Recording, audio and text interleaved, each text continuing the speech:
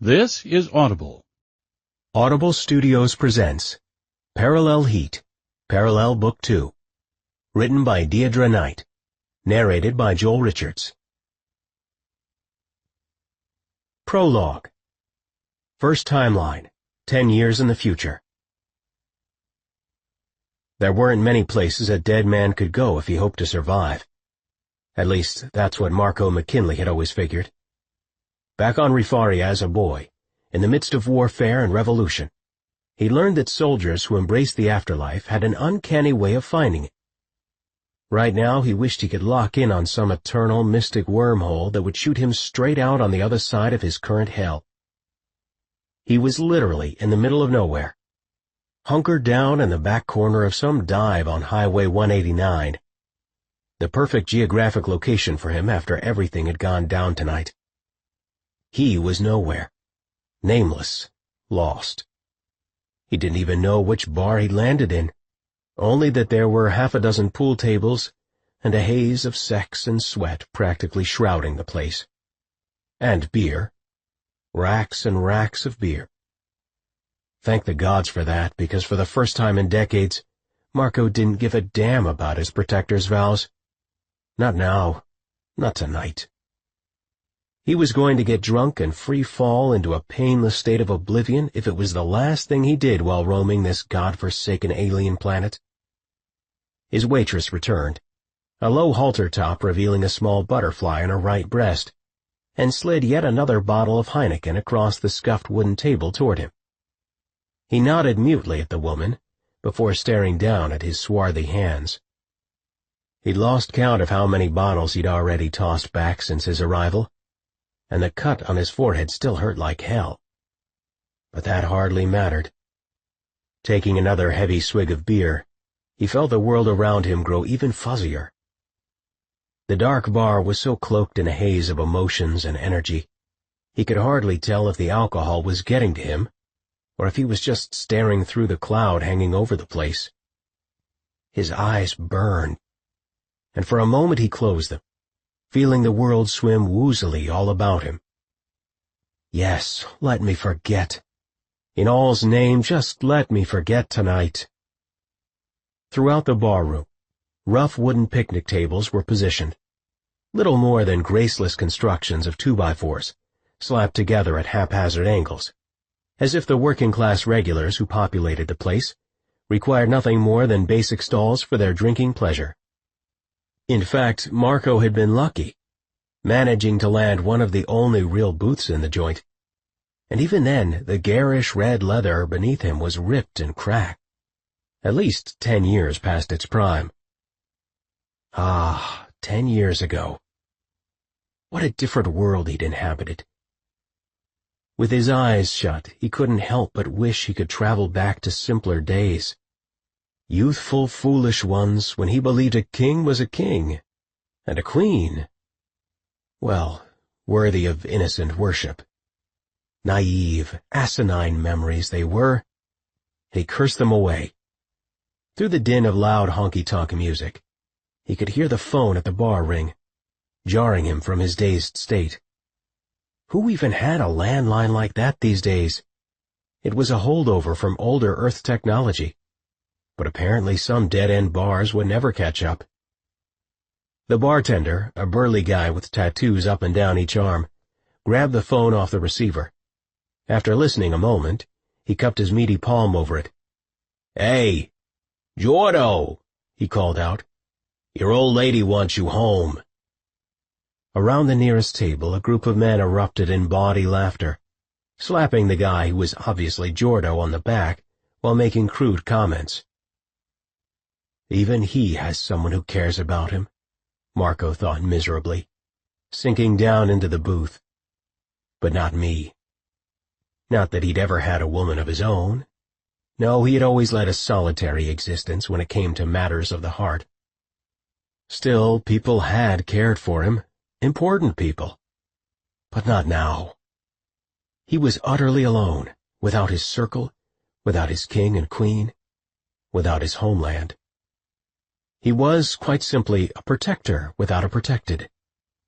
And maybe he did deserve to die as payment for his crimes. At least that would end the torment that had hounded him for the past year as he secretly loved his best friend's wife.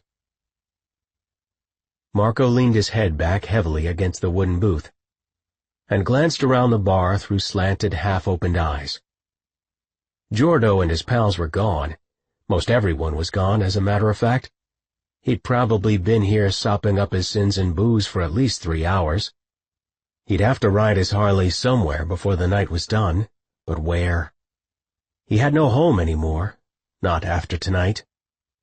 After a sluggish, dizzying moment, he raised his eyes and spotted someone who looked vaguely familiar. A golden-haired angel stepping out of the haze and walking straight toward him. Why couldn't he place the woman moving so easily his way? And then, within a heart's beat, she was standing just in front of him, smiling faintly. She was blonde, beautiful, and seductive as hell. But someone else's lover, not his. "Hi, Marco." Her high-timbered voice was raspy, and she clasped his shoulder as if they were old friends. "We meet at last." She trailed her fingertips down his arm familiarly, and a shower of electricity shot through his arm and chest. No way was the Spitfire human, not sporting an energy register like that one.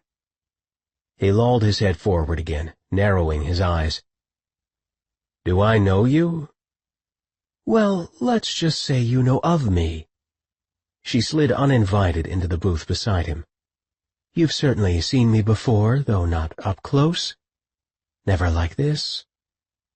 He inventoried her features. Waving golden hair, blue eyes, lots of hair, he amended. Long and shimmering. Small frame.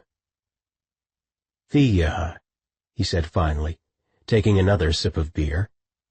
"Thea Haven." She smiled in satisfaction. "You have been watching, haven't you?" Her voice seemed to trill in victory. "It was my job," he answered dully, refusing to rise to his enemy's bait. "Right," she replied slowly, drawing the word out for effect.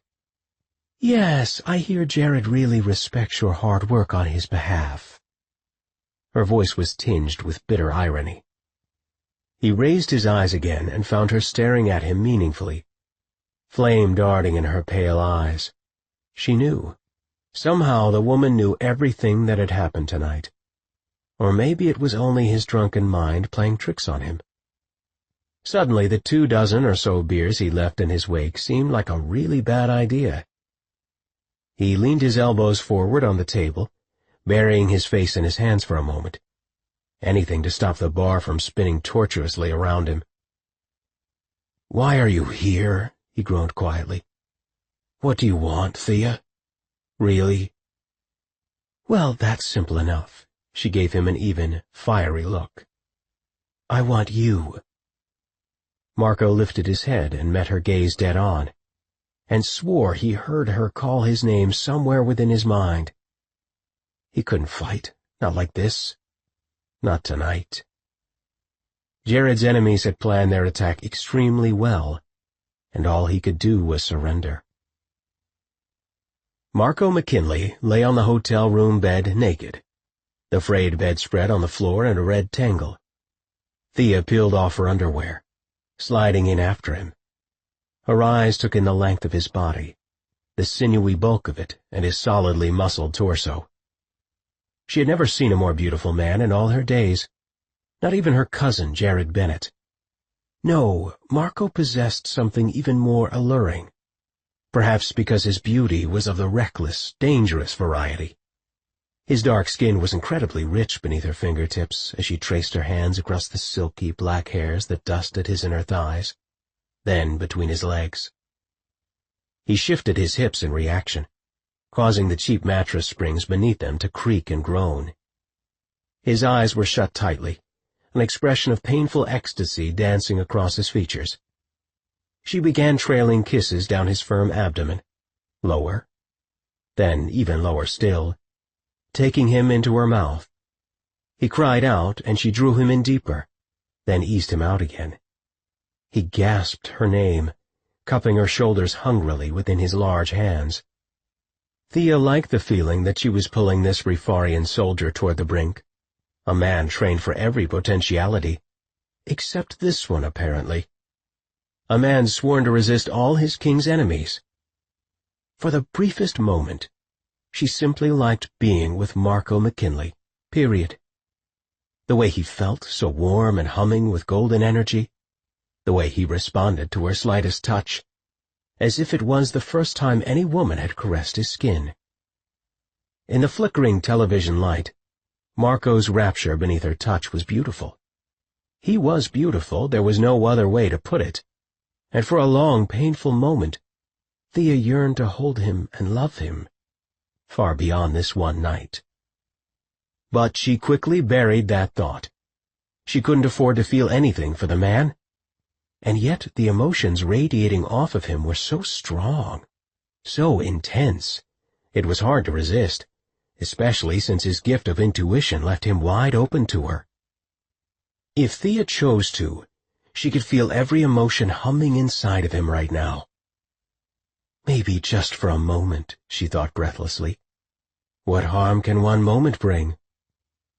As she opened herself ever so slightly to him, she had a strong flash, and it was something she found nearly impossible to believe. This was Marco's first time with a woman. Any woman. That was certainly something she could use to her advantage. She pulled away, gasping, and he opened his nearly black eyes. She could read the undisguised pleasure in his lazy gaze. Yes, she thought with a wicked smile. This plan is working to perfection. She rubbed her thumb over the swollen tip of his erection. "You're a virgin," she breathed huskily, and tightened her grip. His dark eyes flashed, with what she wasn't sure.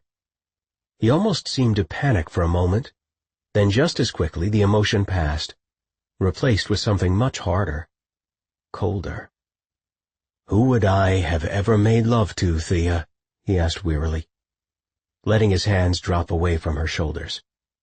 His face became guarded, and she couldn't read his expression. "I was bred for one purpose only, purity of service and mission. No woman would have had me."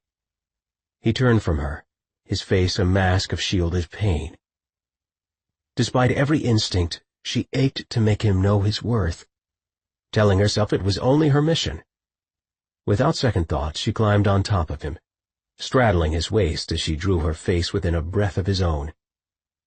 "A striking man like you could have his pick.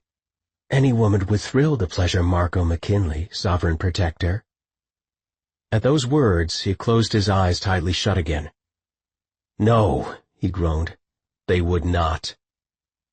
"You're stunning," she pressed her lips against his ear, even as she squeezed her thighs around him, and felt the sensation of her toes against the hairless place between his knees. "Any woman would be a fool not to love a man such as you." "Love?" he asked softly. The question hung in the air between them, practically singing amidst their heated bodies and the scent of their need. "Oh, Marco," she thought, "I could love a man such as you." The realization was so stark, so arresting, that for a long moment she couldn't even breathe. Marco's eyes fluttered open dazedly, and he studied her in the half-darkness of the room, as if he knew the answer to that one word still humming between them. Love?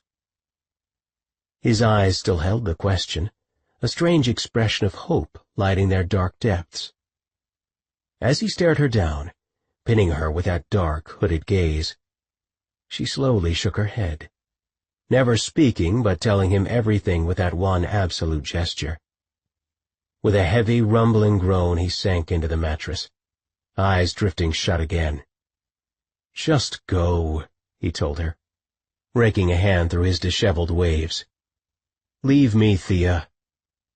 Slipping one hand between his legs, she trailed her fingertips over his hardened length, teasing him, seducing him, controlling him.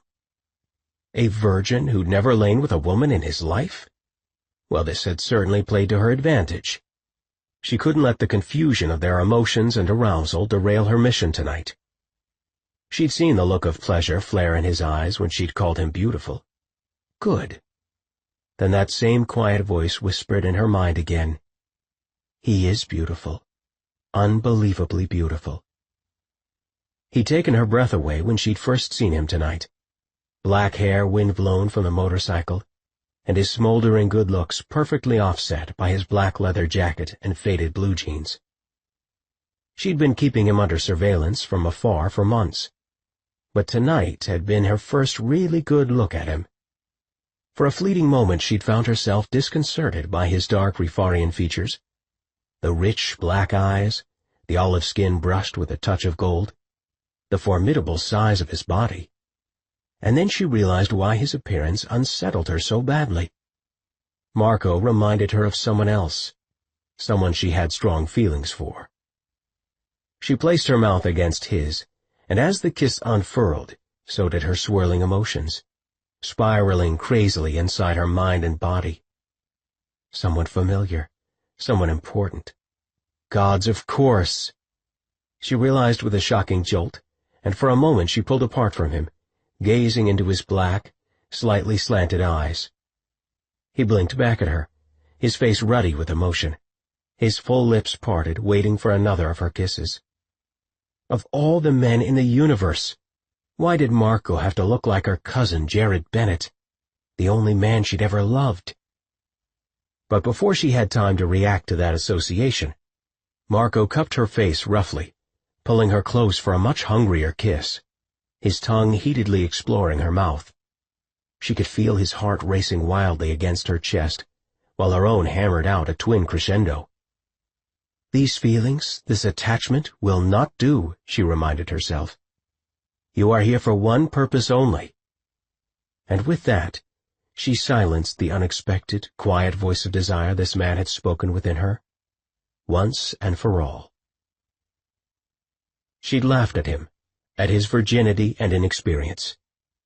That had been the final humiliation of this cursed day.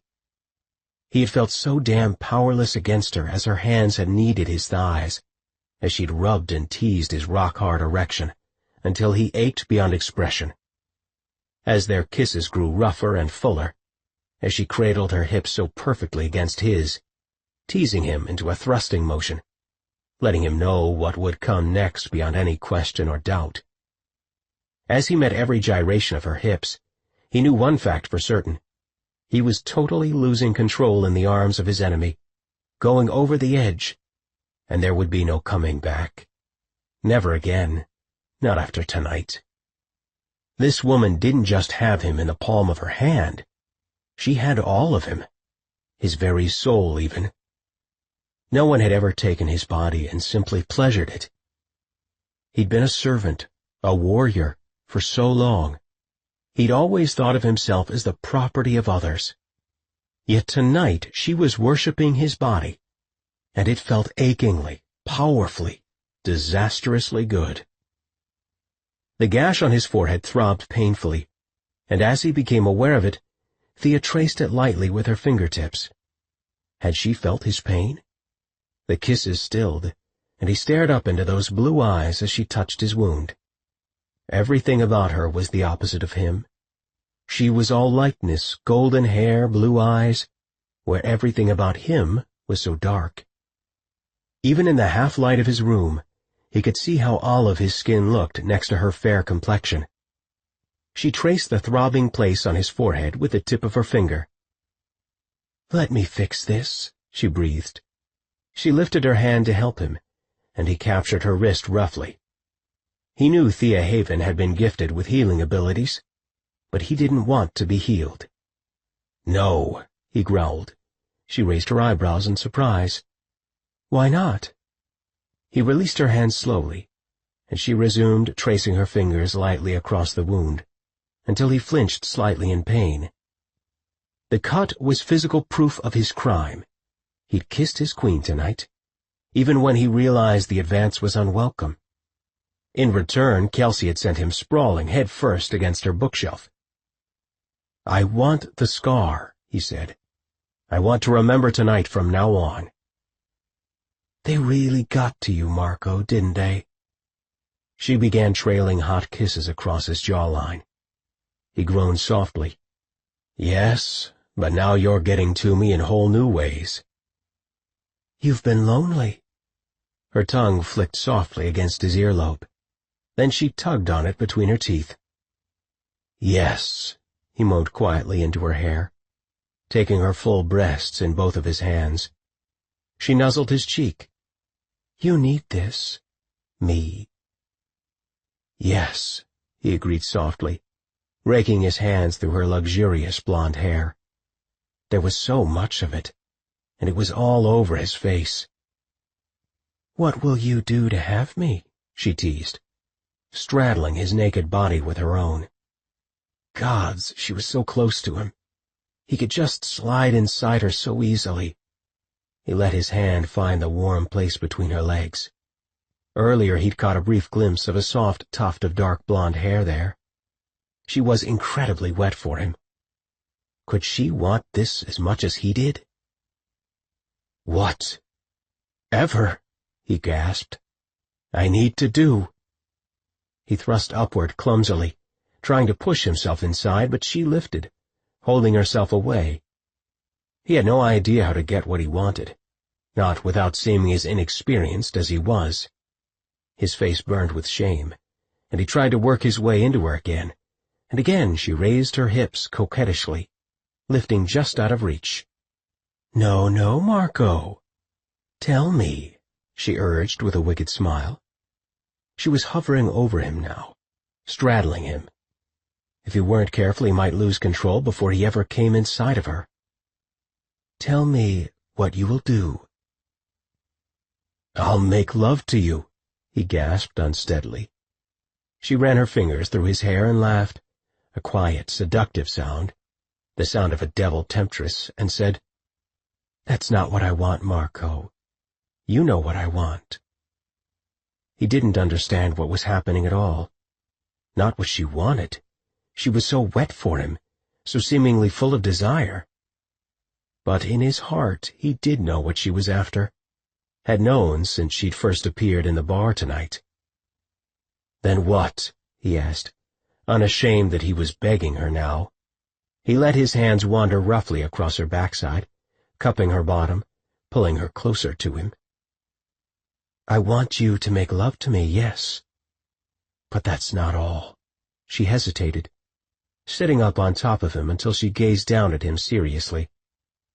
"I want you to come to our camp. I want you on our side. Jared will never take you back. You do know that, don't you?" He felt something turn over in his chest, and for a moment thought he might be sick. She had put voice to the words that he hadn't allowed to fully form in his mind. Not yet. Damn her. She did know everything about tonight.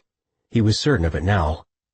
That he'd kissed his queen, and then afterward Jared, his protected and king, had banished him from camp forever. Did their enemies have the compound bugged? How else could they have known what transpired in the king's chambers, in private? "Radus is the true king," she continued, softly stroking his hair away from his forehead. "Jared is only the leader of a tiny little rebellion. It's not his destiny to rule anymore. Someone with your—" she paused, brushing her fingertips over his lips to emphasize her point. "Exceptional talents belongs with a real king, Marco." Suddenly she captured his hand in her own, so quickly he couldn't stop her, and a small beam of light emitted from the palm of her hand, falling upon his wrist. Immediately his royal seal appeared in the air between them, the one true proof that he was part of the most elite circle of royal protectors. He was among the last of the Magian protectors, one of a dying breed. "This is who you are, Marco," she said, gesturing at the undulating royal emblem where it swirled in the darkness between them. "Jared never respected it, never appreciated it, but Radus will. He needs you. Our alliance needs you," she whispered, and began trailing hot kisses across his forehead, along the edges of his painful cut. Her kisses ended on his eyebrow. "And I need you. Badly." He closed his eyes as he felt her stinging kisses along his forehead. They seemed to electrify his pain, intensifying it. He tried to pull away from her, and she raised her head slightly, meeting his gaze. Those blue depths were so bleak, but somehow shot full of passion, just like the ocean at Maris Takis could be, shining, tempting, and treacherous. She touched his forehead once again. "Why would you want this scar?" Her voice was surprisingly gentle and sympathetic. He steadied her face within his open palms, studying her thoughtfully. When he did finally answer, his voice was an electrified hush. "Because it's who I am now, Thea." In the darkness, she smiled faintly. "Good," she breathed, tracing her finger along his eyebrow. "So you know, then?" He could only nod. He wanted inside of her, now. No more toying with it. Mine, he thought. She can be mine. "She can never be yours," the voice inside his head disagreed. "But now she owns you, all of you. From your body to the depths of your soul, they all do. For eternity." And the worst part was, he no longer cared. His head disagreed. "But now she owns you, all of you. From your body to the depths of your soul, they all do. For eternity." And the worst part was, he no longer cared. Chapter 1. Present Day, New Timeline. The entire camp smelled of sex. The musky, unmistakable scent of mating. The aroma perfumed the air, wafted throughout the main cabin and even outside onto the deck where Thea Haven stood. And as if that wasn't annoying enough to an unattached, unmated Rifarian female, Thea knew exactly who was having said sex. The man she'd loved for her entire life. The one man she'd waited for, even when other available males with their rebel faction had come forward, suggesting a coupling with her. The one man she'd always been told she would one day marry. Her cousin, the exiled king of Rifaria. Thea blew out a heavy sigh, fighting back the tears that welled in her eyes anew. Jared wasn't just having sex with any other woman. No, he was completing his mating rites with his new wife. His human wife. And the scent of that mating burned Thea's nostrils like hot sulfur. Gods above! Sometimes she absolutely hated being an intuitive. Perhaps if she took a snowmobile over to Base 10, she could get some reprieve from all the swirling hormones and heat at work here in the main compound. Besides, if she took up residence in the barracks at the base, that would decrease the likelihood of bumping into the newly joined couple on a regular basis. At least for a while. Seeing Jared's mating glow had been like a slap in the face, and she could only imagine what she'd glimpse now that their rites had been completed. As of tonight, Jared and Kelsey were forever life-mated, bonded, and married. Completely soul-bound, and there was no going back from that. Thea stepped back inside the main cabin, ignoring the soldiers whose faces turned curiously in her direction. She knew the gossip that was flying about their rebel forces, that the commander had finally taken a wife after so many years, and that it wasn't Thea Haven, the council's formal choice. She also detected some of the less kind gossip about her, that if she'd been the sort of woman who could capture a mate, then perhaps the king would have claimed her, not gone wandering among the aliens on this godforsaken planet to find his bride. The gossip burned her ears and broke her heart, because Jared's soldiers would never speak ill of their king and commander. He was beloved and followed, never questioned, and he held the unerring loyalty and respect of every last soldier in his ranks. So there could only be one person to blame for such a disastrous interbreeding mistake as had occurred between Jared and Kelsey. And that one person was none other than herself, Thea Haven, the king's cousin and once intended bride. Her shoulders alone bore the blame, and she felt the weight of that unspoken accusation in every gaze that turned upon her as she strode through the cabin toward her quarters, even from all her own subordinate officers. Her rank in the Rifarian army no longer mattered, however, for as of today she had been unofficially reclassed and reassigned. Quite simply, she was now the woman who had failed to win the king's heart. "You can't stay over there on a permanent basis," Scott Dillon scowled at her. Thea was Central Intelligence Advisor over Jared's entire army, and Scott was military commander, Jared's second-in-command. "Look, it's just for a while." She pitched her uniform, other casual clothes, and some underwear into her bag. Scott watched the belongings accumulate, never commenting on the intimate articles. "You gave Jared your blessing." Scott cocked an eyebrow, reminding her of the acceptance she'd bestowed upon Jared's union. "I can't deal with being around the two of them, not yet. Seeing them all the time, breakfast, lunch, dinner. It's too much." She'd loved Jared enough that she'd had no choice but to support his union, but it didn't make her anguish any easier. In fact, it only made the thought of seeing the happy couple even harder. "You can't deal with it?" Scott's tone was sharp, corrective. He was her superior officer in every way, and his arch reply underscored that fact. "They are your king and queen, and you serve them. I suggest you remember that fact." She sank onto the side of her small bed, and the tears she'd been fighting all day finally flowed freely. "Scott, please, I know my place. No one can accuse me otherwise." She wiped at the tears. "It's just—" Scott dropped onto his haunches, his large, dark eyes becoming even with hers, his momentary irritation quickly replaced by compassion. Scott was, in many ways, like a brother to her. They'd fought side by side for a long time now, from when Thea entered the military at the age of 16. They'd also been outposted together here on Earth for the past 6 years. "Go on," he encouraged with a nod. "What were you going to say?" "He was going to be my husband, not hers," she blurted, the tears starting in earnest.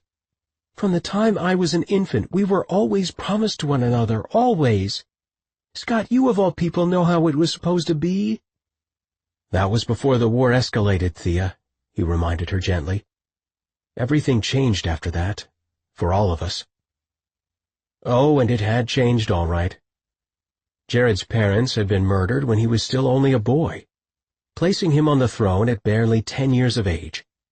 He had been exiled at 17, become a fierce rebel leader by 18. Somewhere in all that fighting and bloodshed and loss, they'd all lost their innocence too. But more than that, they lost who they were truly meant to be. "So we blame yet one more thing on this war?" She brushed at the tears angrily. "It isn't blame, Thea." Scott shook his head, gazing hard into her eyes. "It's the facts." She rubbed her eyes. "Jared deserves to be happy. I told him so. I want him to be happy. But he's forsaken his throne in marrying that... She shook her head in disbelief. That human." "A human who is now our queen," he rebuked gently. "So you've already pointed out." "And Jared's throne, well, I don't think the old ways should apply while he's in exile," he continued. She threw up her hands in anger. "All the more reason that he should have married me and not her." "But he didn't, Thea," Scott pressed carefully. "He chose Kelsey Wells, who is now his bonded life-mate and wife, and she is therefore your queen. Your queen, Thea. Think about that. You've got to stay here in the main compound and work past these emotions." Thea leapt to her feet and spun from him, pacing the length of her small quarters in agitation. "Have you not heard the rumors?" she blurted, feeling angry and hurt that Scott wasn't more on her side. "The rumors will settle in time," he answered simply. So he, too, had caught the gossip that she'd sensed buzzing all about them like agitated bees. She paused before her small closet mirror, staring at her reflection. Pale blue eyes stared back. Eyes she'd once heard described as holding no emotion. Maybe all her fellow soldiers thought she was cold and without feeling. Maybe that's why they could be so cruel in their gossip. "They're all blaming me," she whispered heavily. "Of course they are," he said. "We always bear the brunt of his choices. The people love Jared too much to ever condemn him." For a moment she gathered her thoughts. "I need to know, Scott. Do you genuinely support this royal union? Is that what you're telling me?" Scott rose slowly to his feet and turned away, putting his strong back to her. He braced his hands on the doorframe of her bathroom, clearly considering his answer. As Jared's best friend, she knew he often found it difficult to take a disloyal stance. But he was also a bitterly truthful man. It was one of the things she trusted most in him. "I am not sure how I feel," he sighed. "She is a good woman, a true ally to us and to our commander. And I believe they love one another very deeply, but—" "Say it, Scott," she urged, closing the distance between them. "But," he drew in a somber, heavy breath, "I believe that Jared should have secured the succession. I believe he should have mated with you and produced an heir." She couldn't help feeling a smug sense of satisfaction. "Thank you." He turned toward her again, his black eyebrows hitching upward. "But that does not mean I oppose their union now." She nodded, dropping her gaze to the floor. "Of course not." "It is done. They are joined, and you will stay here in this compound and work things out with them." "Scott!" She'd been so sure he understood her pain. "I won't back down on this point. You stay here and you smooth out the situation, with Jared and with Kelsey."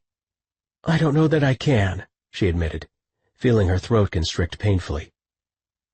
"You never know that our new queen might not prove a friend to you. She is your cousin by marriage now, after all. And time has a way of holding many surprises. And healing many things, Lieutenant," he promised her with a faint smile. "And time has healed your own heart?" she shot back, knowing all the secret, heavy pain that Scott bore on his shoulders. His expression darkened, and for a moment he said nothing, then at last admitted, "I'm a lost cause. We all know it. You, on the other hand, will find a mate in time." "But no one is like me, Scott. There's only one person on this planet who understands what I am, who is like me at all, and now he's joined to another." "You may be surprised what the gods have in store for you yet. No," she thought, "I will die a virgin, without love, without a soulmate, and without my soul's completion." Scott must have read the hopeless expression on her face, because after a moment he patted the front of his jacket pocket, his car keys jangling in answer. "You know what you need, Lieutenant?" he asked, his eyes gleaming mischievously. "Shore leave." She gave a bitter snort. "This despicable planet is our shore leave." "I mean, you need to get off base. You should come to town with me and let your hair down a little." Thea knew precisely how Lieutenant Dillon let his own hair down. By bedding as many human women as he could possibly take, night after night, week after week, year after year. She shook her head. "That's your escape, Scott," she said, "not mine." His black eyebrows quirked upward. "Never know until you try it. These humans are surprisingly enjoyable." "Quite obviously," she frowned. "Come out with me, and let's get your mind off things here. You'll gain a little perspective," he promised, "and this situation might not seem quite so hopeless if you do." Thea stared down at her boots, taking in her military-issue slacks, her decidedly unappealing uniform that was the furthest thing from sexy.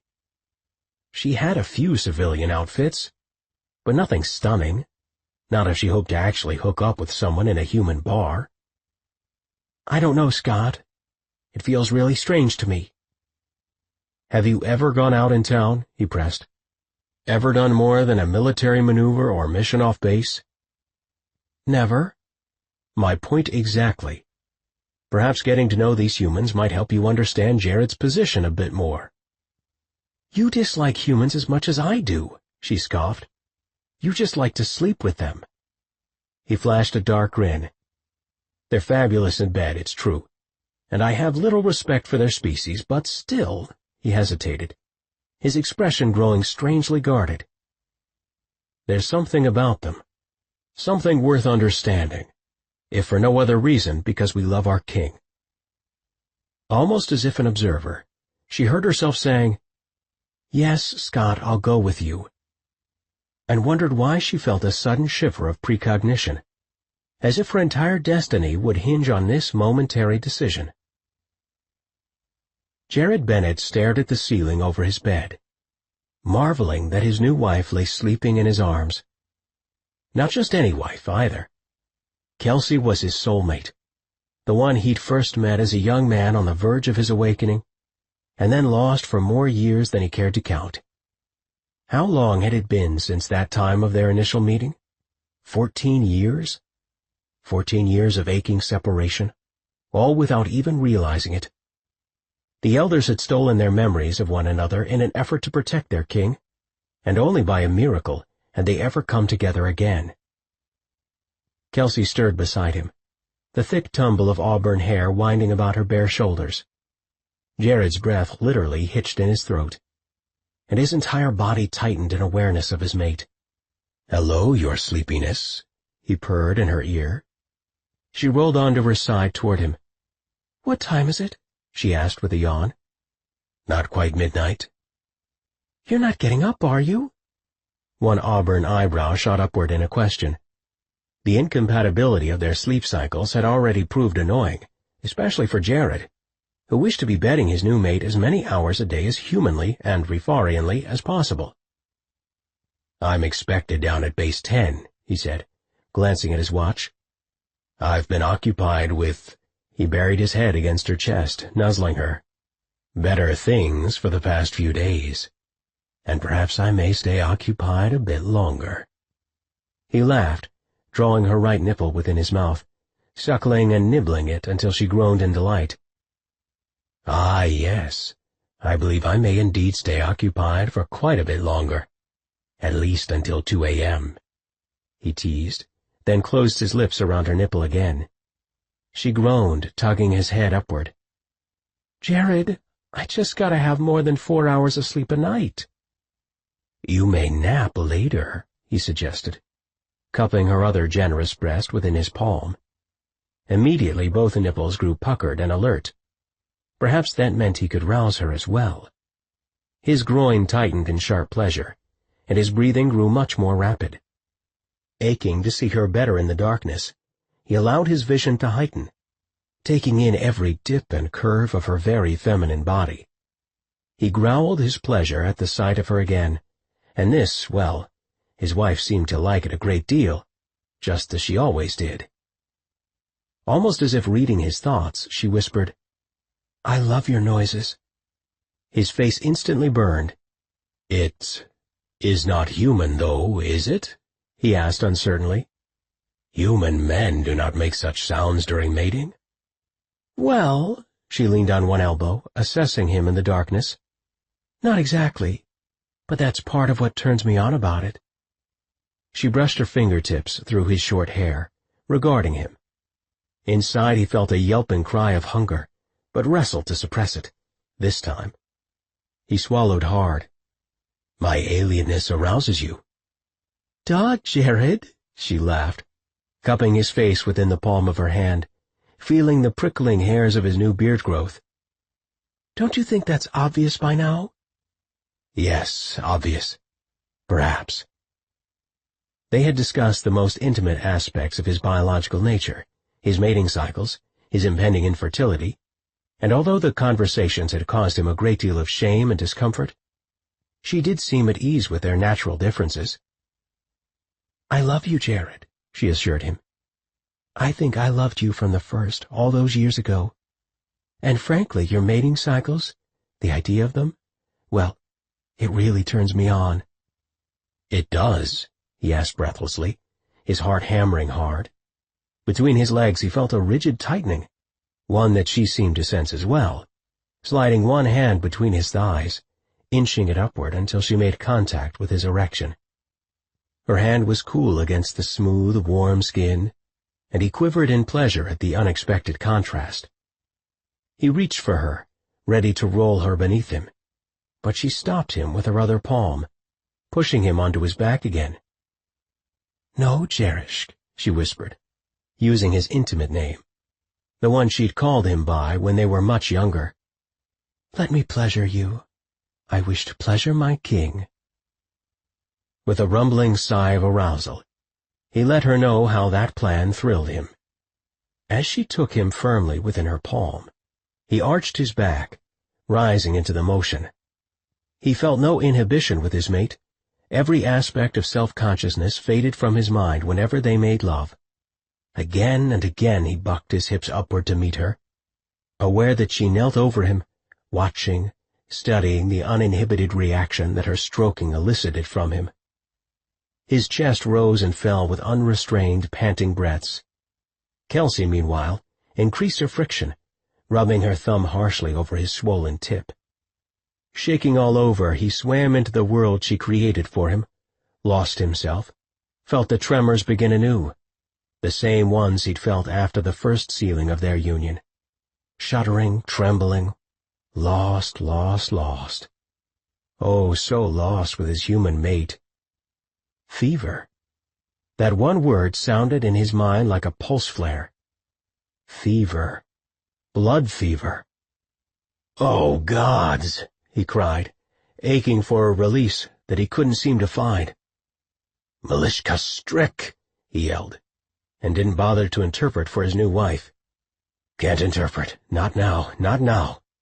With the speed of a mountain lion, he suddenly had her beneath him, and with even faster speed, he sheathed himself inside her hard and fast. This fever, this heat, he thought, tumbling head first, thoughtlessly into sensations he had never experienced in all his 30 years. He knew he wasn't gentle, but he couldn't possibly hold back as he drove into her again and again, flexing his hips, taking her with the unspent need of a Rifarian changeling. "Malishka Strick," he murmured again, unable to stop his most primal mating urge. Kilsha, Malishka Strick." "What does that mean?" she asked breathlessly, arching beneath his raging thrusts. "Tell me." Gasping, he buried his face in her hair. It was impossible to translate, impossible even to speak English. He could only moan his need, slipping both hands beneath her full bottom. Malishka Strick, Malishka Strick, Malishka Strick. Beneath him, she ground her hips upward, urging him onward. "Tell me what it means," she begged, and for a moment he stilled inside of her, just gazing into her pale eyes. All facility with human language escaped him, and literally no words came to mind that she would understand. Kelsha," he finally managed to stammer, pressing his eyes shut. No translation. No English." How could he possibly explain something as primal as what he felt in her arms at this moment? Impossible, utterly so. Kelsey wrapped her arms around her husband, aching for him every bit as much as he obviously longed for her. But she also felt a secret euphoria. Already, in such a short period of time, something about their love-making had begun to change, and in a very significant way. Perhaps the very act of their bonding had accomplished it. She wasn't sure. But it hardly mattered if her hunch was correct, because whatever he kept murmuring in his own language could only mean one thing. She wondered if he knew. If her husband possibly understood that what was happening here in their wedding chamber was far more than simple lovemaking. She wrapped her thighs around his waist, allowing him to drive in even deeper. Such a large man. He filled her to the hilt, choking the very breath from her lungs. She held him closer than a heartbeat, raising her hips to meet each of his hammering thrusts. Jerishk, love," she whispered huskily, stroking her hands over his warm back, damp with the sheen of their sweat. Beneath her fingertips, she traced the outline of his spine, digging her fingers into his flesh. Again he cried something in Rifarian, something she couldn't possibly understand, and then he stopped.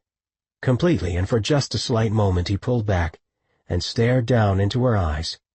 his face flushed hot and his eyes wide and unblinking. His whole body shook with tremors. And for a moment she wondered what more would happen within the man as his season took him fully by the throat and demanded its due. I don't believe it," he stammered breathlessly, still staring at her with wild eyes. She gave him a wicked, wifely grin in return, but said nothing. He buried his face against her shoulder and, with one last powerful thrust, came inside of her, his glorious burning warmth filling her completely. Nuzzling her, he murmured, "Love, O gods! You know what this means?" "Yes, sweetheart, I do." She brushed a thrilling kiss against her life-mate's cheek in return. "You're in your season." And Kelsey had no doubt that everything they'd already known in their brief time together was about to spin on its very axis. She brushed a thrilling kiss against her life-mate's cheek in return. "You're in your season." And Kelsey had no doubt that everything they'd already known in their brief time together was about to spin on its very axis. Chapter 2. Thea watched Scott peruse the barroom. He knew his way here extremely well. She'd heard plenty of rumors about her commanding officer, about his late-night visits to Jackson and Teton Village, how he'd come prowling for human-female companionship in the local bars. And he'd owned up to those rumors a while ago, just before dragging her off base to come out with him. Not that Thea could blame the lieutenant. Their mutual life of soldiering was a lonely one, and as second-in-command over their whole army, it was difficult for Scott to find a Rifarian who would consider him as a potential partner. He was under the mistaken impression that the women in their camp found him unattractive. Truth was, the respect they held for him, as well as his ability to intimidate them all, was simply too much for most of the females in their ranks to deal with, so they avoided him on a social level.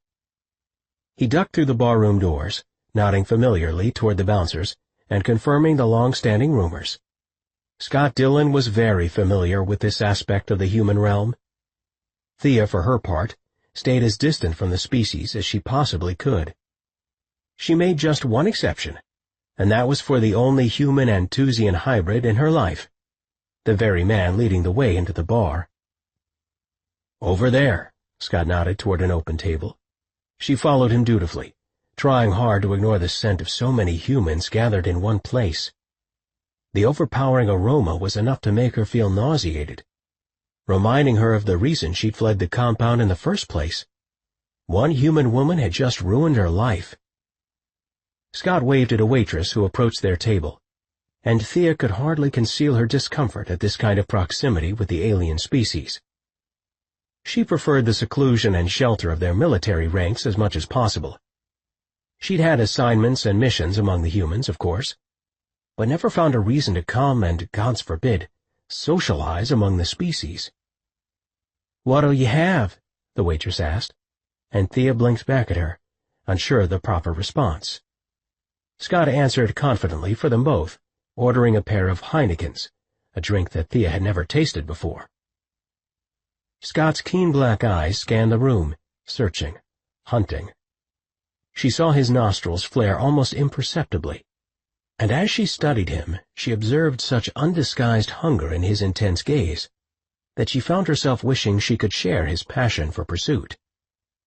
If only she believed a desirable human, or a desirable man of any species for that matter, might appear in this bar tonight. She sighed, sinking hopelessly into her chair, and glanced around the place. "Give it time," Scott coached knowingly. "I have all the time in the world," she shot back, studying her hands where she'd spread them on the table. It was just too humiliating, realizing that she'd sunk quite so low. "Since you're here, you might as well look," he coached. "Wouldn't hurt you." "I don't know why I came," she admitted in a miserable voice. "This is your scene, Scott, not mine." "You'll never know until you try." She didn't reply, but did dare to lift her eyes, feeling her face flush hot at just the knowledge of the reason she'd come tonight. It was shameful that someone of her royal lineage had been reduced to cruising for a lover in a public venue like this one. Common, really, and not the way her mother had raised her to be, a daughter of nobility who was impeccably bred. Still, so long as she was here, she might as well look, she thought, daring to glance around. There were men all around the bar, rangy men, short men, fat men, old and young, grizzled and baby-faced. If only she knew how to go about it. Perhaps she could have her choice among them, just like Scott apparently did with the women around this town. Scott has found great satisfaction among the female of this species, she thought. Maybe I could find some comfort here, too. A weird kind of hopefulness sprang to life in her heart, and again she swept her gaze about the smoke-filled barroom. At first she found no man who even appealed to her, but something caused her to quake deep inside, something that urged her to press forward. A quiet voice of intuition that coiled about her body, wooing her, singing to her. In her lap she wrung her hands in sudden agitation, feeling heat build in her abdomen. It was the heat of her core self, her other true nature, the one of swirling flame and power. What am I feeling? She wondered, trembling in expectation. Why is my fire escalating? Panicked, she glanced at Scott, but he'd propped his hands behind his head and cocked back in his chair, with a smug look on his face. He was oblivious to her sudden onslaught of aroused emotion. What's happening to me? She wondered, not even meaning to voice the feeling aloud. Told you, Haven. Scott's cynical sideways smile spread wide. It's a really good bar. Her eyes watered and the fire inside her belly twisted tighter. She wondered if she should leave. Her change had begun to feel that imminent. There wasn't a rational explanation for the sensations quivering throughout her body. Scott didn't understand. He couldn't possibly. Not without being Rifarian Argent. She had a dual nature, something that only she and Jared possessed because of their race and royal bloodlines. Only one man had ever brought out this excited compulsion to change to her pure energy state, Jared Bennett. "No, Scott," she hissed, leaning forward. "There's someone here. Something that's affecting me very powerfully." His black eyebrows lifted toward his hairline, his expression growing more serious. "What do you think it is?" She glanced about them in a heated rush, feeling even her lips quiver in anticipation. "I don't know, I don't. Gods, this is crazy." She twisted her hands in her lap, trying to cool the heat that was ramping up in the very core of her being. "Is it a premonition?" he asked, tilting his chair back to the floor and leaning close. "Are you picking up on something?" She shook her head. That wasn't it. It was a person. Someone who was both arousing and confounding her without so much as revealing himself. She sniffed the air, but the rank smell of human was too overpowering, clouding her senses. "Keep looking," he urged seriously, as the waitress returned, bearing their 2 bottles of beer. Once he paid the woman, he slid hers toward her, cautioning, "Maybe you shouldn't drink this. Better keep your senses open." "Or maybe it would help me calm down," she suggested, placing a palm over her lower abdomen. Such fire, such intensity. Every cell in her body begged to change, right here, in full view of her enemies. It was all she could do to tamp down that painful, erotic need. Scott waved his hand, urging her to take a drink, and tilted his own bottle back for a long chug of the liquid. She did likewise and coughed at the unfamiliar, bitter taste. She had drunk champagne and wine at various celebrations in their compound, and had consumed alcohol back home, but never anything like this strange beverage. Still, it instantly caused a soothing effect, so she took another quick swig. Then, gripping the bottle with both trembling hands, she searched the bar again. Someone, or something, had been inciting her change in the most powerful way she had ever experienced. Not even in her mating cycle had she yearned like this. Never in her life had she experienced such pure craving. When she'd almost thought her intuition wouldn't solve the riddle, her eyes took in a sight of unbelievable, rugged beauty. There by the pool table stood one of the most breathtaking human creatures she had ever seen. Pool cue gripped in both hands like a battle stick, he watched the game unfold, reminding her of an ancient Rifarian warrior. Upon seeing him, the heat coursing through her body took another spiraling turn upward. He was the source, the one calling out to her somehow. Yet he never so much as looked in her direction. Instead, his alert gaze was riveted on the action of the pool game. The human was at least as tall as Jared, and wore faded jeans that clung to what were obviously extremely powerful and well-muscled thighs. For a moment, her mind supplied an abrupt image of her own thighs, locked around those large, sturdy ones. She felt his breath panting against her cheek, heard him murmuring her name over and over. She closed her eyes, shivering, and tried to shake such lurid imagery from her mind. When she opened her eyes again a moment later, he had shifted position, sidling around the edge of the pool table languidly. She now had a much better view of the human stranger. His skin was dark, olive-toned, and his body all range and height and shadow. Sleepy, hooded eyes studied the play of his companion. They were dark, sensual eyes, that they riveted Thea's full attention, forcing the very breath from her lungs. No longer aware of Scott or the furnace inside her body, it seemed the entire world around them receded completely, leaving only the two of them. She couldn't possibly look away, not if she tried. She could only stare at the man and wish that she weren't a soldier in a war, here on an alien planet. Wish that he were a man she might find common cause with, and not only for one night. Wish that he might turn and notice her, catching her eye across the barroom. "It's because he reminds me of Jared," she told herself. "He's tall and beautiful and rugged. Of course this man makes my heart ache." The wave of despair welled anew. But then the unexpected happened. He did turn and notice her, pinning her with his penetrating, fathomless gaze for at least 10 full seconds, before finally glancing away. The languid look was gone from his dark eyes then, just for that moment replaced by something sharp and fierce and hungry. Separated by distance, separated by species. Nevertheless, Thea Haven swore she heard him speak within her mind. Marek Shakai. And somehow, some way, she knew that name. Jared padded across the bedroom and reached for his robe where it lay across the back of his desk chair. He had to shower and get down to base 10 before third shift began. Staring over his shoulder one last time, he marveled at the sight of his sweet human wife, already asleep again in his bed. Slipping into his bathrobe, he settled at his small corner desk for a quick overview of the coming day. Stretching his back, he leaned into his chair and smiled. All these years and he'd been alone. Fought alone, lived alone. For the first time in his life he was beginning a day's leadership with his soulmate by his side. It was a deeply pleasing thought. And he was dwelling on that deeply pleasing thought when something unexpected caught his eye. Propped there on his desk, right beyond his open laptop, where it had been blocked from his view until now, was a plain white envelope. Scowling, he stared at the crisp envelope for a full 20 seconds before reaching for it.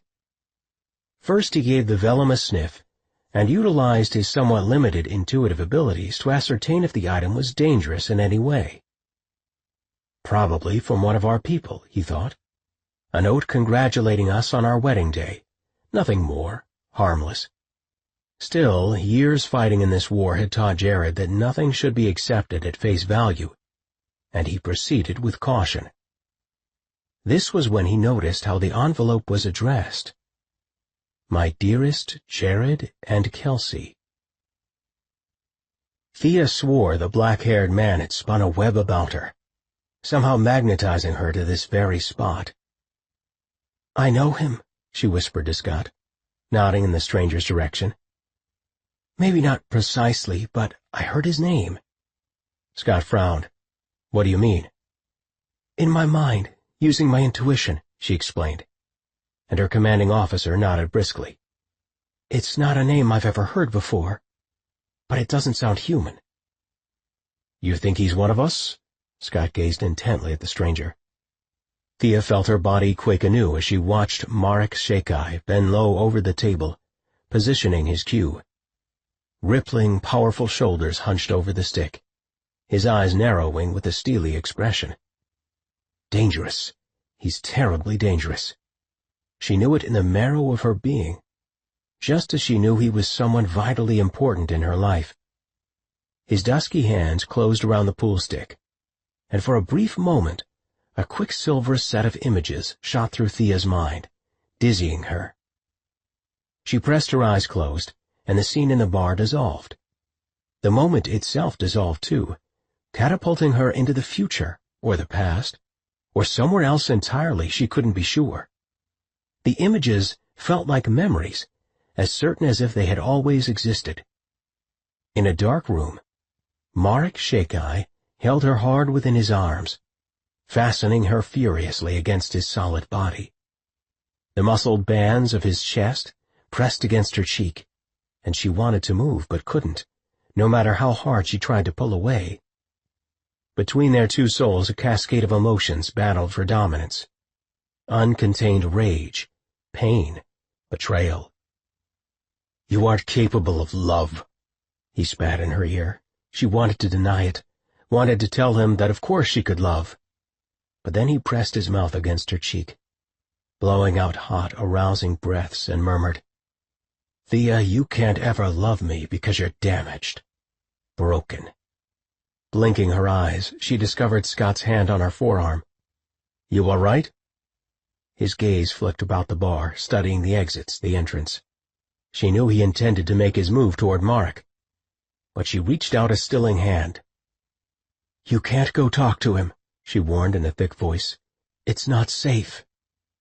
How do you know? She watched as Marek stood again, a gleam of triumph in his sultry gaze when he scored in his game. For a dangerous enemy, he seemed awfully preoccupied with a simple barroom activity, and unaware of any potential threats. Against the nape of her neck, she felt prescience whisper in a deep, husky voice, I could love you, Thea, if I were still capable of it, but you took that from me. We need to go, she barely managed to stammer. Right now. No way, he gritted. You're telling me this guy may be an enemy, possibly Rafarian or Antusian or God only knows what. We aren't leaving, not now. We have to check him out. She tugged on his arm, panting, feeling heat sweep downward from her cheeks into her neck. He's not dangerous to us, Scott, she blurted, needing to get out of the bar as quickly as possible, needing to be anywhere but here, near this threatening man. Of course he is, and that's what you're sensing. She shook her head adamantly. Not to us, Scott. He's dangerous to me, only to me. All the more reason I'm staying to find out who he is, he insisted, cutting her off. It's not physical. A dubious look came into Scott's eyes, and she blew out an anguished sigh. You won't understand, but I've got to go. Please, let's just go. Her friend and commander did not budge from his seat, but instead locked his own brightly penetrating gaze on her. Tell me why, he said, and she instantly knew he was beginning to soul-gaze her. He would discover the truth whether she told him or not. She had no choice, not when the man staring into her eyes was an Antusian hybrid who possessed the ability to see deeply into anyone's soul. So she drew in a strengthening breath, her eyes searching out Marek as she might an addictive poison, and prepared to whisper the truth to Scott, the thing she had slowly come to intuit from the very first moment her gaze had locked with Marek's across the smoky barroom. Thea, you going to tell me who he is or not? Scott persisted. I think he's my lover, she said, unable to wrench her gaze away from the man. Already, he had her in the palm of his very hand. Thea, you going to tell me who he is or not? Scott persisted. "I think he's my lover," she said, unable to wrench her gaze away from the man. Already he had her in the palm of his very hand. Chapter 3. Jared had been staring at the letter for at least 5 minutes, perhaps more, and still its contents were no more palatable than when he'd first opened it. The handwriting was almost indecipherable, consisting of a tight, erratic scrawl that proved very difficult to read. Jared glanced over his shoulder to where Kelsey slept, safely tucked beneath his thick bedspread. If the letter was to be believed, it meant she was in terrible danger. Why must those I love most always be unsafe? He wondered with a painful spasm of melancholy and regret. Unsure how best to proceed, Jared set about reading the document once again, determined to understand its contents before waking Kelsey. Spreading the sheet of paper beneath his palm, he began to read. My dearest Jared and Kelsey, this is the most difficult letter I've ever had to write. There's so much I need to tell you, but time is running out. I'm not even sure I can make you understand. Still, I'm going to try. That's the least I can do after everything tonight. I have come back to your time from 10 years in the future. You've known what the miters can do, that it gives us power over multi-dimensional space. Easy enough, you're thinking. Anyone could claim that knowledge. Well, try this. Kelsey contains the miters' codes within her mind, and none of your enemies could possibly know that fact. But I know it, which is what proves that I'm exactly who I claim to be. Someone who has come to warn you, to protect you, his true king and queen, with his dying breaths.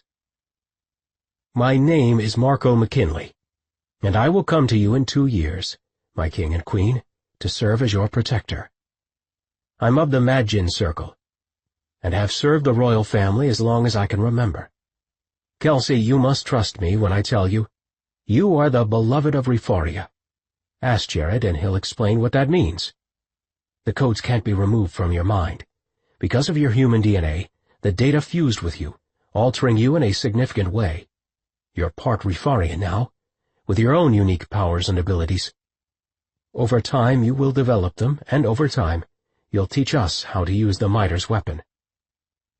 Jared, if we do meet again in the future, like I believe we will, if I should do something that seems completely unforgivable, traitorous even, I beg you not to turn me away. I beg your forgiveness in advance. Plead for your trust and friendship no matter what may come in the future. You see, I arrived today as your enemy, ready to see you both die. But I'm ending this day, for reasons far too complicated to explain, ready to die for you instead. Because the two of you have always been, and will forever be, more a part of me than my own beating heart. You are as you shall forever be, in any time or place or world, my beloved king and queen. Yours, M. It had to be authentic. There was nothing else the letter could possibly be. Who was Marco McKinley? Jared rose from his desk and began to pace the bedroom in agitation. There were too many revelations, too many facets of the document that cast his wife in a dangerous light. The data in her mind? The future betrayals. He had to send Kelsey away, back to Laramie. Having her resume her normal life was the only way he could possibly protect her, at least until he could sort out a better strategy. From his dresser, he scooped up her neatly folded clothes, the ones she'd worn here several days ago. "Love," he said gruffly, settling on the side of their bed. "You must wake." Slowly she stirred, rolling away from him, instantly settling into sleep again. "Kelsey," he persisted, "wake up. Now." Her clear blue eyes fluttered open, taking him in through a sleepy haze. "What's happened?" She squinted at the soft lighting coming from his desk. "You need to get dressed." He pressed the clothes against her chest. "Quickly, please." She frowned at his formality. "Why?" "Because you must." Perhaps if he spoke simply, invoking his authority, things would go more smoothly between them. She bolted upright in bed, both auburn eyebrows knitting together in confusion. Has something happened? What's wrong?" He rose from the bedside, putting his back to her. "You have to leave." He kept his voice as even and emotionless as possible. Never mind that it was a farce of what he truly felt. He busied himself with methodically donning his uniform. "There is a situation, and it is best for you to return to Laramie now." "What kind of situation?" "That does not matter," he answered evenly. "You must go." "Like hell." "Kelsey," he sighed, pausing as he tugged a simple black t-shirt over his head. "This will be so much easier if we don't fight about it." Behind him, he heard her feet spring lightly to the floor, and before he could catch his breath, she grabbed his arm. "Jared, this isn't happening. No way in the world you were trying to send me away, not now. Not like this. It's the middle of the night, we just got married." His spine stiffened, and he stood still as a statue, his hand on the waistband of his uniform pants. "Tell me you aren't serious," she cried. "You can't possibly be." Slowly, with infinite composure, he turned to face her, schooling his face into an impassive mask of stone. "Mate, there has been an incident," he said, not quite meeting her pained gaze. "I've had to make decisions in the past hour, ones that will affect you and me both. I must send you as far from me as possible. Laramie can't be—" His throat tightened painfully, a solid knot lodging in it. "Far enough away, love. I would send you to Rifaria if I could. I swear it." The anger dissolved from her expression, her familiar blue eyes filling again with love. "But what happened, Jared? Tell me what's going on here. I won't go if you don't tell me why." "Isn't it enough that I ask it?" "No," she answered quietly. "It's not." He closed his eyes, feeling his jaw flex and tense. Gods, the woman had a way of penetrating his most careful composure. She always had. "Kelsey, please," he begged, shaking his head. "I'm sending Thea and Annika with you. But you've got to get out of this camp." "Did I do something wrong?" she asked, her soft voice wavering uncertainly. "If I did, just tell me." Without thinking, he cupped her face within his palms and crushed his lips against hers, needing to taste her. Within his deepest self, he felt his change threaten to overtake him just that quickly. His love for this human was beyond elemental. It consumed everything within his soul. How could he send her away like this? Her lips parted hungrily, her tongue exploring the warmth of his mouth as both of her hands closed around his neck. For long, endless moments they communicated that way, just feeling one another. Flickering beneath the surface, their connection begged to open wide. He sensed her trying to release it, felt her reaching, plumbing the depths of his soul. But he refused, breaking the kiss, pushing their bond aside. Angrily she wiped her mouth. "Why did you do that?" "Because you're only making it harder." "You're way into this unilateral stuff, Jared, but I'm an equal partner in this relationship. I may not be the king," she said, "but I'm definitely your wife. And that makes me the queen, doesn't it?" He bowed his head in shame, but said nothing. "Doesn't it, Jerish Kadau?" "Yes," he answered simply. "You know that it does." She clasped him by both shoulders. "Then tell me what has you so freaking upset. You're scaring me." He couldn't shut her out, not as bonded as they already were. He thought himself able, and yet staring into her searching eyes, seeing such strong love reflected there, he couldn't possibly keep any secrets from his wife.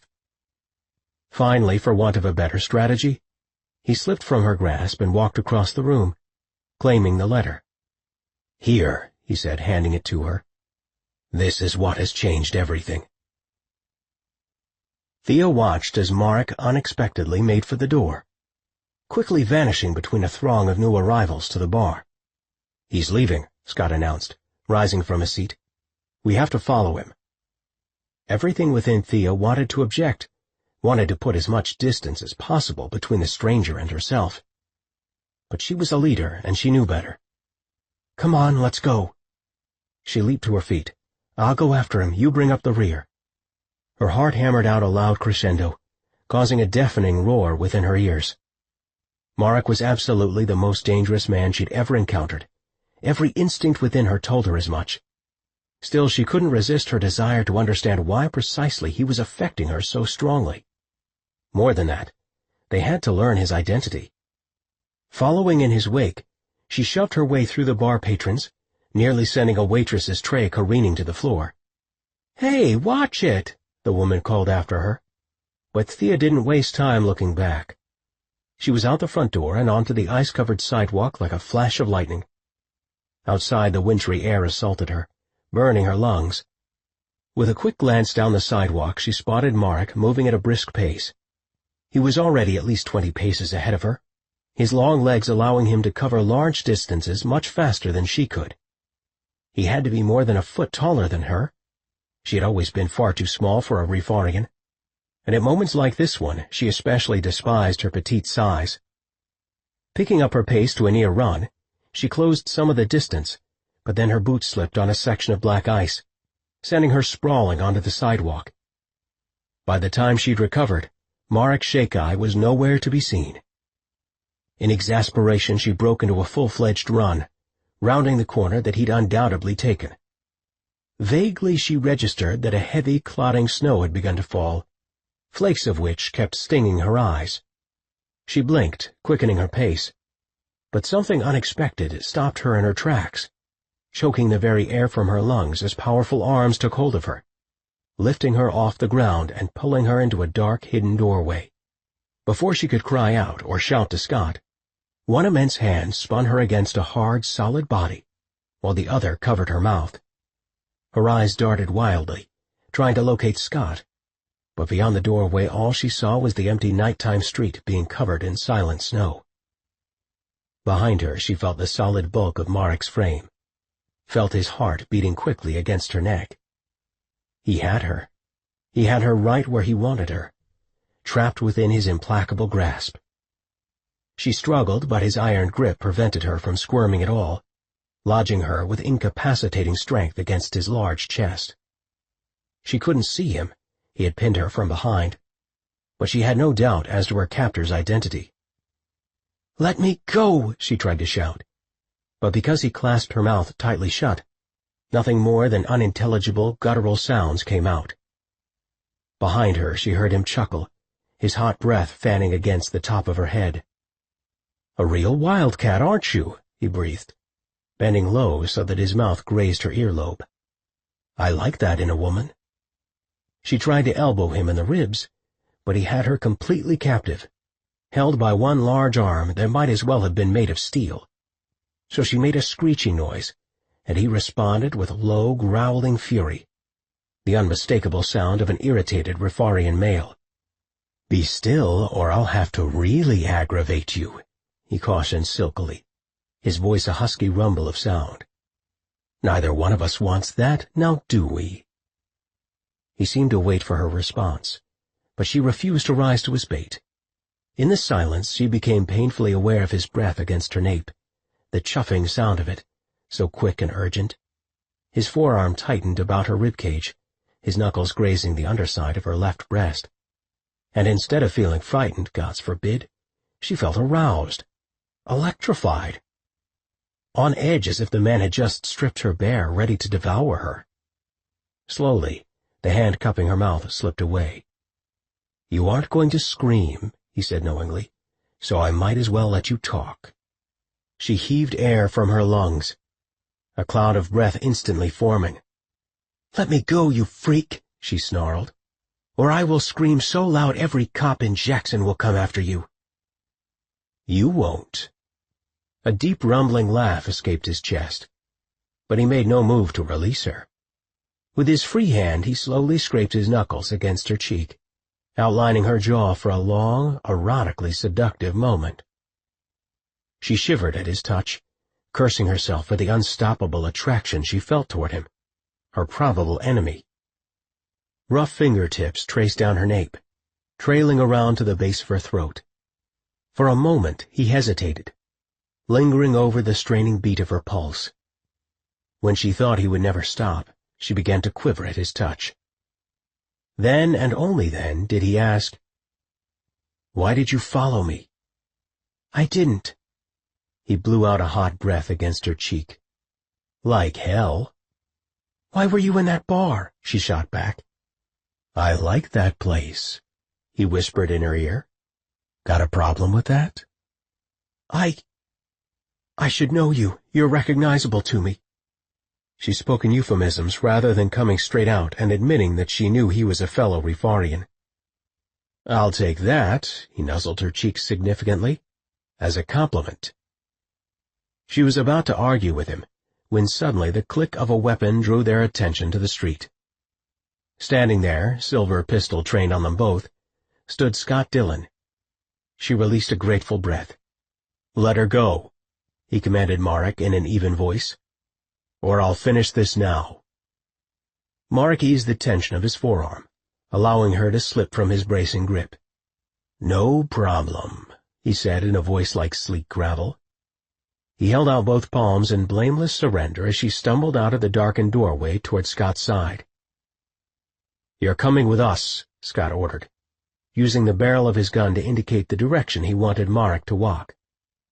He must be planning to take him to the Suburban, Thea thought, feeling as if her heart had been permanently lodged in her throat.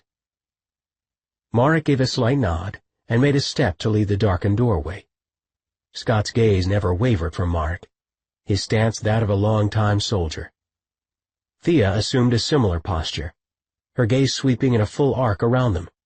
But then, seemingly from nowhere, came a new voice. "Drop your weapons." Thea whirled in the direction of the newcomer, and discovered that Marek's companion from the bar stood behind them all.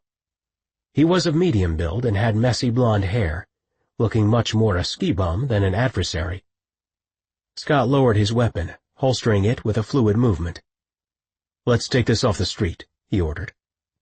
Good work, Dillon, she thought. Keep command of the situation. "Where do you propose we go?" Marek asked with a smug grin. "It seems we've reached a stalemate." "Back in the bar," Thea said. "That's a neutral enough meeting ground." For a brief moment, Marek and his companion exchanged a glance that obviously communicated a great deal. Then both nodded in reluctant agreement, the other man holstering his weapon too. "We have a lot of talking to do," Scott said, "starting with who you are and what you're doing here in Jackson." "The better question, Lieutenant Dillon." Marek paused dramatically, smiling at Thea in devilish provocation. "And, Lieutenant Haven, is what you hoped to accomplish by engaging us. That's the answer I want to hear." Scott hunkered over an open bottle of beer. They'd all ordered drinks in order to avoid undue attention from anyone within the bar. "You have us at a disadvantage," Scott said, taking a long swig from his bottle. "Knowing our names when we're not sure who you really are." Marek nodded seriously, his voice low. "It doesn't matter who we are. What matters is that we're your allies." "An ally doesn't hold someone prisoner," Thea fired back angrily. Marek stared at her for a full 5 seconds before answering, his almond-shaped eyes narrowing intensely. She felt almost as if she could lose herself in those depths, as if every time she made eye contact with him, some secret language buzzed through her mind. His eyes were so dark they almost seemed black, rimmed by a thick fringe of inky lashes that gave them a moody, sensual quality. "I wasn't aware that holding you in my arms translated to holding you prisoner," he finally said huskily. "You're just trying to be infuriating," she wanted to snap. Instead, she opted for a more even-tempered response. "Marek Shakai, you aren't the only one who knows the score here." The velvet lashes lowered slightly, his expression becoming guarded, but otherwise he displayed no recognition of the name. "It is who you are, isn't it?" she persisted. "That's another man's name," he answered coolly. "So you don't know quite as much as you think you do, Haven." "You're Rifarian, both of you," Scott interjected with a glance between the two men. "We know that much." Marek leaned forward in his chair, planting both elbows on the table. Dropping his head and speaking so softly they all had to lean closer, he whispered, "And you, Scott Dillon, are not." "No, I'm not," Scott agreed in a subdued voice. Marek indicated Thea with a slight movement of his hand. "Our business isn't with you, Dillon. It's with her." Thea's heartbeat increased, a rushing noise filling her ears. "What about me?" she heard herself ask breathlessly. "We've always made the royal families our business," Marek answered with a nonchalant shrug. "And you are naturally part of that concern." "All right, cut to the chase," Scott insisted with a scowl. "Who the hell are you people, and what is your position?" "We're Magin," Marek answered with an obvious flash of pride. "For all our lives, it's the only thing we've ever been." Thea felt her face burn hot. The Magin no longer existed, couldn't possibly exist, not in any universe or on any planet. An elite, prestigious band of royal protectors. They had guarded the king and his family for thousands of years. When the revolution began, the Enthusians decimated their small circles, or at least the pitiful remnant that had managed to survive so many years of war already. The last of them, Jared's personal protector Sabrina, had vanished 2 decades ago, and no one, despite Jared's tireless efforts to locate the woman, had ever heard from her again. That's not possible," Thea stammered, glancing toward Scott, whose own face had seemingly drained of color. "The Magin are dead." This time it was Marek's companion who smiled, something bright sparkling in his eyes. "You'd be surprised just how alive we are," he said with a quiet laugh. "And we can prove it to you. Quite easily, as a matter of fact." "How can you prove it?" Thea demanded. The ways of the Magin were so secret, so sacrosanct, that no one had much reliable knowledge about them. "We know almost nothing about the Magin," she continued, "which makes proving your claim more than a little problematic." Marek glanced between them with an intent expression. "Simple," he said. "Take us to your base, and allow us a meeting with your commander. That's how you'll know we're legitimate." "Oh, I bet you just love that," Scott said, his voice cold and precise. "It's the only way you'll ever really know," Marek persisted. "Besides, there's just one man who can authenticate our identities for you, and that's Jared Bennett." "Oh, I bet you just love that," Scott said, his voice cold and precise. "It's the only way you'll ever really know," Marek persisted. "Besides, there's just one man who can authenticate our identities for you, and that's Jared Bennett." Chapter 4. Marco lay wedged across the bench seat of the Suburban, both hands tied roughly behind his back. Thea Haven had done the honors with her own belt, both she and Dillon insisting on the measure for security reasons. She'd wrangled them into prone positions, Riley on the floorboard, Marco sprawled face first across the seat, all the maneuvering an effort to protect them from discovering the compound's position. Neither he nor Riley had bothered explaining that they already knew the location of Jared's compound. Hell, they could probably have guided everyone there blindfolded. Even now, as Dillon took turns down roads obviously intended to mislead them, Marco found himself wanting to explain the futility of their plan. But he didn't. He remained with his face pressing into the artificial leather seat, wishing that Lieutenant Haven would move much, much closer. As it was, she sat behind him, leaning over the bench, so that her pistol pressed into his lower back, which, unsettling as it might have been, didn't feel nearly close enough. The woman did things to him, strange, alien things, that left his mind muddled and his body titillated. Thank all he was face down, so she couldn't see the very obvious bulge in the front of his jeans. An eager erection he'd gotten the instant she fastened his hands behind his back. He told himself it was something about the belt, something about her roping him up like her very own steer that had turned him on this wildly. "You were always into bondage, Thea baby," some distant voice hummed in his mind. That's you, my little wildcat. You need that control. Pressing his eyes shut, he felt a headache swell, causing bright spots to fill his darkened vision. He had never met Thea Haven before in his life. Sure, he'd had her under surveillance on plenty of occasions, even followed her when duty required it. But until tonight he had never before gazed into those clear, vibrant blue eyes. Eyes that had spoken volumes to him, wooed him in closer, promised lifetimes of seduction.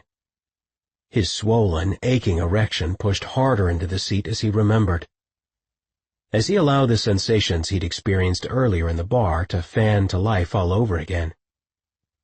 The Suburban made a series of turns, and Thea, for reasons he wasn't even sure of, dug the barrel of her weapon into his lower back with even more force. All of a sudden he couldn't breathe, couldn't think. There were only the swimming memories of something he had never once experienced in all his 30 years. Not with any woman, not on any planet. He was remembering making love. And with Thea Haven of all people, one of his protected. Gasping, he fought the rising tide of nausea that always accompanied these blinding headaches. What in all's name is this, he wondered, cursing his strange abilities that sometimes left him open to this kind of sensation.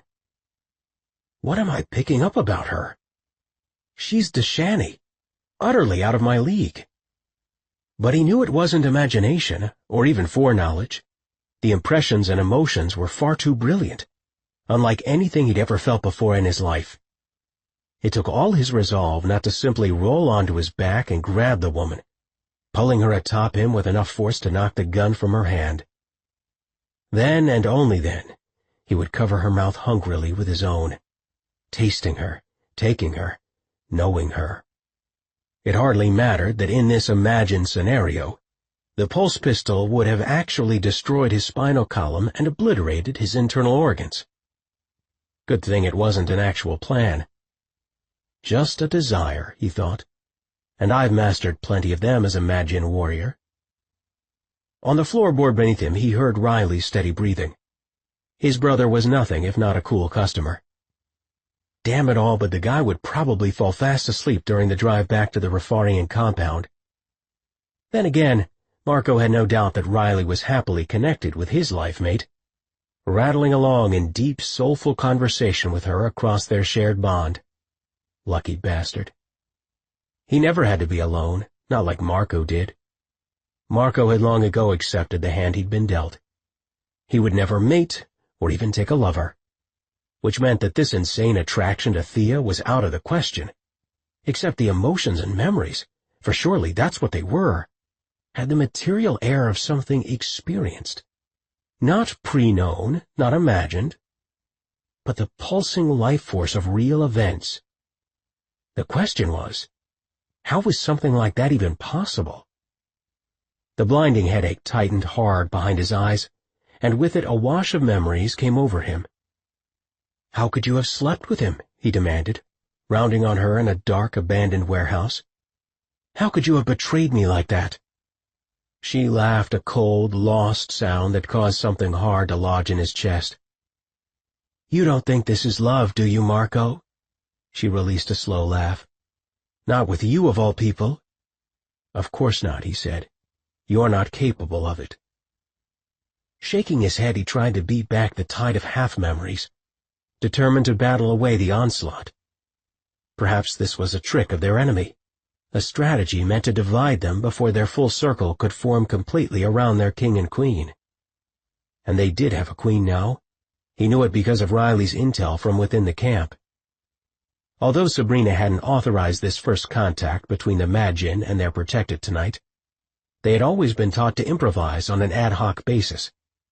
What other recourse had they been given, based on the unexpected meeting in the bar? None. So what if the Elder's timetable for initial contact was still a good 2 years out? The Magian were needed, now more than ever with Jared having taken his human wife. No matter what objections Sabrina might raise tomorrow, Marco would stand by this plan. Dylan took another series of wrong turns, a true waste of time in Marco's mind. So he muttered against the seat, citing the precise location of the secluded mountain cabin where their king made his earthly home.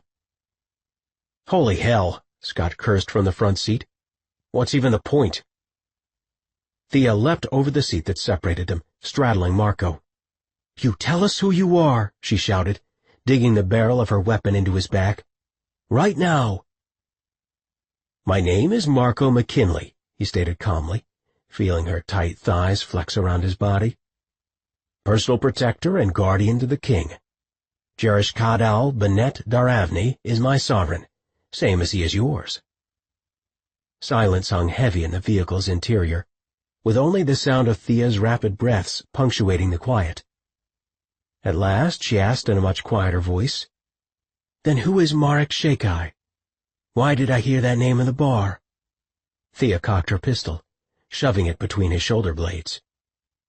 For a moment he concentrated on her, on the feel of her lithe, compact body atop his rangy one, on her scent filling his nostrils, nearly intoxicating him.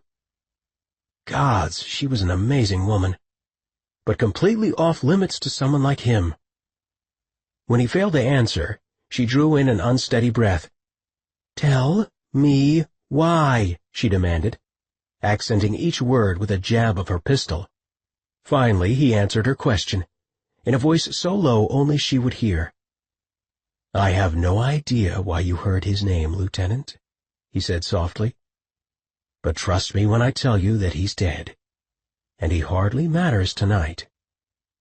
"He matters to me," she breathed. "A dead man?" he repeated.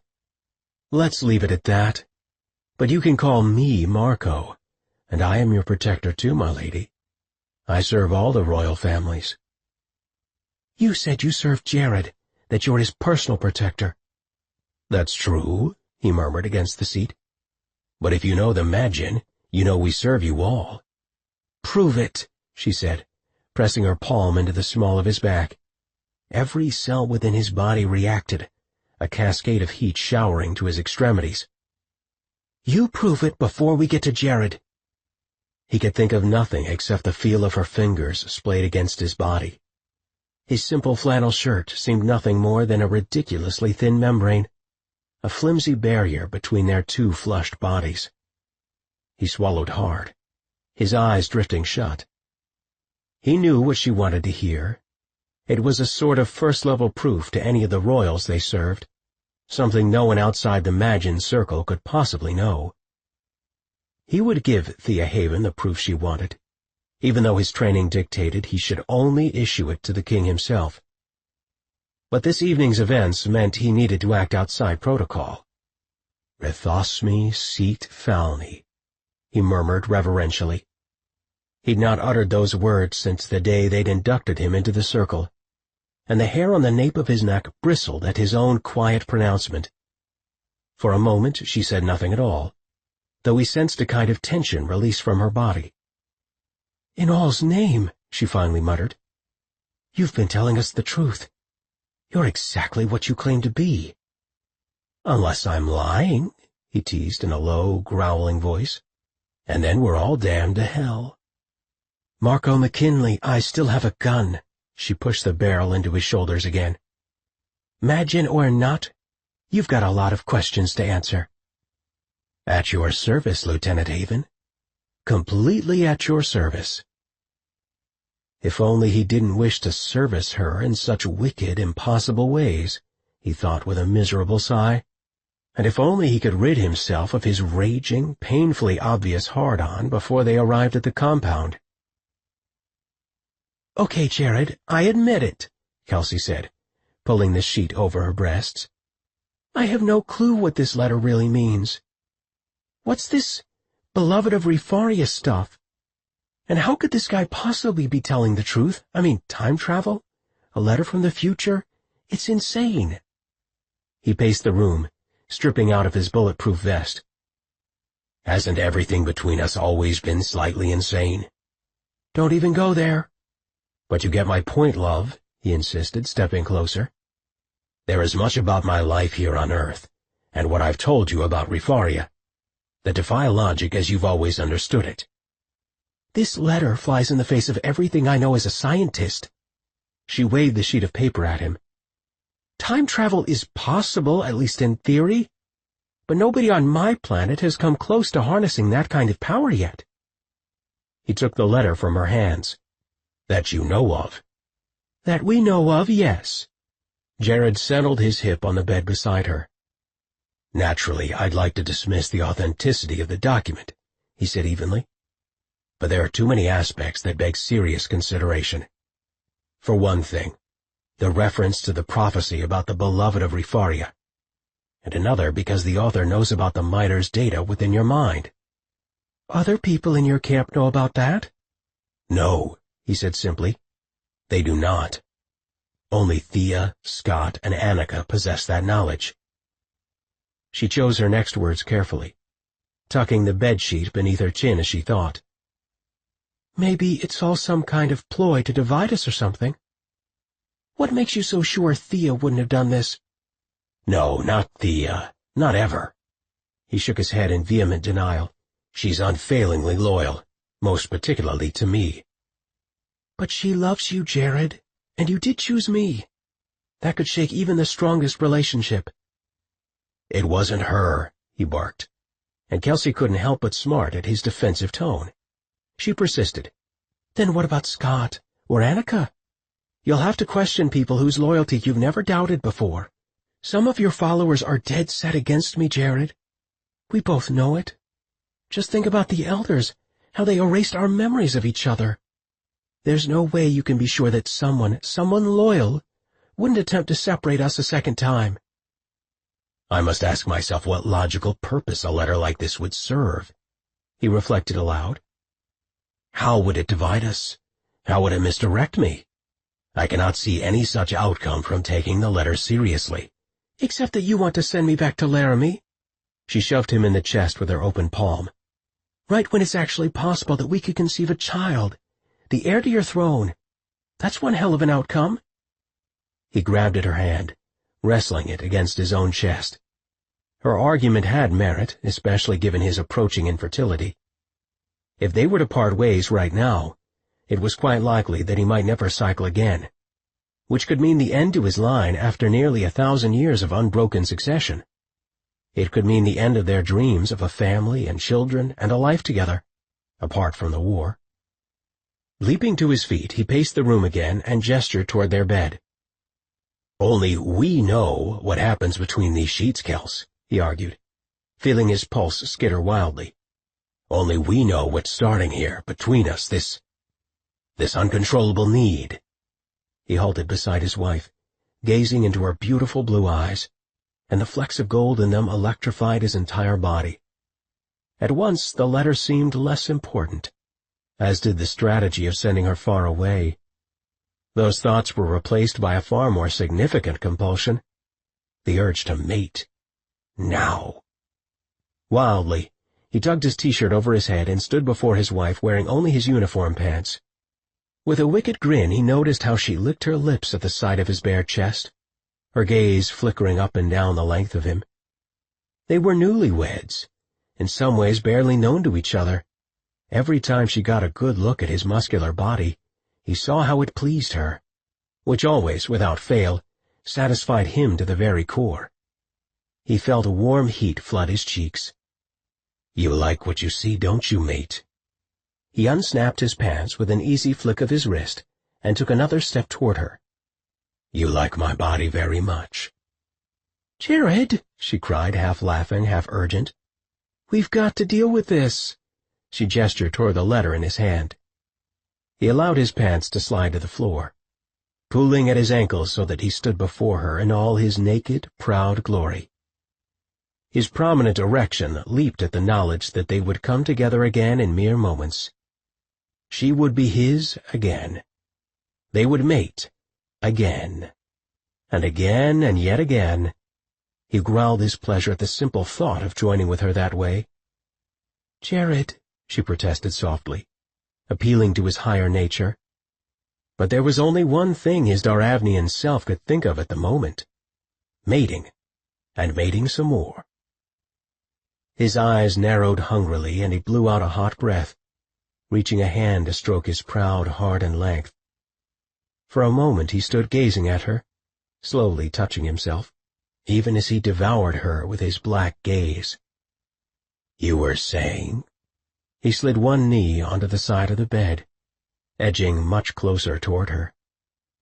"Something about," he gasped slightly, "that damned letter." She gulped, steadying her thoughts. "Jared, they could know about this," she tried to answer evenly. "About your mating season. Somehow they could know that it's finally happening." "Only we know, love," he murmured dangerously, climbing over her. "And I know that this need is becoming more intense with every passing hour." "Then don't send me away." She slammed both fists against the mattress, fully aware that she sounded more like a petulant child than the queen of any realm. He responded by mounting her, so quickly she hardly had time to anticipate the motion. In the space of a moment, he had pinned her beneath his large, bare body, allowing their warm skin to slide together. "Just once," he panted against her cheek, nipping at her flesh, "before I call the meeting. Just one more time, wife, or I swear this fever will take me forever." His voice was alien then, strangled, containing a mixture of rough awe and genuine fear. "Just once," she agreed thickly, feeling his swollen shaft already pressing against her opening. "Just one more time." Kelsey flexed and bucked beneath him, digging her fingernails into his shoulders, scrabbling at his throat.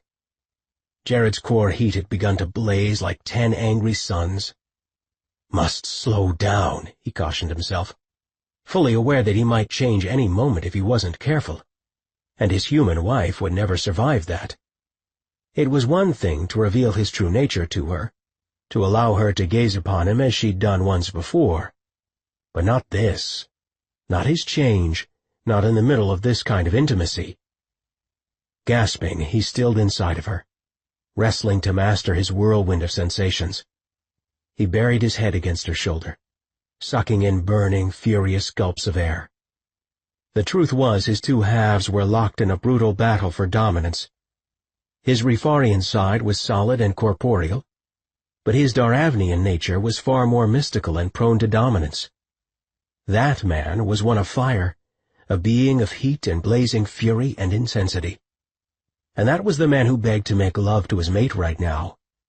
Impossible, he cautioned himself. But still the heat kept on expanding within his abdomen and chest, filtering down his back and shooting straight into his loins like an aggressive, scorching arrow. Unstoppable, utterly unstoppable. He pulled apart from her with an unsteady exhalation. "Kelsey, we must cease." "Not now. No, Jared." She blinked up at him as if in a daze. "Not now, please. Not now." He rolled off of her, shaking his head. Damn it all, but his whole body was quaking. His hands, his legs, his fingers. Burying his face in both hands, he was about to remind her how dangerous his natural self was to her human body, but was interrupted when, across their bedroom, his comm began to beep. He'd discarded his uniform hours ago, but had never bothered removing the communication unit from his sleeve. "In all's name," he muttered, sliding over her and marching toward where he'd left the thing. "Bennett," he barked into the piece, ready to dress down whoever among his soldiers had interrupted such a crucial moment with his bondmate. "Commander," came Scott Dillon's urgent voice. "We need to meet with you as soon as possible, sir. There's been an incident." Barked into the piece, ready to dress down whoever among his soldiers had interrupted such a crucial moment with his bondmate. "Commander," came Scott Dillon's urgent voice. "We need to meet with you as soon as possible, sir. There's been an incident." Chapter 5. Upon entering the meeting room, Jared discovered the reason for Lieutenant Dillon's urgent transmission. Two strangers were seated at the large meeting table, under heavy military guard. This room was where Jared and his elite officers strategized, planned, and masterminded their maneuvers. It was not, however, a place where they ever, under any circumstances, brought outsiders. Scott and Thea each gave him a crisp salute, which he returned, and then they assumed a parade rest stance. But he hadn't served by either soldier's side for so many years without being able to recognize the tension visibly apparent in their demeanors. "Tell me of our visitors." Jared strode to the center of the room, regarding the seated strangers coolly. "Who comes to see us at this late hour?" Thea took a step in his direction. "They're Majin, sir," she answered, then quickly nodded. "Or so they claim." Jared folded both of his arms across his chest. "I see." He leveled the Dark One with his hardest gaze, instinctively sensing that he was the leader of the two. "And what do you say now that you've come into my camp?" The man inclined his head, never daring to look Jared in the eye. "That Lieutenant Haven speaks true. We are your sworn servants from birth." "I won't bother pointing out that the Majin vanished long ago," Jared said. "We've been—" The dark-haired one turned slightly toward his companion, but the other man kept his eyes down. "Waiting for this time, my lord. We've been in training, honing our skills. You don't expect me to believe that the Majin would ever run from battle?" "No, my lord, not running," the Dark One said urgently. "Preparing, waiting, biding our time until the right moment, guarding you from a distance." Jared couldn't contain a snort of disbelieving laughter. "Were you watching from a distance when Vekas captured me? Were you there those 3 days when he beat me within an inch of my life?" A brief spasm of pain contorted the Dark One's face. "No, my lord," he whispered. "Even we cannot protect you when you insist on participating in aerial combat." Beside him, Scott Dillon chuckled low. "Well now, these boys really do know you, Commander." Jared felt his face flush hot. Jared leaned his palm on the table. "For what possible purpose would you have gone into hiding? Why would you have ever ceased protecting your king?" he insisted. "Tell me that. Make me believe you, and I'll accept that the Majin have returned." "We have but one purpose, my lord and king. To put you, once again, upon the throne of Rifaria," the leader answered, inclining his head low and spreading both palms open on the table until his forehead nearly touched the polished wood surface. The man couldn't bow, not in his seat, but Jared understood his posture nonetheless. It was that of a most loyal Rifarian servant. "I don't believe you," Jared countered evenly. "That is your prerogative, of course, my lord," the man's companion interjected. "But we do serve you, completely." Jared's thoughts went to Sabrina, his beloved protector, who had been more apparent to him than his own mother had been, or his father, for that matter. She had raised him until he was 10 years old, nurturing him, training him, teaching him. When she had vanished shortly after his parents' murders, a part of Jared's heart had died and grown cold. It had stayed that way for far too many years to count. "Sabrina, why aren't you here now, my teacher?" What the strangers claimed was beyond the realm of possibility. So what purpose did their lies serve? And how did it, perhaps, relate to the mysterious arrival of the letter? "Tell me your names," he demanded, something eerie chilling his body. "Each of you." The leader of the two remained with his forehead pressed almost flat against the gleaming table, and in a confident voice proclaimed, "I am Marco McKinley, personal protector of Jerishkadau Benet Daravni. I am Majin forevermore." "I am Riley McKinley," his companion began, but Jared barely heard him, for it was Marco's name ringing in his ears, deafening him. He turned to one of his soldiers, demanding a pen and paper. When they delivered the items, he slid the paper before Marco. "Here, write your names, both of you." With his left hand, Marco took hold of the pen, tilting the page slightly as he began to scrawl his name. Even from where Jared stood, He could see that he had difficult, crude handwriting. Not as if he were an unlearned man, but rather that it was something to do with his left-handedness.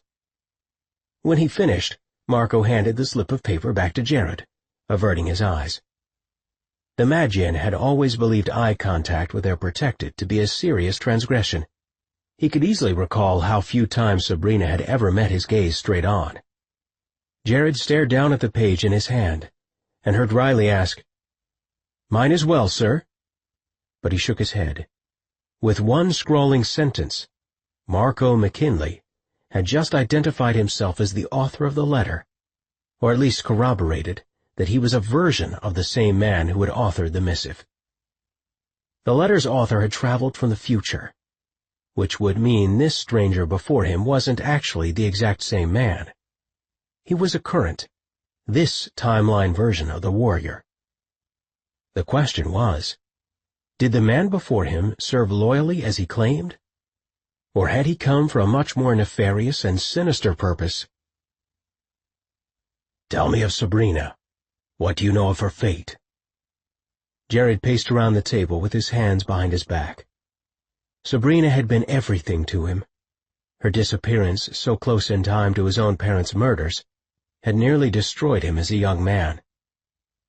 "She lives," Marco answered simply. "She lives?"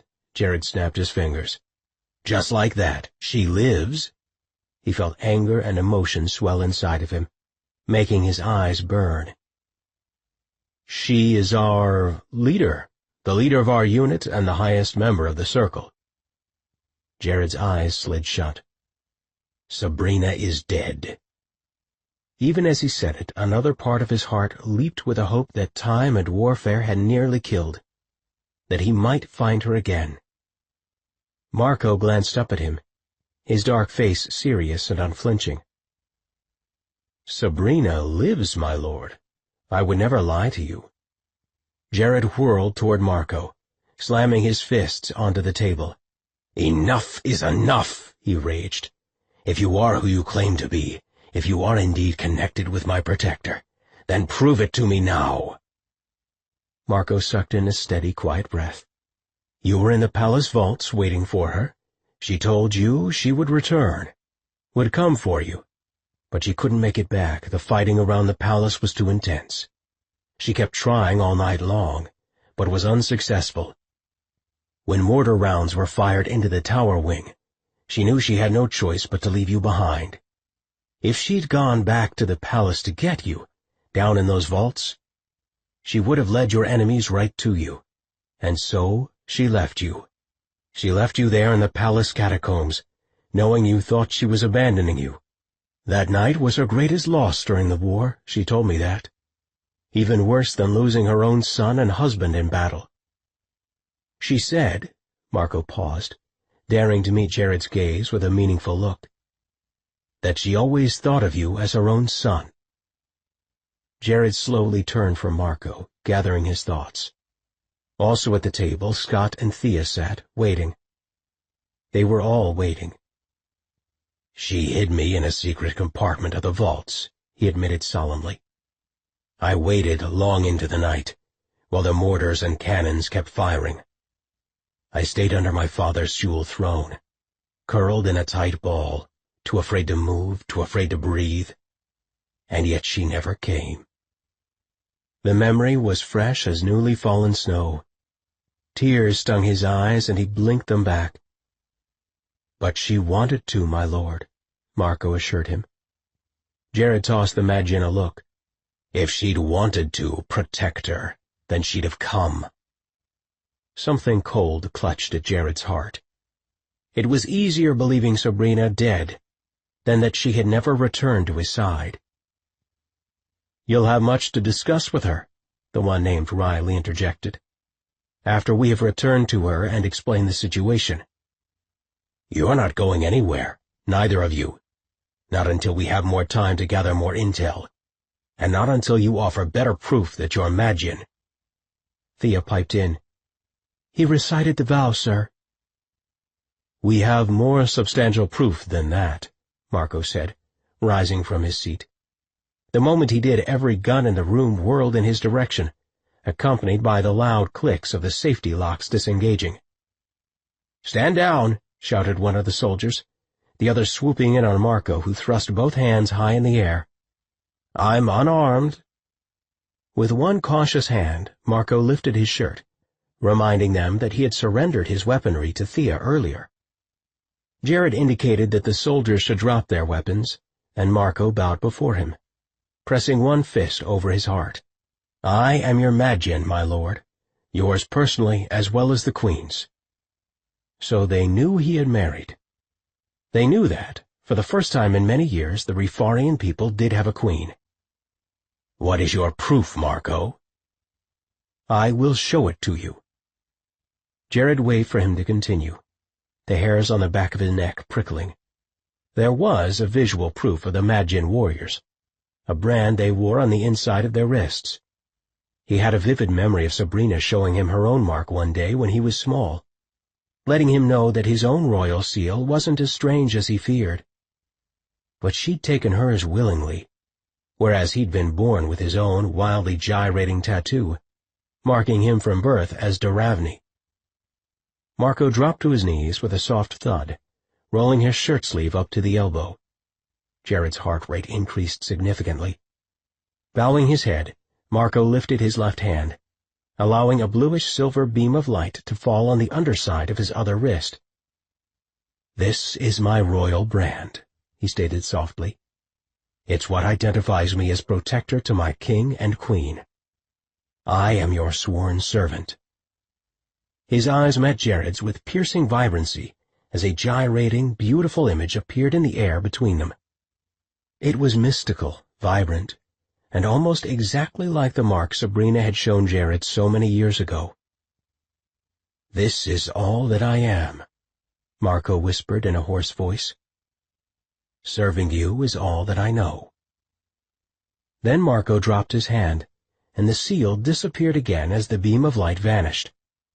Slowly the Magian lowered his sleeve and rose to his feet. "I have seen this seal before," Jared told him in a quiet voice. "I bear a similar mark myself." "Yes, my lord." "Where is Sabrina now? I need to see her, must see her." "In Jackson. That's where we've been living." "At first light you will go for her and bring her to me." Marco inclined his head respectfully. "Yes, sir." "There is another matter to address in the morning," Jared told them. "We will meet again after breakfast. Thea," Jared gestured to her and the MPs, "see both men to their temporary quarters." Marco was about to answer when, behind them, the door opened. Annika appeared, flushed and breathless. "My lord, I am only now returning from the base—" Her words died on her lips as one hand flew to her mouth. She stood beside him, arrested, her gaze riveted on the one called Riley McKinley. Jared turned to her, wondering why the Magian returned her gaze with such a wild-eyed look. "You know this man?" Jared demanded incredulously. Annika shook her head, swallowing visibly, but said nothing. Jared persisted. "Lieutenant, you'd best answer me." Annika worked her jaw, her eyes welling with tears, but made no reply. With both hands outstretched, she stepped toward Jared, a cornered expression on her face. Jared ignored her extended hand. "He's someone to you," he said, walking slowly toward the other side of the room where Riley sat at the table. "Shall you tell me who he is to you, precisely to you, Lieutenant?" Too many secrets were unraveling tonight. If his blessed Annika was at the center, or even on the periphery of this Magian conspiracy, he would never forgive her. How could he possibly, when she'd been one of his dearest and trusted friends for all their years on Earth? "My lord, please," she begged him with her large, familiar eyes. Eyes that had always offered friendship and loyalty and kindness. But tonight that friendship had been revealed as nothing more than deception. Jared knew it in his leader's heart. She dropped her head, her hands trembling. "How did they get here?" she asked in a shaky voice. "We met them in town," Thea interjected, shooting Jared a corrective glance, one that told him to take it easy on their friend and fellow soldier. Thea could do that as his cousin, cross the boundaries at moments when he needed her to do so. He softened his voice. "I will repeat, Annika Dreus. Who is this man to you?" "He's my life mate," she answered softly. "Riley McKinley and I were bonded together 16 years ago, as children. I have only seen him once up close since that day." Thea gaped at Annika, watching hot tears stream down her friend's face. Annika couldn't break eye contact with her life mate, even as she couldn't seem to bring herself to look at their king. Jared, for his part, wore an expression of controlled rage. He felt betrayed. It didn't take an intuitive to figure that much out, not when his usually composed features were contorted into a mask of strained emotion.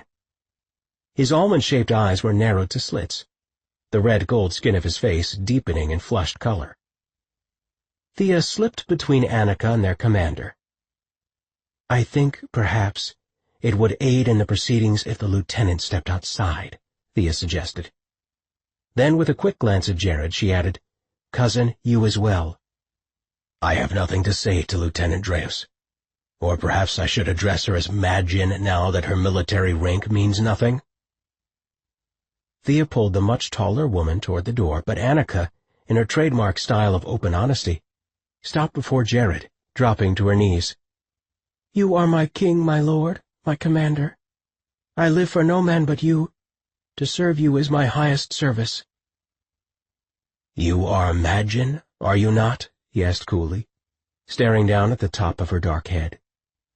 She hesitated a moment, then murmured softly, "Yes, my lord, I am Madjin." "But you never thought to tell me." "I could not," she cried, glancing up at him. "It was for your own protection." "How many others are in our midst?" He swept the room with his furious gaze. "Are there others?" Annika spoke in a thick voice. "Only Anna, my lord." Annika's twin sister Anna had not been summoned to the meeting chambers. Jared blew out a weary, heavy breath. "Rise, Madjin Protector," he commanded. "Now." She nodded, standing before him obediently.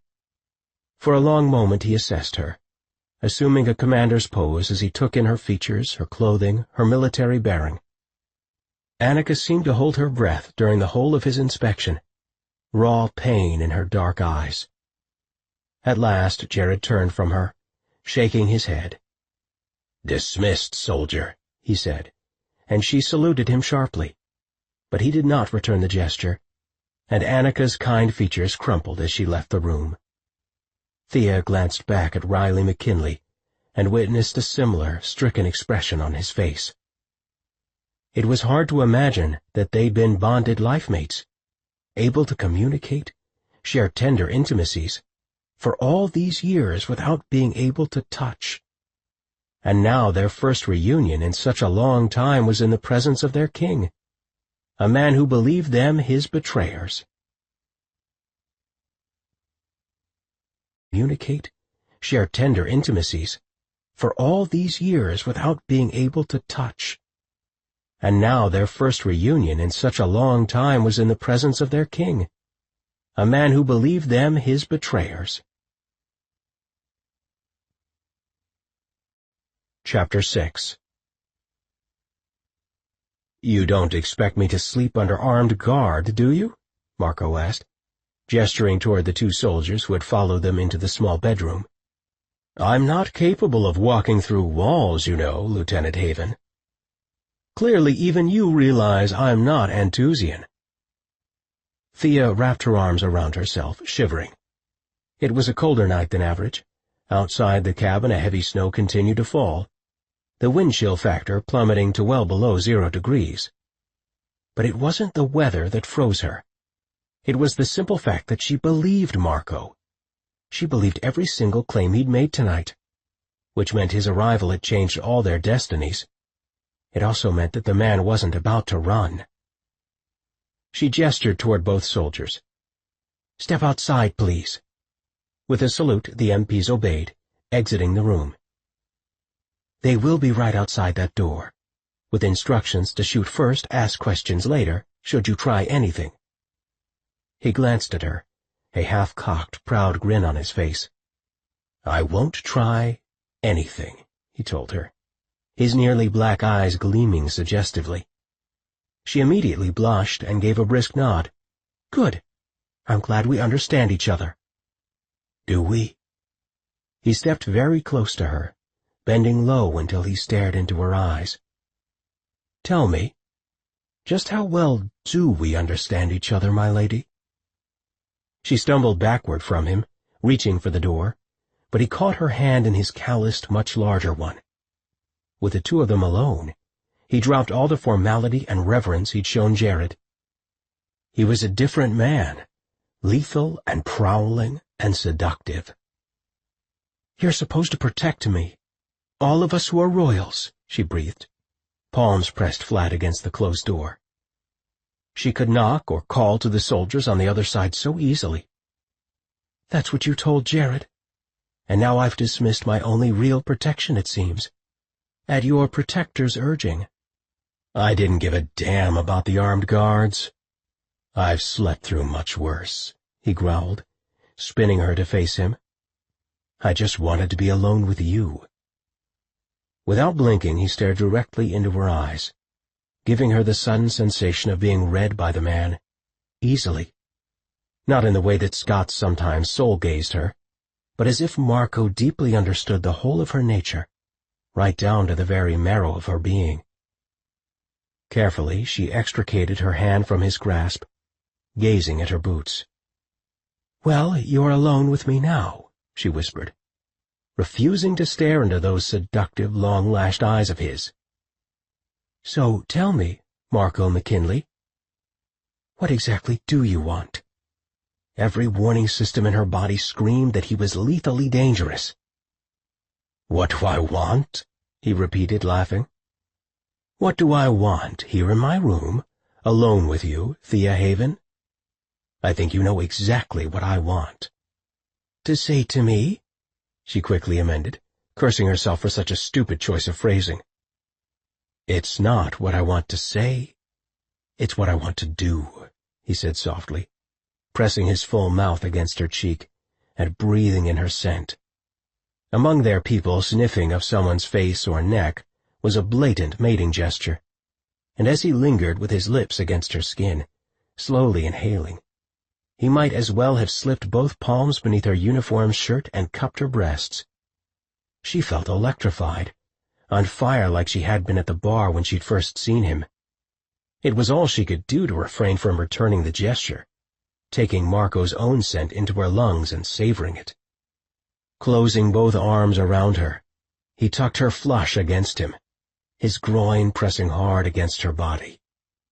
With a soft growl, he cocked his head sideways, pressing his face against her neck. Thea didn't dare move, didn't twitch or flinch. She stood as still as the rigid statues in the Garden Palace back in Thirsk, even though her legs felt unsteady beneath her. It was almost like a parade inspection, a very sensual, forbidden one. Around her back, she felt him gather the material of her shirt within his fists. Her body tightened in reaction. Still, she made no move. "I need to know you." He nuzzled in closer, and then suddenly there was the rough, wet feel of his tongue, flicking there at the base of her throat. More tasting of her scent, and now her pheromones too, she thought, the room swimming about her. At last he exhaled slowly, his breath warm against her cheek. "Your scent's like wild flowers touched by sunlight. I could spend all night like this." Coming to her senses, she held both hands out, shoving him away from her. "Don't," she snapped. "Don't do that. Please." One black eyebrow shot upward. "You wanted it in the bar," he suggested in a seductive whisper. "And you wanted it just now. I know exactly what you wanted tonight." She slapped his chest with her open palm. I did not want it, she cried indignantly, lust morphing into instantaneous and humiliated anger as she staggered out of his grasp. You are so damn sure of yourself. Not nearly so sure as you think. His black eyebrows drew together, his expression growing troubled. Or as I'd like you to believe. Oh, so we're being honest now, are we? I've been honest from the first. She shook her head, very aware that her fire had begun to churn again, just from these brief moments around Marco. What was it about him that set her ablaze, inciting her change faster than she could possibly resist? She pushed past him, back toward the door. I have to go, she managed thickly. I will speak with you in a few hours. In a husky voice, he called after her. Are you certain about this? She glanced back at him over her shoulder, one hand on the doorknob. About what? About leaving me. She pressed her lips into a tight line. Why must every phrase out of your mouth be so suggestive? She turned the knob, hearing his steps behind her on the hardwood floor. Suddenly, both of his forearms braced about her, his palms flat against the door. You better be sure, he cautioned in a whisper, lowering his mouth to her ear once again. Because if you leave, Lieutenant, you may never know what I saw in the bar, or if I saw anything at all. You'll always wonder if you were the only one.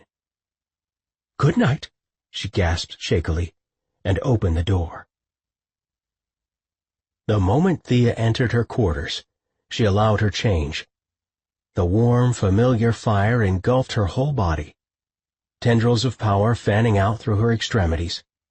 Everything roared to life, from the inside to the out, transforming her. And for the first time since walking into that bar earlier tonight, she could breathe.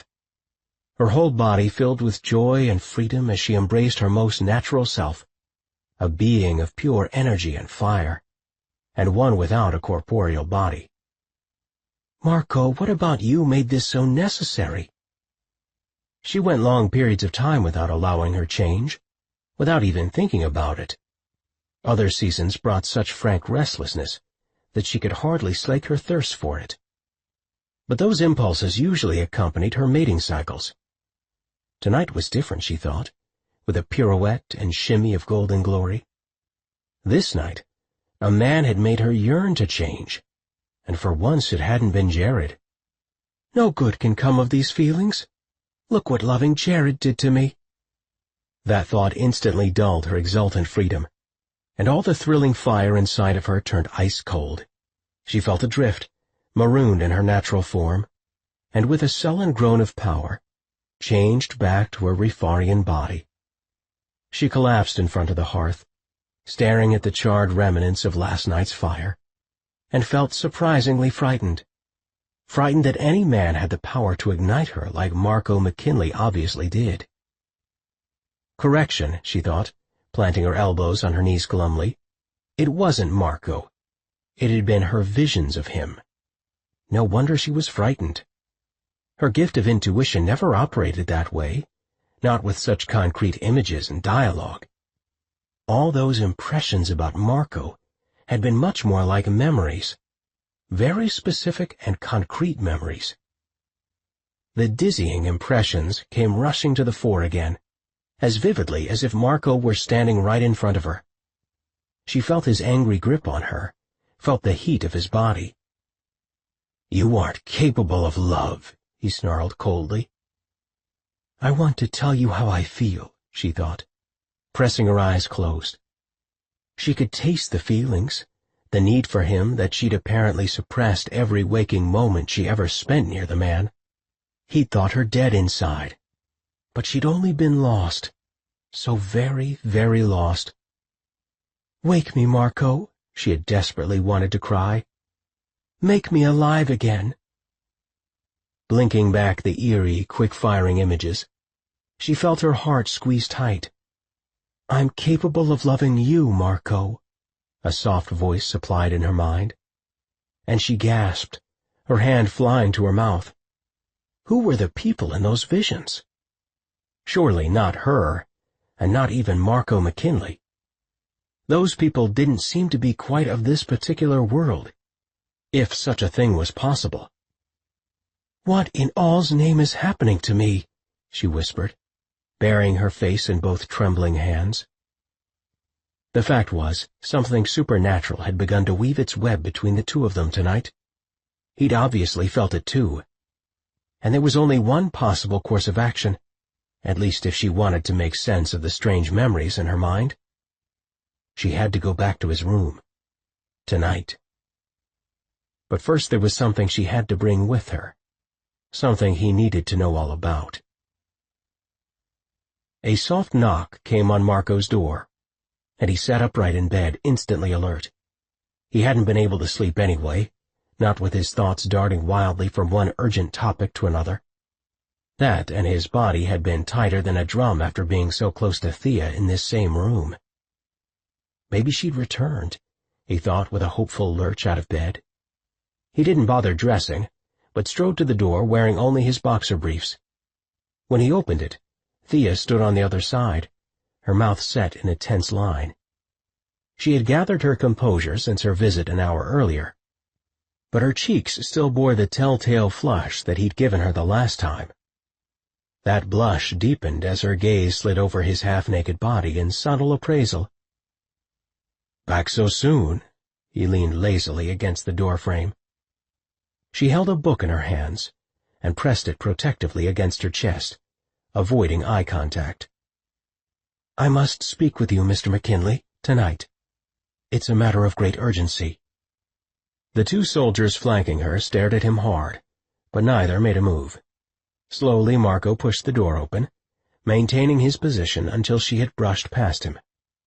Only then did he turn and pull the door shut, leaving the soldiers on the other side of the threshold. "I'm assuming you had a private meeting in mind?" He folded both arms over his chest. "There's something we must discuss," she said, and he noticed that her voice had a trembling sound to it. Instantly he was worried, all pretense of flirtation and provocation falling to the wayside. "What's wrong, Thea?" he asked seriously. "Did something happen after you left here?" "No, that's not it." She shook her head, staring down at the slim volume held within her hands. "But you're right. I do need to understand what happened tonight," she told him softly, licking her lips. He sat down on the edge of his bed and gestured toward a chair on the other side of the cramped room. "Of course." He gave an encouraging nod. "Talk to me, Lieutenant." "At the bar, tonight, I heard things in my head. Saw things," she explained, gesturing nervously with the book. "I need to know if that's what you were talking about earlier." "I heard things too," he answered simply, trying his best to behave in her presence. She was confused and upset enough. She didn't need him baiting her, no matter how much he wanted the woman. But she gazed at him with such unabashed emotion. It was all he could do to keep his reaction to her under control. "You heard me in your mind?" she asked softly. "Sure enough," he answered laconically. "Heard all kinds of things in my head." "They were like memories, what I heard, what I saw." He dared to raise his eyes again. It seemed that her own were blazing with wild energy. "I think they were memories," he answered, suddenly convinced that they had been. Somehow, some way, he knew it was true. With shaking hands, she flipped open the book, holding it in her lap as she smoothed her palm over the page. "This was written by my ancestor, Prince Ariane Daravni. He tells in here about something that happened after visiting Earth and overseeing the Midas installation." Her voice trailed off, and she slammed the book shut. "This is madness." She pressed a hand to her temple. "I shouldn't even be here, shouldn't be reading this to you." "I'm your ally, Thea. I thought you believed me."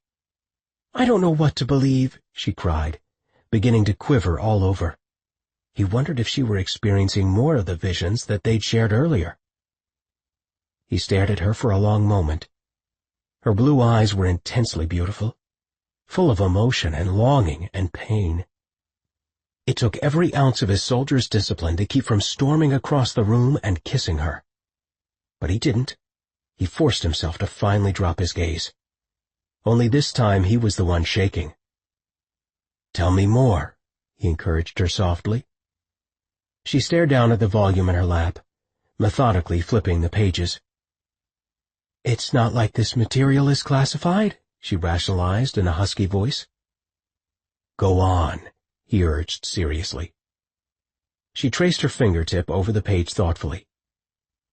"After powering up the miters, Prince Aryan began to have strange visions, and he continued to have them for many years thereafter, usually when he was tired or under duress, but sometimes at odd waking moments." She tapped the open page for emphasis. "In here, he describes experiencing something like memories. He could never scientifically explain or prove them, but he had a theory that those impressions and sensations were actually his own memories from a parallel dimension. He believed that when he used the miters, he caused some kind of space-time rift." Shivering, Marco reached for his t-shirt where he discarded it on the floor with the rest of his clothes. Tugging it over his head, he caught Thea staring at his body, but forced himself to focus on the conversation at hand. "So, let me get this straight. Prince Aryan never used the miters, he just powered it up?" "He seeded," she hesitated, struggling for the words, "some of his essence into the device. Jared says his energy is still inside the coiling unit even now." "Our Lord's been inside the miter's chamber?" "Yes, the night he unlocked the codes. He entered the chamber briefly, and that's when he saw the prince's energy inside the unit.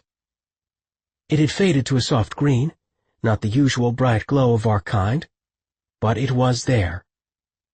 Marco nodded thoughtfully, unable to stop thinking that the woman before him had another identity, one much more primal and powerful. It was a deeply unsettling thought, all the more because the notion of seeing her natural form was causing a sharp tightening in his groin. He pushed his knees together, hoping she wouldn't see the way his boxers tented upward sharply as a result of their discussion. "He was a dual being," he finally said. "Like you." In all's name, why should the thought of her true nature turn me on like this? He wondered, lustful thoughts fogging his mind. "Yes, I'm a dual being," she admitted, bowing her head. I don't... Well, it's not something most people understand." "I'm trained to understand everything about you, Thea." She nodded. "Aryan left some of his energy there. He thought that, even without actually traveling through time, his act of doing so had somehow altered the future, enough so that it created a parallel universe to the one he lived in." "What did you see tonight, Thea, while we watched each other in the bar?" "Me in your arms?" She grew pensive, troubled, deep blotches of color staining her fair cheeks. "You said I wasn't capable of love," she admitted softly. "And I guess that I wasn't. Not in that timeline." "Are you capable of love?" he whispered, his eyes riveted on her. "Many in this camp don't think so." Nothing could have contained his surprise when shining tears filled her eyes. "I don't believe them." She flinched visibly, dropping her head. Marco's intuition detected a great deal of pain in the woman. Some bastard has broken her heart. What kind of fool would let her get away? "Thea," he commanded gently, "come over here, right now." He indicated the place on the bed beside him. "You're upset. Tonight's been hard on all of us." "I'm fine." But she didn't seem fine. She seemed anything but all right. "There's something I can do to help you, but you need to come sit beside me." She snorted ironically. "I've heard a lot of come-on lines in my time, but that's a new one. There's something I can do to help you." Again she laughed softly, wiping at the tears in her eyes. "Just because another man hurts you doesn't mean I can't help you." Her head jerked upright, her eyes widening. "That's none of your business." "Thea, you're safe with me." Again he touched the place beside him on the edge of the bed. "Now come here." Even he knew he was dancing with fire, bringing this forbidden attraction between them to the fore. But he couldn't seem to stop himself. He wanted her, and badly. But more than that, he wanted to offer her some kind of solace. The thought that she loved another man, one who had broken her heart and spirit, galled him to the extreme. And he knew he could take at least a glimmer of that pain away. His awareness of his gifts, what he could offer her, was almost more than he could stand. She rose to her feet, but didn't take a step closer. "No unmated woman is safe in a man's bed," she argued in a shaky voice. "Especially not with someone as dangerously beautiful as you." He flushed at the compliment, but was more concerned with gaining her trust. "I've managed to control myself for the past 28 years. She gave him a suspicious look. "Controlled yourself how, precisely?" "With women," he told her honestly. "All women." "You actually expect me to believe that you're a virgin?" she laughed. "Please, I'm no fool." He extended both hands in a placating gesture. "Believe it or not, that's up to you, Lieutenant." "Then you're—" "What?" "Well, then if you've never been with a woman, then you must be—" "I'm Magin," he finished uncomfortably. No woman had ever questioned his sexual orientation. "We aren't allowed to take lovers." "None among you besides Sabrina has ever mated?" she asked, aghast. "What about Annika and Riley?" "They were bonded, not mated, and for a purpose, so they could communicate intelligence and information." "That's not exactly romantic." "Actually." Trying to explain his adopted brother's mad, intense love affair with his life mate would be a difficult task. They were bonded to one another at age 12. There was no choice about it, so you're right. That's not very romantic, I suppose. "But they are life mates?" she persisted. "There are few bonded among us, but it serves a greater good. We're taught to remain pure, alone.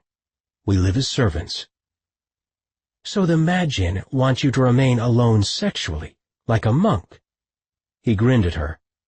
"I may be a virgin, but I'm no choir boy either. Trust me about that, Thea. But still, despite—" he paused, staring into her eyes meaningfully. "All that we've been through tonight, you really are safe with me." "Gods, I crave safety."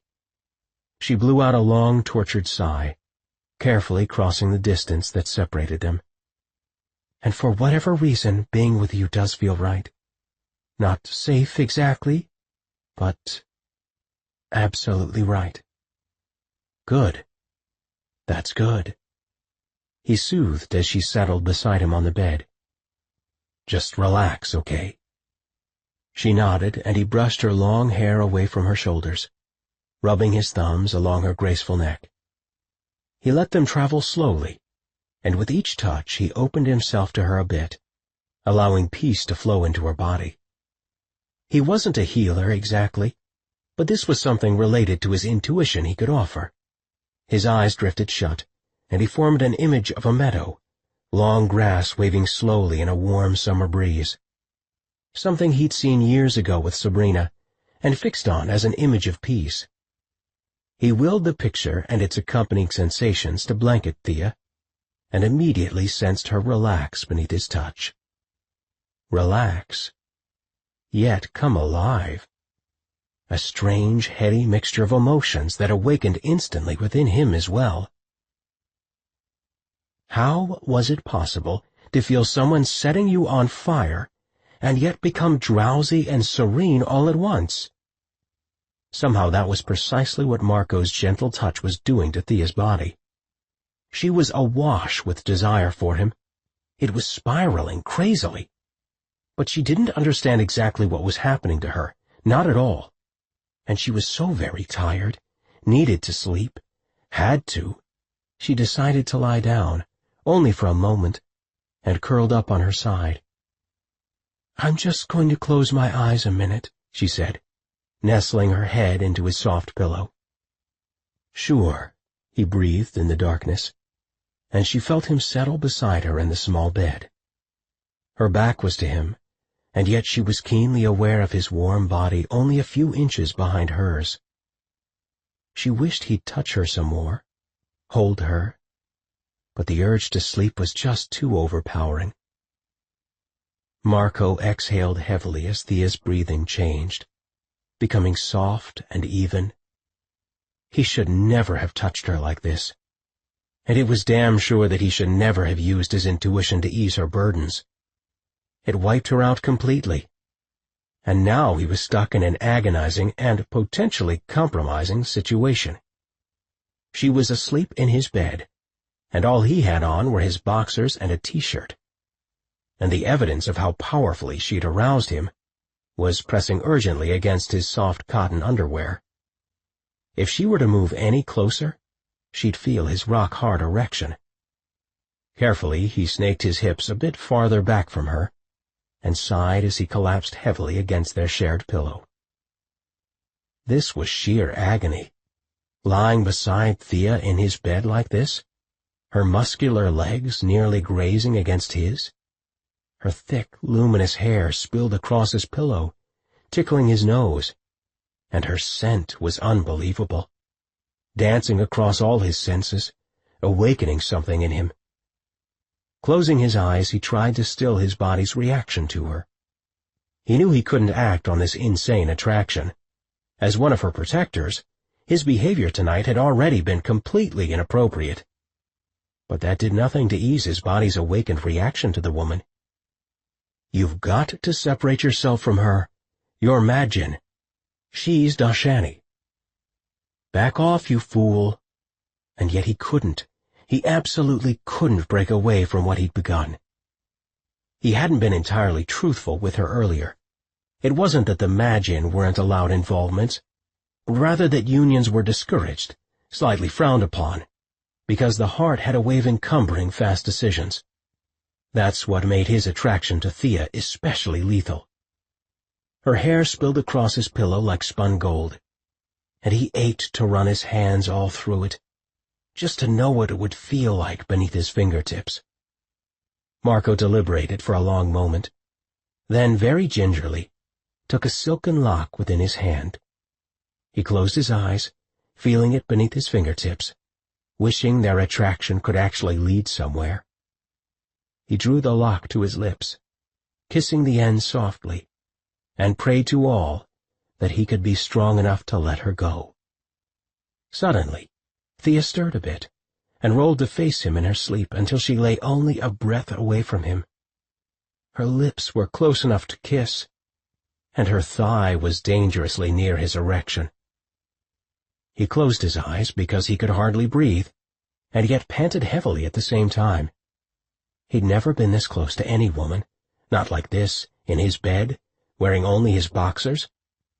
Sure, he'd kissed a few girls when he was younger, but he'd never let anyone very close for fear of exposure, the threat of their knowing he wasn't human. He'd certainly never invited any of them into his bed. He was everything he claimed to be, a virgin, unmated, and untouched on a genuinely intimate level. But he knew it wasn't just having a woman in such intimate proximity that was turning him on. It was Thea, pure and simple. Somehow they were connected, and deeply. Marco exhaled heavily, his eyes fluttering open, and found Thea staring at him. His heartbeat sped up, not just out of desire, but because the look in her eyes left him feeling horridly exposed. Found out. And yet she kept on staring at him wordlessly in the darkness. The only sound between them their own breathing. Moonlight spilled through the window beside the bed, playing across her features, and Marco glimpsed raw, unabashed desire reflected in her blue eyes. A throaty sigh escaped her lips as she licked them slowly, and that one gesture was his undoing. He bent closer to her, kissing her tentatively, waiting for her to shove him away. Instead, her lips parted softly, and she returned the kiss with surprising passion. She wrapped her arms around his neck, tugging his head closer, welcoming him into her arms. So he deepened the kiss roughly, and their tongues began to slowly entwine. It was the sweetest taste he'd ever known, and he closed his eyes, savoring it. He slipped his hands around her small waist, drawing her closer up against him as he took her mouth with another hungry kiss. Their tongues began an erotic dance, flicking together uncontrollably, and in response his whole body grew warmer as he felt unusual energy building inside himself. He'd never kissed a fellow Rifarian before, only humans, and this was decidedly different. Thea was different, and she affected him unbelievably. He had to stop. Had to. They were fellow soldiers, fighting in the same war. She was of a royal bloodline, and he wasn't. But instead he deepened the kiss, brushing his fingers through her hair, wedging her more tightly against him. She pushed her small hips up against his, and he moaned softly at the intimate contact. There was no way she hadn't felt his arousal, and his cheeks flushed deeply at the knowledge. He grasped her hips hard within his palms, fitting her against him, no longer caring what she felt of his body. Hell, he wanted her to feel his erection, to know how turned on she'd made him. As her compact body fit snugly against his much larger one, she gasped, squirming against him in a sudden effort to pull away. But he kept her fixed against him with both hands, wanting her more than he had ever wanted anyone or anything in all his damnable life. "Marco," she panted, clutching at him, even as she tried to get away. "We have to stop. We've got to." He groaned, burying his face against her cheek. I know. So much for his long-held virginity, he thought ruefully. This one woman could strip away every illusion he'd fought so hard to maintain. His orderly life, his Majin's discipline. He'd never realized just how fragile and tentative his self-possession could truly be. Slowly, finger by finger, he eased his grip on her waist, gasping for every breath he drew into his lungs. "Bad idea, this," he groaned, nuzzling her. "Terrible, awful, ill-thought-out plan." She rubbed her fingertips through the curling hair at the base of his neck. "Not really," she whispered then, laughing, added, "Well, at least we know those visions weren't crazy. Not after this." He pulled back so he could stare into her blue, ethereal eyes. "I've never wanted anyone so damned bad in my life, Thea," he told her frankly. "Visions or no, you turn me flat on." She smiled, cupping his face. "Too bad you're a monk." "Already told you. I'm no saint, but you're my protected." He groaned, shaking his head. He had crossed the line in a way he'd never imagined. And on his first night coming under Jared Bennett's leadership. What the hell had he been thinking? He closed his eyes. It's an untenable situation. "I want this," he groaned. "I want you, but I have a duty to perform." She released her hold on him, slowly sitting up in bed. "And so do I," she agreed quietly. "We've got to work together in a few hours. So it's best we put all of this," she waved her hand between them significantly, "behind us from now on." "Absolutely. Agreed." His voice sounded thick and emotion-filled, even to his own ears. She stood, smoothing out the front of her uniform, all soldier now, the passionate woman of a moment ago quickly vanishing beneath her facade of order and precision. "I look forward to it," she told him with a brisk nod, and headed toward his bedroom door. Only after she was gone did he collapse onto his back with a groan of such pent-up need and frustration that he felt his body might explode. "Holy hell, I'm the last Rifarian male virgin," he thought with a growl. It was a fact that had bothered him over the years, but it had always been a necessity. Suddenly his responsibilities were an unbearable sacrifice, now that he knew what it might be to hold Thea Haven in his arms once and for all. Jared found Kelsey sound asleep, twined in his thick comforter and sheets. It was pushing 5 a.m., and on her body clock, that hour was fairly early for a human. He dropped onto the side of their bed, watching her sleep. Many decisions had been made tonight. Many revelations had occurred. Yet again everything had changed for the two of them, just as it had changed for his people. Drowsily she stirred, eyeing him. "You're back." She rubbed her eyes. He bent to kiss her forehead. "Yes, love." "You're not going to make me go back to Laramie now, are you?" With a smile he buried his face in her mass of curls. "No, sweet Kelsey. You aren't going anywhere." "Good," she said wickedly, wrapping her arms about him. He lay there, drinking her in, wishing that his body were still rocked with desperate tremors, wishing that he didn't possess such a strange, finicky bloodline that left him fertile for only a brief window of time. Kelsey ran her hands through his hair, stroking his upper back, kissing his bristling cheek. She thought he was still mad with mating fever. And he did desire her desperately, that was true. His heart and soul and being longed for her. But with the heavy revelations and burdens that had come, something had stilled inside of him tonight. He'd snapped back into his harsh reality, being reminded of what he'd always known, that leaders' hearts came last in matters of love. The war and its concerns had to come first, even above family and mating and heirs. Jared closed his eyes, groaning softly in her arms at the excruciating realization of what had changed between them in just a few hours' time. She lifted her hips against him, interpreting his groans as lusty need. But what Kelsey couldn't possibly know, what he couldn't possibly explain, was that already, somehow, the heat in his body had begun to cool. His first mating season was ending before it had even truly begun. No, what he couldn't possibly explain was that already, somehow, the heat in his body had begun to cool. His first mating season was ending before it had even truly begun. Chapter 7. Marco mounted the interior steps to the Jackson apartment he'd shared with Sabrina and Riley for the past 2 years, in a 3-story boarding house where anonymity reigned. It was the longest he'd ever lived in any one place after a near lifetime of nomadic movement. First from Rifaria to Earth when he was 8 years old, then zigzagging across the U.S. for the past 20 years.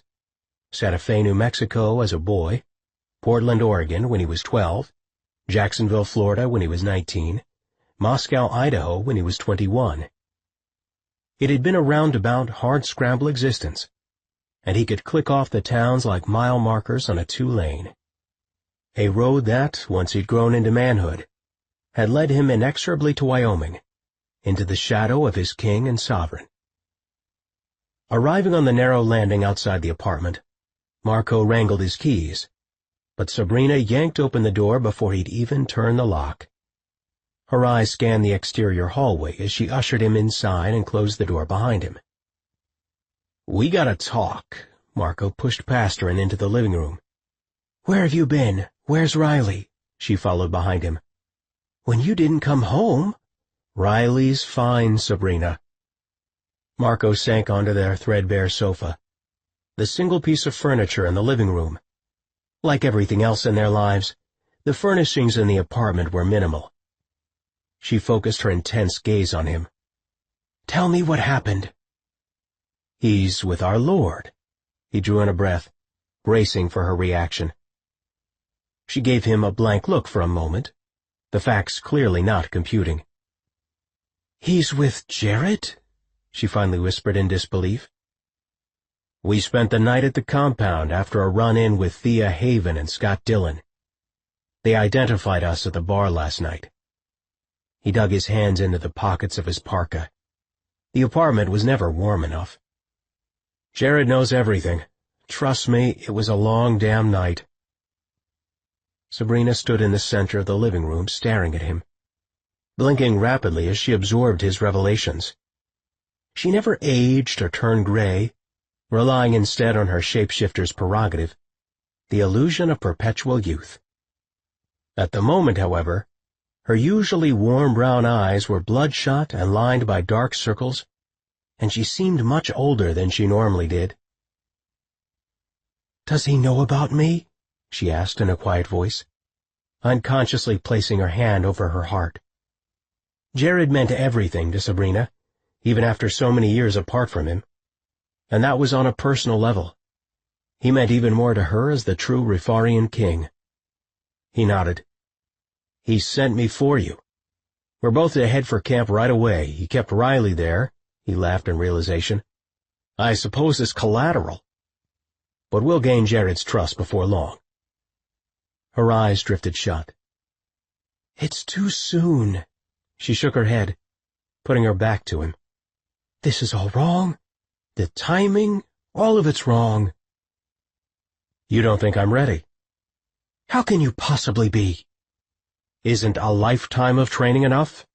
He sprang to his feet, following her across the room. "How long do you and the elders intend to hold me back? I am called to this. There's nothing else I'm meant to do. I have given everything to the Circle. Everything, Sabrina. It's time that you let me walk out my calling. I'm his protector, their protector, and I'm needed, now more than ever. You of all people understand that." She faced him again, staring hard into his eyes. "If it's too soon," she answered, running her hand down her neat braid, "it can only lead to destruction." "Is it my destruction or yours, Sabrina?" "We have to follow the elders, and they said to wait," she reminded him sternly, walking toward the kitchen. "Thea and I have been talking about some things, important things, and I need to be there. For Thea," he added, and immediately a fiery sensation answered inside his belly, the same heat he'd experienced with a woman the night before. Sabrina snapped her head toward him. If she'd been a horse, her ears would have tilted forward alertly. "You had time to discuss important matters with Thea?" she asked, emphasizing the familiar way he just referred to the lieutenant. "Already? In such a short period of time?" His face burned self-consciously, and the fever in his belly nearly exploded at Sabrina's mention of the woman. "I'm moving into their camp," he told her boldly. "I've already made my decision." She busied herself with opening a cereal box, methodically measuring out enough for both of them. He sank heavily into the sofa. She moved about the kitchen. How many times this adopted mother of his had made him breakfast when he was a child. If only now she'd see him as the fully grown Magian warrior he ached to finally be, needed to be, for the sake of their people. They need training, Sabrina. They all need to learn how to link together intuitively for their protection, and for their true power. Jared and Kelsey most of all, now that they're mated. How can they learn if I'm all the way down here? "You want to be near her," Sabrina said knowingly, opening the refrigerator. Without meaning to, he lifted a hand to his flushed face, a mixture of desire and embarrassment sending warmth to the very crown of his head. It was as if his entire body had reddened and caught fire with a mere suggestion of Thea's name. No woman had ever had this kind of effect on him, and losing his composure could prove lethal for all of them. "I do not want to be near her," he barked. "This has nothing to do with anyone except our commander and queen." "You're not of the same class as Thea Haven," she gave him a significant glance. "You're Magian, and she's the royal house of Dashani. Do you even recall what that distinction means to our people? Or have you forgotten after so many years?" "I haven't forgotten that I've got a job to do," one I'd best be doing. You know what the commander asked me last night? Where we were when he was taken captive by Vekas. I gave an answer, but it wasn't the right one. He's been in this damn thing on his own for far too long, I'm telling you. We answer to the elders, she reminded him softly. Marco shook his head. They have an agenda, always have. So you plan to go about this without their support, without seeking their guidance? I'll do the job I was trained to do. Well then, your mind is obviously made up. Kelsey sat with Jared in his upstairs study, a hard snow falling beyond the windows surrounding their tower turret. Holding her hand, he had led his wife up the stairs to the 4th floor of the cabin, feeling Marco's letter practically burn a hole in his jacket pocket. Somehow Jared had known that the letter had to stay secret, even from those he trusted the most. Well, secret from everyone except Kelsey, which was why he'd shared it with her from the first. But now he had new revelations, that Marco McKinley, the letter's author, was here in their camp. She sat with him before the fire, cross-legged, one hand nodding through her loose, riotously curling hair. Marco's handwriting sample was spread open on her jean-clad knee. He needed her advice. He needed her wisdom. Most of all, he needed her to tell him he hadn't lost his mind, that with as much as had changed in the past 10 days, their marriage, Marco, the letter, one thing remained true, that he was still the man she'd met all those years ago at Mirror Lake. He needed her assurance that reality still spun on its comfortable axis, even if that reality looked and felt vastly different than it had only a few weeks previous. Okay, so let me get this totally straight. From what you told me last night, you don't know this guy, she asked at last, glancing up from the paper. Not his name, nothing? Until last night, I'd never heard of him, not from any quarter. Then I guess the biggest question is, do you believe him? The letter chills me. It already did before the man's arrival last night, Jared told her, standing to pace about the room, unable to sit still. Everything in me says the document is authentic. As for Marco himself, I believe him as well. But the letter from future Marco says he will come in 2 years. Not now, not soon. Not the same day as you got the letter. When they used the miters, they must have altered things, the timeline. You really do trust Marco? She asked semi-incredulously. And this letter? He displayed irrefutable proof that he is a royal protector. One of the... She paused, stumbling over the Rifarian word. Madjeen? He smiled at her adorable accent.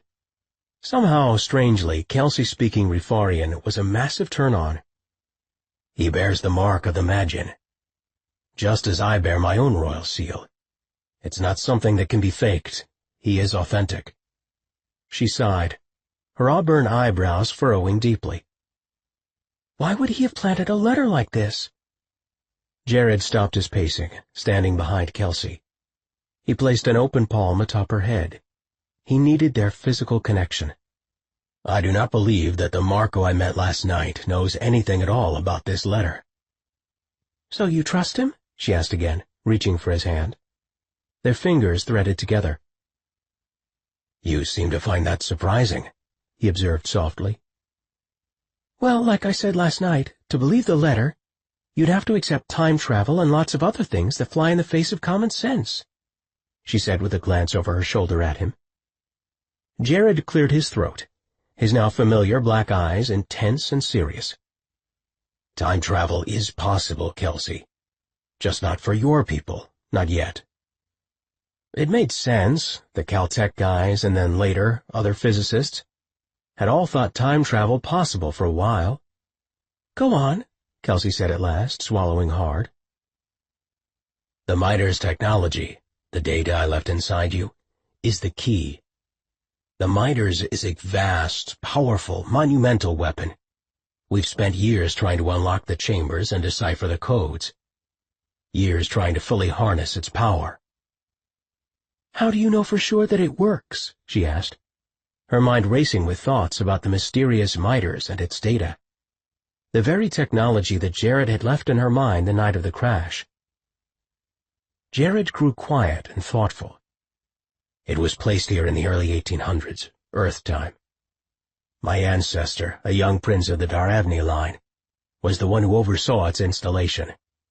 Earth was chosen for many reasons, Kelsey, because your people and your atmosphere were genetically compatible with our own. Our genetic codes are 99% similar.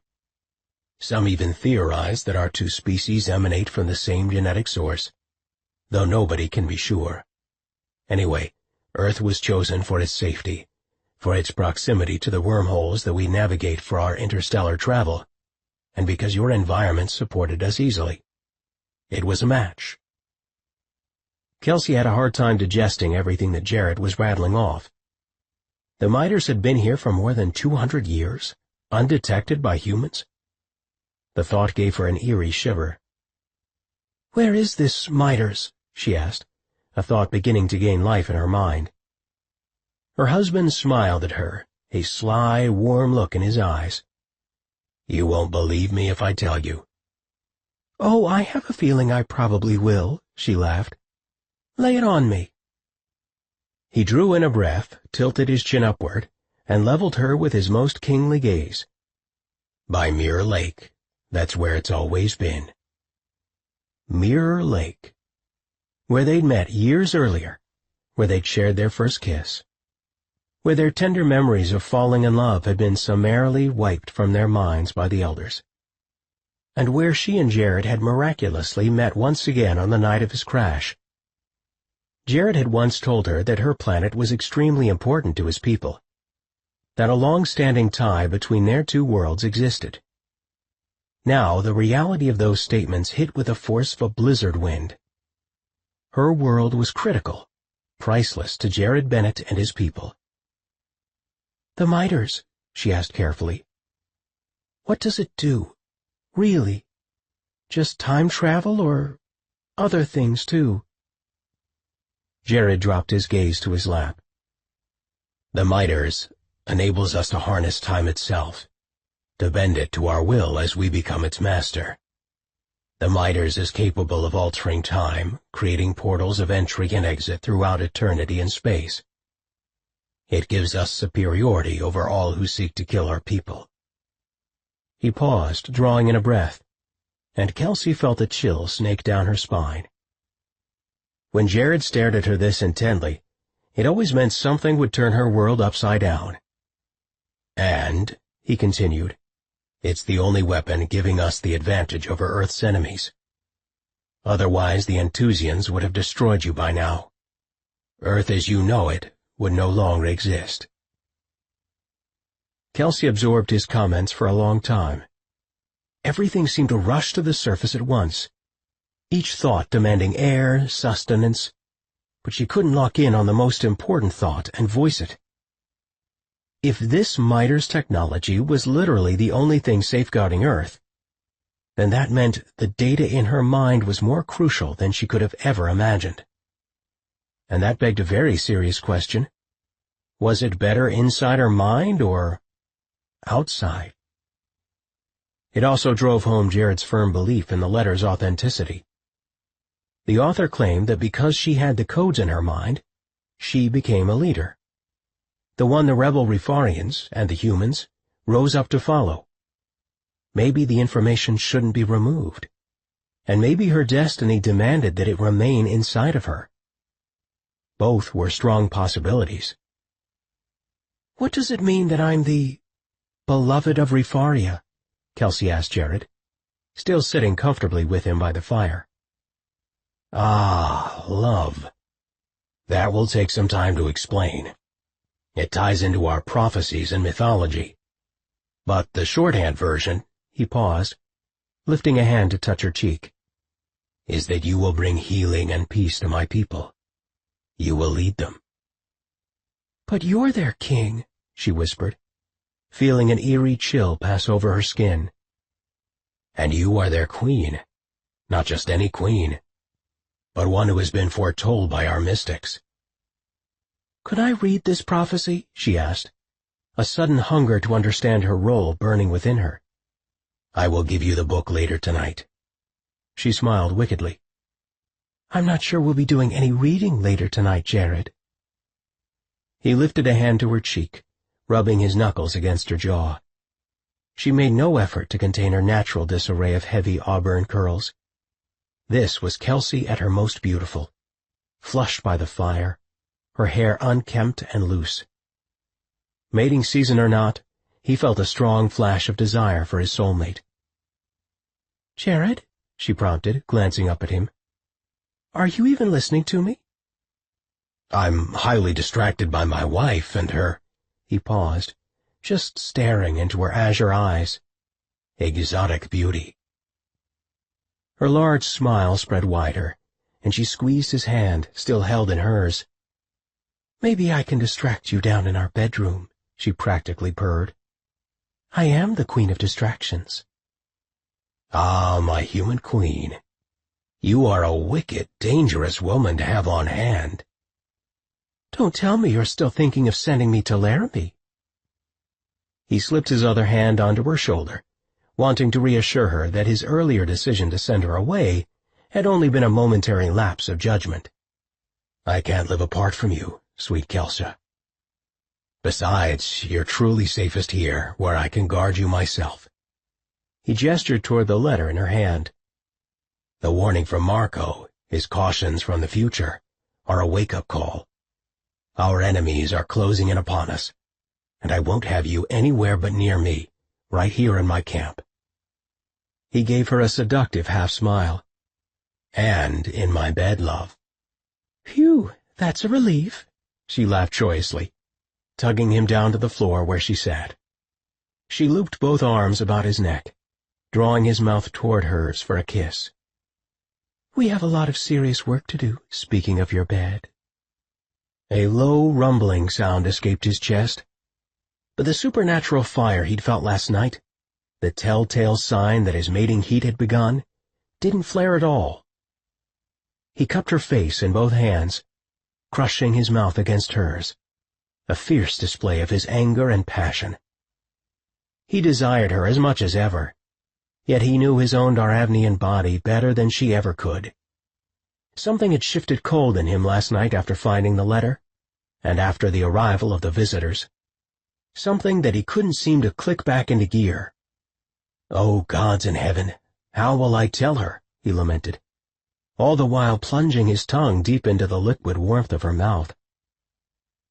Love, love, he reflected. I don't want to hurt you. Groping at his face with both hands, Kelsey pushed his mouth off of hers. Hurt me how? She demanded, all color draining from her face. What aren't you telling me, Jared? You weren't meant to hear that, he panted, still aroused from her kiss. Of course I heard it. No, those were my thoughts. He shook his head in disbelief. He'd never intended for her to overhear what was in his mind. Our bond must have opened, even though I never felt it engage. We're probably connected half the time now, Jared, she told him evenly, the scientist in her emerging. I mean, our bond keeps intensifying and growing, becoming a more natural part of us all the time. He reached for her again, drawing her face closer until he could feel her warm breath against his cheek. Tell me what you're hiding, she persisted. I need to know. There was anguish in her voice that almost leveled him to his knees. He drew in a shaky breath. My cycle? He couldn't bear to tell her the rest. She began to laugh, a nervous, explosive sound. Is that what this is about? Again? We've already talked about that a bunch of times. I know it started for you when we bonded. It's over, he told her bluntly. My mating season has ended before it even began. That can't be true, she shook her head in stunned disbelief. Last night was probably the best I'm capable of, he explained hoarsely, gathering both of her hands into his own. I've not cycled in all my 30 years, Kels. I told you so, you know it. Something sparked in me after our mating and marriage, yes, but With the turmoil of last night's events, it seems to have snuffed out the urges altogether. But you want me. She searched his face in confusion. Just now I felt how much you want me. This is insane. He dropped his head, feeling his eyes sting with emotion. It has nothing to do with my desire for you. Surely you know that. Of course, but I still refuse to accept this. She flung herself into his arms, burrowing against him. Not without a fight. I felt what happened in you last night, and I know what was starting. Perhaps I've given you a child already, he half whispered against the top of her head. But his voice sounded as dull as the words did to his heart. She clung to him hard. I won't give up, not like this. If there was any single thing he ached for in all the universe, it was to make this woman happy. To give her a full life, children, family, a home. Gods, he wanted her to have it all. And he wanted to have it all with her. Then, love, I shan't give up either, he lied. His heart pounded a leaden, lifeless beat inside his chest. She pulled apart from him, her eyes bright and alert. You can talk to Thea, she suggested, full of excited enthusiasm. That's it, she can totally advise you. I mean, you've told me she cycles, and a lot, right? Then you need to ask her for help and advice. He grimaced. Kelsey was so intent on solving their crisis that she wasn't thinking through the situation properly. I couldn't hurt Thea that way. Kelsey shook her head over and over, as if she could deny their destiny, could prevent it from happening. But she could help. I'll think about it. Right now we have other issues to address, he reminded her, reaching for the letter. Like whether I can truly trust this Marco. According to this letter, he betrayed us a first time, and I need to make my decision about his presence in this camp. We have other issues to address, he reminded her, reaching for the letter. Like whether I can truly trust this Marco. According to this letter, he betrayed us a first time, and I need to make my decision about his presence in this camp. Chapter 8. Language specialist Hope Harper stared at her computer screen, luminous in the dungeon-like darkness of her work cubicle, and blinked. Retrieving her eyeglasses from atop her head, she leaned in closer, needing to verify that her eyes hadn't misled her once again. Granted, she'd been translating intercepts for the past few days with hardly a break except to catch a few hours of sleep. But this latest batch seemed highly irregular.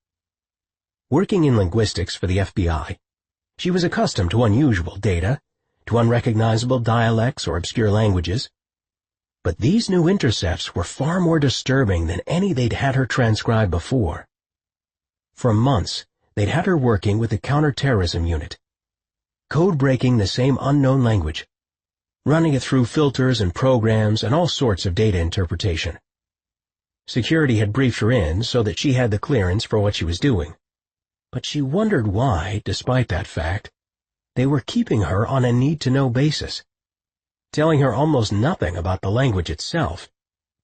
Then, in the past weeks, her supervisors had urged her to go deeper and deeper into her analysis, until she could practically speak the strange language in her sleep, and until she'd finally become convinced as to the truth of what she was actually dealing with.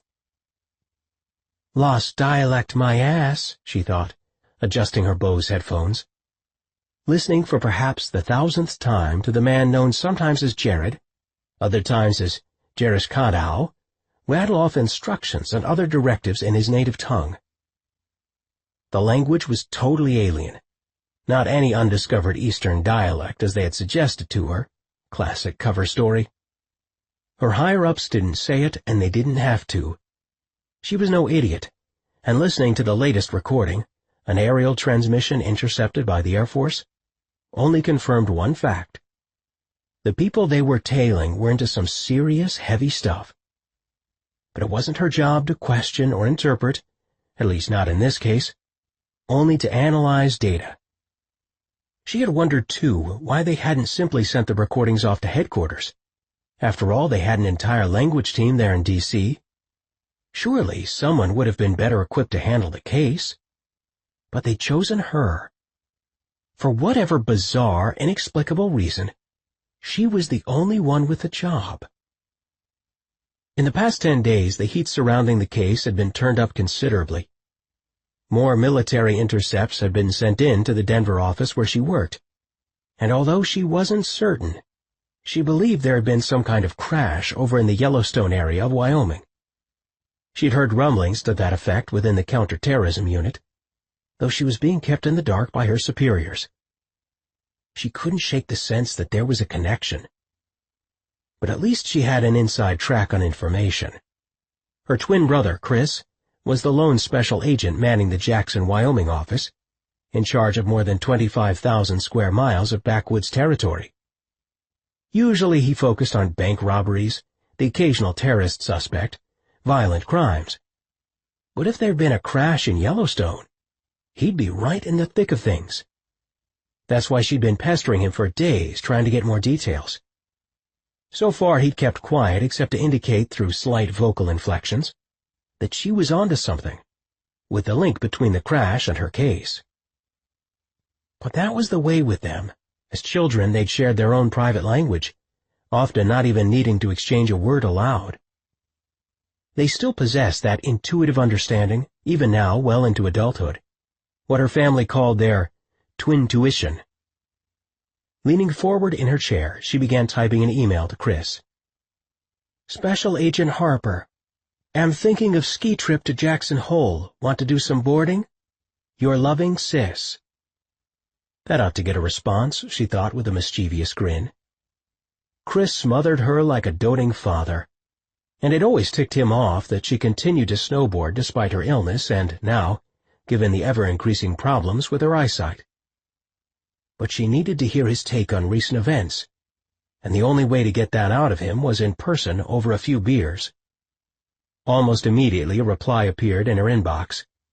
Chris practically shouting at her across cyberspace that she was insane and going to get herself killed one of these days. Then, after his cyber rant, he added much more pleasantly that he'd love to see her. She picked up the phone and dialed his number at the Jackson FBI office. Marco pulled his Chevy truck up to the main cabin, his lungs barely able to fill with oxygen. It seemed he'd begun to hold his breath 8 miles back down the road. He hadn't seen Thea again since she'd left his room last night, but it hardly meant he hadn't thought of her. She crowded his brain with images and memories and feelings, all of them as alien as they were familiar. Sabrina, riding at his side in silence, had been right that his need to follow Jared, to serve at his side, wasn't the only thing luring Marco back to the compound. Thea Haven possessed a mystic's power. She had lain with him, in his bed. He, a ridiculously underexperienced virgin, tantalizing him to the far edge of his self-control. In that moment he'd known what it would be like to make love to Thea, over and over, tumbling in her arms, inhaling her wildflower scent, seizing her lithe, petite body beneath his own massive one. Did he remember making love to her in some other lifetime? Not exactly, but the memory thoughts were so fresh, so powerful, that he had no way of determining what they'd actually experienced together, and what might be glimpses of their future. His hands tightened around the steering wheel, trembling against his will. Beside him, Sabrina sat up tall in her seat. "So this is it," she said, watching as 3 soldiers filed out of the cabin and toward their vehicle. She turned to him curiously as the men raised their weapons, aggressively gesturing for them to remain in the Chevy. "And they're clearly overjoyed by our arrival as well." "Sabrina, as you'll recall, I never said our king trusted me yet." Marco held up both hands as the soldiers approached the vehicle, weapons trained on them. "But he will." Their doors were opened simultaneously, and Marco was wrangled outside roughly, then pressed face first against the side of the Suburban. Hands frisked him, confirming that he was unarmed, and he endured the entire process patiently. Jared would come to trust him, all of the Mad Jinn, soon enough.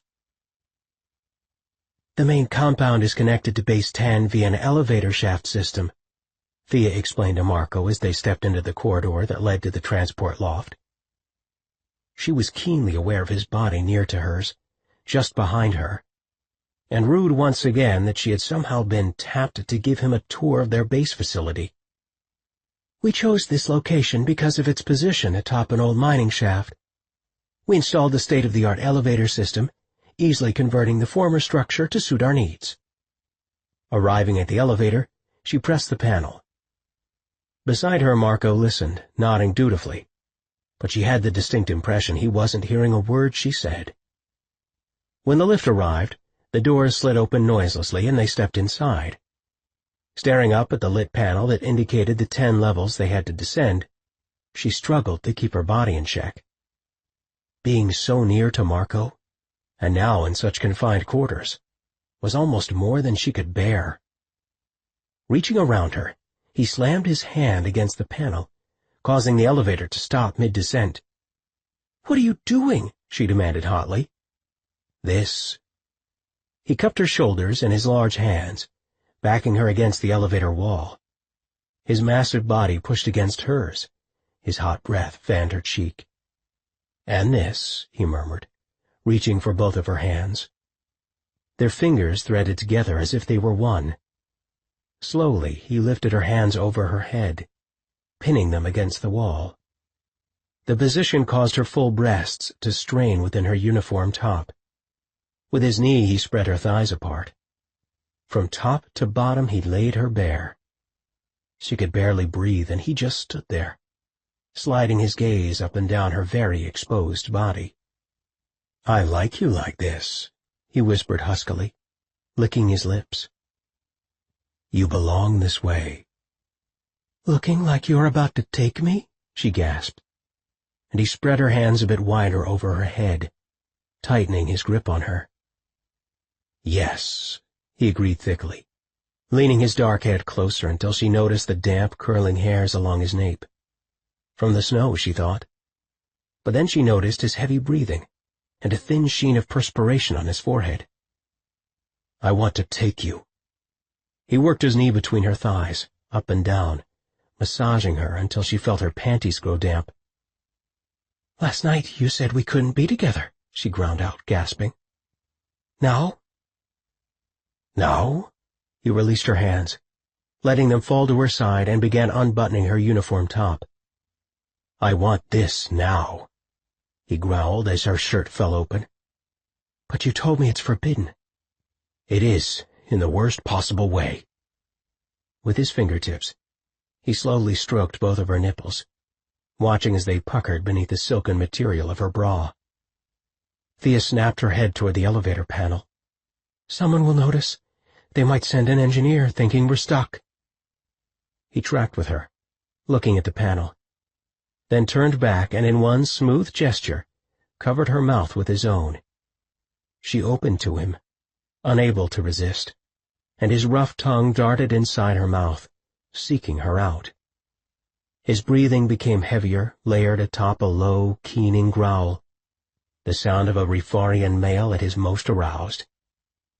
She closed her arms around his neck, threading her hands through his silky black hair. Then feeling every line of his powerfully muscled shoulders and back. He had the body of a god, sleek, massive, seductive. She thrust her hips against him, and in turn he wedged his hard thigh firmly between her legs. They began to rock together, he steadying her hips beneath his palms, working the motion of their two bodies. She edgier, perhaps more eager. So eager that she rushed ahead of the motion he created, unable to hold back. She heard a rumble of his laughter, and he stilled her hips, forcing them back against the elevator wall. "Slow down, baby. Slow." She gasped, sucked in air, tried to still her heart. He stroked a lock of loose hair away from her eyes, slipping it between his fingers like a caress. "You have such beautiful hair. It's a lot lighter than my brother's." He sighed, still fingering one of her locks wondrously. So rare and gold. I'd never even seen such a light color before I got to this planet. He lifted the lock to his lips and, closing his eyes, kissed the ends ever so slowly. Thea felt the dampness between her legs grow hotter. I'm from the borderlands. You probably never went there as a boy. I never left Thernsk, he agreed, still stroking her hair, working her ponytail loose until the curling, thick locks fell to shoulder length. He sucked in a breath. I love you with your hair down, he said, his black eyes widening. She felt her face flush hot and stared at the far wall of the elevator. I wear it back because of work. You shouldn't. He gathered handfuls of it, kneading it, then leaned in close and began to sniff. Her hair, her neck, her chest. God's help her, her breasts. Heatedly he growled his pleasure, slipping her bra off of her shoulders, until at last his lips made contact with one bare, exposed nipple. Drawing it into his mouth, he cupped the rest of her breast with his rough palm. The feel of his skin against hers, his warm mouth over her cool nipple, caused Thea to arch her back, her own body quaking with hot, wet tremors. She slapped her open palm against the wall, tamping down her overpowering desire to scream Marco's name at the top of her voice. Curling heat began to roll from the center of her being, unfurling over her body, touching her toes, the top of her head. My change! I'm going to change! I have to stop, now! But she couldn't stop, no matter the outcome or danger. Marco urged her downward, dropping to his knees, slowly sliding her along the elevator wall until she was on the floor, legs open wide to him. He knelt between her thighs, working them even farther apart. His jeans bulged in front, and kneeling there, right between her legs, she couldn't believe how large and prominent his shaft obviously was. What are we? Thea gasped, sucking in hot breath. Doing? Please, someone will come. Someone will know. He hesitated, and she reached with both hands and stroked his thighs. Just barely, she slipped her fingertips over the front of his pants, caressing him through the fabric. His eyes drifted shut, and he growled again, louder than before, so she stroked him again, back and forth beneath the material of his blue jeans. Throwing his head back, he voiced a cry of pleasure, but then shocked her by stilling her hand. For a long moment their gazes locked, and it seemed she felt something inside of her mind, intimate, within her, whispering, "You're damned beautiful, baby. I could love you." Was it a memory, or some bizarre future? She couldn't be sure, but it made her shiver with an eerie sense of being invaded by another time. Marco sensed it too, his dark face, flushed by the heat of their tussling, paled slightly. He dropped back onto the floor from his kneeling position. "We've got to stop," he announced heavily, burying his face in both hands. "Someone might discover us," she agreed flatly. "I'm sorry, Thea. I can't control myself with you. It's absurd." He dropped his hands away, staring her hard in the eyes. "But I swear to all that I can't." She smiled, leaning forward until her lips met his. She cupped his face in both of her hands. "I didn't say I minded," she teased him quietly. "Just that I didn't want the Rifarian army to bust me in the elevator shaft. Your shaft in the shaft? Know what I mean?" He stroked her face with his fingertips. "This is all wrong, Thea. I shouldn't have—" Her smile turned downward into a frown. "You're not still insisting that you're not allowed—" "I'm not allowed, Thea." She wrestled past him, leaping to her feet as she refastened her top. "Your vows are ridiculously antiquated," she spat angrily, launching toward the control panel and hitting the button. "And wholly unfair." The elevator lurched, resuming its descent. And still Marco knelt on the floor, gazing up at her.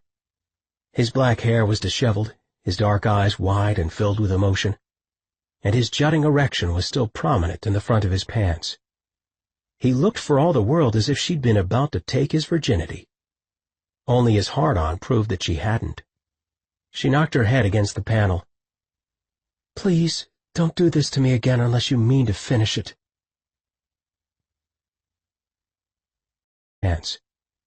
He looked for all the world as if she'd been about to take his virginity. Only his hard-on proved that she hadn't. She knocked her head against the panel. "Please, don't do this to me again unless you mean to finish it." Chapter 9. Sabrina knelt before Jared, her familiar blonde head lowered in a subservient pose. She looked no different than she had on that last day he'd seen her so many years ago. It was almost as if time itself were playing a trick on him. Of course he knew that she was a shapeshifter, and could assume any form that pleased her. He himself could appear eternally youthful if he wanted to. But unlike Sabrina, he had no desire to appear younger than his natural age, gray hairs and all. Or maybe she'd simply chosen a form that would be most familiar to him, rather than that of a nearly 60-year-old woman. Her chest rose and fell with anxious breaths, her sweater visibly vibrating with the obvious thundering of her heart. She was nervous as hell, of course she was. His own stomach roiled with anxiety since he had no idea what he would say to the woman who had all but adopted him as a child. The one who had sat with him for hours as a boy, coaching and training him to be king, answering his endless, thoughtful questions. The night of his parents' murder, Sabrina had held him close in her arms for hours, just rocking him as he cried. And when the next day dawned, his whole life had utterly changed. His people had crowned him as king when he was only 10 years old. After his coronation, Sabrina had never spoken to him the same way again, becoming much more formal and distant in their relations. He was no longer a prince. Overnight he'd become the ruler of an entire kingdom, the official military leader of a widespread warfare campaign. It would have been too much for any young man's shoulders, and it was nearly unbearable for a child. No wonder he had needed Sabrina, had relied on her so completely. In the months that followed, Sabrina still stayed close to him, but her tutelage morphed and became more intense. Even now, Jared attributed much of his leadership acumen to Sabrina Yelansky, the very woman who knelt before him now. Staring down at her, he knew he should be angry. He should feel betrayed that she'd never returned to him that last night in the palace. And he certainly had every right to feel abandoned. But most of all, he should be furious that during all his time on Earth, she'd been secretly running the Magian in circles around him. Why didn't she come to me? He reflected. Yes, he should feel betrayed, furious, bitter. The list of appropriate emotions was multifold.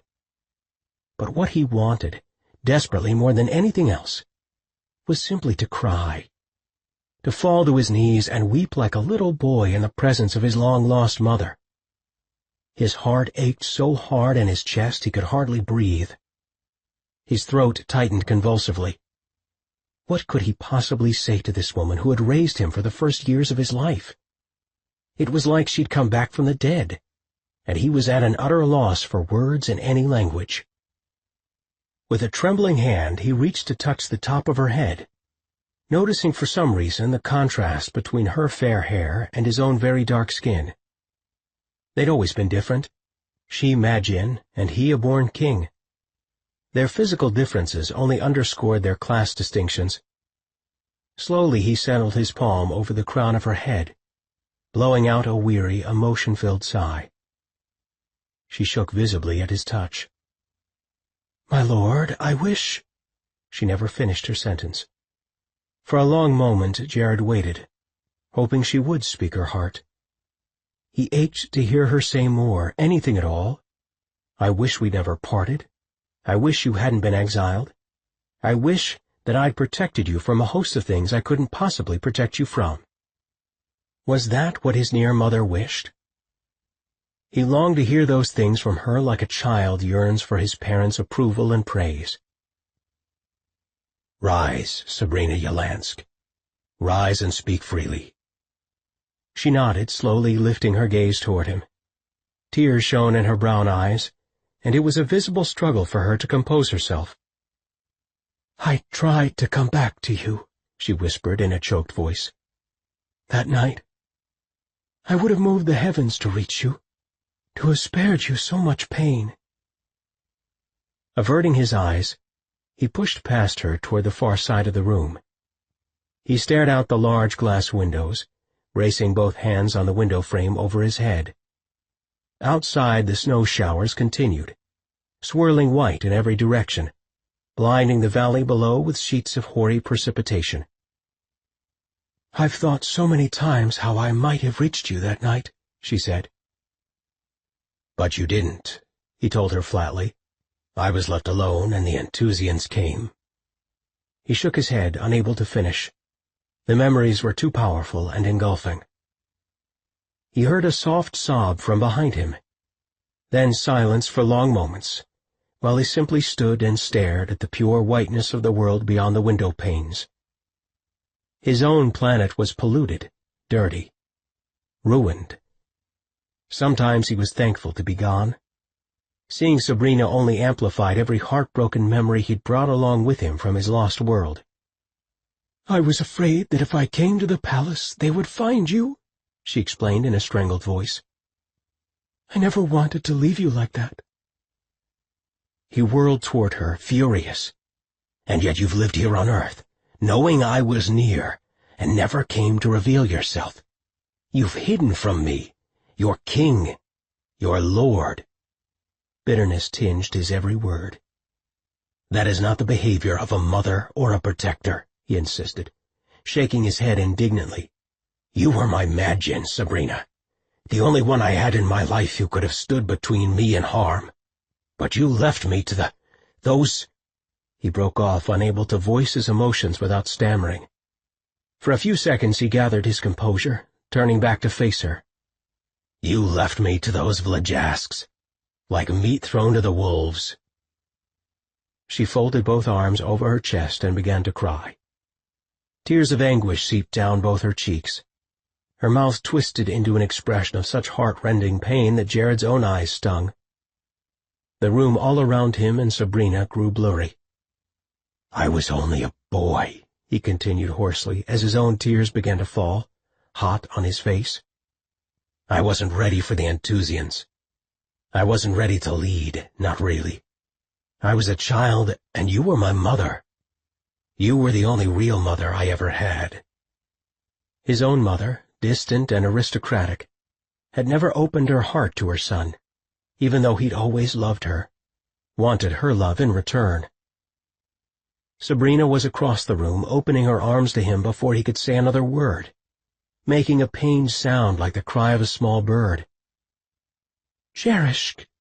She tugged at both his shoulders, pulling him down and into her motherly embrace. She began to shush him in their shared language like a little boy, and that only made him cry harder. He was half a foot taller than her now, and pressed his face against her hair, breathing in her scent. Gods, he'd lost everything since the day he'd last seen this woman. His innocence. So much. Too much. The war had extracted a higher price than even she might imagine. But he'd found important parts of himself over the years, too, like his soulmate. "I've a wife," he murmured against the top of her head. "A mate." Sabrina began to laugh, and pulled back to stare up into his eyes. An expression of such joy lit her tear-filled eyes. He wasn't sure he recalled ever seeing her so happy back on Rifaria. "Yes, I know," she said, still laughing. "Kelsey Wells Bennett. We know all about our new queen. And I'm so happy for you, dear Cherishk. So very, very happy that you found love." Then she did something that took him back at least 20 years. She lifted her fingertips to his cheek and slowly stroked his face as if he were still a little boy. "How do you know about Kelsey?" He thought back to last night, how Marco and Riley had seemingly known all about their new queen. Sabrina's smile slipped a bit. "Marco says you know about Annika, that she's mated to his brother Riley." He'd yet to delve into that particular perfidy. Why didn't she tell me she was a protector? His eyes slid shut. Why did you instruct her to stay silent about her true calling? Sabrina once again inclined her head respectfully. She asked me many times for permission to tell you everything. I thought she could protect you better without your knowing. Jared nodded, but he didn't understand. Nor did he forgive Annika for her deception. Not yet. He wasn't sure when he could, even if she did love him. Hers was the ultimate betrayal. They'd been friends, very close friends, for all their time serving together. And now he knew that she'd never once given up her secrets. The woman was Madjin, mated when he'd believed her single. How had he ever thought her one of his dearest, best friends? "How many of you are there?" he asked. "Annika and Anna here in my camp? Anyone else I should know about?" There are only the 5 of us. We are all that remains of the Madjin. Jared couldn't help a slight smile. That makes 5 more Madjin than I'd have said still existed. It's not the powerful numbers that once completed our circle, she observed, but it's a start at rebuilding. He nodded, walking across the room. He needed distance again. Needed time to gather all of his thoughts. And, most of all, he needed Sabrina's guidance after so many years. Kelsey has the Miters data inside her mind, he told her bluntly. I'm sure you know that from Annika as well. I had no other choice at the time of my crash, he lamented, still painfully sorry that he'd been forced to rely on Kelsey to safeguard that kind of powerful intelligence. But we had to get it out. Sabrina gave a brisk nod, running her hand thoughtfully down the length of her braid. It was a gesture he had observed many times in his childhood. If you placed it within her, then you're the right person to extract it from her mind. I don't think so. He stared into the roaring fire. I'm too clumsy with my gifts. After my crash, I was running on adrenaline. Otherwise, I probably would have been unsuccessful in linking up with Kelsey to begin with. I doubt that, my lord. She is your true soulmate, Sabrina said emphatically. You'd connected with her years earlier. The power of that bond enabled you to connect with her again all this time later. He glanced over his shoulder and couldn't help smiling. You really do know everything, don't you? I've followed your movements and your life very closely. I've watched over you faithfully. He closed his eyes. I put her in a lot of danger. It was a reckless thing to do to someone I love. You didn't know? No, a part of me always knew. I've loved Kelsey since I was almost 16 years old. I just spent years unable to remember that fact. What makes you think you're too unskilled with intuition to help her? You're her bondmate. That carries a lot of power. I'm awkward and untrained. Thea's the one to do it.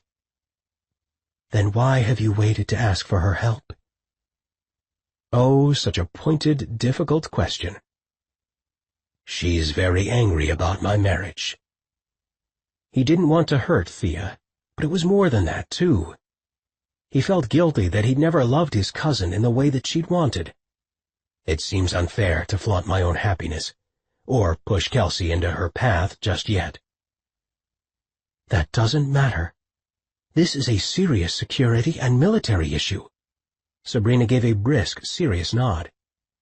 If you believe Thea's the one to undertake the effort, then Thea should work with her queen.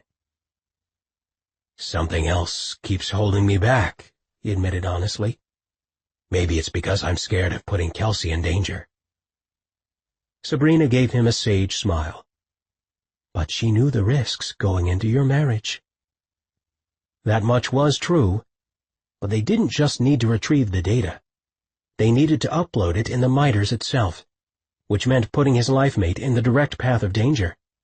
He felt certain the USAF had been watching Mirror Lake since the night of his accident. He'd been dodging that crucial fact for days, and even putting the thought into the atmosphere made him shiver with palpable apprehension. For this to work, he finally said, really work, Kelsey has to enter the chamber. dodging that crucial fact for days, and even putting the thought into the atmosphere made him shiver with palpable apprehension. "For this to work," he finally said, "really work, Kelsey has to enter the chamber." Chapter 10.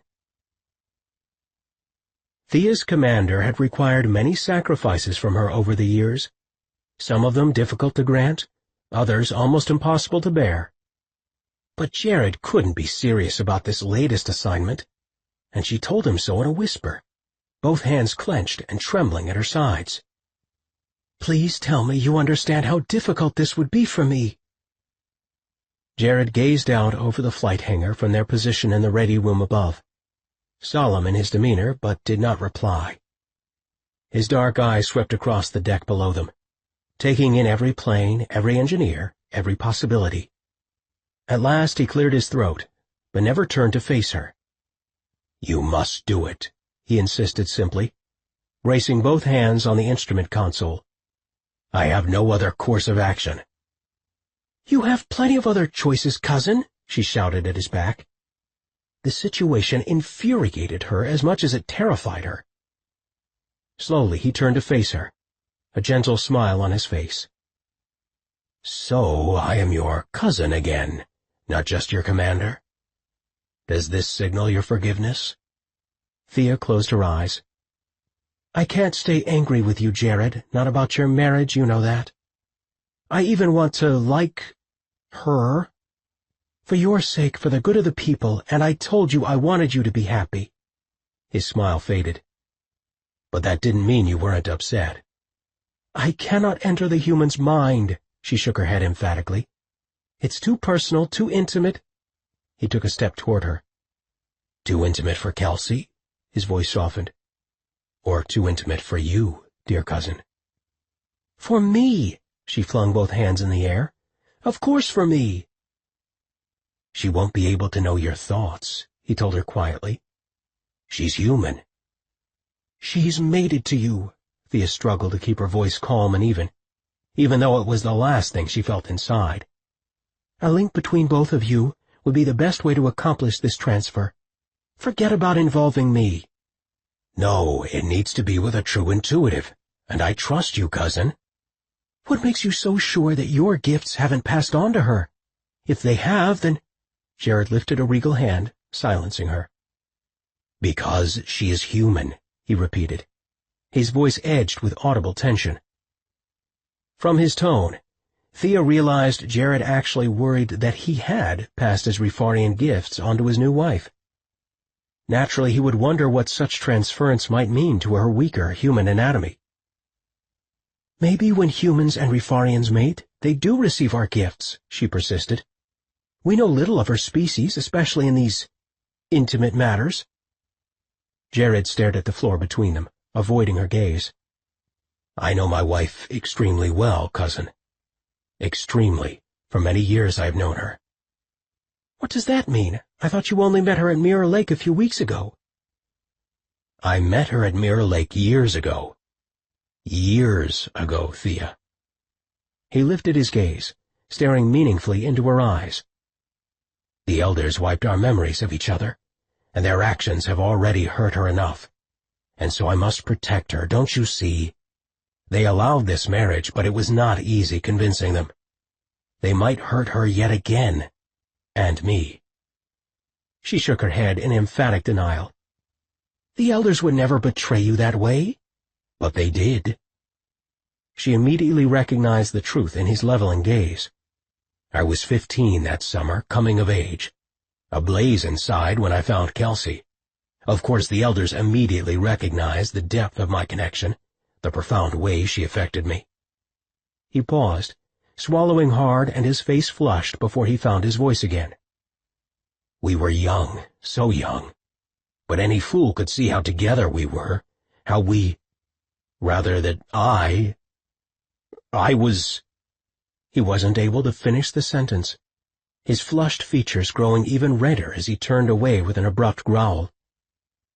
"You were in the midst of your awakening," she finished gently, voicing what he was obviously too shy to admit even now. That's what you're saying, isn't it?" He gave a solemn nod, but said nothing more. Suddenly Jared's bond with his wife came into sharp, obvious relief. No wonder their reconnection, all these years later, had proved so powerful and the bond so overwhelmingly easy to engage. She had captured his heart at the most crucial time for any Rifarian male, the moment of his sexual and spiritual stirring. To have found someone he loved at that precise moment? Well, Thea could hardly blame her king for having chased that kind of love across the galaxies, never fully forgetting. "The elders," he said after a quiet moment, "would not abide my forming a promise bond of any kind with her, and so they stole our memories of each other, and my awakening was chilled before it fully caught fire in me." Thea closed her eyes, trying to process his revelations, trying to ignore the way Marco had stirred her own heat last night, like the very awakening Jared was describing now. "You hungered for her, even then when you were still young?" she asked tightly. "You felt your change burning hotter and hotter?" "I was like 10 suns all melding together." His voice was husky, aroused sounding even now. I was on the brink, and the elders surely saw it. Perhaps they sensed fever in my blood, I do not know. Blood fever. Those ancient, rarely murmured words unleashed fire across Thea's skin the minute they filled the air. But not for Jared. No, not for her cousin, but for another man whose dark features she could barely keep from flooding her mind. Blood fever, a primal, delirious promise for their royal lines, and something she instantly burned to experience on her own terms. She gave her head a shake, forcing her thoughts to the moment. "The elders wiped your memories, both of yours?" she asked. "But somehow you and Kelsey remembered?" "When we met again and I made the temporary bond with her in order to leave the data, our connection from years ago was reopened. The elders couldn't keep us from one another." He clasped her shoulder, his dark gaze locking with her own. "If they realize the Miter's data has been left inside her mind." Jared wrapped both dark arms around himself in a protective gesture, his voice growing intense and quiet. "I need your help, Thea. Please don't deny what I beg of you. Please don't refuse Kelsey either. She needs you even more than I." Suddenly all her excuses seemed pale and flimsy in the face of Jared's earnest plea. "Are you certain I'm the right one?" she asked. "You're as intuitive as I am." "Hardly," he snorted in self-derision. "I'm completely awkward and unskilled. You know how weak my abilities are." "And whose fault is that?" She couldn't help smiling. Jared had always been self-deprecating when it came to his gods-given gifts. "I'm a leader, a rebel, a soldier." "And a natural-born intuitive who has always denied his giftings," she urged him, touching his arm tenderly. "Why wouldn't you try to reach into her mind? You're the one who left the data there." "Because I love her, Thea, and right now she's in tremendous danger. You are the only one I trust to do this, and to do it right." Thea was out of arguments. She bristled at the thought of a temporary link with the human when her emotions remained so raw over the union. But she still served her king with all her heart and her mind, and this was what he now required. "When? Tell me when." "Tonight. But the more important question, cousin, is where." Thea's eyebrows shot up toward her hairline. It had never once occurred to her that the location would be important. "I just assumed—" "You and a team must take her to the Miters," he answered evenly. "That, Lieutenant, is why this mission is so critical. It's about Kelsey, yes, but it's about the future of our resistance as well. You must take my wife into the chamber this night and help her download the codes from within her and into the Miter's weapon." All at once, Thea swore the future opened before her eyes, and what she saw ahead of them, the entire army of their rebellion, was only murky, concealed danger. The transport lifted smoothly off the ground, a fluid motion enabled by the craft's soundless motor and advanced propulsion. Unlike the Rifarian stealth planes, which were launched via a catapult system from within the mountain, the transports were somewhat like the humans' helicopters, only sleeker, stealthy, and undetectable. Thea knew that heading to Mirror Lake wasn't a safe move, not after Jared's recent crash nearby. By all rights, they should stay clear of the location for a few months. But despite her aversion to linking with the human, she had to agree with Jared about the mission's priority. She'd given the matter a great deal of thought, all afternoon and into the evening hours leading up to this moment. Now, despite her earlier complaints, she felt edgy, ready, determined. She had trained for moments precisely like this one. Besides, she hadn't spent so many months studying the Prince Aryan's journal about the miters and its significance, not to feel a sense of hushed expectation about entering the chamber. It would be an almost holy moment for her. It was the seat of their power, their one true weapon that could turn the tide of this godforsaken war that had gone on too long. And Kelsey Wells Bennett contained the power to unlock it all. A fact that both galled her and awed her at the exact same time. Thea buckled in on the transport's side bench, avoiding Kelsey, who faced her across the aisle. For a brief moment, however, their gazes locked. Her new queen wore a determined, almost proud expression, her wild hair drawn back in a tight braid for the occasion. Thea gave her a curt nod of acknowledgement. Kelsey was beautiful, to a degree, but it was obvious that far more than Kelsey's looks had captured Jared's heart and set him ablaze for the first time so long ago. Kelsey also possessed a strong intelligence, visible even in her simplest glances, a keen, bright expression that made Thea want to know the woman too, and call her friend. Thea brushed that ludicrous notion aside with a frown, determined to focus on important matters at hand. 4 of them were going on the mission: Scott, Kelsey, Thea, and, God's help her, Marco. When Jared had flagged Marco for such an important assignment, she'd been surprised. Why would her commander trust his new bride with someone he hardly knew at all, and just because he claimed to be a protector? She pegged his reasoning on whatever had transpired during her king's long meeting with Sabrina, after which Jared had emerged from his upstairs study and begun firing off orders. Marco was buckled in 2 seats down from her, an empty space between them, thank the gods. Every part of her body and mind was aware of his close physical proximity. She'd managed to give him the full tour of the base without another encounter, but only barely. There'd been another odd moment inside the Dark Elder's chamber, when she'd sworn he was going to kiss her all over again. The man needed to decide what was and wasn't possible for a Magian.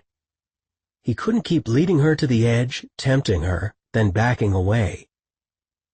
He'd entered the transport after her, and for a brief moment their gazes had locked. Impossible, but he seemed even more beautiful than before. His face half shadowed by a late-day beard, his skin appearing darker, and his eyes even richer than the night before. His bloodline was so purely Rifarian that she marveled that he walked around Jackson without shifting. Not that he didn't appear fully human, but the tempestuous darkness that emanated from his very soul felt distinctly Rifarian to her.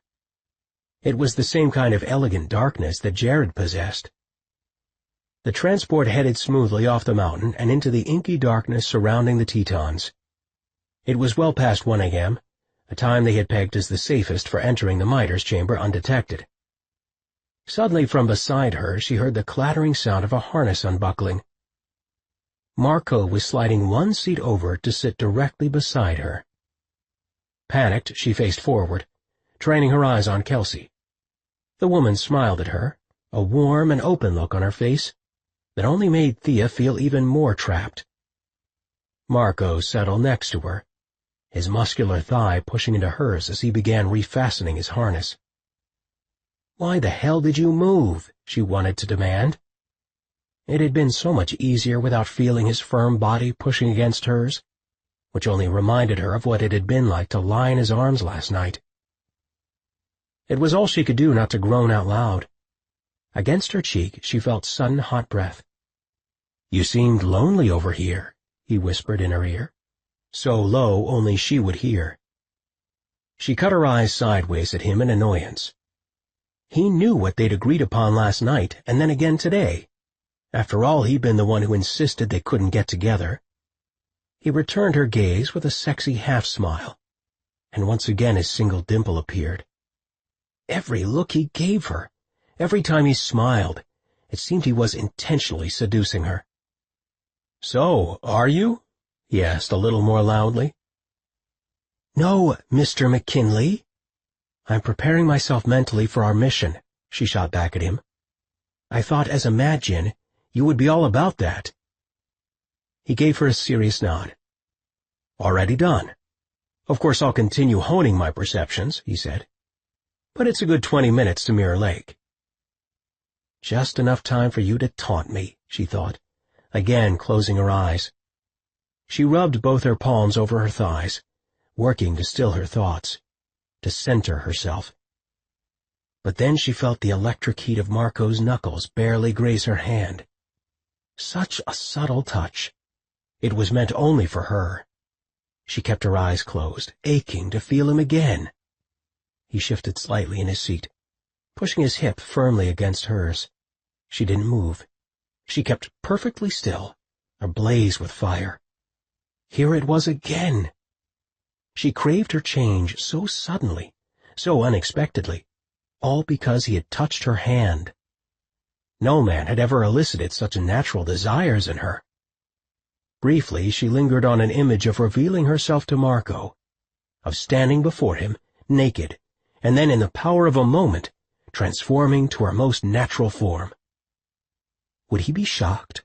Horrified? Last night he'd claimed to know all about her dual nature.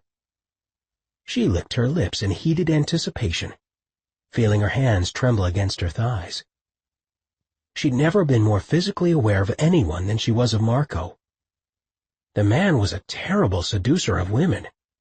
How could he possibly claim to be a virgin with these kinds of deliberate maneuvers? "I don't have enough room," she finally managed to choke out, her voice sounding like that of a panting schoolgirl. Was all he said, but he didn't budge. She turned sideways in her seat and found him smiling at her again, a faint blush having crept into his dark face. "Could you move over a bit?" "I could," he teased, again intentionally keeping his voice low so that it wouldn't be heard by Kelsey or Scott from where they were seated across the aisle of the humming aircraft. "You're impossible," she muttered under her breath. He leaned his head close beside hers, breathing against her neck. "Why, Lieutenant Haven? Am I bothering you?" She said nothing, only gave him a scathing glance, feeling her face burn as if she were in heat. He laughed softly, and at last shifted in his seat, giving her a bit more room. Strange, but as badly as she'd wanted him to move, now that he had, she wanted nothing so much as to have him near again. They touched down at the base of the rocky incline where the miter's chamber was located. She had made the climb before, in the daylight, and while it wasn't easy, it was traversable enough. Now she wore her night vision goggles, as did all the others, and worked to regulate her breathing. She knew the human authorities were nearby, the FBI from what they had been told, but positioned on the far side of the lake. Their transport stealth was leagues ahead of anything the humans possessed, so they had easily flown under the humans' noses without detection. A quick drop, and the transport had jetted away soundlessly, leaving their team of 4 on the ground.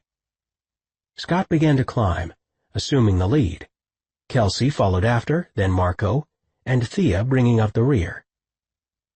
There were a few scrawny lodgepole pines along the trail, but mostly scratchy little saplings lined their route.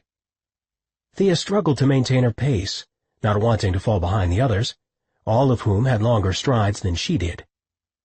At the top of the trail, a large outcropping of rocks jutted toward the lake below.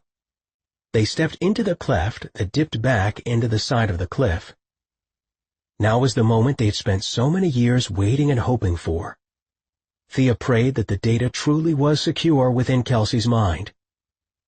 The group of them crouched low, Marco taking a security position, studying the trail and the sweeping landscape below for enemies, Antusian or human.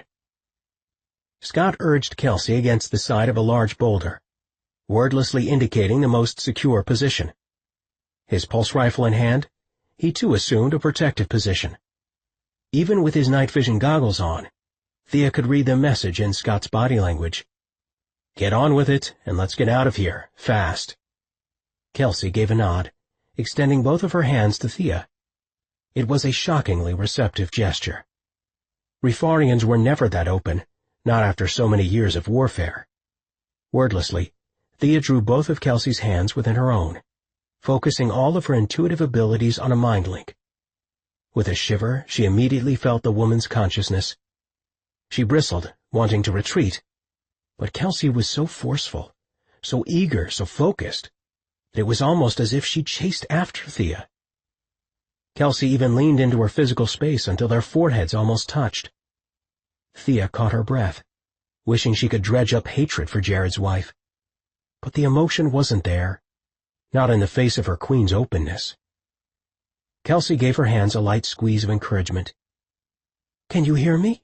came the human's familiar voice within Thea's mind. "Yes, I can hear you." Unlike Kelsey, her own voice came across sounding tart and too belligerent.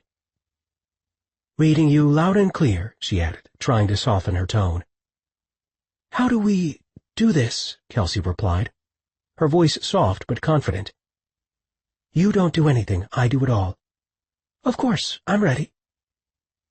"There is a portal here the miters will only open if I first link with you," Thea explained, working to sound gentler than she felt, "which we are doing, and then I access the data so we can connect with the portal."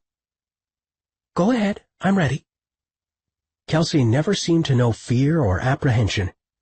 She always propelled herself right into things, which certainly made the data link easier, even if it was personally unsettling to Thea.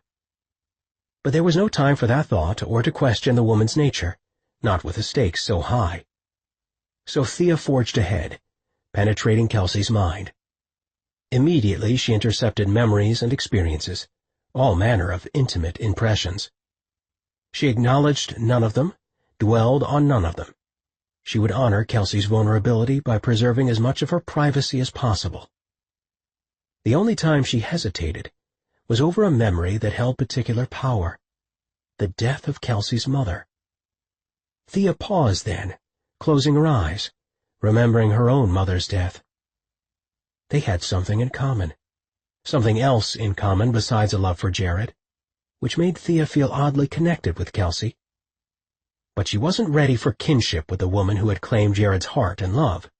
Not yet, at least, so she pressed onward. After a moment of searching Kelsey's thoughts, she located the data at last. It was lodged hard within Kelsey's subconscious, but it was there and intact, praise all. "I have it," Thea proclaimed excitedly. Across their link, she felt Kelsey's own thrilled reaction. "What now?" the human asked, sounding almost breathless. "We create the portal and the four of us," Thea glanced at Marco and Scott where they squatted on the edge of the cliff, guarding the two of them. "Move inside the chamber." Thrilled reaction. "What now?" the human asked, sounding almost breathless. "We create the portal and the four of us," Thea glanced at Marco and Scott where they squatted on the edge of the cliff, guarding the two of them. "Move inside the chamber." Chapter 11. Marco found himself face first on a cold, smooth floor. Somewhere. Nowhere. He had no idea how he'd landed where he was, and it almost seemed as if his arms and legs were made of thick rubber. His stomach rolled with nausea, and as he worked to move his fingers, the air around him thickened. Last he remembered, Thea and Kelsey had been mind-linked outside the miter's chamber, working to upload the codes. They'd worn twin expressions of intense concentration, each woman with her eyes closed, each seemingly reaching beyond the moment. After that, There'd been a bright blue ring that formed around the four of them, swirling and undulating as it tightened like a lasso about their group. Then only free-falling through memories, impressions, images.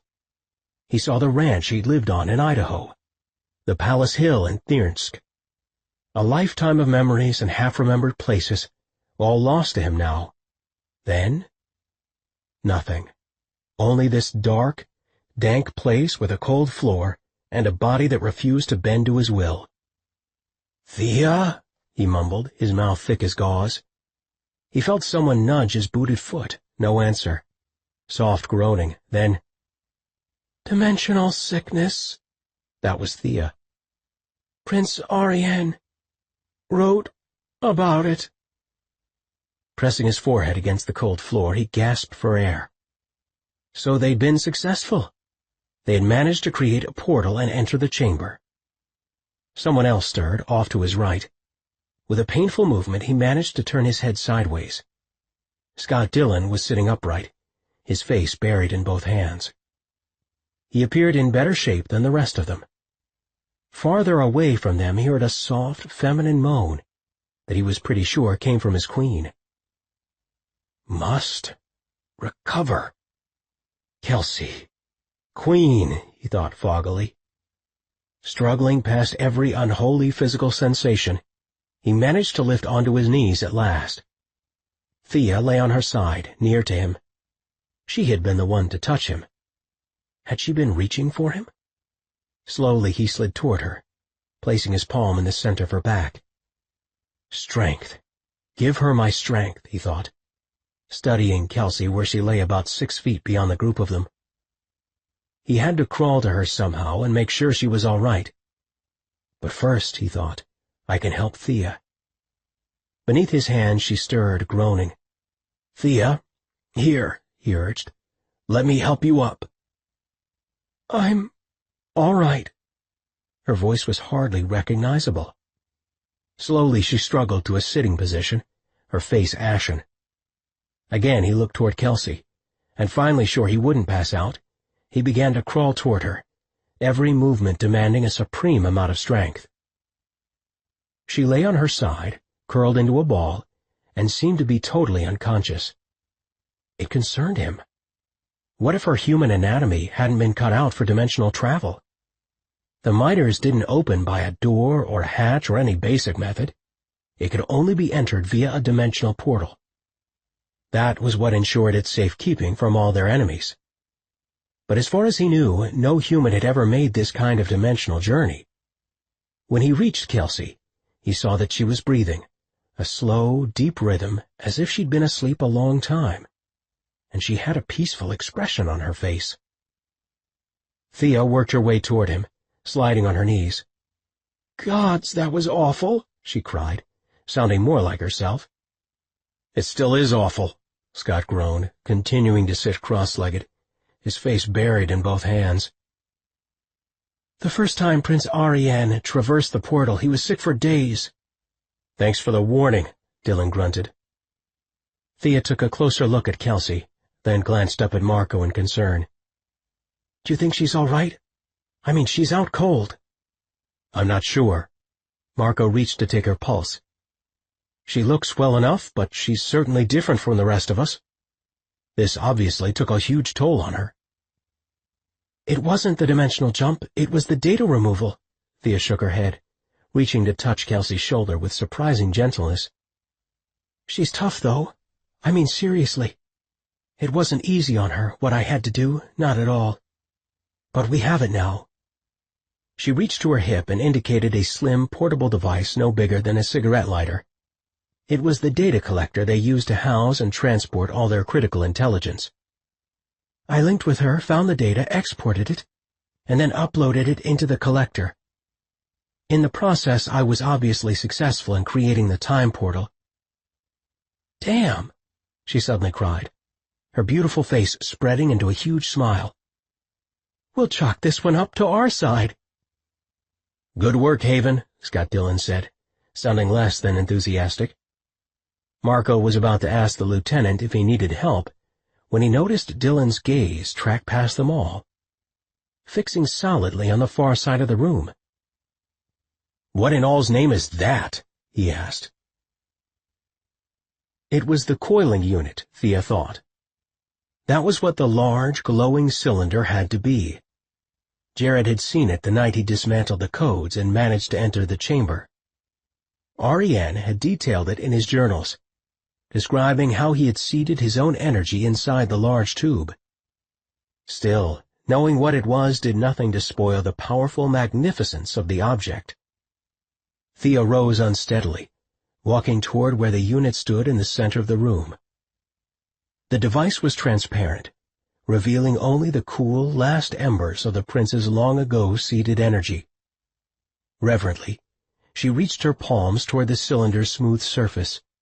Would it scald her? Change her? She hardly cared, not when she was so powerfully drawn to connect with her ancestors' energy, still glowing cool green inside the container.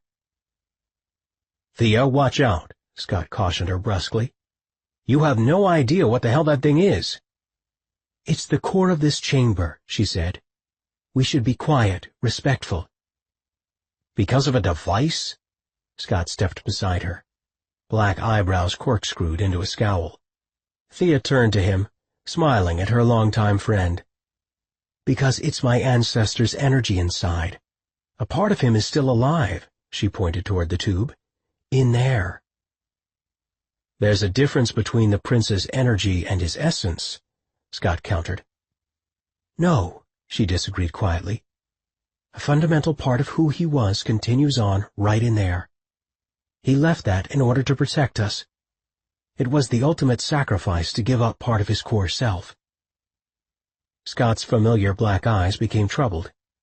He had never fully understood what she and Jared were, that they were dual beings.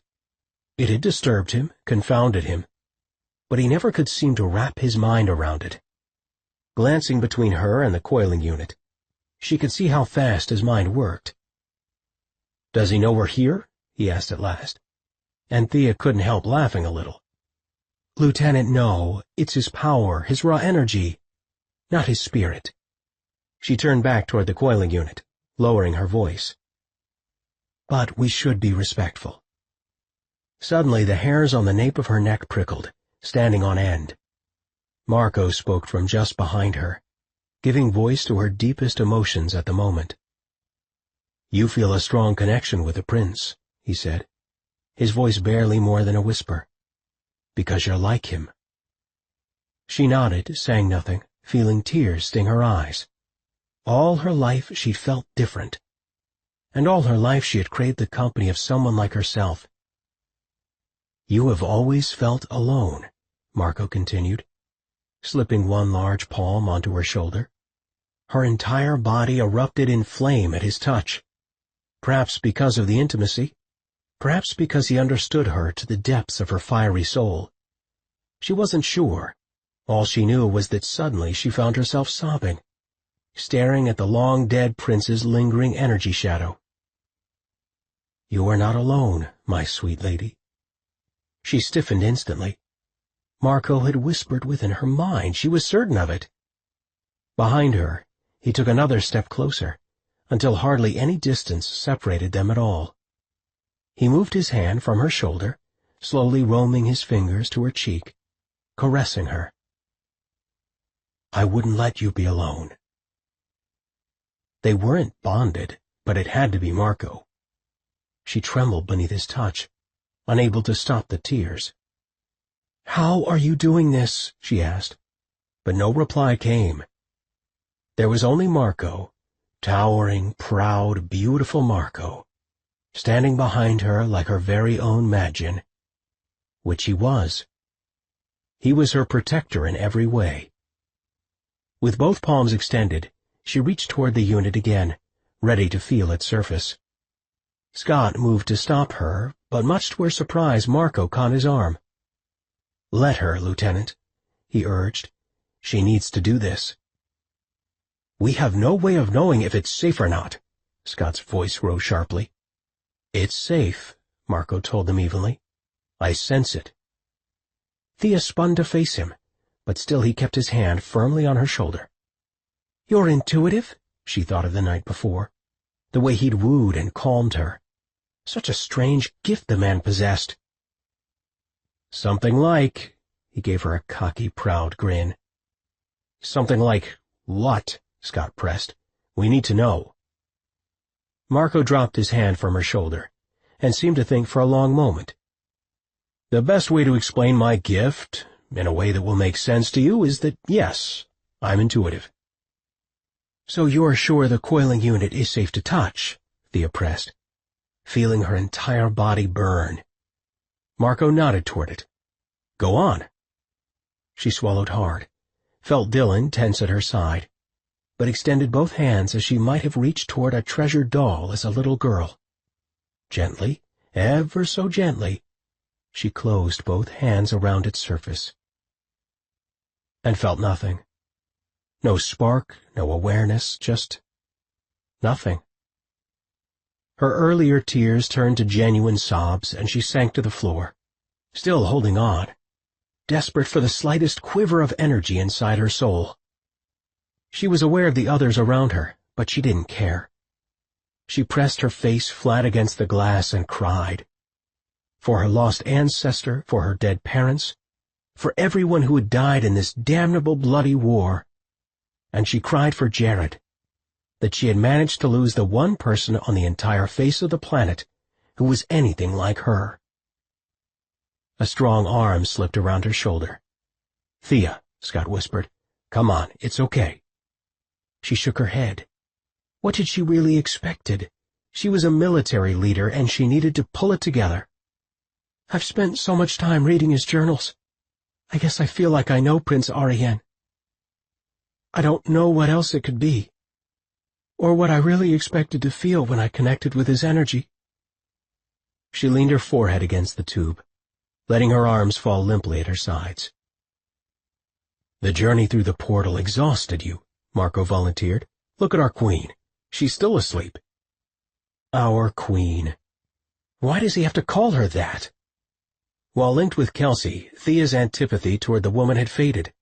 She'd felt compassion, understanding, even kinship.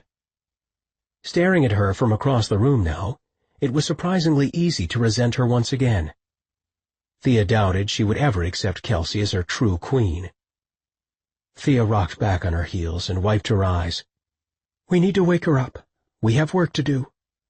All soldier once again, she rose to her feet and brushed her knees off. From across the room, Kelsey suddenly stirred, bolting upright, wild-eyed. I'm awake, she declared, and at that precise moment, not 1 second sooner, not a millisecond later, a powerful hum began in the center of the chamber. Beside her, Marco's entire body tensed as he spun first one way, then another. What in all's name is that? Scott hissed. But the hum, that eerie, otherworldly sound, grew louder until it seemed the entire chamber shuddered and lurched. It was at that precise moment that Prince Aryan's energy began to brighten. Thea raced to the giant cylinder. My gods, she whispered, feeling her heart thunder so hard it seemed she'd never breathe. His energy. Whose energy? Kelsey asked, staggering unsteadily toward the miter's center. Thea reached once again to touch the cool surface of the tube. This time it had grown warm. But it was only when Kelsey reached her side, just in front of the tube, that the energy turned a warm, glowing orange. It's responding to the queen, Marco said, taking position between them all. Here, my lady, reach toward it just as Thea is doing. Thea shook her head dazedly. It couldn't be. If the prince's energy was reacting at all, it had to be to her own core nature, as a Dashani, not to the human. Kelsey took a bold step closer and spread both palms against the coiling unit's surface, trembling as she did so. Again the cauldron of luminance reacted, turning a blazing reddish gold. What's happening? Kelsey asked in awe. Tell me, please. She cut her eyes sideways, never dropping her hands. Thea, please explain this to me. I'm lost here. Thea closed her eyes, almost unable to bear the reality of the situation, and the way Kelsey had turned to her in complete trust. My ancestor's energy is contained inside the cylinder, she explained numbly. It's reacting to you, Kelsey. It somehow, his essence, recognizes you, I think. Recognizes me? Kelsey repeated, shivering visibly. Recognizes me as what? It was Marco who spoke next, his dusky features glowing in the light of the powerful energy. Dropping to both knees, he said, recognizes you as our true queen. That's energy inside there, Kelsey told them, never releasing her grip on the tube. How could it know who I am? Marco rose to his feet again. Because you bear the mark of the Daravni. You are the true queen. That has to be significant in some way. No, that's not it. Thea walked briskly to the other side of the circular room. Marco watched as she moved, aware as always of the lieutenant's sleek grace and erotic beauty. Every motion of her body, every simple gesture electrified him. He shook his head, struggling to center his thoughts. Beside him, Kelsey stood, eyes trained on the glowing cauldron of power. It seemed she was riveted to the spot, unable to break contact. The thought concerned him for her safety on one level, but on the other hand he knew this moment was crucial. Reaching with his intuition, he sensed no danger to his queen, so he didn't try to pull her away.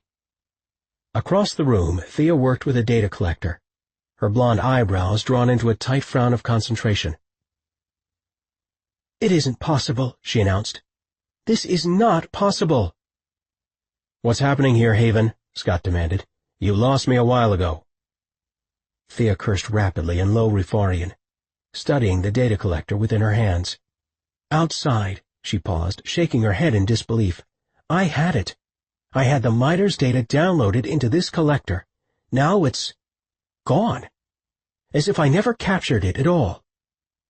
Let me see that damnable thing, Scott said, yanking it from her hands. After a few moments of fiddling with buttons and staring at it, he slowly raised his eyes to meet Thea's. Empty. Completely empty. And the data was in there, Thea shouted, seizing the instrument from Scott once again. I don't understand. How could it have been in here while we were— It's still inside me, Kelsey announced calmly, sweeping her gaze around the room. The data never left my mind. What makes you so sure of that? Thea demanded.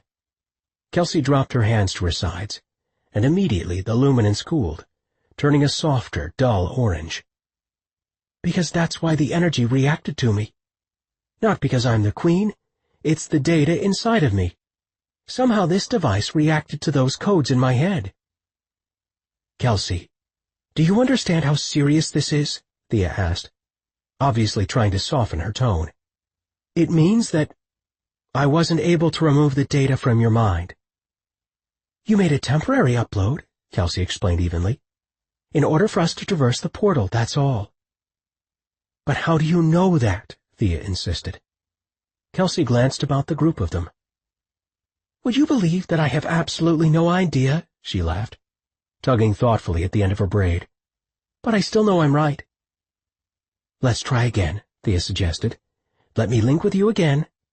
Thea, I'm telling you that it won't work, Kelsey said. I know that it won't, just like I know the data is still inside me. I never had any kind of feeling about this whole situation before. It was just an abstract idea, knowing the data was inside my head. I never would have had a clue about it if Jared hadn't told me, but now— She swept her arm in a circular arc, indicating the chamber. Now that I'm in here, I feel it. I feel it deep in my bones. It's like it's burning inside me, same as that energy is glowing. Marco thought for a long moment, trying to figure out what his queen really meant. It seemed that somehow, by the simple act of entering the miters, she had activated the codes inside of herself. That deep within her core self, the data had come alive. And that meant only one thing. It had fused with her mind and consciousness. Kelsey and the miters data had become one. That deep within her core self, the data had come alive. And that meant only one thing. It had fused with her mind and consciousness. Kelsey and the Midas data had become one. Chapter 12. Scott paced the circular perimeter of the Midas chamber. All his life he'd lived in awe of this place, wondered if it even truly existed. His scientist parents had been leaders in the movement to unseal the chambers. From the time the Midas were installed here on Earth, no one had ever entered again. Only as the war had escalated, a war with his own traitorous people, had his parents begun to lobby for the chambers to be opened. The balance of energy and weaponry within the Midas had always been viewed as a delicate thing, but they'd also been placed on Earth as a protection for the Rifarian people, for times of hardship or warfare. Scott just couldn't believe that, in the end, it had been his own race that had made war on a people he loved so dearly, on a king he served so wholeheartedly. If Kelsey was right about the Midas data being locked inside of her, they would have to find a way to resolve the issue. None of them could afford to have the data at such risk, nor could their queen become that priceless a commodity. Being the keeper of such technology would put a price on her head, one so high that she could never take a step without worrying about assassination. Jared would never be able to live with himself for that. At the moment, Kelsey stood in front of the central cylinder, the coiling unit, as he knew it was called because he'd studied the schematics with his parents as a boy. When she drew close to the thing, the energy inside grew brighter and hotter. When she stepped back, it seemed to calm back down again. It was spooky as hell. All that stuff Thea had told them about Prince Ariane. He was almost beginning to wonder if she was wrong, if maybe the prince didn't somehow know they were inside the chamber. Again, he took a turn about the large circular room, studying all the machinery and technology. He wasn't sure what he hoped to see, or what he was looking for precisely, but he couldn't shake the feeling that his parents were trying to tell him something from beyond the grave. Not literally, but just this itchy sort of feeling, that if he gazed long enough and hard enough, then he would see the one element in this room that would help them download the data from Kelsey and into the data collector, permanently. He swept his glance in a wide arc. He was a gazer, always had been. It was the one special gift all had given him at birth. Sometimes he gazed people, other times objects or rooms. Right now he was gazing for the truth, for revelation. It had to be here somewhere. "Okay, we're going to try again," Thea pronounced calmly, gazing into Kelsey's blue eyes. "Maybe it had to be done from inside the chamber. Maybe the first time was just for the opening of the portal. This is where the data needs to upload anyway." She tapped on the large central console that stood beside the coiling unit.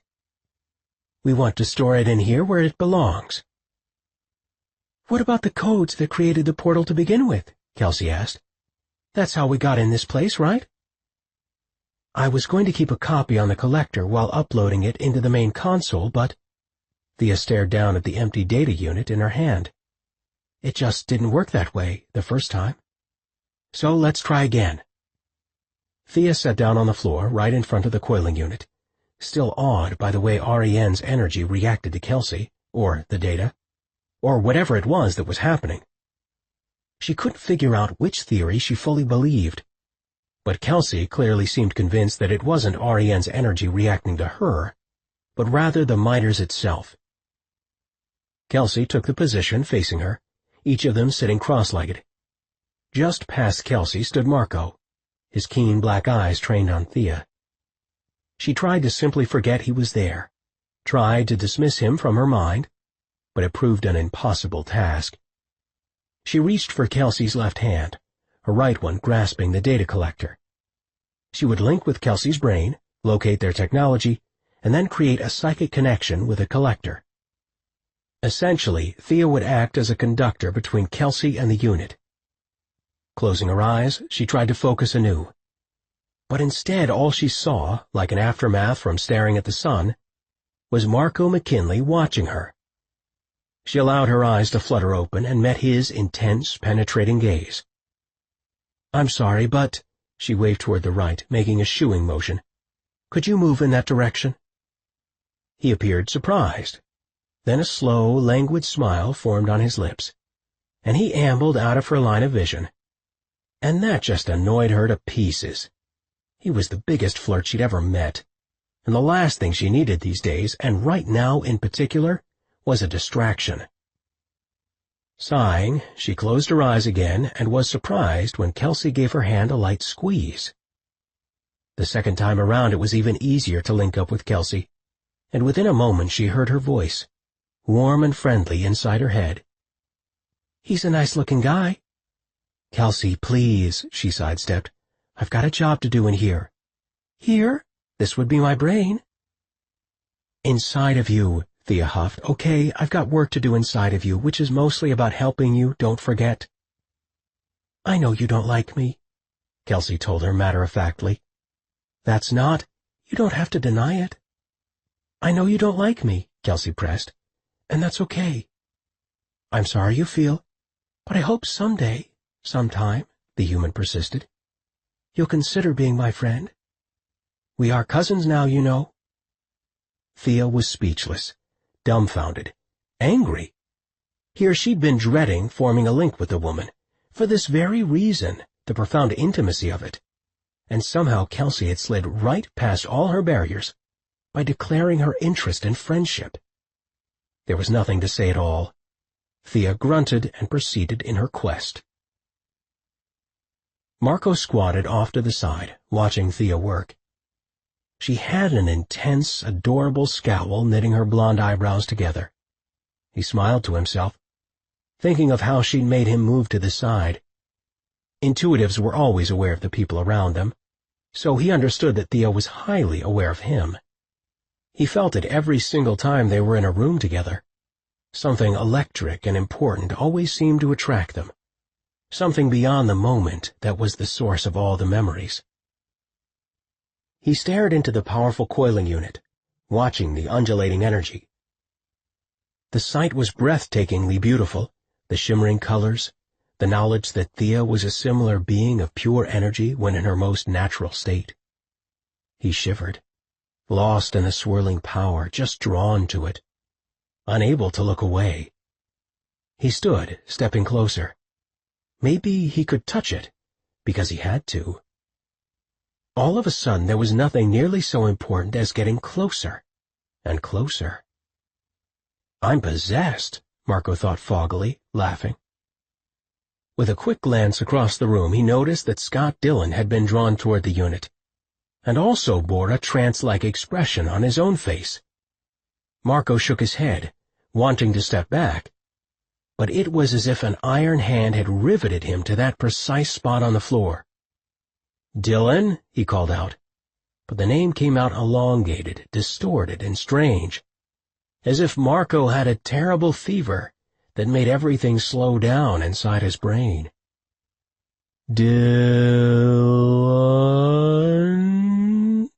he tried again, his mouth feeling like rubber.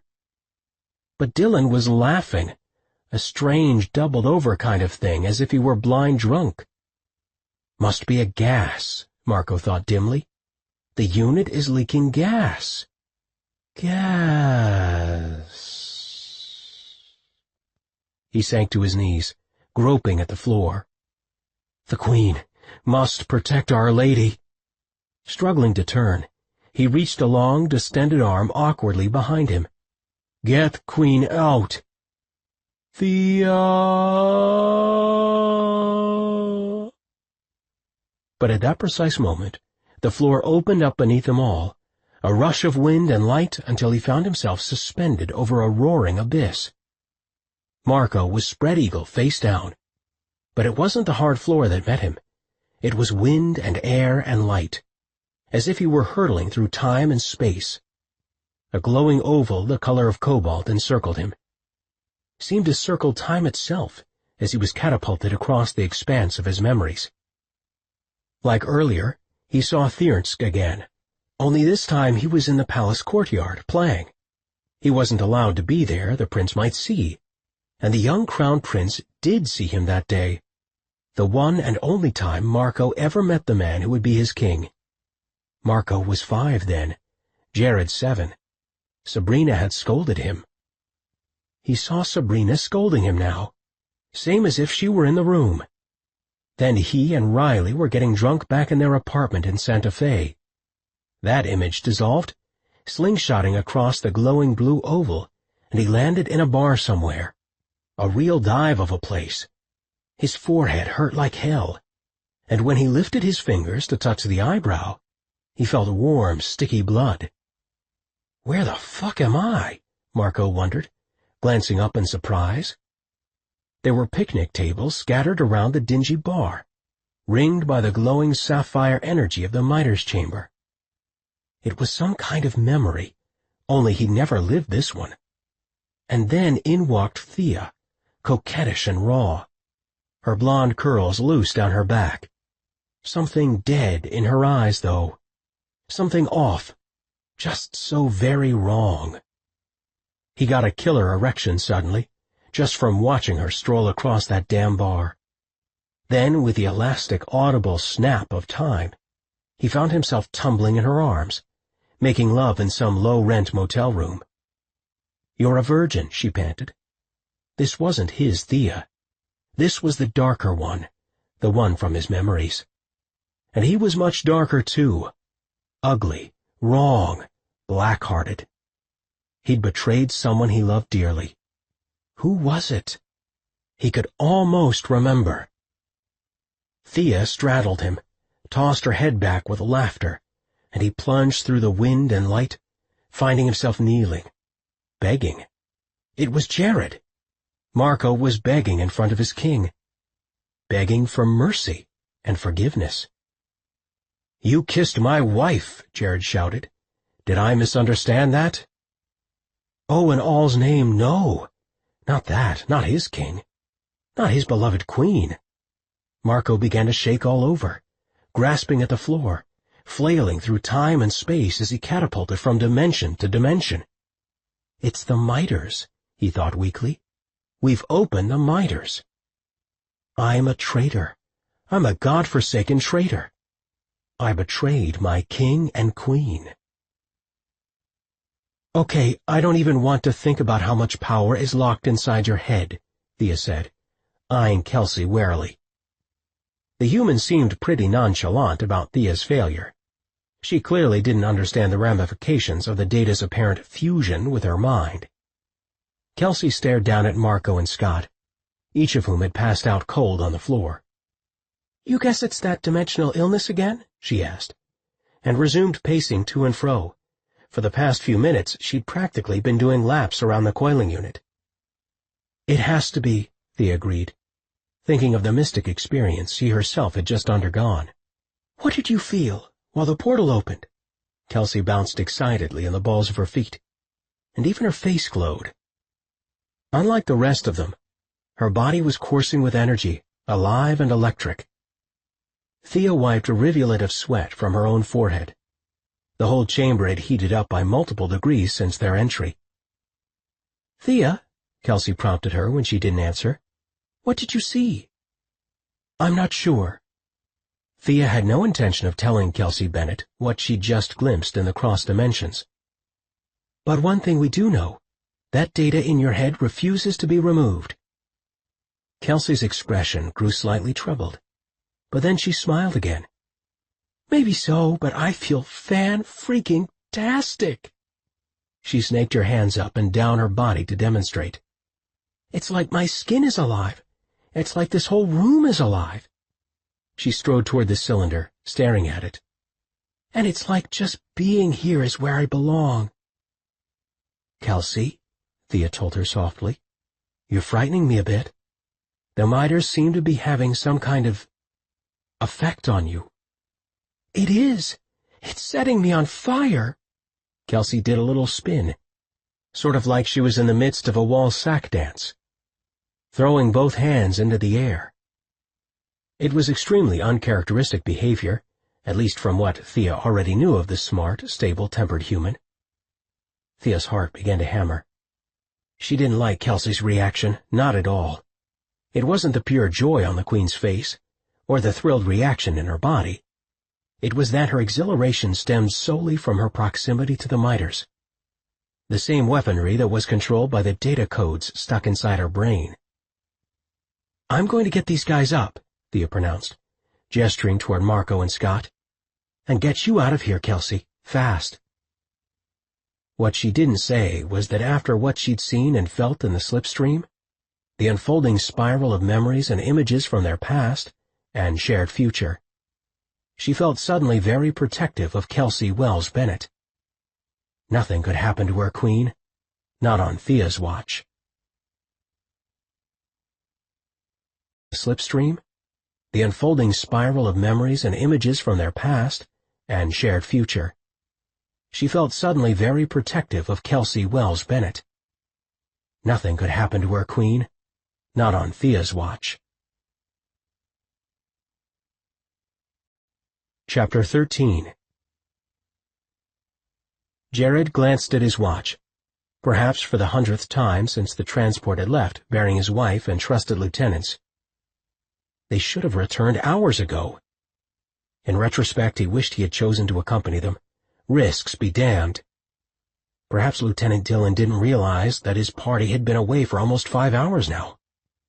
Or perhaps it was the only way to accomplish the job, with this extra time.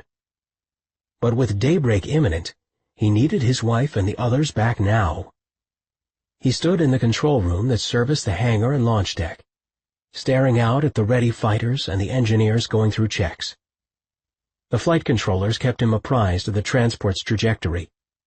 He probably should have called the aircraft back on deck. Would have done so if he'd realized the team would be gone for more than 4 hours. It was never a good idea to keep any of their craft on a flight for longer than necessary, but the transport was stealthy, and especially at night there was no way the USAF would detect it. "No word from Dillon?" he asked the main controller. The man stared at his computer screen and verified what Jared already knew. "No, sir. Still no contact." "How do the fuel levels look?" Jared stared over the man's shoulder at the display monitor. "Getting low, but we're okay so far," the man advised, then spun in his chair to face him, awaiting further instructions. Jared sighed. "Keep me posted, then." He strode toward the door, but was unable to shake a growing sense that something in this mission was going very wrong. Turning back toward the controller, he hesitated. "Sir?" the man inquired. Jared rubbed his jaw thoughtfully. "How long would it take to get a second transport out there? Just in case we need it." "We can launch in 5. Again, Jared felt a dark wave of precognition roll over his senses. He wasn't sure why, or if they need the craft at all, but he issued the launch command anyway. Scott Dillon sputtered curses under his breath, unable to believe that the chamber had created some kind of time warp. His watch didn't say 6 a.m., none of the others' watches did either. But here, on the exterior of the chamber, daylight had begun to crack the morning sky. They were running out of time for the transport to meet them at the lift point. On the path behind him, the other 3 hiked in his wake, and Scott surveyed the surrounding landscape through his night vision goggles circumspectly. With Jared's recent crash in the same vicinity, the USAF activity had been high, making this mission risky to begin with. But now? They were losing the advantage of darkness, and he wasn't at all pleased with the jeopardy it placed them all in. He'd signaled the transport moments before, but they were nearing the trailhead without any sign of the craft's approach. Again, not good. That would mean exposure at the open area along the lake. Mentally, he scrolled through strategy, where to fall back, where to wait, how to protect the Queen, first and foremost. Ahead, he located a large boulder and pegged it as the safest area of coverage where they could await the craft. Dropping low onto his haunches, he demonstrated for the others the best way to proceed. At that precise moment, an ear-splitting noise rent the early morning light. "Get down!" Scott waved his team to the ground. "Down, down!" Another crack of weaponry fire came then, followed immediately by the answering whir of a bullet right over his shoulder, and at that precise moment, pure holy hell broke loose. "The first transport seems to be having a malfunction, sir," the controller advised, and Jared wished he could claim surprise. "According to their instrumentation, they have a fuel line leak and have to turn around now, or they won't make it back." The transport's captain had finally heard from Scott Dillon a few minutes earlier. The team was ready for pickup, and now the craft couldn't reach them. "How much longer until the other transport gets there?" "It's within 10 minutes of the drop site, sir." 10 minutes. Good. Jared just prayed there weren't any issues on the ground. 10 minutes was like an eternity in hell if you needed immediate pickup. They were never going to make it out alive. Not one of them, if Scott didn't come up with some sort of strategy in the next 30 seconds. Marco held Kelsey prone on the ground, beneath his body, firing off rounds as he kept her shielded.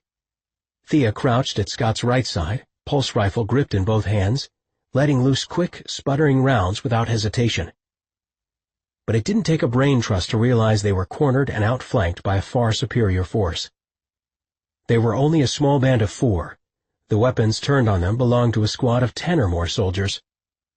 Scott's mind whirled, grasping at possibilities, and at last he arrived at the only workable strategy that just might save the others. "Thea," he said, reloading as he talked, "you're going to lead the others back up the trail, toward the other side of the chamber. I'll cover you down here. There's a flat area around the ledge. It'll be tricky, but the transport can get you there." Thea peppered the landscape with a shower of pulse fire, breathless, and then announced that she wasn't about to leave him behind. "It's the only way, Thea," he insisted, sensing their attackers moving in closer. "They're advancing on us. Do it now. That's an order." For a brief moment, she stared at him, pain reflected in her familiar eyes, and then she nodded, crawling toward the others and issuing her own orders. Scott never looked at them again. He worked his way farther down the trail, intermittently firing rounds and crouching low for protection. He would either die or be captured, but at least he would have protected his queen and his second-in-command and Marco in the process.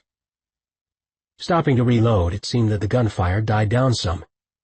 He wished he believed that was a good sign, he thought with a bitter laugh, but a lifetime of warfare had taught him better.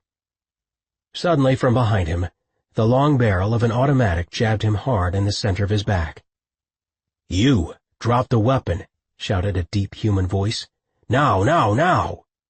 He knew the tactic. Subdue the enemy by being assertive and intimidating. Hell, they used the exact same tactics when cornering an enemy. But he wasn't intimidated, not for a moment. Humans were easy compared to Anthusians' genocidal ways. If he was indeed going to die at the hands of his captors, at least with humans he had a prayer things would be carried out decently. Scott let his pulse rifle fall to the ground and shoved both hands into the air. "Identify yourself, soldier." He said nothing. "Identify." Scott remained silent. A pair of rough hands gripped him from behind, pushing him face first under the frozen ground. Someone else's boot shoved between his shoulders. Yet another soldier let loose a sneering laugh. Others joined in. "Fucking Nank," someone muttered from behind him. Nank. That's what the human soldiers called any alien. Why, he'd never known. But it wasn't a compliment. His mind drifted to the images he'd seen inside the miters, of some other life he would supposedly live, or had lived, only he didn't remember it. There was a woman with long golden hair and haunting gray eyes. But she'd been beautiful, and his. Wrestling for breath, he tried to hold on to that woman, like he would a lifeline or a rare, fading sunset. The thought of her stilled his hammering heart, just a little, made him breathe a little easier. At least for a few seconds. Another soldier dropped down to the ground, pushing his face close to Scott's. "Nank?" the foul-breathed soldier whispered against his face, almost like it was some kind of seduction. "You're gonna fucking die tonight." Thea sat in Jared's chambers, whiskey in hand. He'd insisted that she drink some of his favored human liquid, and trembled from head to toe. Kelsey sat beside her on the floor, staring into the fire, silent, but somehow Thea found her queen's presence comforting. And they needed a little comfort at that moment, all of them. So Thea wasn't about to question the way Kelsey felt so solid and familiar. Not right now. Once word got out of Scott Dillon's capture, the very foundations of the resistance would be rocked. The men and women within Jared's army were devoted to the Antusian lieutenant, following him with almost mythical dedication. Tears burned Thea's eyes. If she'd done something different, if she'd not listened to Scott, if she had chosen to stay and fight, all of them would be in enemy hands at the moment, not just Scott. Jared might be mourning the loss of his mate, and those codes, they'd be in human hands as well. Thea sucked down another swig of the burning whiskey, her hands trembling so badly that the ice cubes rattled in the glass. Kelsey turned to her. "Thank you. You saved my life out there." "No, I didn't," Thea shook her head. "Scott did." "You carried out his order," Kelsey answered softly. "I owe you my life. Just don't." She didn't want Kelsey's praise or appreciation, not with Scott captured. "Please, just don't." Jared crouched low to the ground. He'd been pacing the room, questioning them about the mission, and took Thea by the shoulder. "Lieutenant, it wasn't your fault." Marco cleared his throat and slowly turned to face them all. "No," he said in a strangely hushed voice. "It was mine." Jared rose to his full height and swept his gaze among them all. "Stop it. Now," he fairly roared. "The assignments of blame get us nowhere. It happened. It was a risk and Dillon knew it. We all knew it going in. You came under enemy fire and were outflanked and outmanned. If we're assigning blame, then let it be with me. I sent you in without sufficient backup." "No, sir," Thea began, but Jared lifted an authoritative and silencing hand. "Enough." He glanced around the room, his eyes shining with power. "Enough. What we need now is to focus on getting the lieutenant back. That and removing this data from Kelsey's mind, since, apparently, it's proving a hell of a lot more difficult than we'd hoped. Those are the top priorities right now. If things had gone differently, maybe all of you would have been captured. Kelsey could have fallen into our enemy's hands, right along with the data. This is not acceptable that it's simply fused with her." "Jared, you weren't there," Kelsey whispered, staring into the fire with an almost trance-like expression. "You have no idea. The miters reacted to me." "She's right, sir," Marco agreed.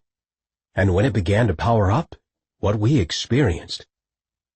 Marco's deep voice trailing to nothing. Thea gazed up at him, wondering what he was thinking. There was a troubled expression on his face. His black eyes narrowed to cat-like slits.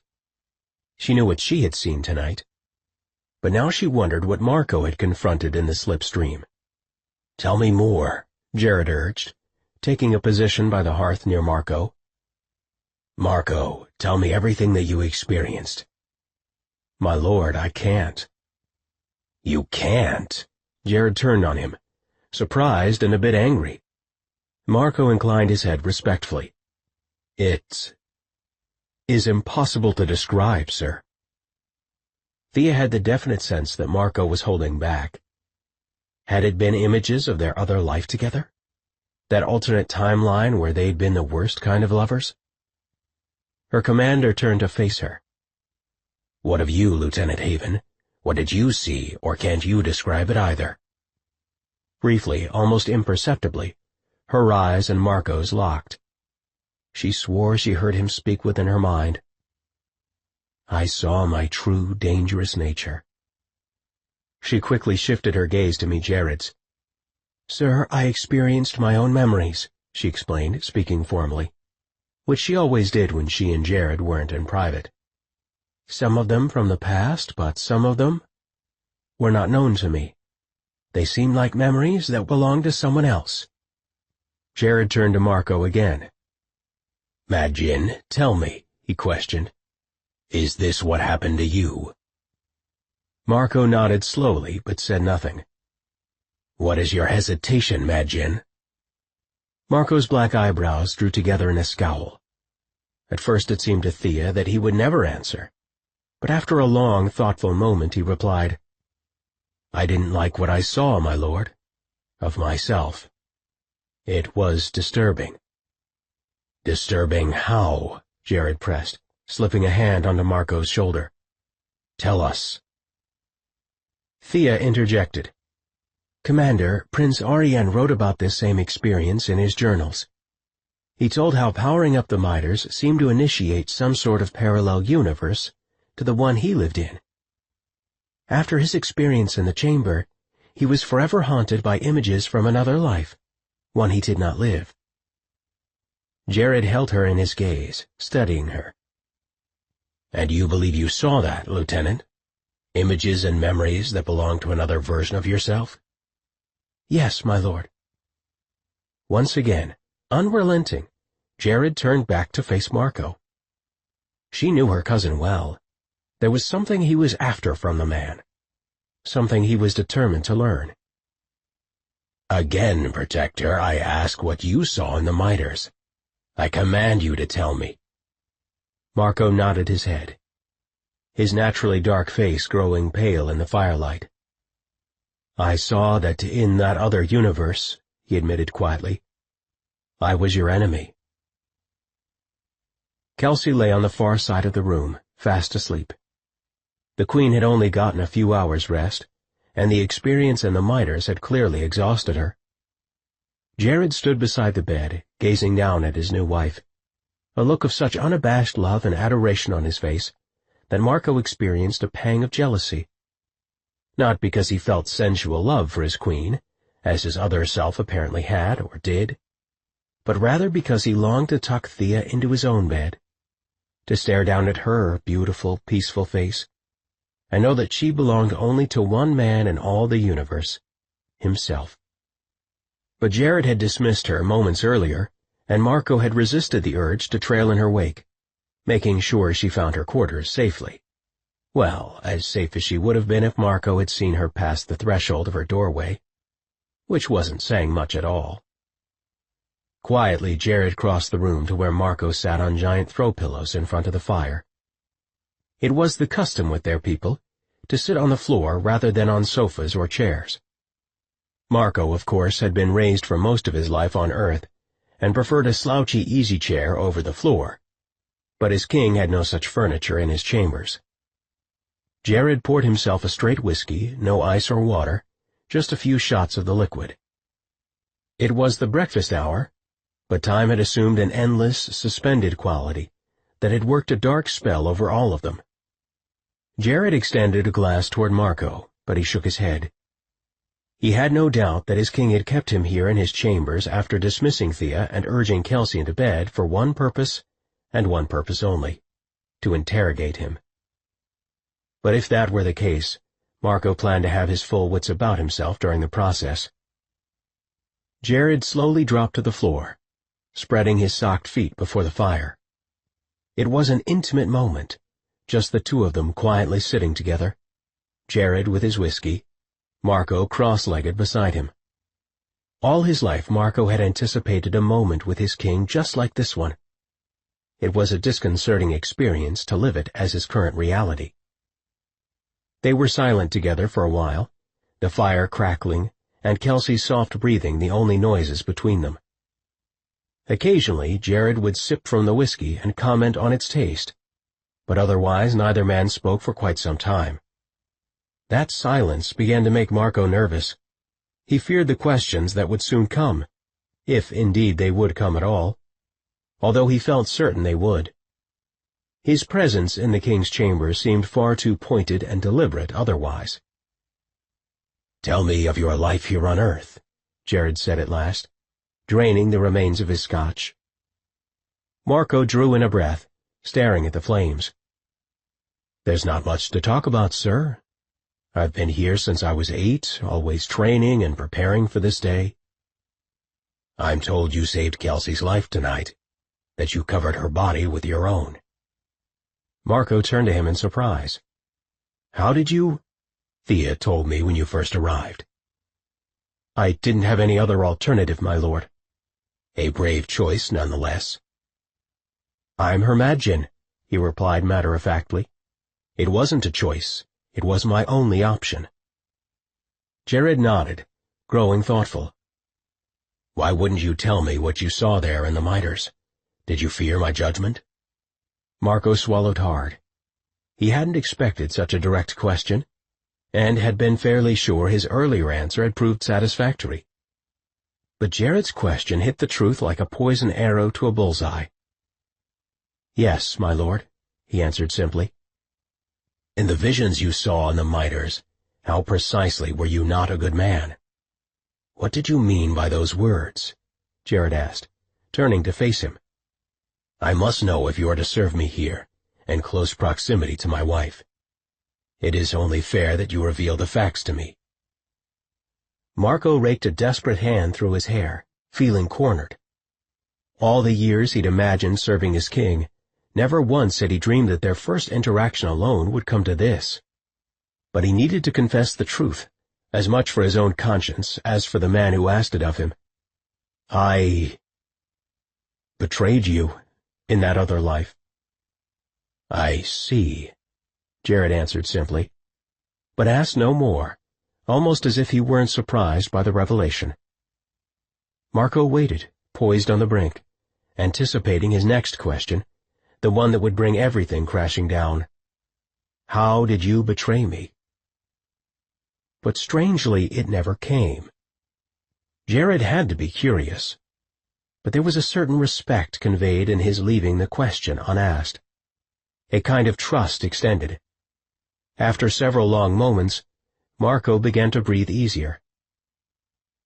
My whole life I've waited for this, serving you and now my queen, Marco said. I've never pictured anything else. Whatever happened in the other world, the one I saw, it's not me. I believe that. Marco turned to him, shocked. How can you be so sure? Because Sabrina raised me as her son, and even with everything that has happened over the years, I still trust her with my life, he explained somberly. And she trusts you. Therefore so do I. It's fairly simple, really. Marco inclined his head, releasing a sigh. Thank you, my lord. I wouldn't have sent you tonight if I didn't trust you. You do realize that? Marco nodded. He'd already considered that point. But he'd also viewed it as a sort of test. It appeared that, the mitres visions be damned, he had passed his first trial. That was a very good thing because Marco had an idea in mind. Something that would help both Jared and Kelsey, but especially his queen. Sir, I'm glad to know that you trust me, he began, sounding far more tentative than he would have liked. He cleared his throat, continuing. Because I have an idea that could really resolve the issue with the miters data. Jared nodded. Go on, I'm listening. I can help you develop your intuition, help you extract the information from Kelsey's mind, and upload it into the miters. What makes you so certain? Because my gift is unique, and because my duty is to guide you in your own gifts. It's part of why I'm here. You know the role of the Madjin throughout history. We train and teach, not just protect. Marco lifted his chin proudly, but despite his outer calm, he was shaking inside. It took a serious set of balls to tell Jared, his king and a man 2 years older than he was, that he was here to train him. And yet Jared didn't flinch. He turned to him seriously. What are you suggesting? That I work with you both, begin a series of training sessions, and help you master your own intuition, my lord. You've got the ability, you've just resisted it. Jared stared at him, mouth open, and then, much to Marco's surprise, he began to laugh. How do you know that? I'm used to Thea knowing what goes on inside my head, but she's fought beside me for years. Because I'm intuitive, same as you, and I can teach you how to know things the exact same way. But only if you're willing, Jared rose suddenly, pacing the room with the tightly constrained energy of a wildcat. First in one direction, then another, until at last he spun to face Marco. "Yes," he said. "Yes, this is what is needed. I am willing indeed. I'm willing to do whatever is necessary to protect my people and to save my wife." Until at last he spun to face Marco. "Yes," he said. "Yes, this is what is needed. I am willing indeed. I'm willing to do whatever is necessary to protect my people and to save my wife." Chapter 14. Scott Dillon's mouth was dry and his body sore. He was relatively sure the humans had broken some of his ribs when they worked him over upon his capture. He'd been airlifted to an unknown location, camouflaged in an Air Force uniform, before armed military escorts had driven him into an underground facility. After that, he'd passed out cold. Drugs had been administered to him, no doubt, and he'd been manacled and bound ever since. Was it daytime? Night? He couldn't be certain at all. Stirring on the concrete floor of a small dark room, he tried to lift his head, only to discover that they had trussed him up like a prize bird. Hands bound behind his back, feet chained to a small desk. With a groan, he pressed his cheek against the floor and prayed that all, who had always watched his back and kept him safe, might get him out of this mess alive. "They just want to question me," he tried to assure himself, "and they have no evidence or reason to hold me. These Americans have civil liberties. Without any direct link or evidence, they can't keep me here." At that precise moment he heard a buzzer sound, a door open, and there was the sound of footsteps, then the scrape of a chair. "So, you're awake now," a human male said. Scott sniffed at the air, revolted by the odor of sweat mixed with tobacco, but did not reply. The room was completely dark, so he could see nothing. "Lieutenant Dillon, we have a lot to discuss, and I suggest you plan to talk." Shit, they knew his name and his rank, which meant he had only one option, to refuse to speak English. A pair of hands jerked him onto his knees, and he cried out. His ribs were bruised and swollen. The overhead light came on, and he winced at the startling brightness. As his eyes adjusted, he saw that 2 Air Force officers stood over him. They would be his interrogators, which was hardly a surprise since they'd been his captors too. No doubt he was currently in Cheyenne, at Warren Air Force Base. "Will you cooperate?" the beefy second man asked. He wore a colonel's insignia on his shoulder. Scott gave a brief nod, but said nothing, and they hauled him onto his feet, unfastening his hands from behind his back. His feet remained manacled together, attached to a chain on the table leg. The other man, the sweaty one Scott presumed would be his interrogator, indicated the chair across the table. "Good. Then let's begin by discussing Rifaria." Thea scrambled down the path that led from the cabin to the security perimeter along the main road.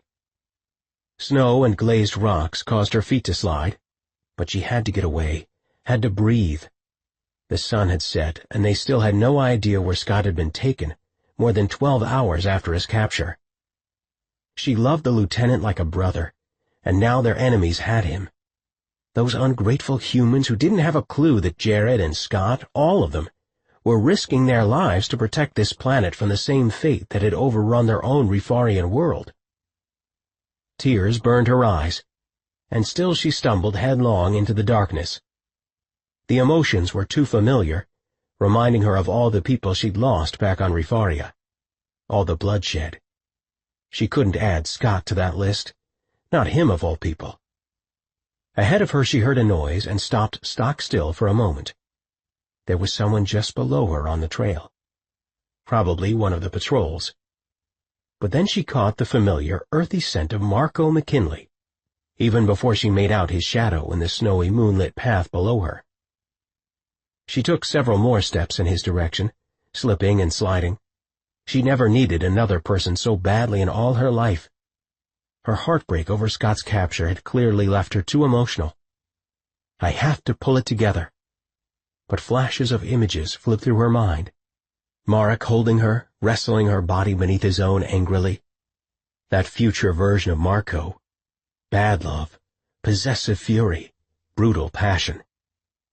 Had it ever been good for them in that other life? Tears immediately burned her eyes, and their mutual protests fell to pieces in her heart. I don't care if it can only lead to pain, she thought, stepping over a fallen limb. I don't care about duty or obligation. I only want to be with him. Marco stood near the security gate, all his senses on alert. He kept inhaling deeply, trying to detect the scent of their enemy, the frigid air burning his lungs.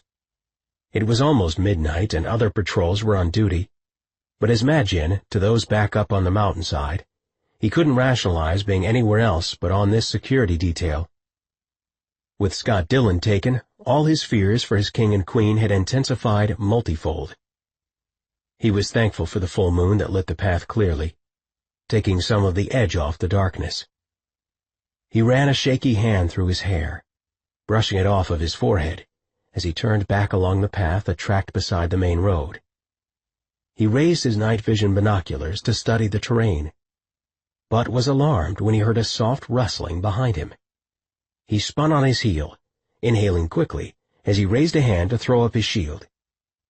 But the scent that quickly filled his senses wasn't that of the enemy.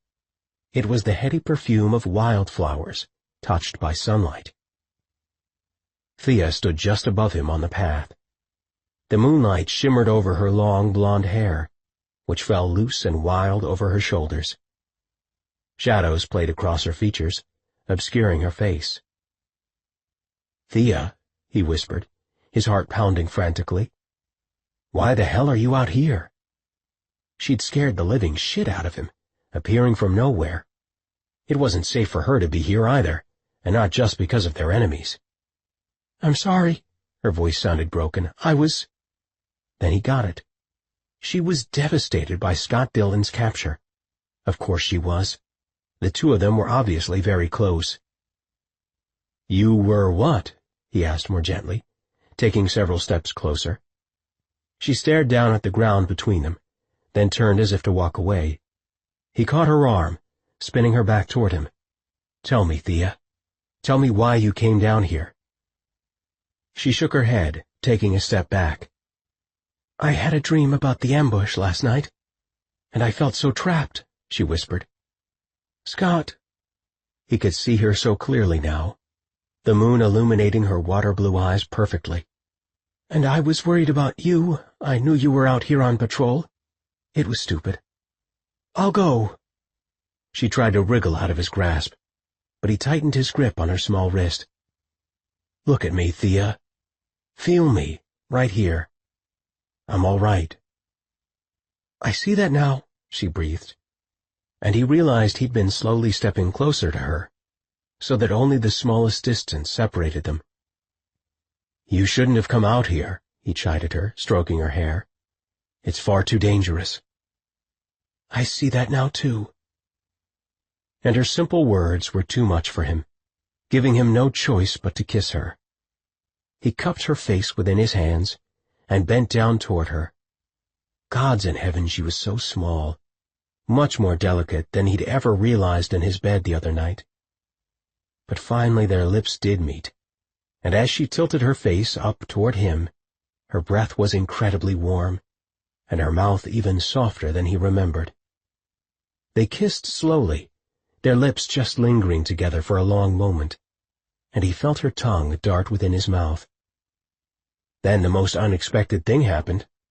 All the tantalizing desire they'd been toying with just ripped wide open, and Marco felt energy roil all through his body, in his stomach, his chest, all along his skin. Nothing had prepared him for it, nothing possibly could have. Her sure hands threaded through his hair as she trailed kisses along his jaw, down his neck. He nipped at her ear, kneading her thick hair within his hands, as he worked her backward against a nearby tree, pinning her there with his body. He already strained painfully within his uniform pants, and now he knew she could feel it. But this time he didn't care. He wanted her to know just how strongly she affected him. He was dizzy with it, desperate as the heat just kept cresting within his body. She touched him underneath his parka, rubbing her flat palms across his chest, and he slipped his hands beneath her sweater, right up against her warm, smooth skin. Unable to stop himself, he growled his need for her, loudly. He hadn't a prayer of controlling his Rifarian nature, not with her. Not like this, alone and standing so very, very close in the darkness. Before he could stop it, a mating cry roared from within him, a sound so raw and honest in its pitch, it was downright feral. Thea arched against the tree where he'd pinned her, releasing a much softer, answering growl of kittenish pleasure. He dipped his head lower, nibbling at her collarbone, licking, tasting. And so beautiful, taking her scent into his lungs. For a long moment the overpowering sweetness of her aroma dizzied him, so much so he had to still and breathe her essence into his very being. "Thea," he buried his face against the top of her head, anguished and aroused, desperate. "Thea," he tried again, searching for words. "You should know I've never—" Never what? Never ached like this? Longed like this? Never made love to anyone in my life? She took hold of both his hips, pulling his groin tight against her. His hardened cock pushed into the softer flesh of her belly, making his face burn. She smiled up at him, holding onto his waist with both hands. "Never what?" she asked seriously. "Never needed a woman like this," he barely managed to whisper. "I'm sorry." She frowned at him. "Why would you be sorry?" "You're upset, and here I go, and—" It was all he could do to find his voice, but he'd be damned if he didn't finish the statement. She deserved to remember the truth of his vows. "I can't give you anything, Thea. And yet I touched you like this, when you're upset." "I was upset when I came out here," she explained patiently, staring up into his eyes. "But the minute I saw you, Marco, the moment you spoke and I felt your protection, there was only one hope for me. Just like the other night, that you'd make love to me." He sucked in a breath of air, pressing his eyes shut. "I told you that I can't. You know that I cannot." "That was before," she whispered, slipping one hand provocatively between his legs. Slowly, arousingly, she took hold of his erection through the material of his uniform pants, which did nothing to protect him from the erotic touch of his lieutenant. He wrestled with her, grasping her wrist before she could caress him again. "Please, Thea," he barked, trembling with his intense need for her. "I beg you, please." She stilled, but did not remove her hand. "Am I doing it wrong?" she asked earnestly, searching his face. "Hell no," he released her wrist, clasping her shoulders. Slowly he pushed her away, leaving her breathless and with lips parted, still backed up against the tree. "That was perfect." "Then why did you stop me?" He paced in front of her, adjusting his pants so that his jutting hard-on wouldn't be so apparent by the bright moonlight. "Because otherwise, Thea Haven, I'd have dropped you to this frozen ground and fucked you senseless. That's why. Not terribly romantic, but there you have it." "What if I wanted that?" she asked, pushing off the tree. He began to walk along the trail, hoping she would let him leave her, praying that all would grant him enough strength to simply walk away. "Doesn't matter," he told her, trying to sound cold and unfeeling. Behind him he heard the crunch of leaves and frozen ground as she matched him pace for pace. "It does to me." "I'm Magin," he reminded her again, quickening his pace. "We don't take lovers." "I'm a soldier. We don't abstain." He spun on her, hot jealousy bursting forth from within him. Unexpected, but absolutely suffocating. Who the hell's had you, Thea? You tell me now, or—" He clenched his hands at both sides, ready to storm any of Jared's military compounds. Whoever had slept with his Thea would know his wrath. "Or what? You'll make love to me right here, right now?" she snorted. "Now that's a threat."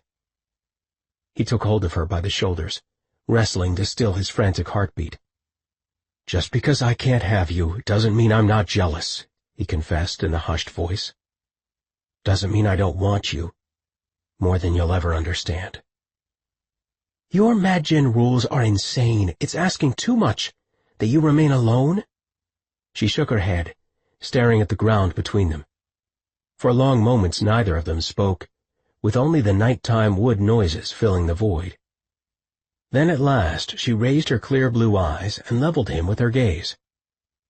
"I wouldn't tell anyone," she whispered. "It could just be our secret." "Who has had you?" he countered, in as even a voice as he could muster. "Many? Few? Hundreds? At least tell me that."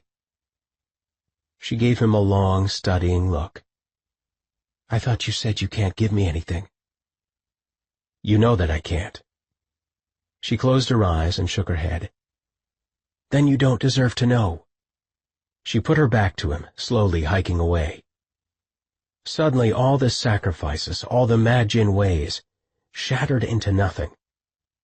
He caught up with her easily and, clasping her arm, spun her to face him. "I'm a virgin," he told her softly. "I wasn't lying about that." "You're telling me that now because—" She motioned with her hand, urging him to fill in the blank. It was hard to believe how jealous Marco had become. Was he grappling for her trust? Was that it? Or did he feel genuinely repentant for his unearned possessive streak? "Because I do want you, Thea Haven. So damn bad it's killing me." He raked both hands through his black, thick hair until it stood on end, disheveled and sexy. "The feelings, these emotions. God's help me.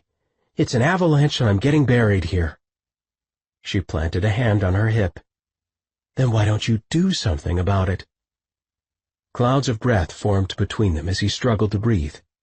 Watching her, thick blonde curls shimmering in the moonlight, tight little figure outlined by her uniform pants, actually led him to one thought. He would drop her right here on the trail and possess her, just like he told her. And he would allow her to possess him. His vows be damned to hell. And their class differences be damned to hell too. He took a step closer toward her, touching his abdomen with his open hand. He knew all about her core self, the one made of fiery golden energy, and that had to be the explanation for the inferno building within his own body. It was beyond desire. It was palpable heat. He took another step closer, ready to take her completely, when there was the sound of a car on the highway along the perimeter. Instantly he stopped, turning from her as he grabbed his binoculars. He stood watching the eerie glow of the fading headlights, and guilt engulfed him. Terrible, agonizing self-blame, because this little indiscretion might easily have cost them all their lives. He just compromised a security patrol, because he'd been unable to control his mating urges. He stood, his back toward her, drawing in uneven, burning breaths. Slowly he turned to face her, and knew exactly what he had to say. He stepped toward her quickly, pushing her until she stood with her back still against a tree, panting raggedly. The way they affected one another was unbelievable. Insane. "Thea," he said quietly, "this cannot happen." His voice was firm, his words final. "It will only lead to danger for all of us, don't you see?" She shook her head in silent disagreement, and he swore tears pooled within her large eyes. He didn't want to hurt her. Gods, it was the last thing he wanted. "In the chamber, Thea, I saw things, new things, not just the memories of you and me. I'm dangerous. You're right about that. I've done bad things, or could do bad things, I guess," he blurted, reaching to touch her hair. "You make me half crazy, and I'm not sure that's good. Not with what I'm capable of." Her lips parted, as if she was going to say something, But then she hesitated, simply regarding him for a long moment. "What are you capable of, Marco?" she whispered at last. "Other than breaking my heart?" He winced, dropping his head. Oh, how he longed to tell her of his betrayal. That he had, in this parallel universe or time, kissed their queen, had apparently been in love with her. But he knew that to explain that, he would have to hurt Thea. "A bonding between us can only bring heartache in the end," he explained, his voice incredibly thick with emotion. "Don't you see that?" Her head jerked upward in obvious surprise, and only then did he realize what he'd let slip. "Who said anything about bonding?" Thea asked quietly, not mocking him, just genuinely taken aback. "Why can't this just be something at least a little casual? I mean, if that would mean we could—" She didn't finish, maybe because of the expression she saw in his eyes. She glanced downward sharply, her breathing unsteady. "Casual?" he finally whispered, his voice rough with disbelief. She didn't look up at him. "Why couldn't we try?" "Because nothing with you could ever be casual for me. If I take even one step with you, there's no turning back. Nothing less than permanent, all the way, totally gone." That was what he wanted to say, but he could only stare at her, his heart hammering like a freight train. He had no idea how to answer her at all, and was grappling with some kind of explanation when his communicator beeped, piercing the silence abruptly. He punched the button on his forearm. "Marco, we need you to get back right now," came Sabrina's voice over his mobile unit. "We've tracked Lieutenant Dillon. We know where they've taken him." He reached for Thea's hand and began sprinting with her up the path. They'd just been spared a very painful moment, but he also felt they'd lost something precious in the process. They'd been at a crossroads, where the balance might still have swung either way. But this interruption had changed that irrevocably, because he was certain that neither of them would ever allow things to explode so heatedly between them, ever again. And at a crossroads, where the balance might still have swung either way. But this interruption had changed that irrevocably, because he was certain that neither of them would ever allow things to explode so heatedly between them, ever again. Chapter 15. Hope Harper was jarred awake by the sound of her cell phone ringing. Reaching for it, she managed to knock a bottle of water to the floor and sent her phone flying halfway across her bedroom. "Damn it," she muttered, cursing her bad eyesight as she pushed the cell to her ear. Even in the dark, she should have been able to make out shadowy details because of her alarm clock light. But those days were gone. "Harper," she put on her professional voice. It was probably somebody from work. "Morning, Harper," came her supervisor's voice. Her first thought, she'd have to leave her very warm bed to deal with whatever was going on. She heard him draw a breath, then hesitate. She sat up. She knew Robbie Chambers extremely well, and something big had gone down. "You need to come on in, and right away," he said quietly. "There's a subject we may need your help with. Pull up everything you have on those intercepts you've been working once you get here." Hope's heartbeat sped up. "The subject's Rifarian?" she asked, her thoughts racing wildly. But her boss made no answer. The receiver simply went dead. The main cafeteria at Base 8 buzzed with soldiers and activity.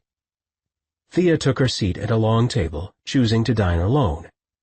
Usually she ate lunch in the main cabin, but she'd hoped to avoid Marco this way. The last thing she wanted was to spend a whole meal staring into the man's beautiful, sexy eyes. But her dining choice wasn't proving to be as peaceful as she'd hoped. Too many of her soldiers kept glancing her way, questions reflected in their Rifarian eyes. The rumors had been flying since Scott Dillon's capture, and, despite Jared addressing the troops last night, speculations were still running rampant. which meant the ranks were looking to her for answers. She buried her nose in a strategy plan and refused to look up. "Why would a beautiful soldier like you be dining alone?" Marco asked from behind her. "Marco, you're the last person I need right now," she thought with a groan as he swung one long, lean leg over the bench to take a seat beside her. He slid his tray onto the table, assuming a very close seat on her right side. "I thought we reached an agreement last night." She didn't turn to face him, but instead focused on the strategy manual in her left hand. When he spoke again, his voice was less cocky and flirtatious. Gentle even. "I wanted to apologize," he said softly, "if you'd let me." "No need to dine by my side to do that." "Would you please look at me?" he implored, reaching beneath the table to touch her hand, where none of the other soldiers could see. "Thea, please." Slowly she pivoted in her seat on the bench, and found herself staring into those arresting, languid eyes of his. Eyes that spoke of sex and fantasy and thousands of other things he'd always made her desire. Things he'd made it clear she could not have. He was beneath her, bed frame creaking with their thrusts and gyrations, his large dark hands gripping her by the waist, those same sultry eyes drifting to half-mast. She closed her eyes, gave her head a slight shake, and forced herself to focus on the moment at hand.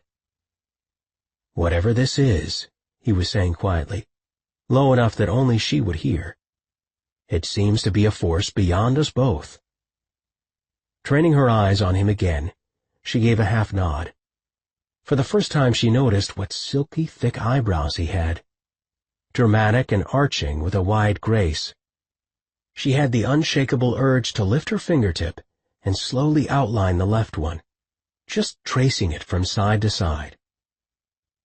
"It's a force, all right," she agreed, forcing herself to look into his eyes, not at his elemental beauty.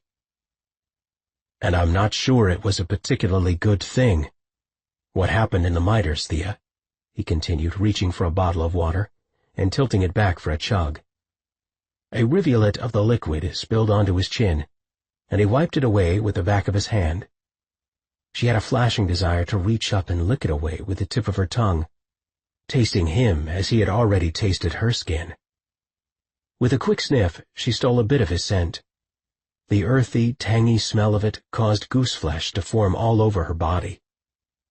He leaned back a bit, his eyes narrowing, and that damnable sideways smile spread across his face, forcing his single dimple to pop into view. He knew. He'd caught her scenting him, which only proved what a farce this whole controlling the force of nature that's compelling us together thing truly was. "Was it nice?" His smile widened knowingly. "My lunch?" she deflected, facing forward again to avoid him altogether. "Delicious. Commander Bennett always feeds us well." He studied her for several endless moments, his smile growing even wider before he whispered, "My scent, Thea." Her face flushed violently, her jaw tensed, but she made no reply. For his part, Marco bent close, pretending to examine the strategy journal she held before her. He lifted it from her hand. Any observer would have interpreted the maneuver that way, but managed to dip his face much closer to hers, close enough to catch her own scent. "Yours certainly is," he pronounced, releasing a slow, painful exhalation of breath against her cheek. "Wildflowers." He sighed again. "You've just given me a massive hard-on." She planted both of her trembling hands on the table. "You're being totally unfair," she said, thankful for the din of Rifarian voices filling the cafeteria. "You sat down, claiming you wanted to apologize, and then next thing I know you're talking about your ever-loving Stricka." "You're the one who scented me," he reminded her with a small shrug. "That doesn't matter," she protested, although admittedly he had her there. She had gotten this particular session rolling all by herself. She swung one leg over the bench so that she faced him fully. "Look, I'm onto your game, Marco. You're all about, come close, I'll push you away, she said in a stage whisper intended for only his ears. Or it's, stay away and I'll keep coming after you until you let me get close. A deep scowl furrowed his eyebrows. I'm not really that bad, I'm sure of it. You are precisely that bad. Worse. And I can't live this way, so please. She extended her hands in a pleading gesture. Just stay away. Keep your distance, and leave out the part where you keep trying to get closer. That's the only way I can handle being anywhere near you, since obviously I am stuck with you, unless you can send another hellishly handsome Magin to take your place. No, he said with a grudging smile. I'm it. You're stuck, like you say. Then you just keep away from me, and take all your damnable memories with you too, for that matter. I don't want them plaguing my mind another minute. Thea, I have nothing to do with what you keep seeing, he told her as she rose to walk away. His gaze tracked with her, locked on her intently. I may be intuitive, but I can't make anyone see things or create visions in their minds. She shook her head, reaching for her tray. I'm not an imbecile, she told him hotly. I do realize you're not causing them, but I wish they'd stop. They're making my heart hurt and my body fevered while you, apparently, have no intention of acting upon any of what I keep experiencing. Sit down, Thea, Marco practically begged, staring up into her eyes. He'd waited hours for this chance, had followed her down from the main cabin in hopes of just a moment of time alone with her. And he intended to apologize, that much was true. But his motives had also been far more complex. He'd needed to be with her. Ever since their kiss on the trail, it seemed that things inside his heart had grown far more intense, always leading back to her innocent question. Why can't this just be something casual? Thea's jaw tensed as she clearly deliberated about sitting down again. He reached for her forearm, urging her downward onto the bench. He had to tell her the truth. If she didn't know now, he might never find the courage again. Only for a moment, he promised. You won't have to tolerate me for longer than that. Her shoulders slumped in frustrated surrender, and she dropped her tray back onto the table, slowly sinking onto the seat. All right, she told him wearily. I'm listening, McKinley. Gathering his thoughts, he tried to center his swirling emotions. The memories of her were coming so fast and hard now. It was becoming increasingly difficult not to simply fall in love with her. For he had loved her, in that other time. Maybe he'd never fully admitted it to himself, but it had at least come close to love. Carefully he reached for her hand where she braced it on the wooden bench frame, covering it with his. His movements as circumspect and cautious as if he were approaching a skittish mare, and concealed so none of the soldiers in the dining hall would witness the gesture. I need to tell you something, Thea. Something I wanted to tell you the other night on the trail, and didn't. She nodded, her blonde eyebrows knitting together seriously. You asked why we couldn't just get together and have something. He hesitated over her word choice because it still haunted him. Casual, that's how you phrased it. It was a good question. She wriggled her hand out from underneath his. You seem so convinced that we're doomed, that all the bad images from the other time are true, and equally convinced that we'd wind up bonding ourselves to each other just like that. She snapped her fingers. Thea, don't you understand? He bent down until his nose was within an inch of hers.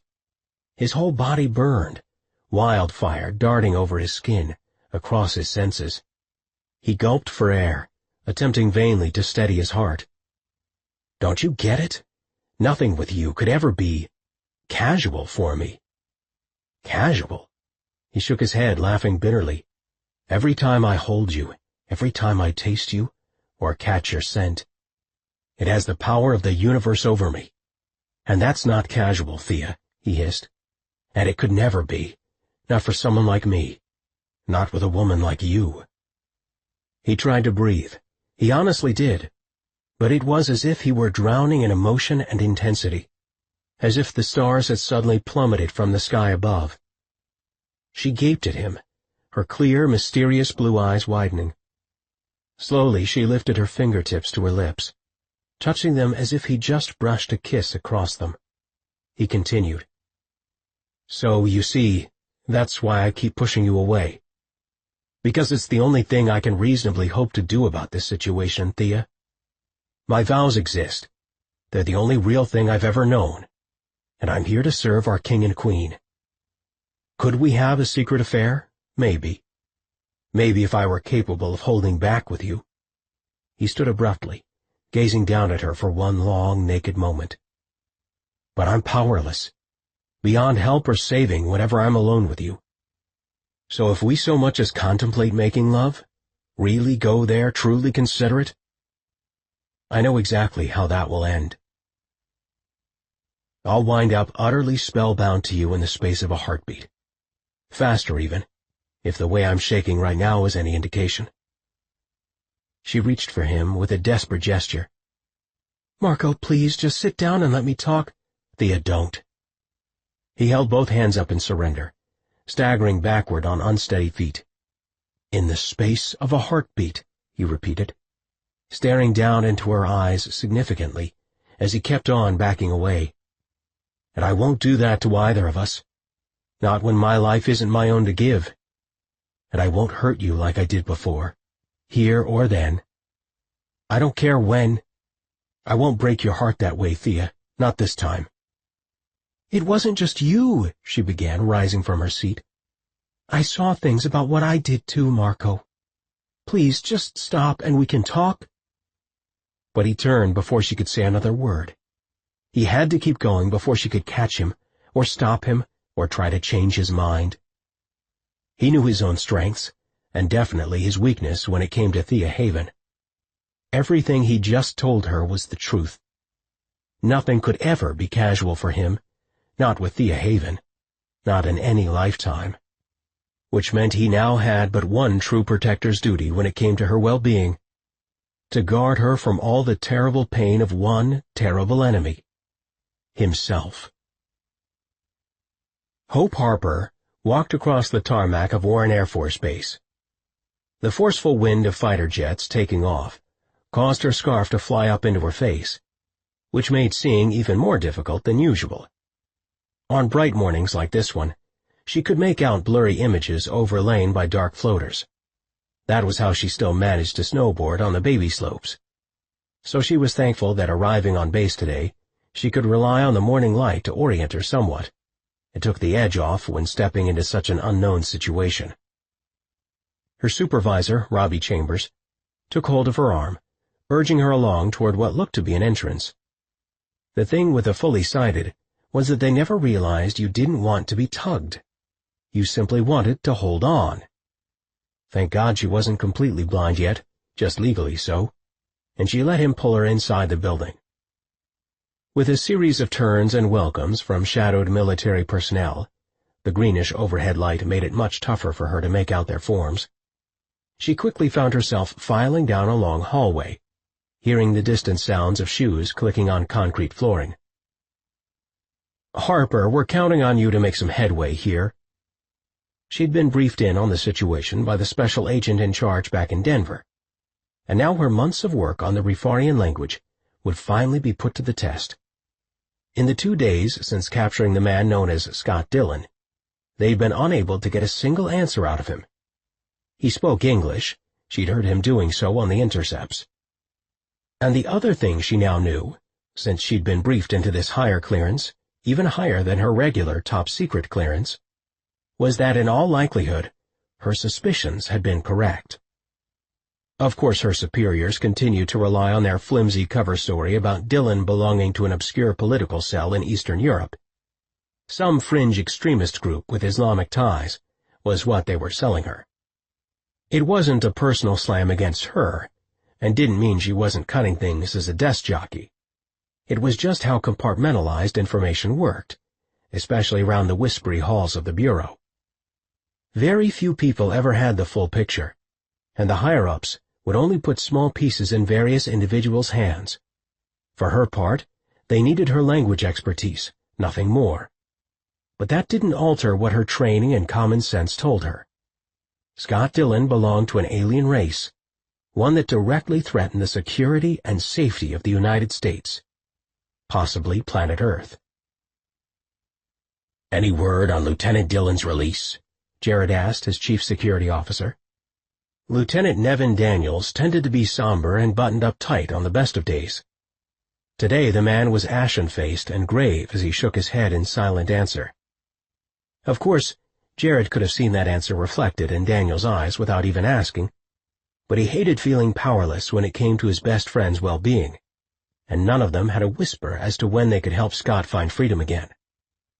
At least they knew where he was being held, at Warren Air Force Base, where the U.S. military had kept him for almost 72 hours. Jared felt nauseated at the thought of Scott being interrogated, possibly tortured. Humans, he thought with a weary sigh, a people of such capacity for beauty, but also capable of such hateful vengeance. "Keep the base under surveillance, but be careful. We want to track any movement they might make with the lieutenant, but we don't want to risk losing anyone else." "They might try to transfer him to another facility," Daniel suggested. "What then? Even if they decide to use him as bait, we should have a plan, know our strategy, and the limits of what we'll sacrifice to get Dillon back." His chief security officer was always thinking 10 steps down the line. The man's rigid thinking and old guard ways maddened Jared on the good days, but on truly awful ones like they just passed with Scott in captivity, Daniels was precisely the sort of soldier you wanted at your side, an advisor who was most valuable right when everything around you started to fall apart. Jared leaned back in his chair and thought about the many engagements they'd had with the Air Force over the years. Most recently, he himself had been shot down by a pilot from Warren. Of course, the humans believed them their enemies. After all, the USAF pilots had come under constant fire from the Antusians. And how could they possibly discern the difference between Rifarians and Antusians? Aliens were all perceived as security threats, no matter which species they belonged to. Never mind how many of Jared's own people had been killed by the Antusians since their arrival here on Earth 6 years ago. And never mind that he and the Rifarians were here to protect Earth. None of the human governments ever seemed to understand such subtleties. "I wonder what Dillon has told them," Jared reflected aloud. "Perhaps he could arrange a summit. They might be willing to meet with us to discuss military matters and practical solutions." Nevin leaned forward in his chair, his demeanor intense and serious. "My lord, I think the time for talking is long past. Surely you'd agree?" Jared stared at the wintry landscape beyond the window. "Perhaps," he said thoughtfully, "or perhaps the time has come at last." "What of our other matter?" the man asked. "Your wife?" Jared's gaze shifted back to focus on his lieutenant. "I assume you're speaking of the Miters data?" He didn't like his officer calling Kelsey our other matter. It indicated an overall suspicion that he sensed among so many of his warriors in regards to his precious wife. "Sir, we've obviously been ineffective so far in retrieving the codes. Surely even you must be concerned by now?" "Concerned? Surely I must be concerned?" Jared felt hot anger boil within himself. The reaction was so stark and sudden that for a moment he battled the compulsion to change. It was always there, simmering below the surface since his mating, but provocations like this one only sparked it hotter. "Yes, Lieutenant, I am concerned about my wife and about the safety of my people," he swallowed, struggling to regain control. "You, however, should not worry about me, but rather about the safety of your queen, Lieutenant." His officer clearly caught his tone and, visibly chastened, bowed his head. "I mean no disrespect, my lord. I'm merely registering my extreme concern about this security matter." "We have tried numerous methods. So far none successful in retrieving the Miters data." "What I'm suggesting, Commander, is that it's time for new measures. Time to think of what we have not yet tried." Jared recalled Marco's offer the night before, his suggestion that he could train them both to use their intuition.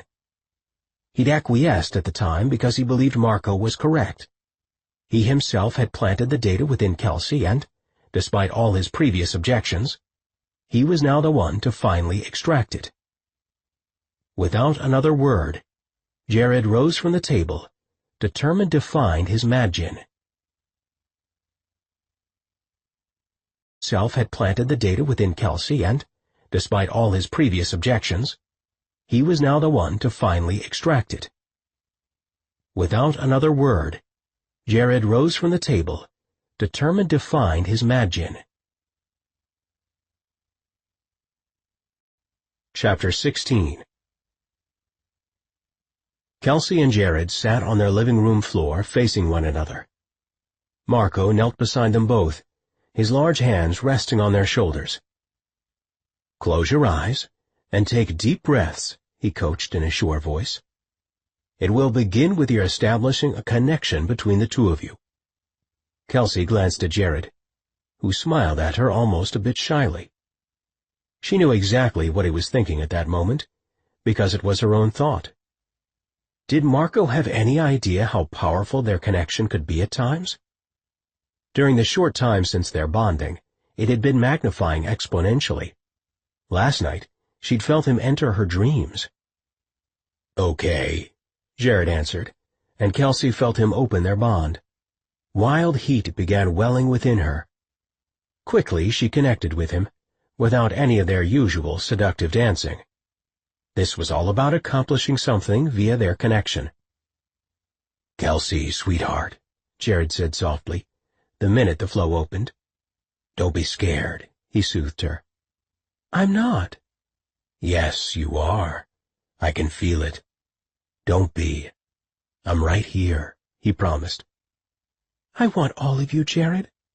All of myself, too. And if this helps you get the data back, I'm willing. I'm willing to do anything for you, you know that." "I love you," he whispered softly.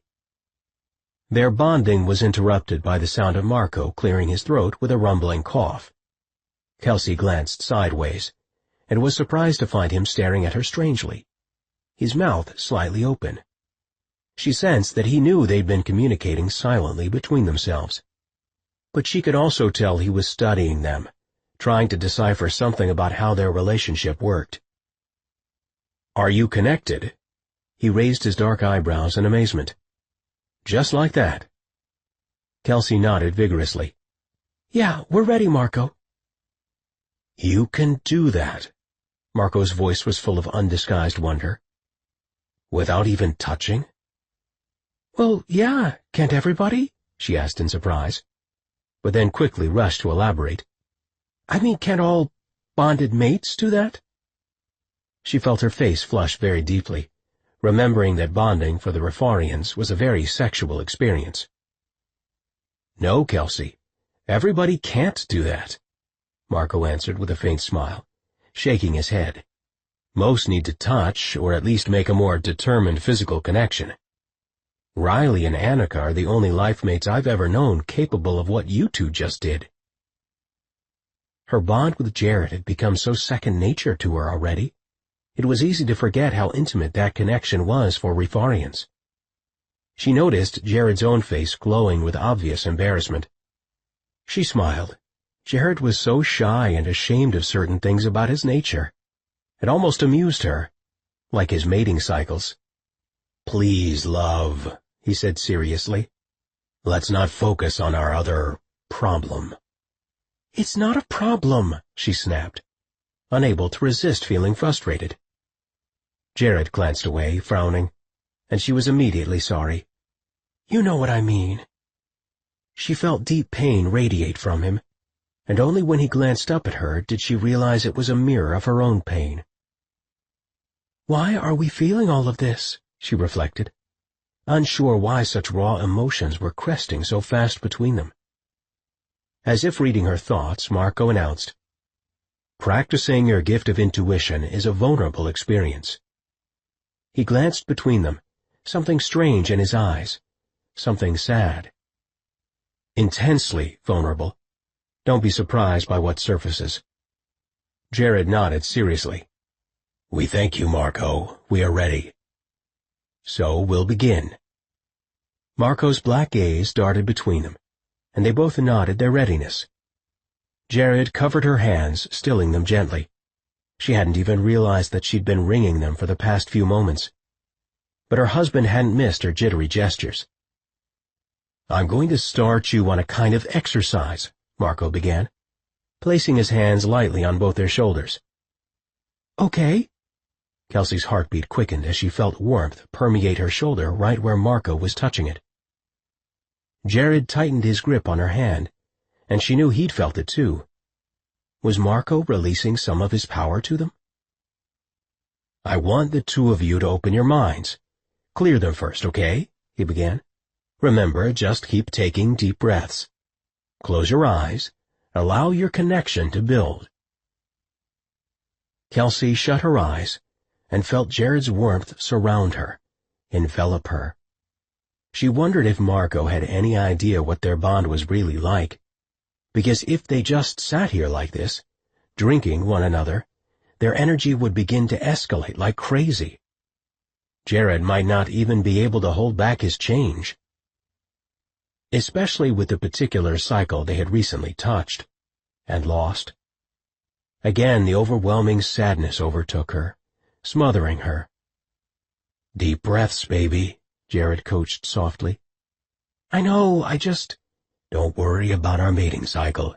We will deal with the problem," he assured her. "Right now, we have to focus." "I'm afraid, Jared." "I won't let anything happen to you." "No, about your fertility. I want to have your baby."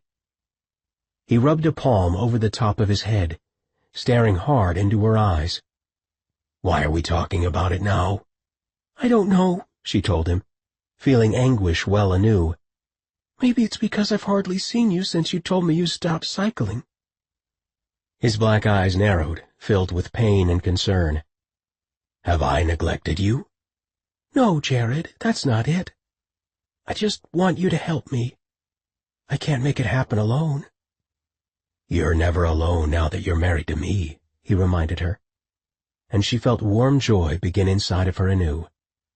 Glancing up at Marco, she said, "We'll focus now. Sorry." But something in his expression, a certain way his face had blanched, made her wonder if he'd sensed their thoughts. He cleared his throat, nodded, and drew in several steadying breaths. Kelsey noticed that his hands trembled softly. "Marco, what's wrong?" she asked. But he stepped quickly apart from them, backing away. "I'm not feeling well suddenly," he told them. "Mind if I use your bathroom?" "Of course," Jared said. "We'll wait for you." Marco bent over their bathroom sink, splashing cold water onto his face repeatedly. He couldn't stop gasping, drawing heated breaths into his lungs. He stared into the mirror at his wet face, trying to get his breathing under control. Gods above, he thought, panicking. What the hell just happened? For a full 10 seconds he dropped into the middle of Jared and Kelsey's connection. 10 eternal, endless seconds of pure love and torture. It was as if the floor had vanished away from beneath his feet. Every bit of security or solidity of his ordinary life vanished in a single heartbeat. And he'd been catapulted right inside their bond, their extremely intimate, tender, and private bond. The emotions had been unbelievable and overpowering, and it was terrain where he'd never been meant to trespass because it was far too intimate. He'd felt heat rush all through his own body as their mutual energies spiraled within him. And he'd experienced so much love that it had literally knocked the air from his lungs. He'd never believed that two people could love each other like that, the way he just sensed between them, and it left him feeling horribly lonely. It was as if in the wake of intercepting their connection, his solitude had stood in stark relief. As much as he cared for Thea already, as deep as it was, he would be forever denied what he just glimpsed. He blotted his face with a towel, his body calming somewhat, recovering from the unexpected shock. He could never have anticipated the physical reaction to what he'd just experienced. He'd been hit with a huge blast of Rifarian energy, so strong it had nearly driven him to his knees. Jared and Kelsey Bennett were far more powerful than anyone suspected, and it had nothing to do with the Miters data. The key lay in the way they joined. They could do it without even touching. He shook his head in disbelief, because the power he'd felt was unlike anything he'd ever heard of. And being suspended within their bond for those few moments had changed his understanding of their relationship permanently, of what a relationship could be. More than that, the pain and heartbreak he'd sensed between them over Jared's infertility had almost destroyed him. He stared at his eyes in the mirror and couldn't shake the eerie sensation that somehow, even more significantly, this event had just altered his own relationship with the two of them, irrevocably. And he prayed with his protector's heart that the change was a good thing. Marco rushed down the hallway, frantic and wrestling to still his thoughts. He should never have been able to intercept such tender emotions between his king and queen, much less have known their deepest pain. He felt as if he'd violated them without ever intending to. His head slammed with a violent headache, the likes of which he hadn't had in years. Not a good sign at all, not for him. This headache wasn't like his others. It transcended his usual blistering migraines. No, this particular headache was far, far more sinister in its import, and he knew what it signaled. Same as he knew what the raised hair on his nape portended as well. That his darkest self was awakening. That he had taken first steps toward becoming the worst and fallen version of himself. The one he had become in that alternate future. He was contemplating that fact, and how he would explain it to Sabrina.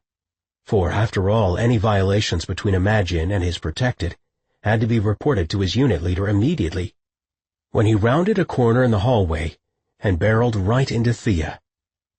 She caught him by the shoulders, steadying him. "Hey, you all right?" "Sorry," he grumbled, dislodging her hands from about him, and pushed on past her. "Just like that, huh?" she called after him. But he hurried on to his room. When he reached it, he yanked open the door and, feeling his legs grow unsteady beneath him, sank onto the edge of his bed. The room was spinning, his emotions were careening. Nothing in his universe felt sane or still. For a brief moment he thought he'd actually be sick. His stomach was knotting and protesting so heavily from what had just opened in him. "Gods," he whispered, his head bowed in prayer. "All, help me, I beg of thee. Please help me." Almost as if on cue, his door flung open so hard it slammed into his wall with a reverberating thwack. Thea stood in the brightly lit doorway, staring at him in irritated concern. "I'm sorry, but what was that about?" she demanded. "Just brushing past me? I don't care how we've left things between us, Marco. You should still treat me with respect." He groaned, burying his face in his hands. The contrast between the bright light in the hallway and the dark, womb-like shadows of his bedroom only caused his headache to ratchet tighter behind his eyes. "Thea, I'm sick," he managed, wishing everything would stop spinning. "I'm sorry," he moaned into his hands, his stomach seizing in complaint once more. "So sorry. Always sorry." "Marco, don't." He heard the door close softly, followed by the sound of her quiet footsteps on the hardwood. Then her cool hand pressed against his forehead. "You're fevered," she said quietly, stroking his hair with far too much tenderness. "When did this happen? Jared told me you were working with them on training." "I was." He shook his head, then swallowed. "I was feeling unwell. Please, Thea, just go." She settled on the bed beside him and slowly rubbed a hand across his tight shoulders. "I'm not leaving you like this," she said plainly. "I've got a simple gift of healing. Not much of a gift really, but I can probably help you." Jerking his head sideways, he stared hard into her eyes. "No." His voice sounded like cold-edged steel. So he worked to soften his tone. After all, none of this was her fault. Please, no, I need time alone. Something happened, she observed, obviously sensing it within his own heart. Something so troubling and upsetting you shut down like a wounded animal, and ran to protect yourself in the privacy of this room. He said nothing, just tried to focus on the calming sensation of her hand on his shoulder, of her warmth and caring touch. Anything to steady himself, anything to be different than the man he was. She sighed. I feel it, Marco. You need to talk to me. I was working with them, Marco breathed, burying his head deeper in his hands. And it was wrong, dead wrong. I have no right to know these things, the intimate feelings they have for one another. Not my property or right to be inside them that way. Was it your intuition? Thea wasn't entirely following him. In fact, he was talking somewhat nonsensically.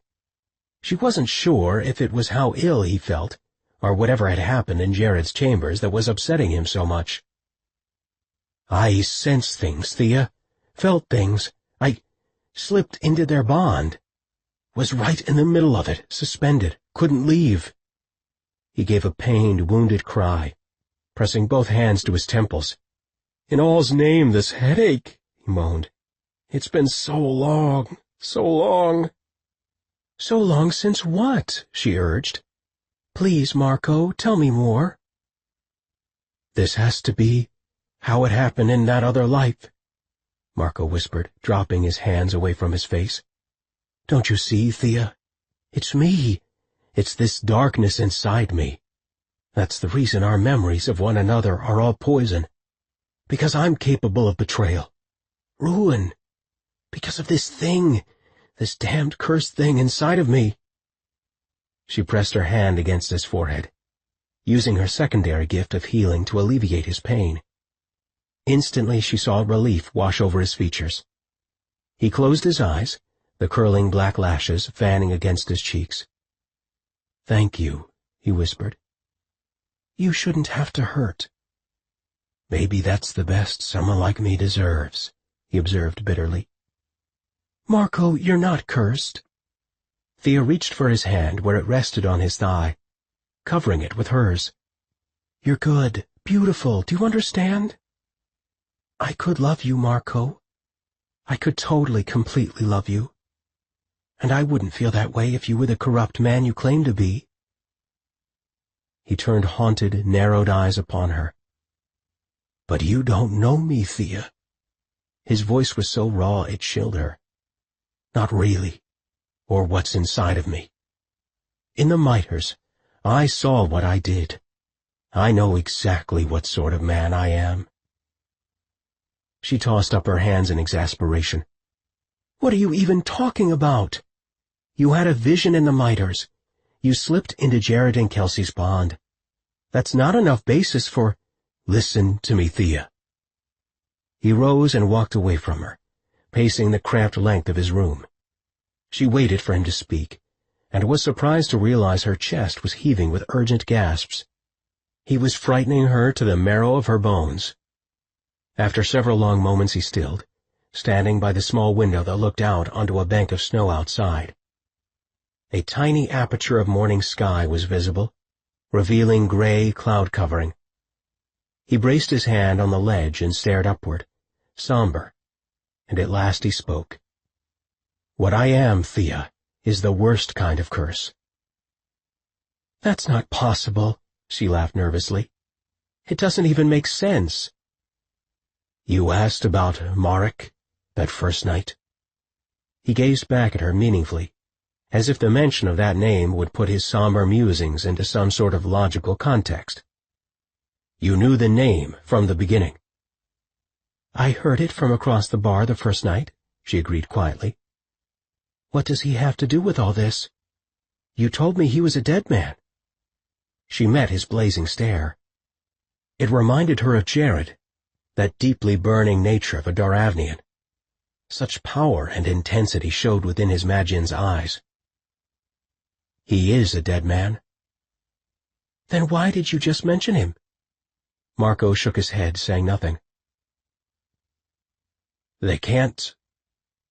"Cycle," he finally whispered, deep melancholy overcoming his expression. "Jared and Kelsey can't—" "I heard that. I have no right to know about their problems with fertility and mating. They're in such pain, and I felt it all, particularly from Kelsey." He raked a hand through his hair. It was too much, what I sensed. What I heard between them. Their feelings for one another, the love. It's beyond anything I could even imagine between two people, except— He abruptly stopped speaking, the olive gold of his face flushing deeply. "Except between us," Thea finished for him, instinctively knowing his thoughts. He dropped his head, the blush intensifying in his face. "I wanted it. In that moment, what I felt between them. I craved what they have. I craved to be Jared." Thea jerked back in horror. "You wanted her?" she asked, her throat going dry. "No, I didn't want Kelsey." He shook his head, pressing the back of his hand against his flushed cheek. "I wanted to cycle," he admitted softly, lifting his eyes until their gazes locked. "With you, Thea. You experience mating heat like Jared should, right? I know you do, I sense it." Now it was Thea's turn to feel her face flame hot. She began to tremble, and her core self bucked upward, desperate to be known. Every instinct that had driven her through her past 7 mating cycles squirmed inside of her, edging forward, screaming Marco's name. "Please don't," she barely managed through gritted teeth. "You don't mean that, so stop." What Marco couldn't know was that if he didn't stop, he'd either incite her change before she could stop herself, or, even worse, he'd spark her mating season into action. She'd had little control of her cycles in the past years. They'd been coming faster and with more velocity than she'd been able to handle. Even speaking of her season with an unmated Rifarian male such as Marco, especially a man she desired to such dangerous proportions anyway, could well ignite her parched needs. 7 cycles she'd passed, each time remaining a virgin. It had become almost unbearable. "What does it feel like to go through your mating season?" he continued, running his tongue across his lips with a motion that caused her entire body to quiver with lust. "It's important. I've got to know." "Why?" "Because of what I felt between our king and queen earlier. I know things now, about you and your nature, Thea. It's driven me to the edge. I can't control this need anymore, and by the gods, I need you. So damned bad it's tearing me apart inside." "Then forget your vows," she suddenly shouted, bolting to her feet. "Forget everything that you claim to be and, she sputtered, make love to me. Who cares if we become soul-bound? Take me, Marco. Forgetting everything, finally, just do it." Without meaning to, without even a breath, she changed and appeared before him in all her golden, whirling power and beauty. She hadn't been able to control it. The compulsion had been that intense and leveling. More than anything in the universe, she wanted Marco McKinley to see her most natural self. Need him, she thought, shimmying in a spiral. Need mate. Need cycle. Oh, trouble, she thought darkly, and gave another gyrating whirl. He trouble. Marco was utterly breathless. Never in all his 28 years had he seen a more erotic, gorgeous being. My Thea. Mine. She had to be. He couldn't ever let another man gaze upon her this way, naked and glorious. His cock grew rock hard in an instant, punching upward inside his uniform pants. She spun, pirouetted before him. Pure, alluring power. Then suddenly withdrew to the far side of the room. He could hardly restrain himself as she awakened such primal, driving need in his loins and heart. Don't, he gulped hard, yanking his sweater over his head so that he stood before her bare-chested. Baby, don't back away, he begged in a thick voice he barely recognized. Show me what you are. Everything, Thea. I need you, just like this. With a pulsating gyration, her energy expanded, growing from its compact size into something like streaks of golden red light. Why in hell should Thea's natural form turn me on like this? He wondered, reaching a hand to touch his bare chest. It burned with her heat.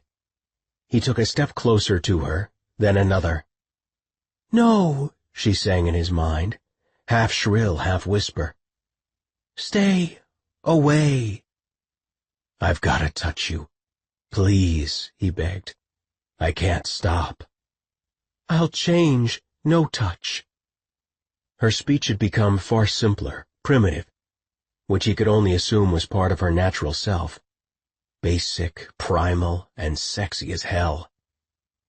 He couldn't breathe for how badly he wanted her. He swore he was going to come right inside his pants if he wasn't careful. She had aroused him that completely in a matter of moments. Standing before her, he slipped a hand between his own legs and, just gazing upon her, began to rub his thick erection. He groaned, gasped, and then with fumbling fingers unzipped his pants and they slipped to the floor, pooling around his ankles. Yes, she whispered in the depth of his soul. Oh, love, love. Why this effect? He barely managed to groan, throwing his head back. The rigid warmth of his hardness filled his hand. Back and forth he stroked, just gazing upon the woman he now realized he loved. He loved her, all that she was.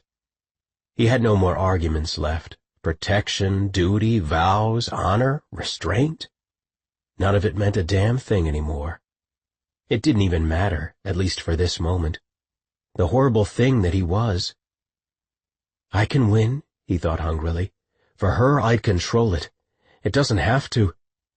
Love, she trilled inside of his heart. Love accepts. No, no, he argued with a guttural growl, the kind common only to highly aroused Rifarian males. This is a hell of a lot more than acceptance, Thea. He could hardly keep his eyes open. Her overwhelming energy shimmered so starkly between them. Again he howled and groaned, nearly coming in the palm of his hand. He felt light dampness form between his fingertips. Then, in the same whirl of a heartbeat in which she'd made her change, she stood before him, completely naked, her clothes obviously consumed by the fire of her transformation. Her untamed, curling blonde hair fell across her shoulders. Her full lips were swollen, as if he'd been kissing her all along. Her pert breasts jutted outward with undeniable arousal. And he was upon her before either of them could argue.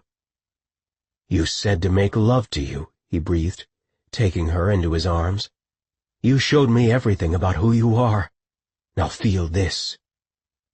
With every ounce of his own soul he reached toward her, allowing his energy to spiral around her, through her, around her. Feel me inside of you, he breathed, stroking her soul with the tendrils of his massive power. What? She gasped, dropping to her knees. It's what I am, Thea. He placed his palm atop her head, allowing his heat to enter her body that way as well. Again he rolled his energy across her essence, caressed her, touched her until just barely, he allowed their souls to touch. Risky, so damned risky, but he had to feel her.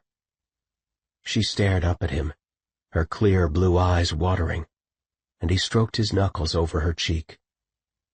This is all that I am, baby. Beautiful. Gods, I've never... He pushed his soul right against hers, closing his eyes so he could see the trailing red and purple of her own soul. Inhaling her scent, he stood like that, unable to move, knowing they were a mere heartbeat away from bonding. Their mating would have to be sealed by the lovemaking, of course, finished that way. But this was the first step. Boldly, he pushed his soul atop hers, forcefully, brave. All his arguments against a bonding evaporated from his mind and heart. He was ready to take her, vows and honor be damned. Mine, he thought. I'm making her all mine. And then he recalled every word that had ever been spoken about his kind back on Rifaria. People with his particular gifts were abhorred, called all manner of names: wicked, ruined, evil, devil spawn.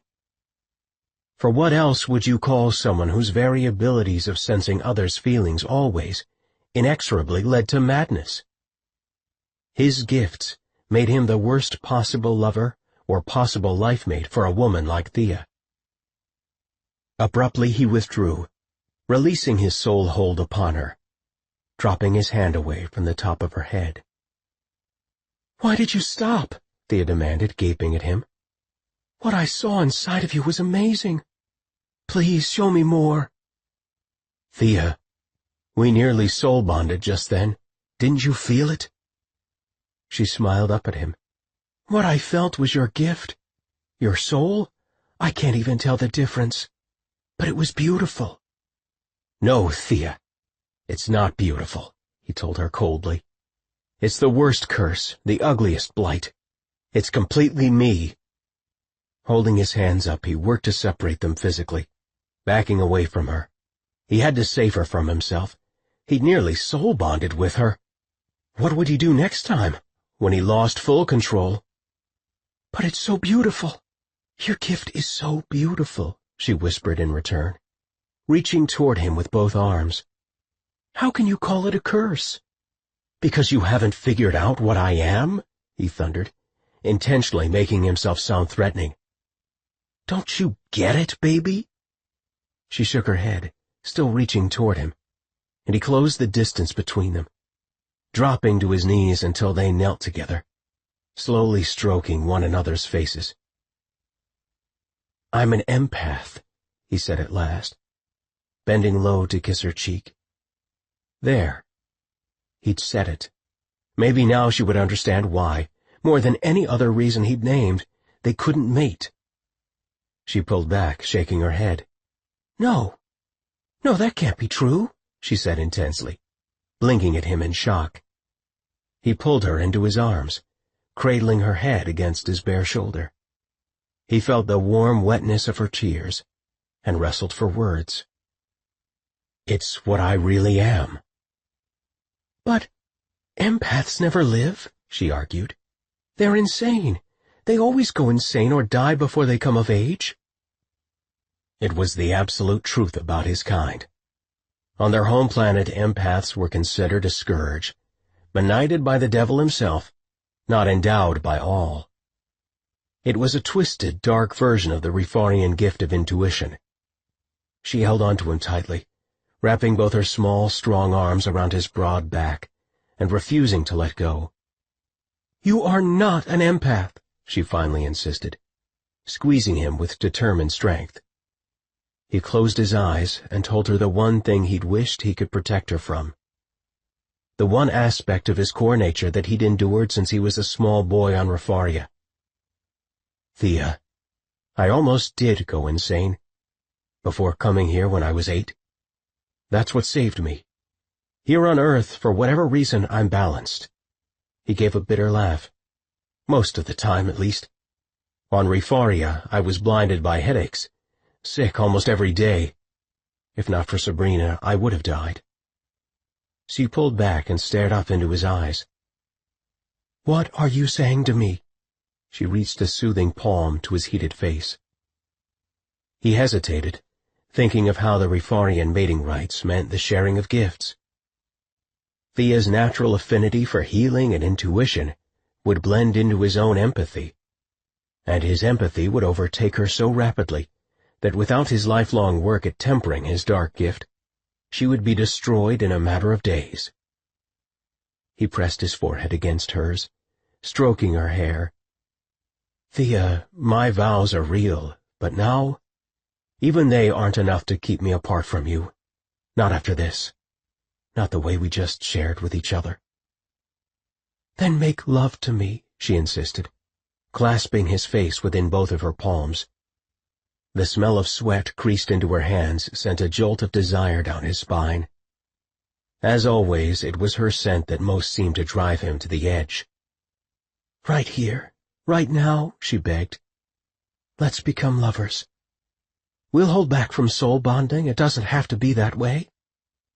Her lovely blue gaze searched his face hungrily, desperately, and it was almost more than he could bear. Empaths don't make love without mating. At least not most of the time. It takes too much control, he whispered at last, staring into her eyes meaningfully. We aren't capable of it. We're too wide open to stop ourselves. That's the real reason I'm a virgin. Not because I'm a saint or a master of self-discipline. Not even because of my vows, though they certainly matter. But because I can't hold back my core nature, especially not while joining with you. It was like I said in the cafeteria, Thea, that if I so much as take you into my bed, I'll be soul bonded to you in a moment. I was telling the truth the other day. I am utterly powerless when it comes to you.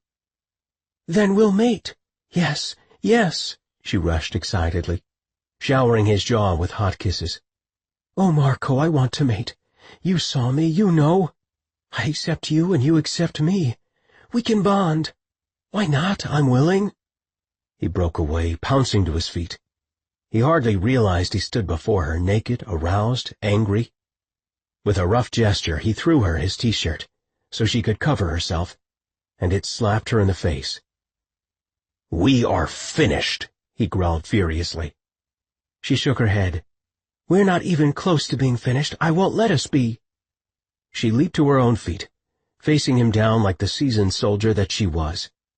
She flung his t-shirt back at him, and it careened off his bare shoulder. "You don't make these rules." The time had come to lay it all out between them, no more half-truths. He clasped her by both shoulders, leveled with her with his empath's gaze, and in a calm voice shattered all of her remaining illusions. "Thea, if we mate," he told her, "it will destroy you within days." She laughed, clearly disbelieving him. "That's ridiculous, Marco," she said. "I'll be fine." "No, Thea. If we mate, you will become an empath just like me. And I've spent a lifetime learning to control my gift. I killed it, drove it into the recesses of my being. But you'd go insane, or worse. And there's no way I could do that to you. Not when I've fallen in love with you." With a furious gesture, he reached for his pants where they lay on the floor, putting his back to her.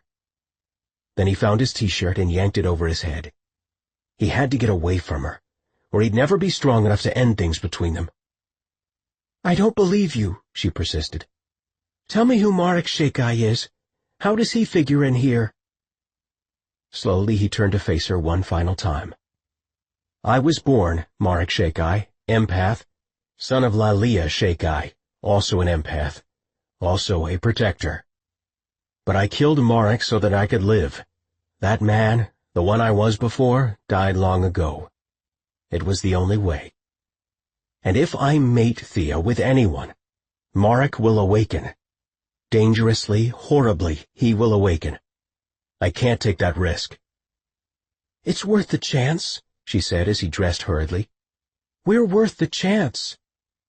"Nothing's worth destroying you, Thea," he said, lowering his lips to brush one last kiss across her forehead. "God's help me, I can't do it. Not to you." "Marco, all I'm asking—" But he never heard the rest of what she said. He left the room and put Thea Haven, a princess and a lady of the First Order, out of his life forever. He was a servant, an empath, a tainted mongrel, the likes of which should never have even touched her, much less have contemplated soul bonding. Even though he felt her shattered tears in his wake, he knew that one day, somehow, she would thank him. Mongrel, the likes of which should never have even touched her, much less have contemplated soul bonding. Even though he felt her shattered tears in his wake, he knew that one day, somehow, she would thank him. Chapter 17. The room in the underground holding facility where they'd placed Scott Dillon was only 10 by 10 feet, small enough that the alien could be wrestled into a corner if control became necessary, but large enough that they were giving him at least a little breathing room. Either way, Hope felt surprisingly sorry for the man. He sat compliantly at the small desk in the center of the room, despite the fact that they'd worked him over good. She heard him groan and exhale whenever he shifted in his seat, indicating a high level of pain. He smelled of nervousness, and something else that Hope couldn't quite place, a kind of musky aroma. Seated across the table from him, she worked to make eye contact, a skill that she knew made people less nervous about her eyesight problems. Part of her job as a translator was putting subjects at ease, since it got them talking more freely. She never wanted to spook anybody by not quite looking them in the eye, because that could render her less effective. And if there was anything Hope Harper wanted, it was to be the best at what she did, not ordinary, and certainly not perceived as disabled. Still, despite her efforts to meet Dillon's gaze dead on, all she could make out were a blur of black hair and the slash of black eyebrows against a fair face. If he had beard stubble, she couldn't see it. If he smiled, she only had a sense of it. The lead investigator had described the room to her in detail while security officers biometrically scanned her palm and retinas. After that, they'd performed a DNA test by swabbing the inside of her mouth. Within 10 minutes, they were able to verify her identity based on those tests, confirming that she was, in fact, Hope Harper, and unbolted the door for her, allowing her to enter after a series of codes released the final latch. Her supervisors briefed her in. Apparently the subject was being uncooperative, which meant they'd been forced to go the less pleasant route in order to get the man talking and sharing intel. The door had been unbolted, a series of locks and codes releasing the latch, and afterward she'd been briefed that they were working the subject hard. Apart from the small table, the only other accoutrements were a pull-down rack bed, currently unmade and against the wall, and a small toilet on the far side of the room. The alien had no privacy for his ablutions, even as it was becoming equally apparent to Hope that he had no civil liberties. It went without saying that the Geneva Convention was meaningless for extraterrestrials, and now that she'd spent hours translating the interrogator's questions, she'd begun to feel even sorrier for Scott Dillon. He seemed so weary. Had they even fed him since his arrival? Another linguist had let out with him for the first day or so. They were rotating her and unknown others. They split up the day, which explained why they hadn't just relied on the language lab at headquarters. While she'd been working the intercepts all these months, other translators had been hammering out their own Rifarian English translations. None of them would ever be given the entire picture. Total compartmentalization, each of them on a need-to-know basis. Hope had spent the entire morning translating for the alien, the interrogator's questions focusing on the role of the Rifarian military presence. What was the alien's interest in Earth? Why this particular quadrant of the planet? Why did the Rifarian fighter jet they'd impounded at Mirror Lake appear different from the other jets they'd sighted in the past? The questions went on, and all the while Scott Dillon refused to answer except for occasional phrases in Rifarian. She knew he spoke English from the intercepts, but he wasn't about to crack. She wished these guys running the show would let her freeform him for a while, with a few questions of her own. Maybe, given her emerging facility with Dillon's native tongue, she could make more headway than she had simply translating the interrogator's questions. "Ask him why we spotted a squadron of their craft near the Canadian border yesterday," the colonel instructed her. The three of them were seated at a table as if they were about to have coffee and donuts. "Ask him what his people are planning." Hope drew in a breath, spreading her palms in front of her. She began her translation. It was too difficult to do so simultaneously, so each time she waited for the colonel to finish, then began speaking in Rifarian. Dillon sighed, then replied in his native language, "Not willing to answer." It was a risk, but she decided to buck authority and shot back. "You speak English. You should talk to them." She sensed him stiffen as a ripple of energy seemed to snake between them. "What did you just add, Miss Harper?" Colonel Stevens demanded, his chair creaking as he turned to face her. "I forgot the part about what they're planning," she lied, covering her tracks. "Just tagging that on." "You lie," Dillon observed in Rifarian, laughing softly. "Amusing." "Not from me, you alien jerk," she thought. "What's wrong with your eyes?" he continued, as she lowered her gaze to her lap. "Harper," the colonel insisted, "what is the man saying to you?" She pushed back from the table. "He's starting to bait me. You better bring in one of the other linguists." "I like that take-charge attitude," Dillon snickered. But she ignored him, rising from her seat. Still, something about this alien, a man she could hardly see, felt painfully familiar. Knocked the breath from her lungs now that he'd addressed her personally. That was the real reason she'd stepped away, so he wouldn't see how badly she'd begun to shake when he asked her what was wrong with her eyes. "It's just the recordings," she told herself. "You've been listening to his voice for months." He had a scratchy, husky timbre, and, when he spoke her own language, it had such a deep resonance to it that she'd often felt the hairs on her neck prickle while transcribing intercepts.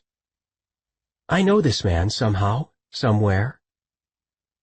The colonel pulled her aside, speaking in tones low enough that only she would hear. "Are you sure, Harper?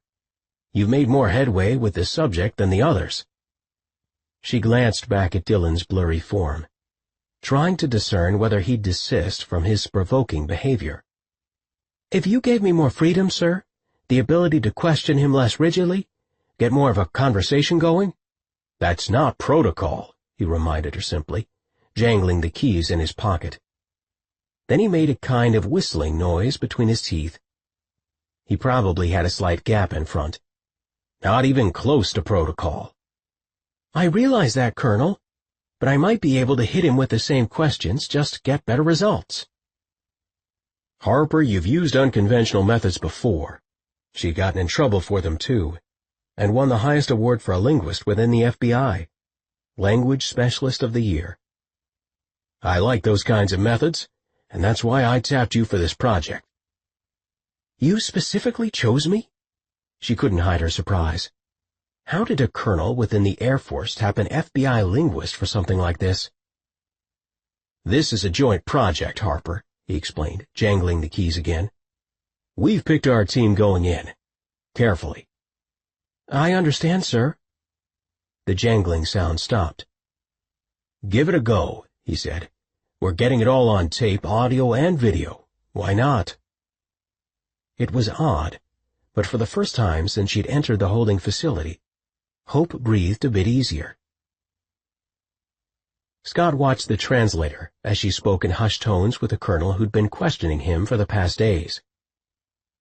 Heightening his hearing, he knew what she was suggesting, that she'd take charge of the interview, even though she was just the linguist, not an officer or special agent. The woman had a good mastery of his language, and it startled him when she'd first begun in that soft, feminine voice of hers to form the language of his home. To see a human mouth speaking the words of his youth and his adopted people. For a second, he'd even imagined the human woman an ally, and it was at that same moment that strange, disconcerting images had washed through his mind. And also when he'd realized that he'd seen her before, during the hallucinogenic visions he'd experienced in the miters. It was a beautiful, haunting image of the female he'd seen in the slipstream. A strange kind of hope unto itself. No wonder he'd held on to the vision, finding comfort during his capture and brutal beating at the hands of the USAF. But the vision wasn't a mere hallucination.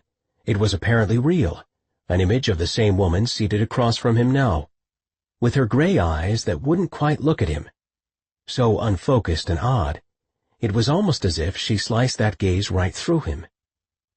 Was she some sort of gazer like he was? Did humans possess gifts of seeing that his people didn't yet understand? "I'm Hope Harper," she began quietly. that full, sensual mouth hesitating briefly. She ran her tongue over her lower lip thoughtfully. "I work for the FBI, and I have some questions for you, Lieutenant." "Let's start with my question, since you didn't answer it. What's wrong with your eyes?" he repeated softly in Rifarian, leaning forward toward her. He was fascinated with her haunting eyes. It was true, but he'd asked the question to disconcert her, the same reason he brought it up again now. "We aren't here to talk about me," she countered, matter-of-factly, setting her jaw. She was a tiny woman, just a wisp of a thing, barely 5 feet tall if that. The human was delicate and lovely, and gave him an odd feeling of comfort. He felt stronger and healed sitting near her, as if somewhere, somehow, this woman had loved him. Deeply. With all her life force until what? He had a dark, cloudy sense, something terribly foreboding that he couldn't quite understand. So he stared at her and began to soul-gaze her. She'd never even know he was doing it, that is, if his hunch about her eyesight were correct.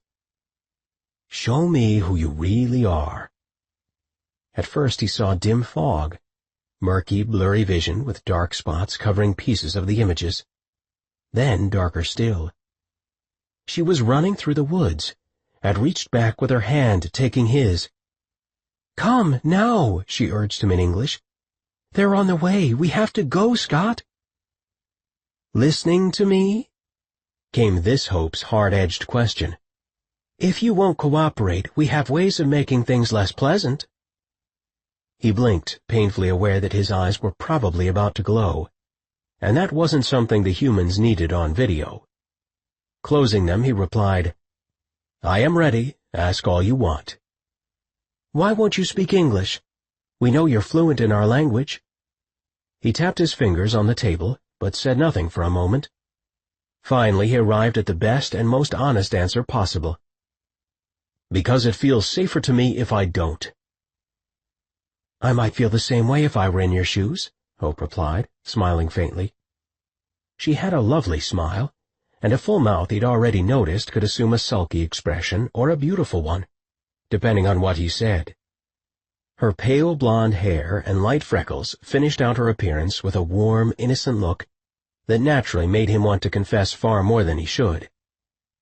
Human woman, he thought ruefully. Why in hell did I ever develop the insatiable taste for her lot? Watch yourself, man, stay focused. But then it hit him how perfectly these humans had orchestrated their interrogation, and he had to suppress a hysterical laugh. Whether intentional or not, they'd now pitted him against the one temptation he could never seem to resist. A blonde, beautiful, human woman. Hardly mattered what the female's name might be. He hadn't a hope in hell of survival. Hope watched as they shoved Scott into the far corner, wrestling him to the ground. 2 medical staff worked at his arm and appeared to be injecting some unknown substance into it. Hope cringed as Scott shouted, writhed, and resisted, and she heard the sickening thud of what was probably a rifle butt hitting him hard in the face. There was the unmistakable bright color of blood, and he yelped in obvious pain, crumpling into a heap on the floor. Then all his noises ceased, the room falling quiet except for the rapid breathing of the soldiers and medical personnel who had worked him over. "He'll cooperate better now," the colonel told her, nodding in satisfaction. "He can sleep on it." He took her arm, urging her toward the door. With a backward glance, she thought she saw blood pooling on the concrete floor. "He's injured," she objected quietly. The colonel snorted. "Good. Those creatures took out 10 of our aircraft in the past 3 months. Killed 8 of our pilots. Let him bleed." "Yes, sir," she said dutifully, pausing by the door for a new DNA test and biometric scan. In or out, they had to undergo the same procedure to verify their identity. Going in, she understood, but it was odd to her that they had to take the same tests just to exit the holding room. Probably because some of these aliens can change form, she thought with one more backward glance and a shiver. She felt an odd connection with Dylan all afternoon. but it was easy to forget his kind were cold-blooded killers, invaders, and that he could probably perpetrate countless deceptions.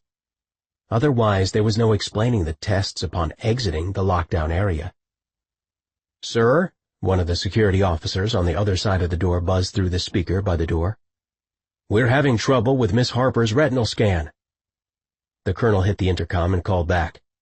"What sort of trouble?" "Well, sir," the soldier hesitated, sounding confused.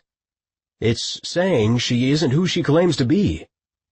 Beside her, the officer stood taller and stared at her, then turned back to the intercom. "I've been watching Miss Harper the entire time," he argued. But there was a trace of apprehension in his voice, as if he weren't entirely certain she might not be an alien herself. "It's the retinal scan, sir. It doesn't match the pattern for 4 hours ago, or the one on record." There was the sound of the colonel's weapon being drawn, and instantly Hope's heart lodged in her throat. There was the loud flow of blood in her ears. She turned first one way, then another. "It's a mistake," she cried, hearing the door buzz open and the rushing entry of footsteps. "Please," she insisted. "There's a mistake. I'm FBI language specialist Hope Harper. I'm not an enemy. I'm one of us." Suddenly, there was the sting of a bee in her arm, or a needle, and then just nothing at all. Such a swimmy sensation surged in Hope's body, tingling down to her fingertips and her toes. She tried to stir in the bed, but her stomach was huge and awkward. Her belly felt tighter than a drum, the skin itching, and she kept scratching at the swollen melon in her twilight sleep. But then she remembered. They'd only stopped to rest. Their enemies were all around them, surrounding their army like a pack of wild wolves. They didn't have time for her to rest, not when they were in danger. She struggled to sit up, always hard these days, and Scott's worried face appeared in her line of vision. "You need to rest," he scolded, his black eyebrows drawing into sharp creases, his familiar, handsome face, so clear, so easy to see. I haven't seen this well in a year, Hope thought, trying to blink back the hazy drug-induced sleep. Where am I, really? Even now, in the midst of so much bloodshed and ruin, Scott was breathtakingly beautiful to her.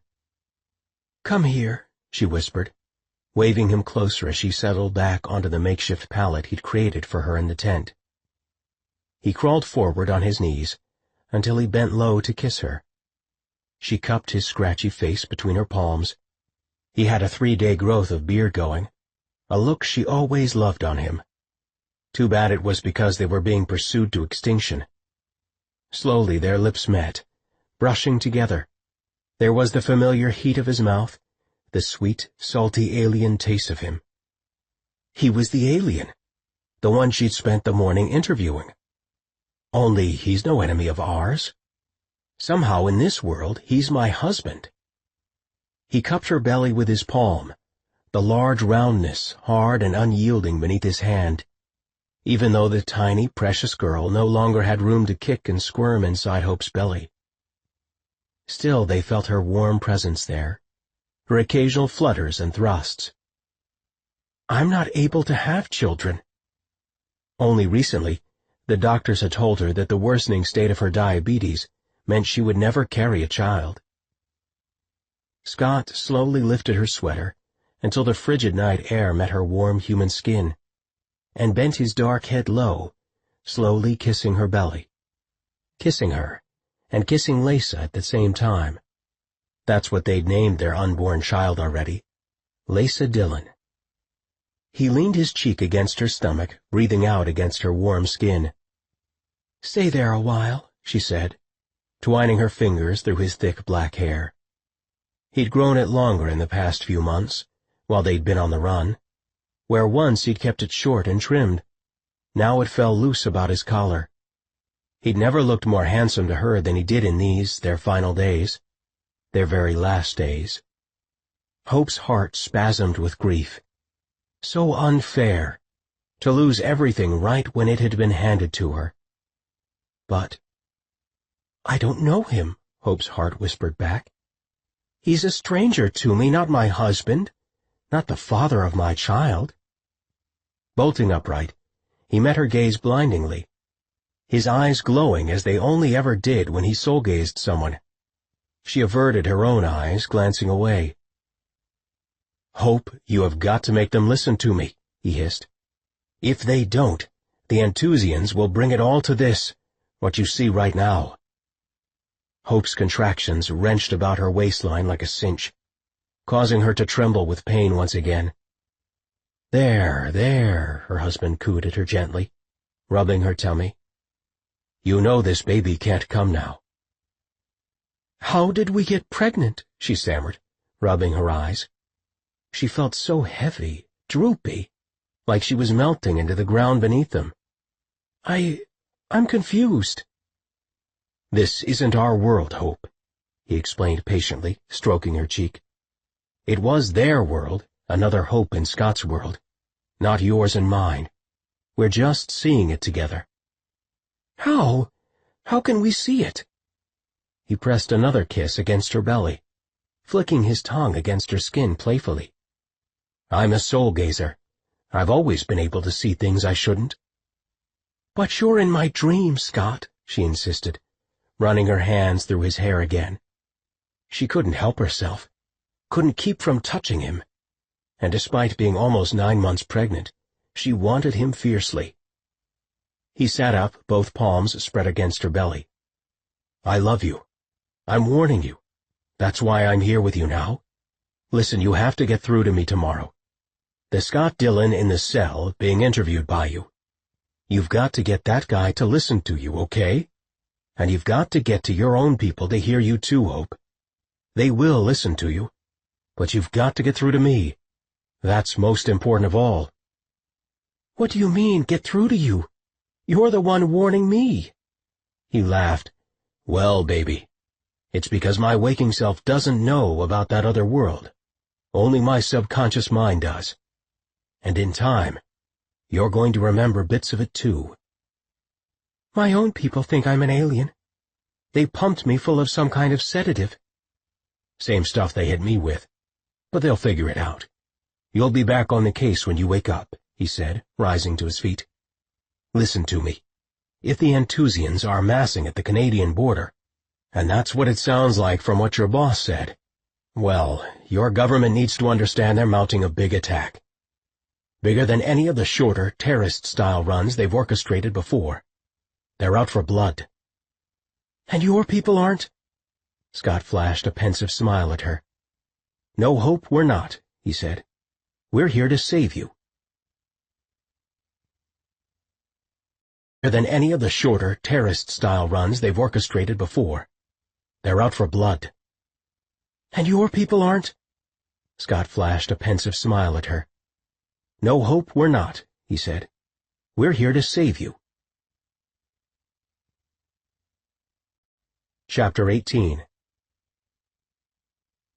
Jared took the steps down to his chambers 2 at a time. He'd been working all morning, analyzing surveillance information intended to help them free Scott. So far, they'd not made any real headway. His best friend was in a lockdown holding area, so highly secured they didn't have a hope in hell of getting him out. At least, not yet. But he was determined they would figure a way to free his second-in-command. At his door he hesitated, kneading his uniform and running his fingertips over his disheveled hair before entering. He'd promised to meet Kelsey here after lunch once she returned from his private library. She'd been immersing herself in Rifarian culture, studying copies of ancient and modern texts with the aid of a handheld translator. A few of their books were already in English, thanks to their long-standing tie with her world. She soaked everything up with a wonderful fervor. Her endeavors typified everything he loved about his sweet human: her keen intelligence, curiosity, and determination. Her need to find purpose and understanding in the universe, and in him. So he wasn't surprised when he opened the door and found her lying on their large bed. 3 books, cocked open beside her, and 1 balanced on her knees. He smiled, dropping his uniform jacket onto the bed. "What are you reading, love?" He popped open his body armor vest, breathing easier that way. Well, mostly I'm trying to become proficient with your language, she told him pragmatically, stacking the books neatly together. I figured that way I can start to learn more about the miters and how it works. The more I know, the more I can help, Jared. I've spent a lot of time studying physics. He nodded his approval. That's fabulous, Kels. Whenever you're ready, I'd like to introduce you to our science team. Given your... He hesitated, searching for words that wouldn't frighten her. Special relationship with the miters. Your scientific background means all the more. She snorted. Special relationship. That's one way of putting it. He settled on the side of the bed, searching her face. Does it upset you that we've been unsuccessful in removing the codes? Not at all. She shook her head adamantly, leaning closer toward him. In fact, when I was in the miters the other night, it felt right. I was energized, electrified. I'm not sure the codes are supposed to be removed. Think about what the letter said. The damned codes are coming out. There's no discussion on the matter, he shouted, bolting to his feet. Kelsey's face infused with color. So says the king, she said sarcastically, a resentful furrow creasing her brows.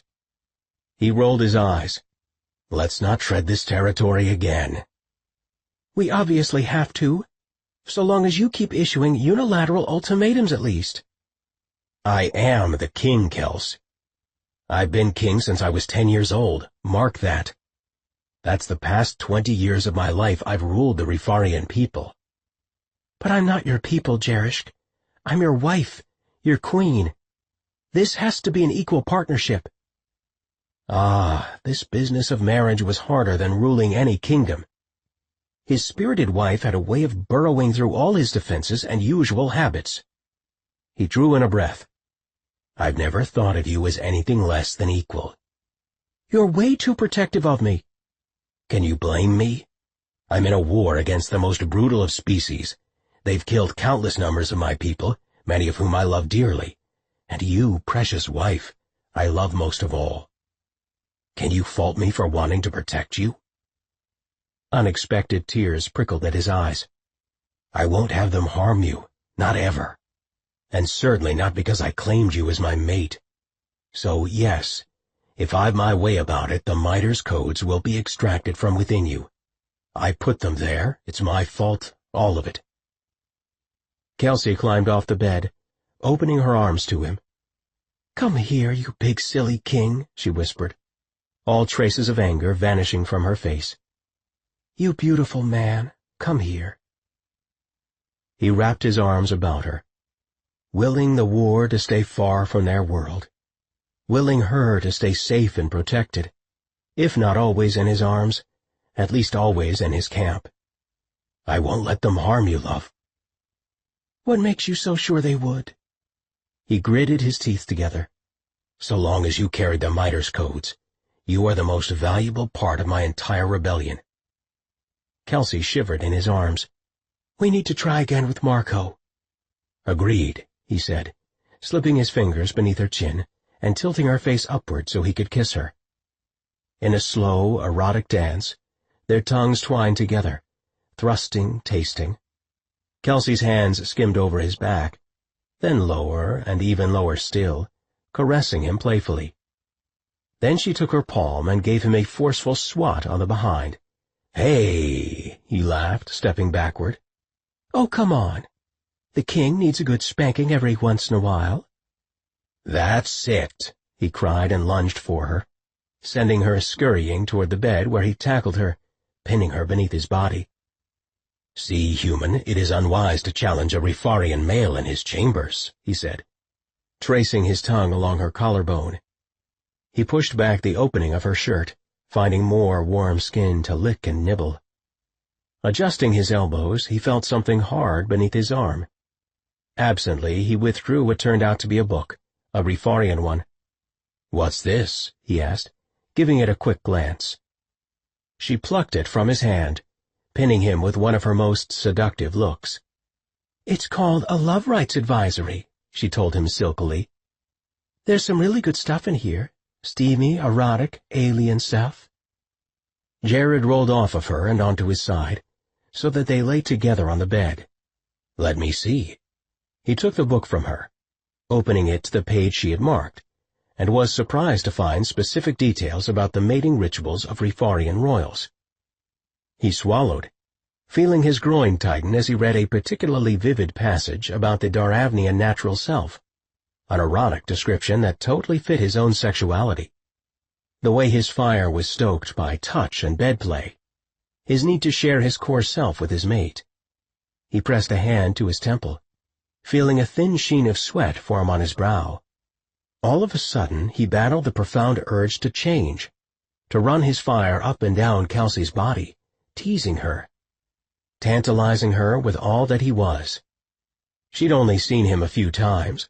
Perhaps that truly was the answer to their problem. "What are you thinking?" she asked in a rough voice, rolling onto her side so that they faced one another. He stared at the book, burning inside. "That perhaps we have yet more to learn about each other." "So the book's right? About your natural self being linked to your cycles?" I honestly don't know." He swallowed hard, realizing that he'd begun to tremble slightly. His hands tightened around the book, snapping it shut. "The advisory seems to have—" He paused, daring to look at her through his lashes. "Much information. This is good." She leaned on her elbow, watching him. "Does it still embarrass you to talk about it, after everything we've shared?" He smiled faintly. "It is still odd, Kelsey, being so vulnerable with you about my nature, what I am. I've never shared it with another being before you, not like this." "But I love all that you are. I love you, Jared. And you know how much I love you, don't you?" "You've barely seen my fire. Barely at all," he told her softly, staring at the ceiling. "You think you know, but you have seen little of it." "Then show me again," she urged, staring at him seriously. "Maybe it's what we need. Maybe it's why we can't seem to—" He cut her off, unable to discuss the terrible topic of his infertility yet again. "Please, Kels," he begged. "I can't talk about this now." But she would not be stopped, would not back down. "I won't stop trying, Jerish," she told him seriously, falling back on the use of the name she'd first known him by, something she often did when they were intimate. "Not when we came so close together already. We can do this together, so I won't stop. Don't ask me to." He took both of her pale, freckled hands within his much darker ones. "We will always keep trying," he promised her. He hadn't forgotten the deep pain she'd expressed earlier in the day while working with Marco, her feelings about his cycles. Perhaps it had taken such deep bonding to bring the emotions out. "For you, love, I would give you the universe, you know that." She broke into one of her loveliest, widest smiles, and he felt his heart turn over in his chest. To make this woman happy, well, it was worth any risk, and conquering any fear about his very core nature. "We can make it happen," she continued. "You just have to keep faith." He smiled at her, but although he put on a brave face, inside his heart ached. What if he disappointed her? What if he were simply unable? It wasn't a thought he could entertain. He would keep trying forever, until he was completely silver-headed and beyond his fertile season. Until then, until that outward sign of his maturity had overtaken him, there was always a possibility. Jared hiked the path toward Base 10, preferring to walk rather than taking the indoor network of tunnels and elevators that would lead him there much more easily. He needed to breathe. He and Kelsey had made love again. Gods, he was still filled with lust just thinking about her fair-skinned body atop his, so aggressive and eager to have him. Still, despite how sated she'd left him, he was haunted by their earlier conversation, and the thought of her poring over love rights advisories. He would do whatever she asked of him if it meant giving her a baby, and his people an heir to the throne. But she had wanted to see his core self, and he hadn't shown her. What's holding me back, he wondered, increasing his pace. She wants all of me, so why do I hesitate to show myself to her again? He shoved both hands into his jacket pockets and quickened his pace. There had been sightings of Anthusian stealth fighters along the Canadian border earlier in the morning. He'd need to launch his own ready fighters if their enemies were doing more than a simple recon mission. His advisors could reach him by comm at any point, but still, he wanted to be at the base, ready to talk tactics. "You're walking, I see," came Thea's voice from the woods beside him. He jerked his head in her direction, startled by her sudden appearance. "Ah, cousin, I did not see you." "It's not such a great idea, you walking to the base without an escort, you know," she said, joining him on the path. "I should chastise you, actually. We've talked about always bringing a guard with you." She dropped her voice lower. "Or Marco, for that matter. Or Sabrina. Your Magian have returned you, my lord. It's time you began to call upon them." "Marco was unwell this morning," he told her, adjusting his jacket. "But you make a valid point, cousin." She inclined her head respectfully with a soft smile. It seemed she was no longer angry about his marriage. He was thankful because he relied on her too completely to be at odds with her for any length of time. "So, what are you doing here on the trail?" he asked. Her expression grew troubled. "I needed some air." "Interesting," he observed, "because so did I. Perhaps we should walk together." She nodded formally, placing both hands behind her back. "Yes, cousin, I would like that very much." They began the descent down the mountainside, and at times Jared had to smile at their easy formality with one another. It was a lifelong habit between the two of them, to fall into the speech patterns that harkened back to their royal youth. So different from the way he spoke with Kelsey or Scott or even Annika, whom he was slowly forgiving for her deceit about being part of the Magian circle. He made a mental note to summon Annika that evening, so that they might meet in private. He'd yet to speak to her alone since the revelations, preferring to keep a polite distance. But he hadn't missed the troubled pain in her usually warm eyes. For years she had been one of his dearest friends. Forgiving her for such long-term deception felt difficult. Yet he understood that she had made her choices out of a desire to protect him.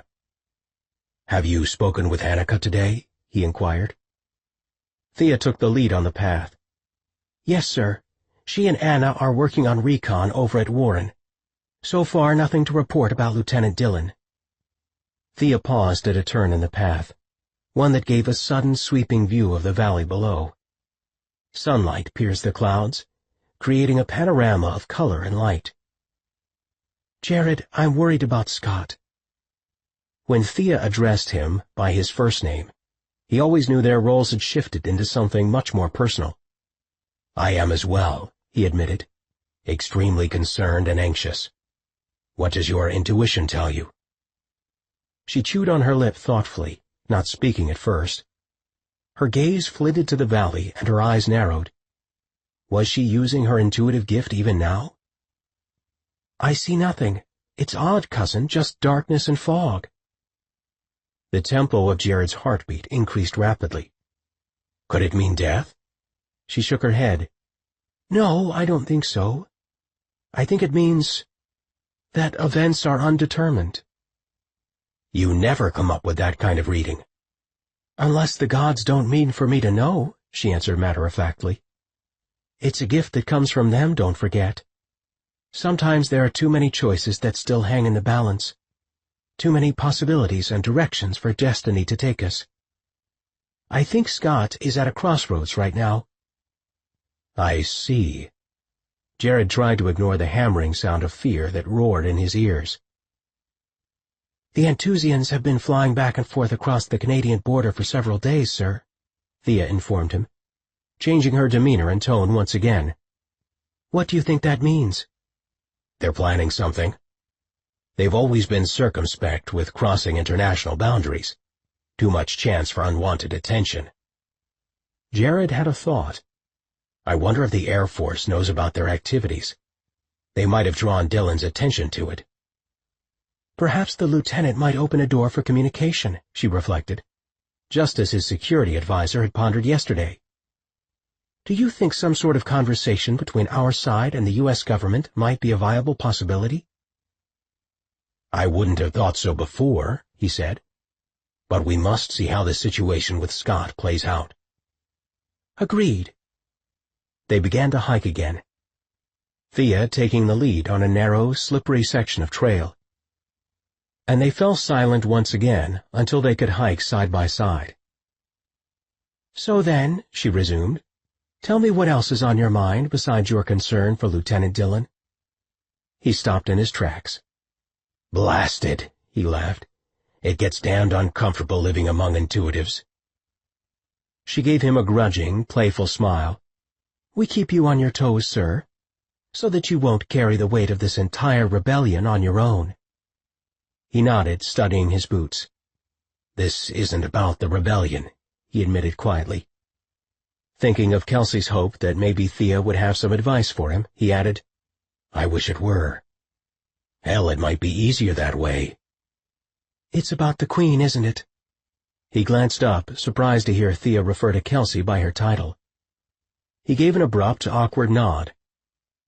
"Perhaps I can help," she encouraged, reaching to touch his arm, and he thought he might weep in sheer relief at her offer. "Yes," he breathed. "That would be much appreciated, dear cousin. I fear I need advice on—" He paused, sucking in an emboldening breath. "The business of mating."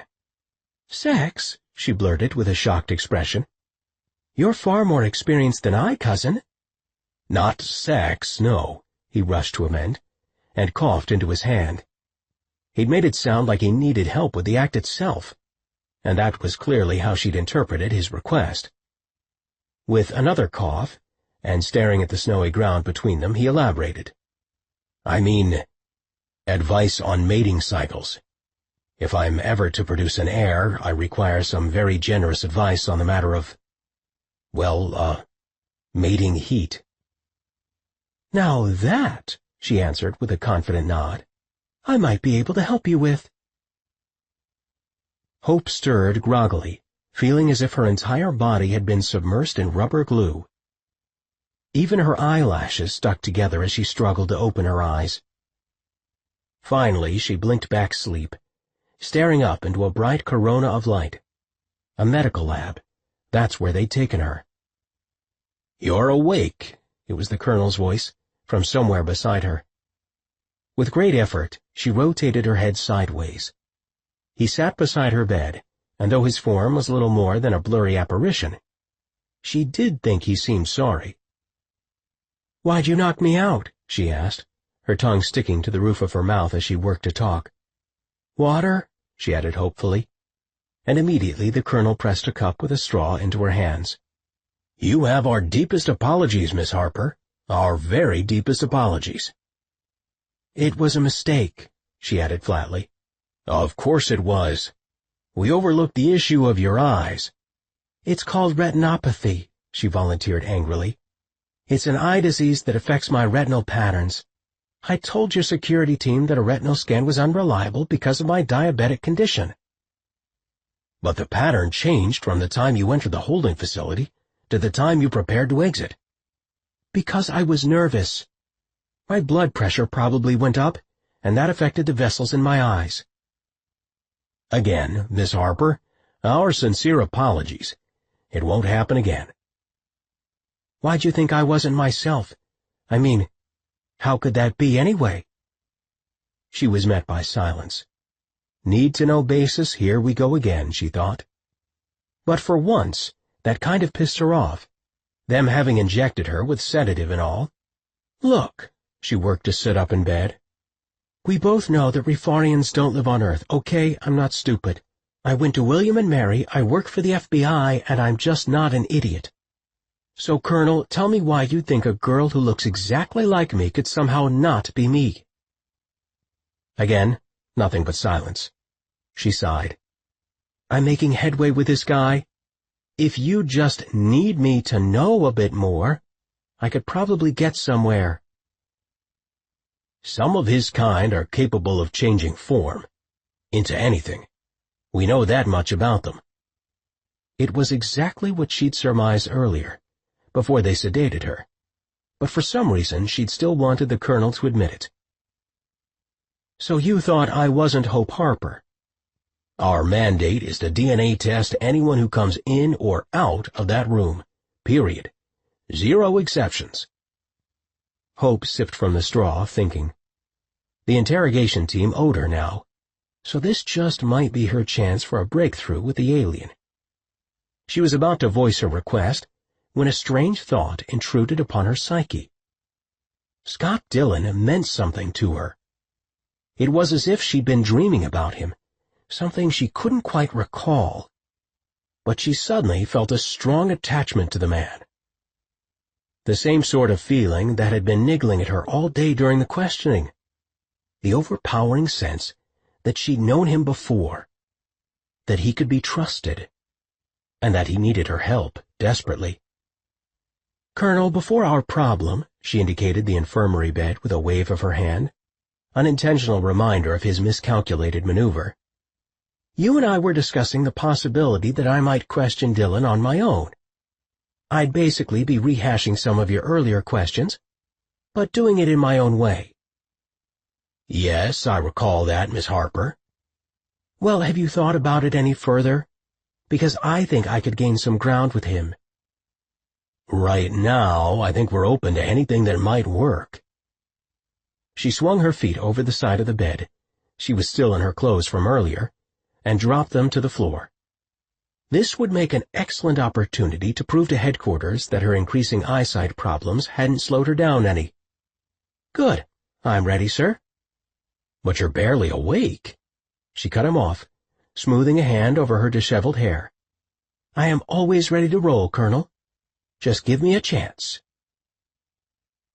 "So, this matter of cycling," Jared began tentatively.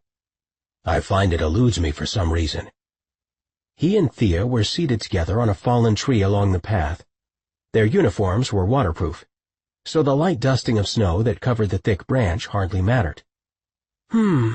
That's surprising because I can't seem to help myself," Thea laughed. "Rather ironic, don't you think? I have no mate but cycle like mad, whereas you've taken a wife and can't seem to figure it out." He growled in dismay, and Thea laughed softly. "Cousin, don't look so mortified. It's natural. It doesn't get more natural for the two of us." "Then why is it such a problem for me?" He buried his face in both hands. "I shouldn't need this talk or coaching. It should be as easy and natural as my change." "You mentioned something the other day," she answered quietly, "about how you met Kelsey the summer of your awakening, and then she was taken from you." "The elders," he despaired. "They were behind the separation. I wanted to come back for her, but they wiped the memories. I never knew, never remembered until I found her again." "Exactly, Jared, exactly," Thea said, clapping her hands. "You find that significant?" "You were beginning your first cycle. That's what our awakening means. I remember my own awakening was almost unbearable, and I was kept entirely in seclusion. If I'd found someone I cared about, well, I can only imagine the intensity of it." "I wanted her desperately. I don't remember that much about our time together, just shadows and half-thoughts. But I know how much I wanted her. We were barely more than children, but it was intense and strong." "So what I believe, Jared, is that you stifled those feelings, fought them, battled them away out of desperation after you left Earth." She paused significantly, reaching a hand to touch his cheek. "And you've never allowed them since. Basically, you cooled that awakening fire inside yourself, put it out, maybe even despite the elders on some level, for taking your love from you." He gasped, staring at her. It was so incredibly obvious, yet it had never even crossed his mind in the past weeks. I almost," he stammered, "almost managed it a few nights ago. Our marriage night, but then—" His voice trailed off. "It stopped?" He nodded, rubbing his throat. Beside him he felt a quiver of energy as Thea studied him closely. "Jared, it's not that hard," she laughed gently. "Well, it is that hard, at least for the male of our kind. But getting there shouldn't be. Not for a strapping warrior like you." He growled at her, saying nothing more, and never looking in her direction. "Cousin," she exclaimed, clasping his arm. "You love her, she loves you. From all the evidence that I can see, you two have a stunning sex life." What did his cousin know about their love-making? Nothing. "Ah, and what have you seen?" he asked with a laugh intended to dismiss her words of encouragement. She faced him. "That you glow. Sometimes after you've made love with each other. Did you know that?" He turned to her, mouth agape. "Certainly not." Well, the night they'd first made it, of course, but not after that. She waved off his embarrassment. "Oh, nobody else sees it, cousin," she said dismissively. "Well, maybe some of the other intuitives, they might have. But you shouldn't feel awkward, it's beautiful, Jared. The two of you really do glow, it radiates off you. The way you've made one another feel." Thea's face had assumed a look of wonder, and was completely devoid of any jealousy. "I worry sometimes, Thea," he nearly whispered, finally meeting her gaze full on. "About what?" "Perhaps I suppressed it for too long," he admitted. "Perhaps I avoided my cycles for so many years. Did anything I could not to have them. Well, maybe I'm beyond achieving them now. Maybe I'm ruined that way." "Then it's gone dormant, but it's not dead, Jared," she said. "You are still what you are. Your people have always experienced the heat to the greatest degree, much more than my kin. You just have to let the urges overtake you." "Is that how it works?" he asked, feeling oddly inexperienced and innocent. "It just comes upon me?" "Jared?" He clutched at his head in frustration. "Thea, I don't know." There, he'd said it. He felt his face burn, and averted his eyes from his cousin's pointed stare. "I know nothing about how this works." "How could you not? Hasn't anyone ever talked to you about these things?" He sprang to his feet, pacing in agitation. "Who would have spoken of it? Who would dare school the king about his sexual urges, dear cousin? No one. No one has ever taught me anything," he exclaimed. "I've no idea what to expect or what it takes. I am an utter virgin in this regard." She stared up at him sympathetically. "Oh, cousin. Do sit back down, please." She patted the place beside her. They'd discussed many uncomfortable topics during their years of fighting together, but nothing that had ever approached this level of intimacy. Jared trained his entire focus on his boots and the snow. "Tell me more, cousin," he begged. "Please." "Yes, it does just come upon you, absolutely." "Tell me what it feels like," he urged, glancing at her shyly. "What to expect when it begins?" He thought of that night when she'd brought the fever upon herself, the way it had stirred him slightly, and of the night of his sealing to Kelsey. They'd come so close then. He'd been certain he was entering his season, until the letter from Marco had disrupted what was beginning. "Jared, it's like this," she said, staring at the sky overhead. "Remember the way the dullest thrama sounded? The way a musician would pluck a string just barely, so that the tiniest little note would ring out? Then the sound would grow like a wave and expand and overtake you, and then this one single little note gained momentum, getting louder until it became a whole symphony?" "Yes, Thea," he said wistfully. "Of course I remember the sound of dullest thrama." "Well, that is what it's like to enter your season," she gave an enthusiastic nod. "Just like that. And then the symphony kind of rings through your whole body, enfolding you until it's like warm lapping water." Her words, hushed and full of wonder, suddenly ceased. She sighed, closing her eyes, but offered no more. "That is what you can expect," she said, her voice much more subdued. "That is all. Beyond that, I don't know. I've never made love to anyone, never made it, so I usually endure it, each cycle more intense than the last. Surely you who are mated and in love will find your way there, Jared. She gave him a slight smile, but her eyes spoke of intense melancholy. "Thea, I'm sorry that I disappointed you." He meant it, even if he had no regrets that they'd not made it. "And I'm sorry that things haven't gone the way you always hoped. Perhaps we should talk about it," he suggested gently. "Perhaps it is time." "Oh," she gave a light snort of laughter. "I wasn't thinking about you, actually." "Then who?" She began to laugh. "Some things a lady must keep to herself, my lord." He was wildly curious. "Is it Lieutenant Dillon?" he pressed. "I've noticed the two of you have become quite close."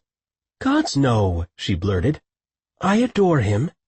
But he's closer than a brother. No, not Scott. But I won't say who, Jared. You may ask all you like, but there will be no more answers forthcoming from me." "And after I've made myself naked to you?"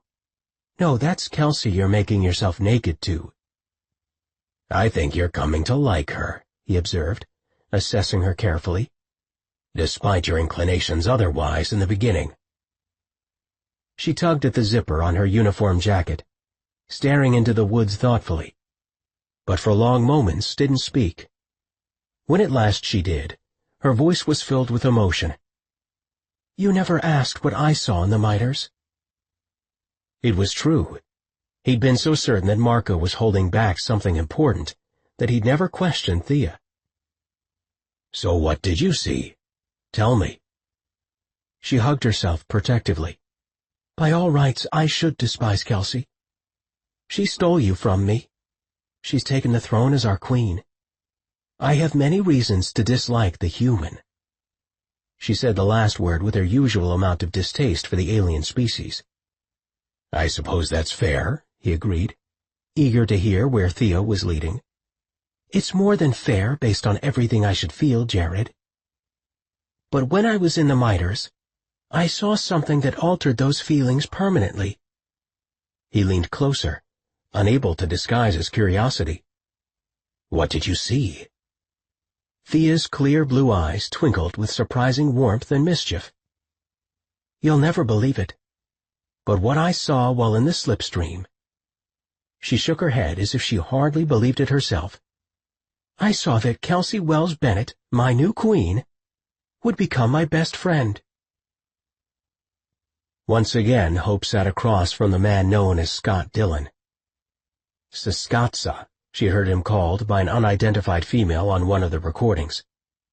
They never had identified that woman via voice recognition, but she'd gathered it was someone who knew the lieutenant quite well if they were on a first-name basis. That thought led her to a strategy. "Siskatsa, my name is Hope Harper," she started in his language. He jerked backward, scraping his chair against the concrete floor. Yes, she'd surprised him by using his given name. The Rifarians rarely went by their real names, preferring instead their assumed human aliases.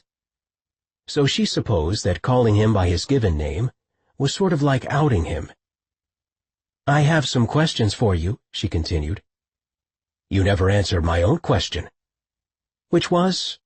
Pushing her thick-lensed glasses up on the bridge of her nose, she leaned across the table, determined to get a good look at him.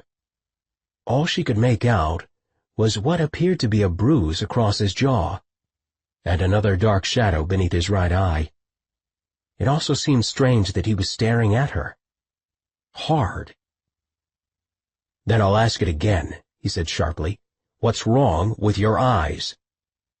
"Why does it matter?" she fired back at him. Almost as if on cue, her eyes watered and she had to close them. "Eyes are important," he told her with surprising gentleness. "Always, to any race." "Or species?" She thought he shrugged. "Even more important to some." Hesitating, she deliberated. All her training indicated not to reveal any personal details, or to let a subject into her head. But something from her drugged sleep, something she couldn't quite touch, urged her to answer. "I have an eye problem." "Obviously." "You asked me what was wrong." "You told me nothing."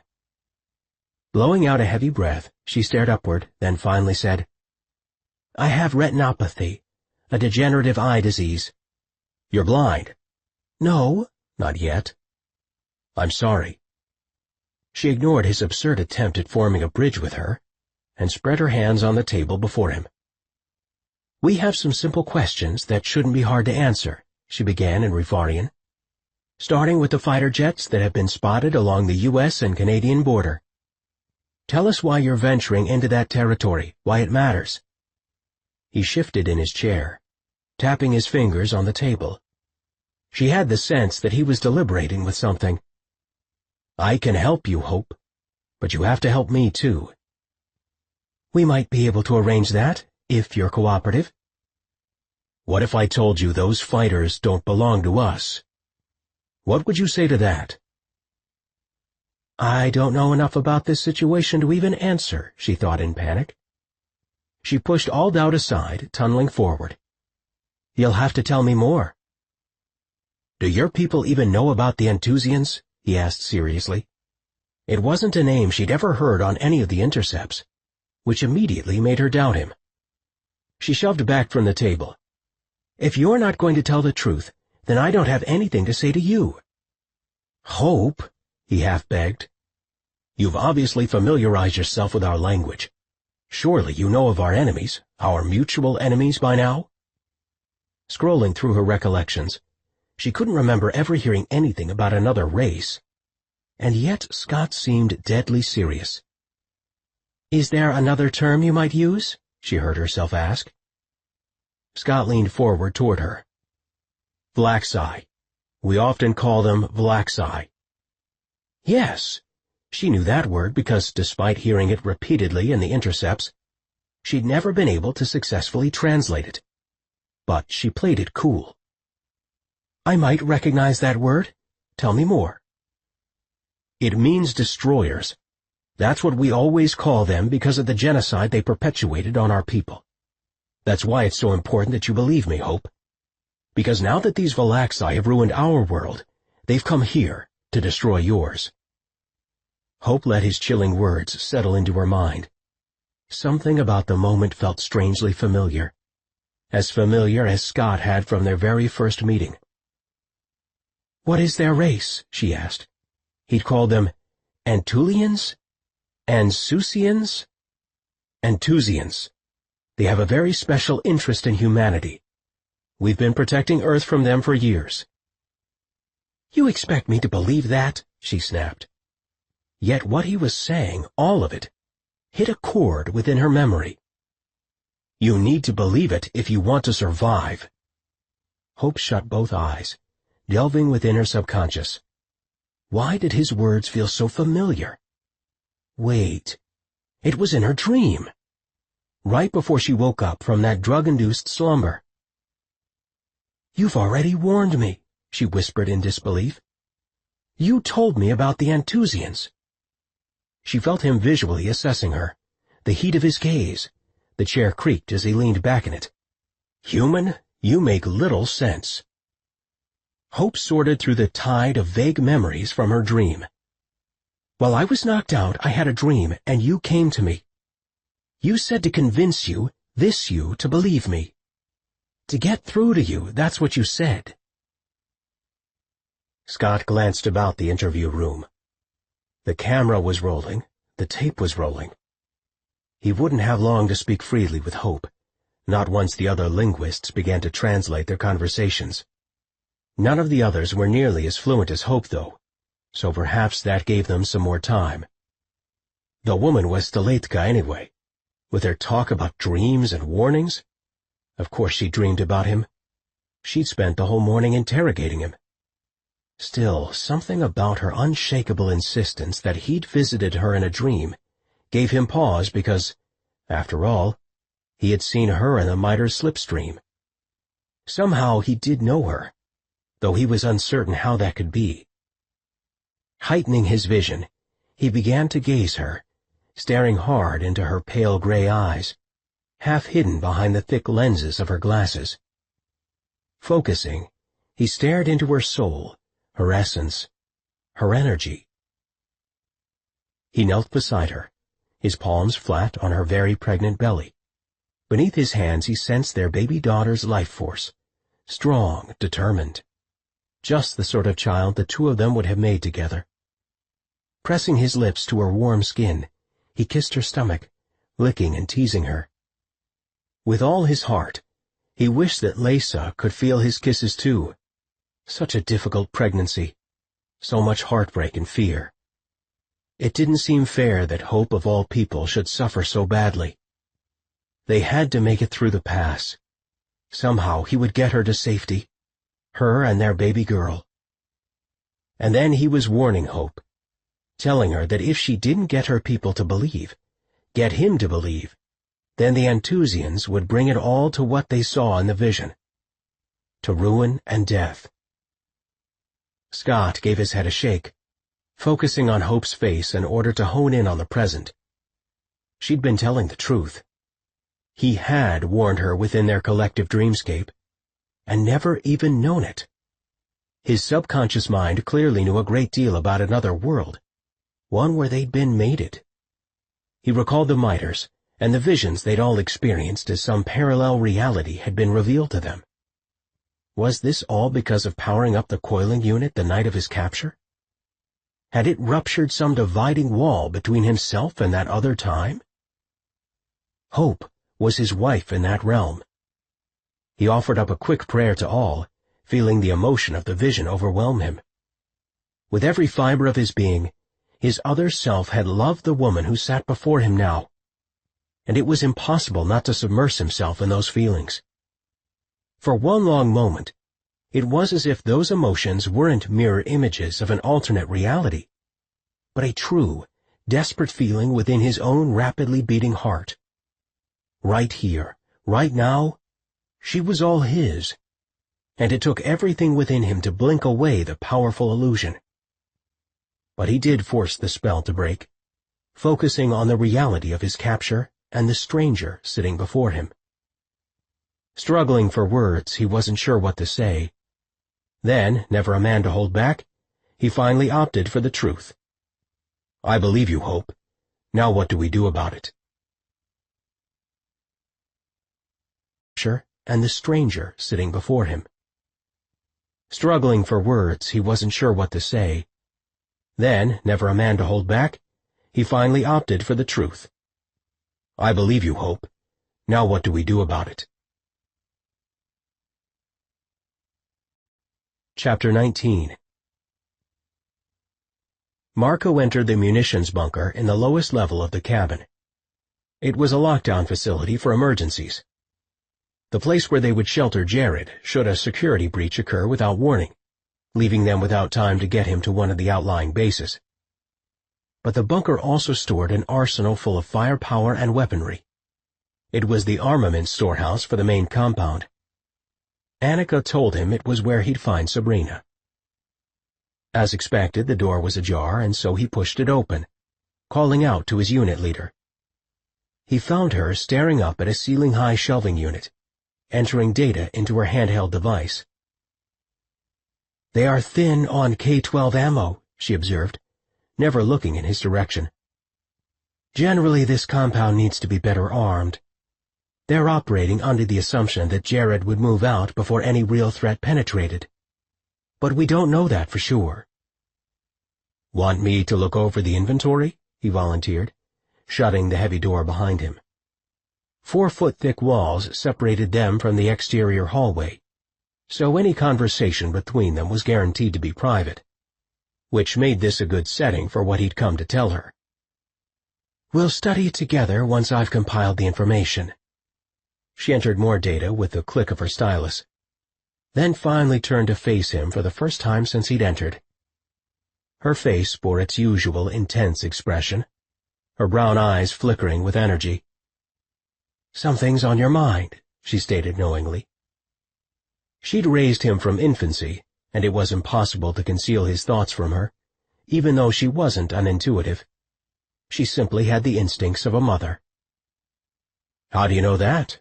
he smiled, but knew the expression didn't reach his eyes. Sabrina slipped her handheld onto one of the shelves beside her, and took several steps closer toward him, Talk to me, Marco, she encouraged, folding both arms across her chest. Her full attention was trained on him, and he knew she would never let him go without his confessing everything. Something happened this morning, Sabrina, and I'm not sure what to do about it, or if I should do anything at all. But you're my unit leader, and that means I have to report it. Surprise registered in her eyes. Obviously, she'd assumed the issues were personal, not related to the circle. Go on, she urged with a brisk nod. Turning toward the munitions shelving, he pulled out a K-12, examining it thoughtfully.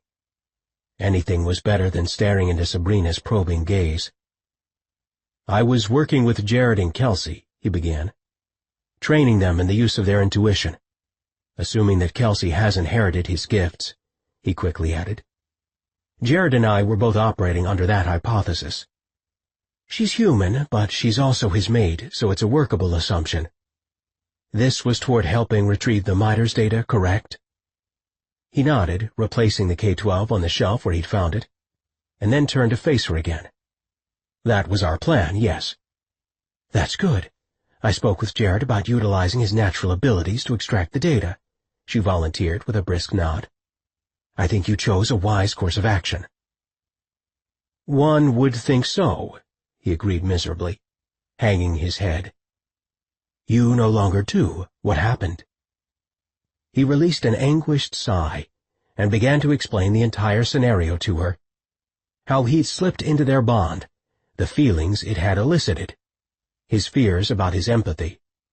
He held nothing back from his unit leader, in fact quite the opposite, agonizing at length over what he'd inadvertently heard after he'd slipped into their bond, the ensuing headache. He left nothing to supposition, except the part about Thea following him to his quarters. That part he kept entirely to himself. Only he and Thea would ever know how close they'd come to bonding for life. You know how dangerous your empathy is to you, she'd told him when he'd finished. You certainly don't need me to tell you that. I didn't ask for it to happen, Sabrina, and I sure as hell didn't try to bring it on. He realized how defensive he sounded, but he couldn't seem to help himself. His anxiety was too intense. That's not what I said, she responded carefully. You know better than that. I'm sorry, he grumbled, turning to face the rack of weaponry once again. He traced his fingertips over illuminators and pulse rifles and rounds of ammunition. Anything felt more comfortable than staring into the eyes of the woman who had raised him. The woman who knew and understood, more than anyone else, how bitter his struggle had been to tamp down his terrible gift. I know you're upset, but let's talk about this rationally. A tight headache had begun to pulse insistently behind his eyes again. He pressed the heels of his palms against his forehead, working to suppress the nauseating pain. Closing his eyes, he confessed, I've got the headaches too, Sabrina, really have them. I haven't felt sick like this in years. She clasped him by the shoulder. You must block all this, Marco, do you understand?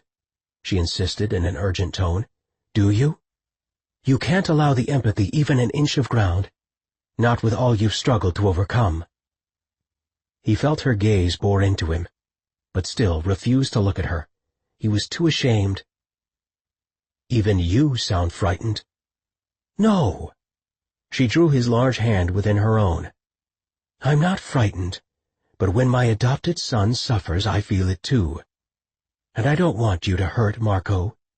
You've waited too long for this moment, trained too hard for it. I refuse to see your gift overtake you after so many years. Then tell me what to do, he whispered, turning to face her. Force their connection out. You've been blocking for years. You will do what you've always done. Block. It was a skill she'd helped him develop at a very young age, the only resource that had saved his sanity and life. I'm supposed to work with him again tonight, when Jared returns from Base 10.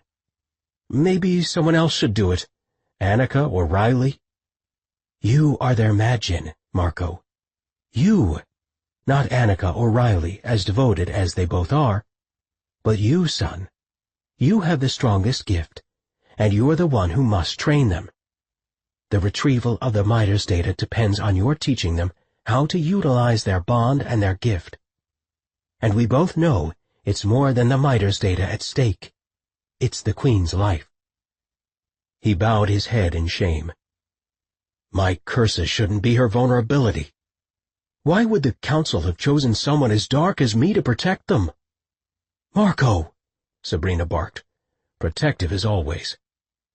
She never let him call his empathy what it really was, always insisting that he term it his greatest gift. With a sigh, he amended his words, saying, Any weakness in me should not be to the Queen's detriment or peril. Sabrina gave him a half-smile, but he could see she wasn't fully satisfied. Like any mother, she urged him toward self-respect and healthy pride, not self-flagellation. Block. You've done it your whole life, she reminded him again. That's what you will do. You're much stronger now. You overcame this as a child, and it's going to be all right. Yes, Sabrina, he agreed dutifully. And if you get into trouble, cut it off. Come for me. I think it's important that you face this, not run from it.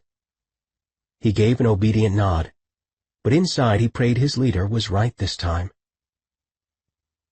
Outside the windows of Jared's upstairs study, darkness cloaked the mountainside. There was a full moon causing the patchy snow to glimmer, and as Marco stared at the world below, it seemed to glow. He took deep breaths, stilling his energy and senses before he turned to face Jared and Kelsey, where they sat on floor pillows by the roaring fire. It was time to train them, and he would not allow himself to repeat his previous misstep. The assignment was too critical, both to the Queen's ultimate safety and to the revolution as well. Drawing several deep, settling breaths, he turned to face his king and queen. "Are you joined now?" he asked, though he needed no confirmation. The lustrous radiance on their faces revealed how deeply they were connected. "We're ready, Marco," Jared told him with a brisk nod of his head. "Good. Then we will begin, my lord." Marco closed the distance between them, kneeling beside them both. "I am going to guide you through an exercise, one meant to hone your intuition." Keeping her eyes closed, Kelsey smiled. Clearly his queen was open and curious to this new side of herself. It seemed nothing ever daunted or frightened the human, a trait he always admired, but especially in her. He felt a swell of pride inside. Sabrina was right. This was the moment he'd spent his life training for, and that awareness caused a strange rush of love inside him toward his king and his queen. On his wrist, he almost felt his protector's brand burn in answering recognition to the feeling. Marco placed one hand on Kelsey's shoulder, allowing some of his energy to spiral across her senses. His intention was to spark her gift, but instead there was an immediate and electric answer inside his own spirit. Shuddering, he withdrew his hand, uncertain. "I can't go down this path again." But he knew no other way to awaken Kelsey's nascent gift than by prying it open a bit, both by this exercise and by applying some of his own energy as a kind of kindling to the fire. "I'll be careful. There's no other way. I will block. I've blocked most of my life. I can do this." Slowly, he slipped one hand on Kelsey's shoulder again, placing his other on Jared's. Drawing in a deep breath, he plunged ahead, working to coach them into a basic skill with their capabilities. "Go slowly and open your minds," he advised. "Open up your spirits, your essences, and then we will begin." He had several very basic moments planned, but first he had to tease them to a higher plane where the training would never work. "Now," he began, "I've brought my backpack with me. There's something inside it, and I want each of you to try and tell me what that item is." He dropped his pack between them on the floor. "I'll give you a head start. You can even touch the outside of the pack if it'll help you." Marco watched as his king reached tentatively toward the worn pack, slowly trailing his hand over its surface. Kelsey imitated his gesture. Marco studied her features, the way her clear blue eyes narrowed seriously, then widened with surprise as she seemed to discover something through her intuitive work. She had beautiful eyes, his queen, sensuously shaped, with sparks of green amidst the blue. For a moment his thoughts wandered to Thea. Her blue eyes were not unlike Kelsey's, yet ringed with a violet color that made them totally unique. He glanced at Kelsey again, sensing a thought of Jared's as it lightly danced on the periphery. Something about the queen's eyes being gorgeous and sexy. "Hush, Jerishk. We've got to focus."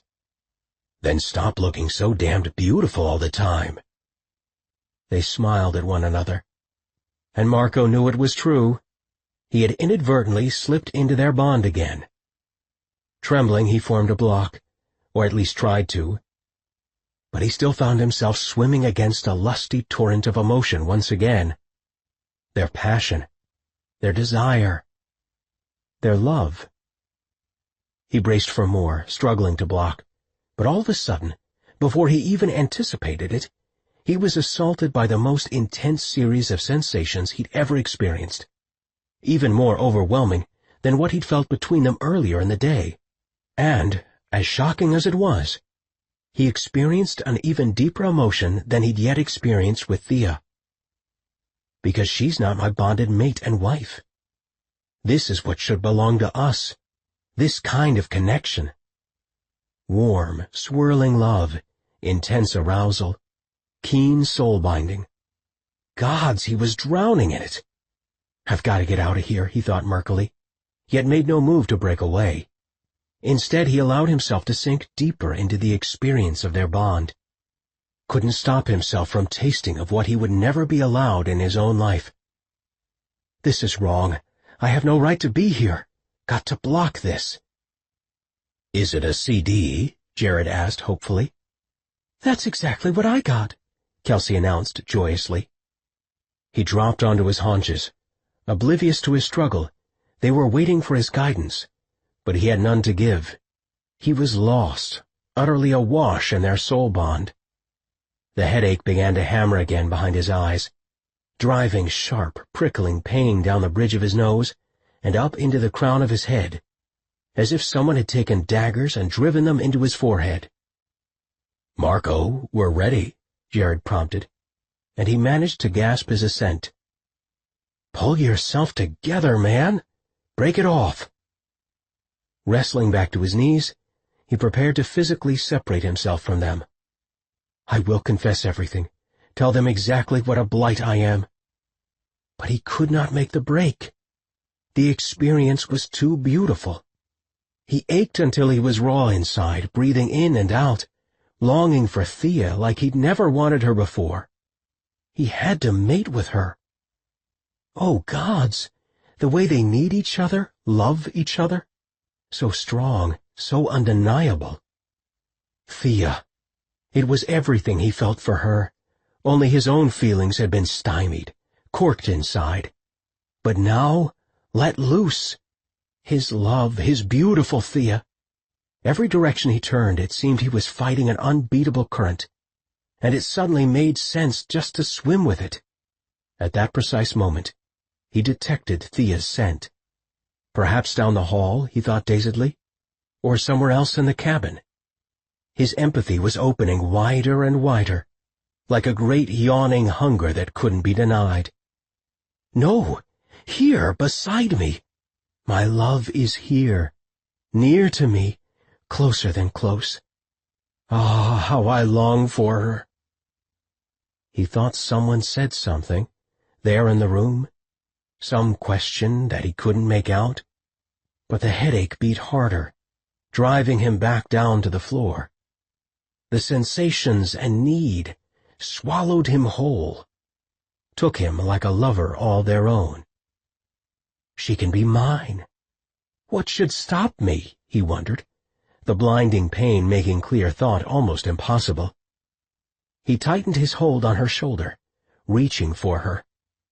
"Thea should only belong to me. My life mate, my love. No more fighting. I will claim her. Take her."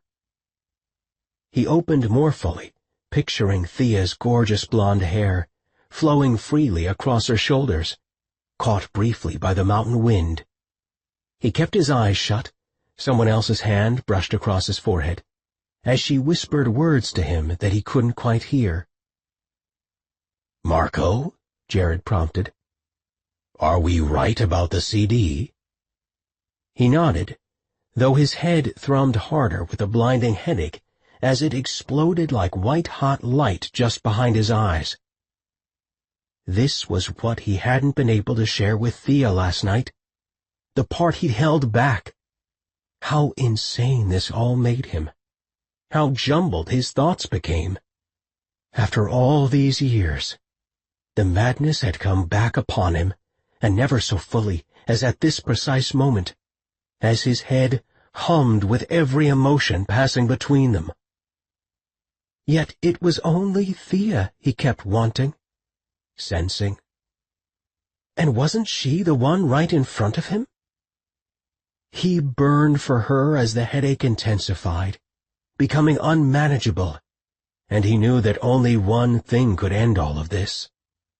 He had to kiss his sweet, beloved Thea. Right now. Thea reached the top story of the cabin, heading for the library in search of more of Prince Ariane's writings. She had a hunch about something that might help Jared and Kelsey with their procreation issues, but she wasn't certain. As she rounded the turn in the hallway, just by Jared's upstairs study, she heard a sound that made the hairs on the back of her neck stand on end. Her commander, roaring in anger. Jared rarely raised his voice, and when he did it was always with controlled intensity. Right now, however, her leader was shouting in a state of unmitigated fury. She broke into a sprint, knocking on the door frantically. From within she heard Jared thunder, "You kissed my wife! Did I misunderstand that?"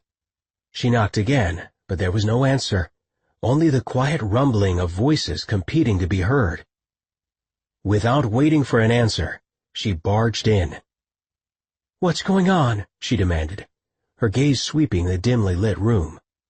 Marco stood by the fireplace, both hands held up in a defensive posture of denial. Jared towered upon him, stabbing the air with his forefinger. None of them seemed to even register her presence. "My lord," she interceded, "tell me what has happened." Kelsey turned pleading eyes upon her, silently begging her for some sort of assistance.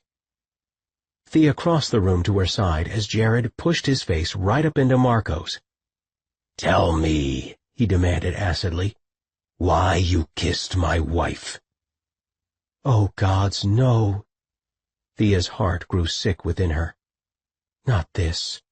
No, no. "Commander, you must listen to me," she reasoned in the calmest voice she could muster. "It's not what you think." Jared whirled upon her. "Not what I think? How could I misunderstand him kissing Kelsey before my very eyes?" "I repeat, cousin, it is not what you believe. There is an explanation." She spun to face Marco, urging him to confess his true nature. "Tell them," she said. "They need to understand." Marco's black eyes were wide, and he shook his head almost imperceptibly. "I should leave," he muttered, fixing her with his stare, transmitting every fear he bore about his gift. As he pushed past her, she caught him by the arm. "Don't let him send you away like this. Tell them what they need to know. Make Jared understand." Marco's eyes were dazed and bloodshot, and he was obviously very unwell. "I need to leave," he said again, pushing past them all. "He should leave," Jared pronounced with chilling calm. "It's evident that he's not the man I believed him to be." His words were like an arrow, clearly hitting Marco's heart like a killing bullseye. Marco stopped in his tracks, then slowly pivoted to face Jared one final time. Dropping to his knees, he bowed his head, thrusting his fist over his heart. "You are my lord, my king, and I serve no other but you and my queen," he swore in a low voice. "I beg you to listen, so find it in your heart to forgive me, to understand." For a long moment there was only the crackling sound of the fire, the whining wail of wind against the windows. Thea's heart threatened to burst forth from her chest. It beat so loudly and rapidly. Yet no one spoke. She met Kelsey's eyes across Marco's bowing form, and again thought her queen was pleading with her visually for some sort of intercession. The one glance propelled her into action. "Marco, tell them." Thea took a step toward where he knelt before Jared. Marco's chest heaved with quick pants. "Jared, I'm begging you," he beseeched. "Please don't do this. Let me explain." "Yes. Tell them about the connection. They must know. He'll understand. Just tell them," she transmitted silently. Jared shook his head, crossing his arms over his chest. "No, I want you to leave tonight," he demanded again in a tight voice. His behavior was so uncharacteristic, even at a moment like this one, that Thea couldn't help staring at him aghast. "Why don't you even hear him out?" she demanded hotly. "Jared, think," Kelsey interjected in measured tones.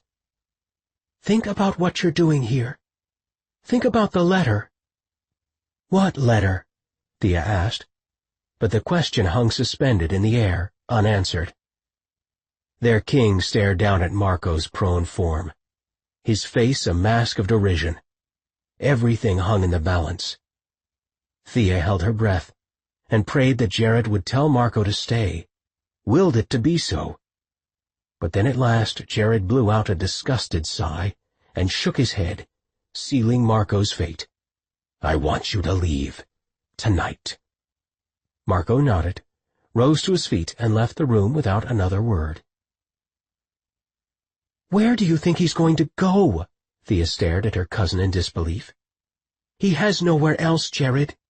He's your Mad-Jinn for all sake." Jared stared at the empty doorway as if Marco might reappear. "He betrayed me." "He did not," Kelsey snapped. "You're so ridiculously stubborn. Go after him, Jared." Jared glanced between them both, clearly seeing hot anger in both their eyes. His shoulders slumped and he rubbed a palm over the top of his head. "You saw what he did, Kels. Hell, you felt it." Kelsey turned to face her. "We were working with our intuition," she explained, and Thea's heart plummeted to her stomach. "He was helping us learn about our gift, and then he kissed me, just like that." "Just like that," Thea repeated dully. Why hadn't her stubborn, beautiful love not listened to her? Why had he been so hell-bent on such self-destruction? She wanted to thrash and weep and cry her anguish to the rooftops. But he needed her too much right now, if he had any hope of a future at all. Because without his protected, a Mad-Jinn had nothing. His life meant nothing. She shivered at that thought, pacing first one way, then another. What would he want me to do, she wondered, rubbing her hand over her chest in a pointless attempt to still her thundering heart. Wouldn't he want the truth to be known? Whatever Marco would want, she knew what she had to do. There's a lot the two of you don't know. I wanted him to tell you, but he obviously didn't. Kelsey waved her on. Then you tell us. At least I'm listening. There was a noise on the landing, and then Sabrina appeared in the doorway. You said you trusted me, Commander, she announced bitterly upon entering. You said that if I vouched for him, that was enough for you. Why would he come on to your wife right in front of you? Think about the illogic of it, Jared. I will admit it does not make sense. If he desired her, then surely he wouldn't have made a move in the midst of our training session. "Precisely," Thea said, clapping her hands together for emphasis. "He knew this was coming. That's why he warned us in the letter," Kelsey observed cryptically. "He said that if he ever did something that seemed totally unforgivable—" "To try and find it in my heart to understand," Jared finished with a look of horror. "Gods in heaven." "What letter?" Sabrina and Thea asked simultaneously. Kelsey had mentioned it earlier, and in the heat of the moment, Thea hadn't pursued it further. Jared and Kelsey traded a look. Kelsey nodded her encouragement. Then Jared strode to the small, utilitarian desk that served his needs in his upstairs study. He opened a central drawer, retrieving a plain envelope. Without a word, he extended it to Sabrina.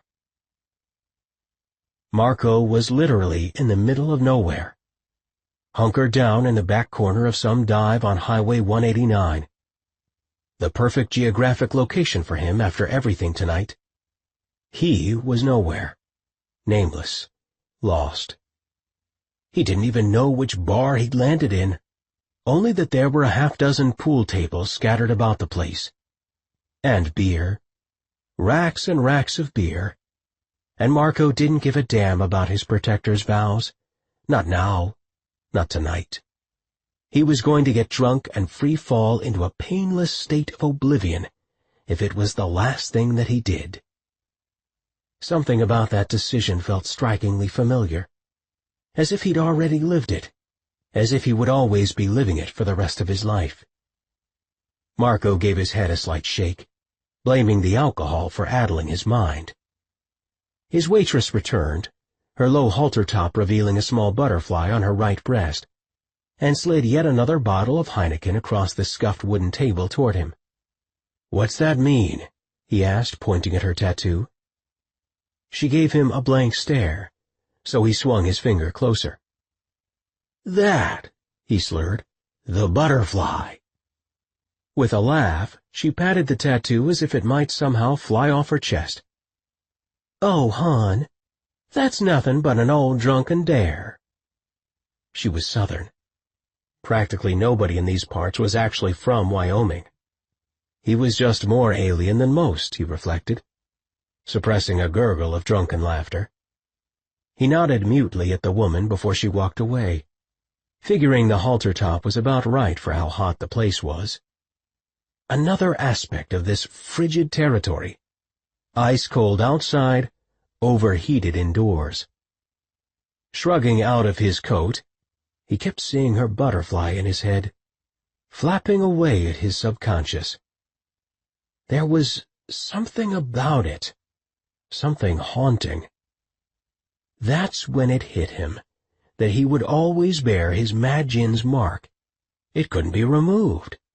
50 years from now, if he was alive, he'd still be branded as a protector to the royal houses. "I'll always be a servant," he thought darkly. "I just have nobody to serve now." It caused a horrible, bottomless feeling in the pit of his stomach. Taking another heavy swig of beer, he felt the world around him grow even hazier. His eyes burned, and for a moment he closed them, feeling the world swim woozily all about him. "Yes, let me forget," he thought. "In all's name, just let me forget tonight." Through the din of loud honky-tonk music, he could hear the phone at the bar ring, jarring him from his dazed state. The bartender, a burly guy with tattoos up and down each arm, grabbed it off the receiver. After listening a moment, he rounded the bar and stepped out back, shouting into the wintry darkness. Shortly thereafter, a hippie chick with a wool-knit cap tugged down over her ears entered the place, waving at someone as she picked up the receiver. As she talked, she pressed a hand against her cheek, beaming radiantly. Even she has someone who cares about her, Marco thought miserably, sinking down into the booth. But not me. He was utterly alone, without his unit, without his king and queen, without his homeland, and absolutely without Thea Haven. How could he possibly explain his actions to her? Not that he'd ever see her again after tonight. And yet he'd witnessed firsthand how she believed in him, felt her unshakable faith when she'd battled with Jared on his behalf. She loved him. Of that much he was certain now. Not that he'd doubted it before, because he'd already felt her heart. And he loved her more than she'd ever know, or ever believe for that matter, because he could never explain that when he'd kissed Kelsey, in his empathy-muddled mind, he'd believed he was actually kissing her, his Thea, his beloved. He lifted the bottle of Heineken to his lips and took a long drag on the bottle, and sensed a gentle movement in front of him. Slowly he raised his head to see a very familiar figure standing beside him. Yet her appearance made no sense whatsoever, because he couldn't imagine how she might have possibly found him. Marco tilted his head back against the wooden booth, amazed by her angelic appearance. Maybe that's actually what she was, his own guardian angel, his protector, sent to watch over him tonight. She stood in front of him and turned her head slightly sideways to match his own skewed angle. "Marco?" she questioned gently, stepping closer, and he widened his eyes in reply. She sounded a lot like Thea, so that pretty much shot the angel theory. "Hey, baby," he slurred and stared up at her. He suddenly felt as if it was years ago, once when he and Riley had bought a six-pack for the first time and gotten drunk, and Sabrina had discovered them on the apartment floor, totally busted. Only Thea stared down at him, those full lips slightly open, her gorgeous curls tucked back in a braid, and he felt an explosion of desire. "Beautiful," he pronounced, dragging the word out. Yet he couldn't even seem to lift his head from where he'd rested it sideways against the back of the booth. She smiled faintly, knitting her blonde eyebrows together. "I see you didn't waste any time tonight," she observed, slipping into the booth right beside him. "Nah, I'm drunk," he announced, sitting up more straight in the booth. "Best thing for me about now, don't you guess?" "No, not really," she answered, stilling his hand as he reached for the beer bottle again. Keeping one hand atop his, she shoved the bottle out of his reach with the other. "The best thing for you is to sober up and come back with me to camp." He shook his head vigorously, feeling morose once again. Somehow, for a brief moment when he'd first seen her, the world had become all lightness and beauty. He'd even set aside the weight of his betrayal. Thea turned to face him in the darkened booth, her thigh brushing right against his. "Marco, you've got to come back with me." "Jared kicked me out," he explained, uncertain if she really knew that fact. "I know," she answered gently, threading her fingers together with his. "I was there, remember?" Oh, yeah, she'd been there. Of course. "Yeah, well, see," he offered, squeezing her hand. "I may be drunk as hell, but I know that he kicked me out, and I can't go back, Thea. I can never go back, not now."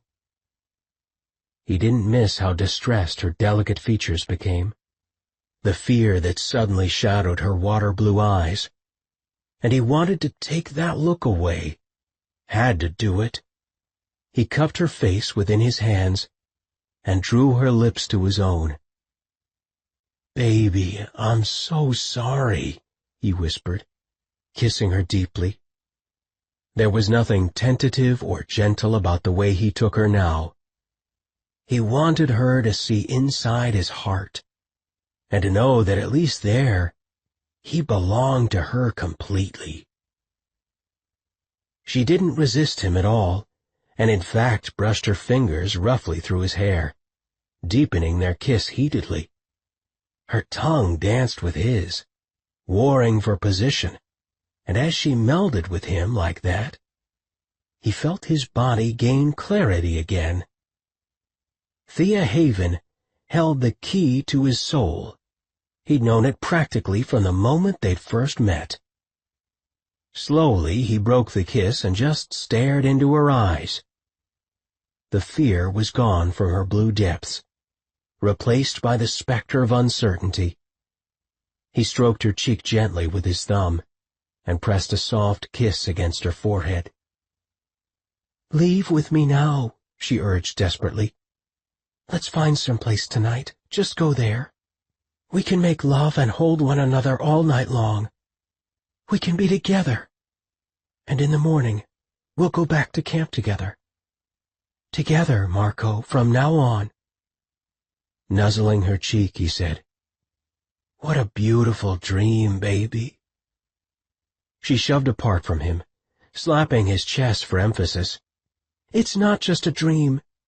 There's nothing to stop us but your fears." Bed springs creaking beneath them. Thea taking his hard cock into her mouth. Dingy motel room.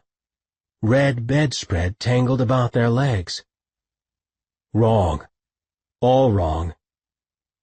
Giving his head a slight shake, he worked to clear the lurid imagery.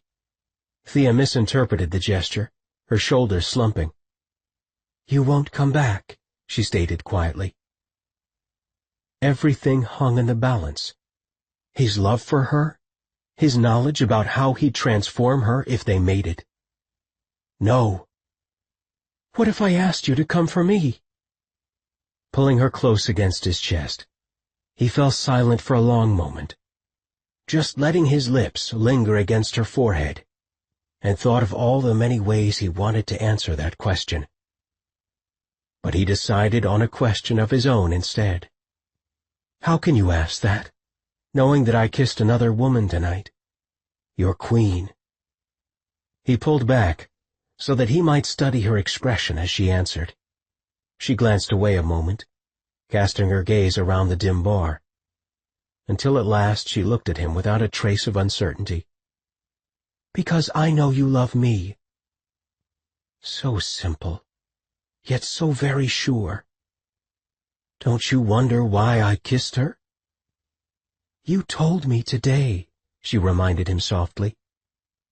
"Their connection was making you crazy. I know that. And I know something else. You thought Kelsey was me." He sucked in a tight breath, shocked that she'd actually perceived that, and that she'd seen straight into his heart. "Don't you wonder what might be wrong with me? That I could become so confused on such a simple point? Mistake Kelsey for you?" "Nothing is wrong with you," she exclaimed. "You have a beautiful gift that—" "Is a curse," he finished solemnly. "You told me that already, but I don't agree." "The insanity is returning, baby," he told her plainly. "Don't you get it? How else could I think Kelsey was you? It was only a matter of time." "You're wrong." Her tone was emphatic, her regal jaw set and determined. But all the love in her heart couldn't drive his demons away forever. It could only buy him time. He took hold of her hands. "Thea, this thing inside me will always haunt me. It won't ever go away, not really. It's in my blood and in my spirit. You know what they say about empaths back home. We're the devil's spawn." "Old prejudice," she frowned hard.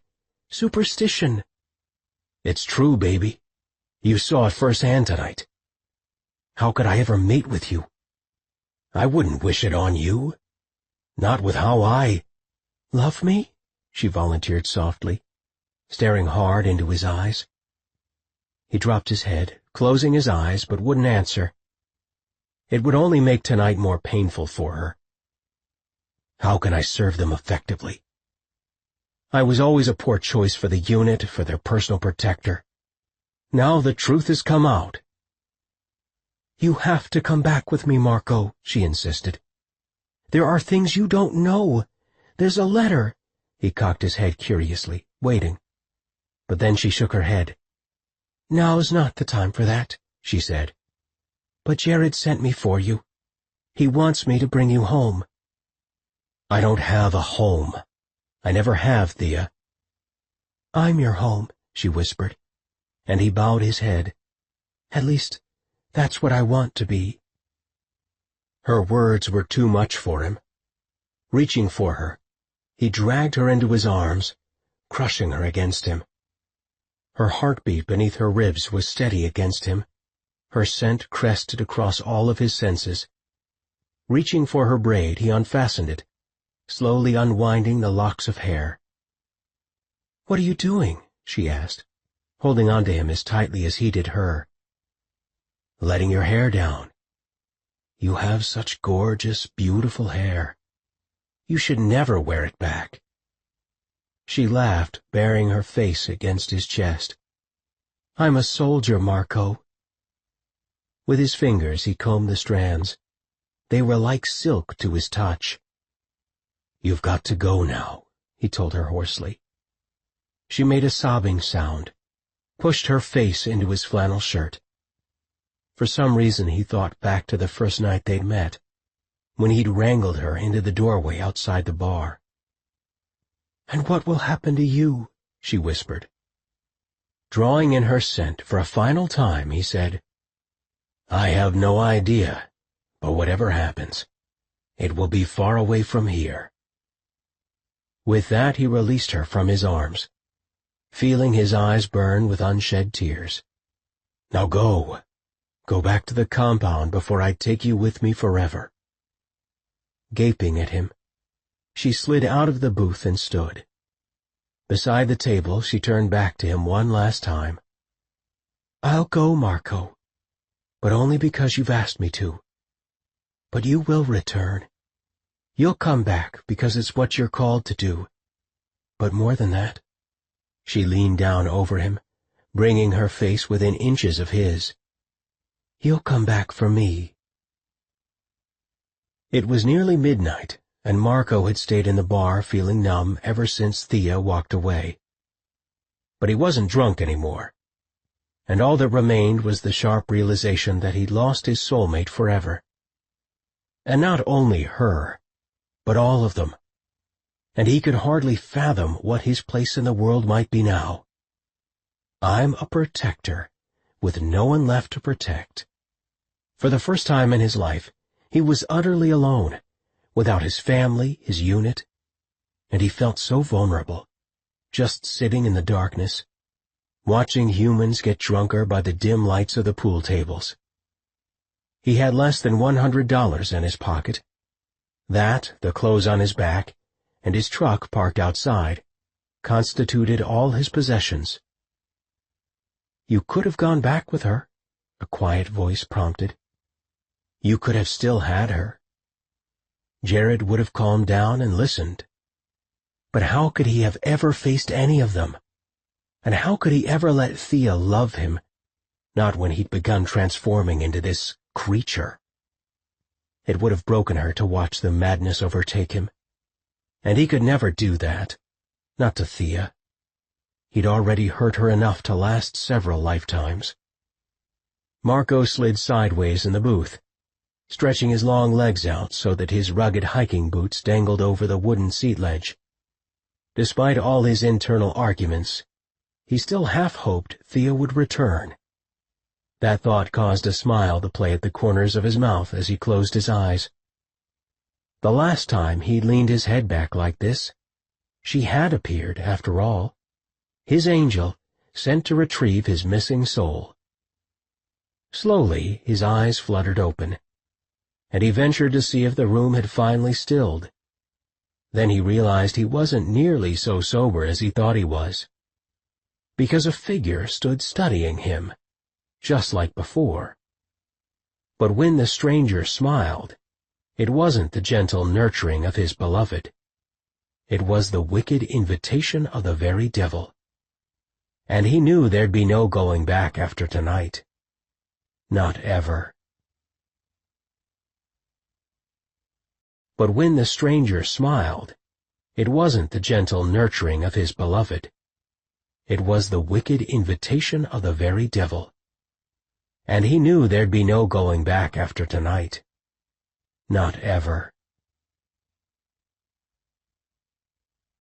Chapter 20. Thea entered the main cabin feeling desolate and defeated. As she closed the door, 3 sets of eyes immediately fixed on her. Jared, Kelsey, and Sabrina sat in the main gathering area, waiting for whatever news she would bring home about having found Marco at the bar. Jared rose to meet her. "Did you find him?" "I found him, all right." She passed Jared without a salute or greeting, and walked toward the fireplace. Behind her she felt Jared's gaze on her back. Fine, she was angry and hurt with him. He didn't deserve any show of respect. "Lieutenant, I'd like to speak with you," he called after her. "I'm tired, and I want to hit the rack." "Lieutenant!" She turned to face him, feeling her face flush with hot rage. "You could have shown me the letter, sir. In fact, you should have." "I needed the information compartmentalized." "From me? From your chief intelligence officer, Jared? This is me, your cousin. You're trusted. You should have shared that tidy piece of information." Jared glanced to the side, noting Kelsey and Sabrina's presence. "I don't care who hears," Thea shouted hotly. "If I'd known about the letter, I might have prevented what happened tonight." Jared touched her arm gently. "How, cousin? Tell me." She wiped a hand across her eyes. She'd cried the entire drive back from the bar. Surely they could all see how swollen and red her eyes were.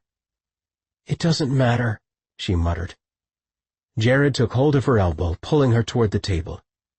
"Here, Thea, come and sit with us. Tell us what you mean."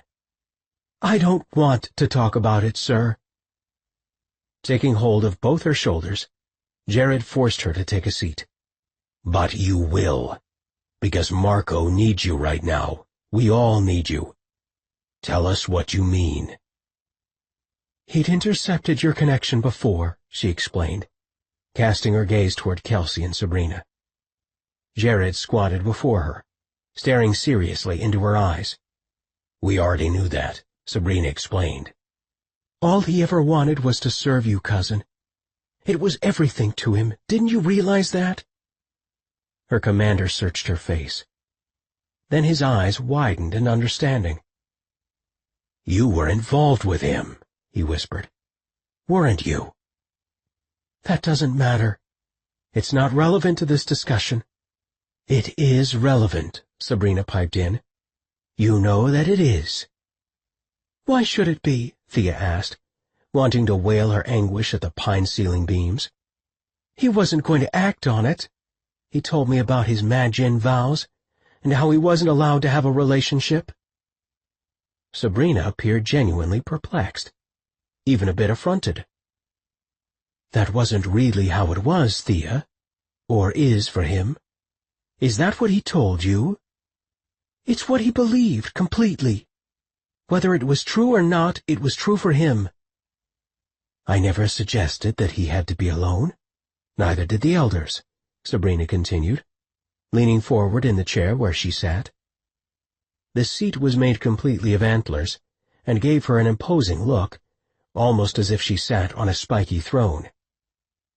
"I did tell him it could be dangerous with his natural gifts, but not because of his vows." "Then maybe he just didn't want to be with me." Thea buried her head in her hands. "He said he couldn't be with me because he was an empath." "Because he cared for you." This time it was Kelsey volunteering her opinion. Thea dropped her hands from her eyes. feeling bitter and annoyed with the Queen. "And you know this how, Kelsey, huh? You're suddenly a true intuitive because Marco worked with you twice?" Kelsey's freckled face infused with color. "No, Thea," she replied coolly. "I know it because I know what love means. I know what it is to love someone so much you'd do anything to protect them." "Who said anything about love?" Thea whispered, staring at the human in shock. Kelsey shrugged. "I guess nobody did, except you. When you went after him, flying out of here like your very life depended on it. When you stood up to your king, demanding that he give Marco a chance to explain." Kelsey paused, sighing as she stared at Thea for a long moment, then added, "It wasn't hard for me to realize how much you loved him. And I guess one of these days you'll realize it too." Sabrina gave her a slight smile. "Maybe she already does, my lady." Thea bounded to her feet, sidestepping Jared where he still crouched before her on the floor. "I need some sleep," she declared. "Gods only know where Marco's gone tonight. The least I can do is warm my comfortable bed. My lonely, royal, and perpetually empty bed." "Thea, please wait," Jared called after her, rising to his feet. "What for?" she responded, not caring how abjectly bitter she sounded. They'd all seen right through her anyway. Reaching into the front of his uniform, he retrieved the letter. "I'd like you to have this." He extended it toward her. "Please take it, read it, and give me your thoughts in the morning." Thea stared at the white envelope extended in the space between them, certain that if she took the thing, it would change her life forever. "I may not have any insights." "Use your gift, cousin, please." His hand seemed to tremble around the letter. "It may be critical to our future that we stop Marco from leaving. And to do that, we need to understand what happened before." "He betrayed you and you kicked him out. That's what it says, you already told me." Kelsey stood, walking toward her. "But you'll see more. We're counting on it." Thea took the letter and clasped it over her heart. I don't know what else I could have done," she whispered, beginning to weep anew. "I tried everything to get him back." "We know that," Kelsey assured her. Thea's shoulders slumped, and she felt as if her very life force poured out of her. Kelsey stepped much closer, opening her arms. "Here, Thea, come here," she encouraged, pulling her into an embrace. The woman was so tall that Thea found her face pressed against Kelsey's chest. It was strange. She wanted to shove away from her, but instead what she felt was tremendous comfort. The tears came even harder, for a long time, and then they stopped. The pain ebbed a bit, and she felt stronger. Pulling away from her queen, she whispered, "Thank you, my lady," and spun on her heel without another word. Bright lights sliced into Scott's sleep, jarring him awake. Immediately there was the sound of the security locks, and then footsteps as he turned his head sideways, spending all his energy on the simple gesture. Flanked by 2 military escorts and the colonel who'd been heading up this ongoing interrogation, stood Hope Harper. Dark circles lined her eyes, and he suspected by looking at her that it was, in fact, the middle of the night. She had that haggard appearance humans assumed when deprived of sleep, the same look he'd seen on Kelsey's face when they kept her up too late. The colonel made a gesture indicating the table, and the 2 soldiers headed toward him. Instinctively Scott tensed, preparing for another beating or injection, although Hope's presence promised interrogation, not torture. "Get him up and at the table," the colonel ordered, and the men unfastened his cuffs and leg chains, wrangling him off the bed roughly. "Come on, Nank," one of the soldiers muttered under his breath, pulling Scott by the elbow. His legs gave way beneath him. He was too weak to walk, so they dragged him across the harsh floor, scraping his knees. Hope stared in concern, her clear gray eyes not masking the horror she felt at his treatment. She pushed her thick-lensed glasses up the bridge of her nose, watching, and for a moment it almost seemed she transmitted silent encouragement toward him. He knew she couldn't see clearly, could only guess at what was happening as he grunted and groaned while the soldiers shoved him down into the empty chair, fastening him there for a moment with their strong hands. "Are you ready to proceed in English?" the colonel began. "If you want to eat or have water, the time has come to cooperate, son." He hung his head, gasping. It was water he craved the most. In quick Rifarian, Hope translated, adding her own words. "Do it." It took all his strength just to talk. "If I do?" "We can talk about the Vlaxi," she answered. "They'll bring you water." He nodded, struggling to lift his head to meet the colonel's expectant gaze. Licking his parched lips, he mumbled in English, "Water." The colonel gestured toward the door, waving, and immediately a uniformed officer entered, slapping 4 unopened bottles of water in front of Scott. Weakly he reached for one, but the colonel stopped him. "Not yet, Dillon. First you talk." He shook his head, begging. "Water. First. Please." Hope turned to the interrogator, expectation in her eyes. But the man didn't look her way. "You made this much more difficult than it had to be," he explained in a rational tone. "I'd like to hear something more from you first." The room spun on its axis. Scott feared he'd pass out, but forced words out. The most important ones of his suspicions were true. "Anthusians. Coming." The colonel's gray eyebrows lifted a bit, a smile playing at the corners of his mustached mouth. "Good, Dillon. Very good."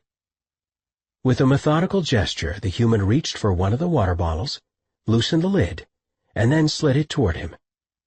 Scott grabbed it greedily with shaking hands, spilling part of it on the table as he lifted it to his parched lips. Cool, satisfying water slid down his throat as he guzzled the bottle dry. Expectantly, he reached for another bottle, but yet again the colonel stopped him. "Not until we hear more about the Rifarian collusion with the alien race known as the Anthusians. We have a lot of ground to cover." The Anthusians had crossed the Canadian border yet again. 10 times in 3 days. And Jared now knew that some sort of massive attack was in the making. It was after 3 a.m., but the latest intel had him down at Base 10 awaiting further word from his security advisor. Sabrina had accompanied him, and waited silently at the large meeting table, ready to talk to him about Marco's departure, once Nevin Daniels had finished briefing him. "We've set up the ready fighters," Nevin explained, standing at parade rest stance by the table. In Scott's absence, Nevin was serving double duty as both military and security advisor. Like Scott and Thea, he held a military position as well as his advisory one. "Sit down, Lieutenant, and show me the overheads." Nevin pulled out a chair beside Jared, settling in it uneasily. The man never liked to sit in Jared's presence.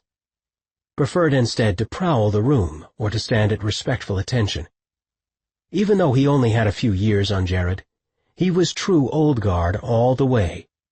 It had become clear to Jared years ago that Nevin viewed Jared as king first and foremost, and only reluctantly accepted the more casual forms of military respect. If Nevin had his way, Jared would probably be in the center of the room, high atop a dais in the ancestral throne chair, wearing robes of purple and gold. "My lord, please review the following surveillance images taken by fighters only a few hours ago." Nevin clicked through photograph after photograph of Anthusian stealth fighters, flying in full squadron formation. Jared studied his trusted lieutenant thoughtfully. Nevin had never let him down when planning maneuvers before. He was well seasoned in warfare, and nearing 40, he bore the telltale sign of a Rifarian male deep in his maturity, silver hair. He studied Jared through confident, keen black eyes. "What now?" Jared asked, leaning back in his chair. The lighting in the meeting room was low, so they could study the overhead projections. Photographs taken by fighter jets, maps and strategy charts. We know the targets in this region, Nevin continued stoically, changing the visual projection to an overhead shot of a missile silo, which looked to be a rather unimpressive set of square buildings, probably sitting in plain sight, appearing like nothing so much as an industrial business complex. As you are aware, sir, Warren Air Base maintains 150 Minuteman III missiles and 5 launch control centers scattered throughout Wyoming, Nebraska, and Colorado. Antusians have targeted some of these silos before, Lieutenant, Jared reflected aloud, recalling the times he and his fighters had single-handedly deflected such attacks. What makes you so sure this time is different? The border crossings? Nevin bent his silver head over a sheaf of papers in front of him, reviewing data as he spoke. The Antusians seem to be mounting not a single launch against one of these targets, but preparing for a carpet sweep of sorts, at least based upon their test flights. Perhaps because they think we can't stop them en masse. That's our guess, sir. They plan to override our defensive efforts, and those of the Air Force. Interesting that Lieutenant Dillon is currently held at Warren. Nevin nodded. Likely why Dillon was taken there. Because they believe we might be targeting the silos. Not protecting them as we are. Jared rubbed a hand over his jaw. They've never successfully distinguished our fighters from the Antusian jets. Without some sort of summit, Commander, there is no way the human governments will ever understand. What are you suggesting? He noticed that Sabrina, although positioned on the far side of the table, was completely engaged in the conversation. Nevin folded both arms over his chest thoughtfully. A quiet man, he had served Jared's father more than 20 years ago. He'd been a military prodigy, brilliant even in his youth, and he'd never, not once, let Jared down. If we get Dillon back, or if we don't, Commander, it's time to broker a discussion with the U.S. government, straight to the top if possible. How do you intend for us to accomplish that? Jared imagined a scenario where the USAF would use such a meeting to capture even more of his leaders, perhaps himself. They had no idea what sort of torture or tests the humans might currently be conducting on Scott. He shivered, shaking off the thought. It's time to issue a communiqué, something intended for the President. Nevin turned to him with a serious look. Jared, please hear me on this one. Jared. No other word could have signaled just how serious Nevin really was about his suggestion. So serious, in fact, that he'd been willing to vault past all of his usual formality in order to claim Jared's full attention. The President, you say? Jared leaned back in his chair and gave the ceiling a long moment of consideration. The Vice President was from Wyoming, still kept a home around Jackson, and they'd often pondered if his close proximity might one day translate to some sort of open meeting. They also knew it was a major reason the military had given them such trouble for the past years. The security surrounding the Vice President's ongoing presence in the region meant heightened military alerts all the way around. Jared gave a brisk nod of agreement. I'm willing to consider what you propose. I agree we need to sit down with the humans in a formal capacity. But in the short run? Nevin met his gaze evenly. We take out as many of those Vlaxi as we can, Commander, before they inflict serious damage to Earth. How many fighters do we need? Nevin didn't hesitate before answering. All that we have, Commander. Every last one we can put in the air.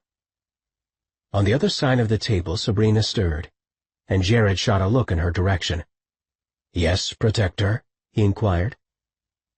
I believe it's time to notify the Elders' Council, my lord. With one of our unit missing, your chief military advisor captured, and the Antusians mounting this kind of attack, they should be brought into this. Jared rumbled low in his throat. I have no use for the Council, Sabrina. This you already know. But, my lord, they may wish to send additional battle cruisers. Perhaps if you spoke with them, sought their advice? He silenced her with a hard look. The council does not run this military, Sabrina, he snapped angrily. I've not forgotten their role in separating me from my wife, nor have I forgotten their treasonous actions in barring the circle from my presence. We can call for the cruisers ourselves if necessary, Nevin advised. No need to go through the elders. Jared cast a grateful glance to Daniels, and would have sworn he saw a flash of helpful subterfuge in the man's eyes. Thank you, Lieutenant Daniels. I may ask you to call for those cruisers if things keep going downhill as they've been. Leaving the council out will only complicate political matters for you in the long run, my lord, Sabrina pressed. Then I will deal with it in the long run. Strange, Scott thought, but the colonel had left him alone with Hope again. He didn't understand the strategy, but after a lifetime in the military, knew it was all part of somebody's plan. The colonel had never pressed him to speak more English after getting him to talk briefly about the Enthusians. Maybe they thought alternating his harsh grilling with Hope's gentler discussion in Rifarian would get him to cave. He didn't even care anymore. The only important thing was that he was once again alone with Hope Harper. He didn't question his need for her, didn't try to understand it. After so many days in containment, the elemental comfort he experienced simply sitting across from her was enough. "We have another of your people," she said at last, speaking in easy Rifarian. His dazed state seemed to lift a bit. "Who?" "It doesn't matter, but we do. They're bringing him in now.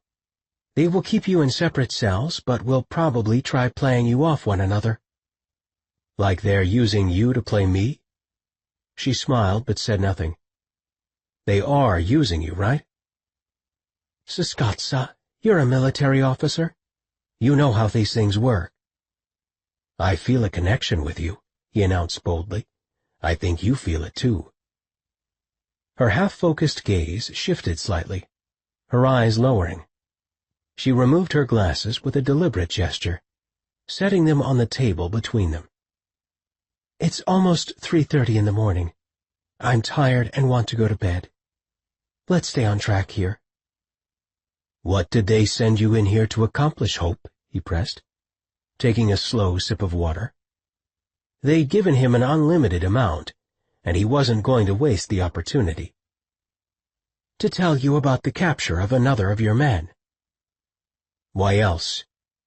She hesitated, visibly distressed. She worked for the FBI, but she was no agent. He knew that much. Her thoughts were too transparent. She didn't wear an armor of cynical protection like his interrogators did. "When your buddy comes in here, they will start pitting you against one another. So you'd better start telling the truth, Siskatsa." "I've been giving you the truth. You know that, I sense it." "You should probably start talking, really talking to them in English as a sign of cooperation." She'd nailed it.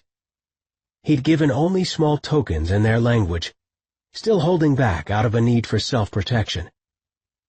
He studied her carefully. "You'll be off the case then?" "Probably." "I trust you."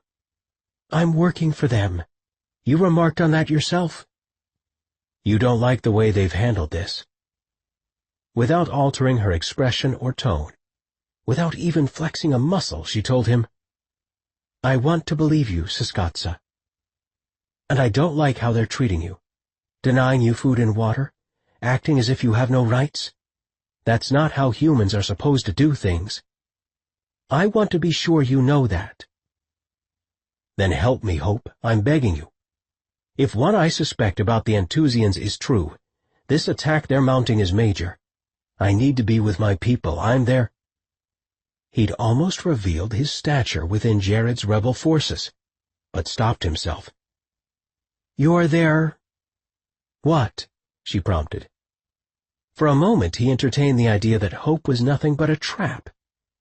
Her seeming innocence, her semi-blindness, her beauty, a combination that was his particular weakness, with her light-colored eyes and long blonde hair. Maybe the humans were setting him up totally. He shook his head, leaning back in his chair. He'd have to gaze her in order to feel her out. Every other time he'd soul-gazed her, she'd come up clean. She was exactly what she presented herself to be. "What did these Anthusians, the Black Psi, do to your people?" she asked, changing her tack. Scott felt an answering avalanche of guilt. She had no idea that he himself was Anthusian, and that his own race was the very one hell-bent on destroying her world. Biologically speaking, that was. The heart that beat within his chest was pure Rifarian, through and through. So he was telling the truth, in all the ways that mattered. "Genocide." He said nothing more, waiting for her reaction. "Your DNA is totally human. That's what we can't figure out. Are you human?" He laughed bitterly. He held little love for her species, and it was the greatest irony about his genetic makeup, that he was a human Anthusian hybrid. All that human DNA swimming around in the shallow end of his gene pool, complicating everything in his head. "I'm a descendant of your people," he admitted cryptically, unwilling to spell out the facts for her just yet. "The Anthusians are murderers. They've killed millions of my people. They've killed many of yours, too, only your governments don't realize it." She stirred in her seat. "How?" "The missing," he explained, thinking of all the human lives taken by the Anthusians already. What would happen if no one stopped them from continuing? "So many missing here on Earth, Hope. None of your people know where they go. Every day more and more are taken." He felt bile rise in his throat at the thought of all his enemies had consumed. "We stand up for the stolen ones," he whispered, "but I fear we are slowly losing." "You're telling me these Black Psi took them? The missing people here on Earth?" "And they will take more.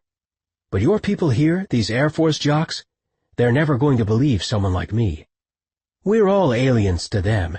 They don't understand that some of us are different." "Okay, I have to think about this," Hope answered after falling silent for a long while. "They'll have the other interpreters translate as much of this as they can, but they won't catch a lot of it. From what I'm hearing, I'm far and away the best with your language." Scott smiled. "Doesn't surprise me." She blushed slightly, which pleased him. "I have to tell them something. What can I say?" "Tell them the truth, Hope. That I stand by the facts. The Anthusians are another race, a violent, warmongering one, and your leaders need to start taking pointers from me, and fast." "This one speaks English, perfect English. Our task is getting him to speak alien." "Rifarian," she corrected, keeping her voice as respectful as possible. The colonel peered through the window of this other containment cell, where Hope had been immediately directed upon exiting Scott Dillon's holding area. She glanced through the glass, seeing nothing but blurred light and a shadowy tall form. The colonel tapped on the glass. "This one we've been trailing for a lot longer than Dillon. Never had anything to officially link him to the others until now. If one of the local deputies hadn't called the police from that bar, we never would have nabbed him." "What will my task be, sir?" She stepped back from the viewing pane. It was useless anyway. What was the point in staring at blurred shadows? "Nothing right now. I want to debrief you about the interview with Dillon," the man explained, whistling slightly through his teeth again. He made that sound a lot while contemplating strategy, Hope had discovered. "Let's go for breakfast in the officers' club," he said, and immediately led the way, several soldiers falling in around them. Hope hadn't slept or taken a walk or even breathed without some sort of security escort since arriving at the underground facility days ago. "Then we'll have the debriefing." Several soldiers falling in around them. Hope hadn't slept or taken a walk or even breathed without some sort of security escort since arriving at the underground facility days ago. Then we'll have the debriefing. Chapter 21. Thea stared at the envelope within her hands and feared what she would discover. Had Marco's predictions been accurate? Was he as tainted as he claimed to be? Or had, in fact, his heart been pure but broken in their other life? The one where their relationship had only been bad, dark, wrong, where she had been damaged. Whatever would come from gazing into that other timeline, Thea knew it couldn't be good. Some things you weren't meant to know. That's what her mother had told her the first time she'd coached her in her gift. "Thea, darling, you are gifted by all, deeply gifted," she'd said. "But with that gift comes tremendous responsibility. It's a burden some are unwilling to shoulder." But this time, no matter what her mother might have warned her, she had no choice but to discover truth that might best be left alone. Stroking her fingertips across the document's surface, staring down at Marco's scrawling, nearly indecipherable handwriting, she focused. Focused trained her intuitive sight, and stepped into the abyss. She took his hands, belted them together, feeling mischievous as she grinned up at him. But he misunderstood, thought it was about control and dominance. Maybe it was. Never taking his eyes off of her, he wrestled free of the loose binding, then spun her furiously, drawing her back against his chest. The scent of warm leather filled her nostrils as he strapped her hands together behind her back. "There, you little wildcat," he breathed in her ear. "I'm in control now." She panted, her chest heaving, struggling for words. "I don't want control over you. I want you." "How do you like it now?" he spat in her ear. She'd hurt him, badly. Whatever she'd done, it had left his heart so ravaged that he sought emotional revenge upon her. Domination. The need to take her with visceral rawness. He skinned a scintillating hand down her shoulder, then along her bare arm, lower down her thigh, then circled back, stroking her hard between the legs. Crushingly hard. She stiffened in his arms, feeling dampness form in her panties. Everything in her wanted to strike back, even as she responded to his feverish touch. "I love you, don't do this," she wanted to scream. Struggling with her hands, she found just how hard he'd bound her. "Just this once, you won't do the leaving," he told her coolly, forcing her legs wide apart. "I'm the one in control now." "You can bind me, Marco. You can turn me away so you don't look into my eyes," she panted. His touch grew more aggressive. "But I will never be your precious Kelsey. Never." "I used to want you," he hissed low in her ear. "I was a fool, but it all started with you." "When?" she whispered. "Tell me when." "That first night, in the bar when you came for me. The night Jared kicked me out. I thought it could be love, but I was a fool. A fool to follow you into this godforsaken camp. A fool not to know how many men you gave your body to." They were in Vekis's camp, together. She glanced about them, knowing they were in the lair of Jared's bitter enemies. "You loved Kelsey then," she argued. But her words sounded hollow and flat. "True, but just that one night, I thought I could love you too." Thea crumpled the letter against her eyes, wanting to blot out everything she just glimpsed of that other, parallel timeline. Tears streaked both of her cheeks, rolling hot without her wiping them away. Of course her mother had been right. Some things weren't meant to be seen.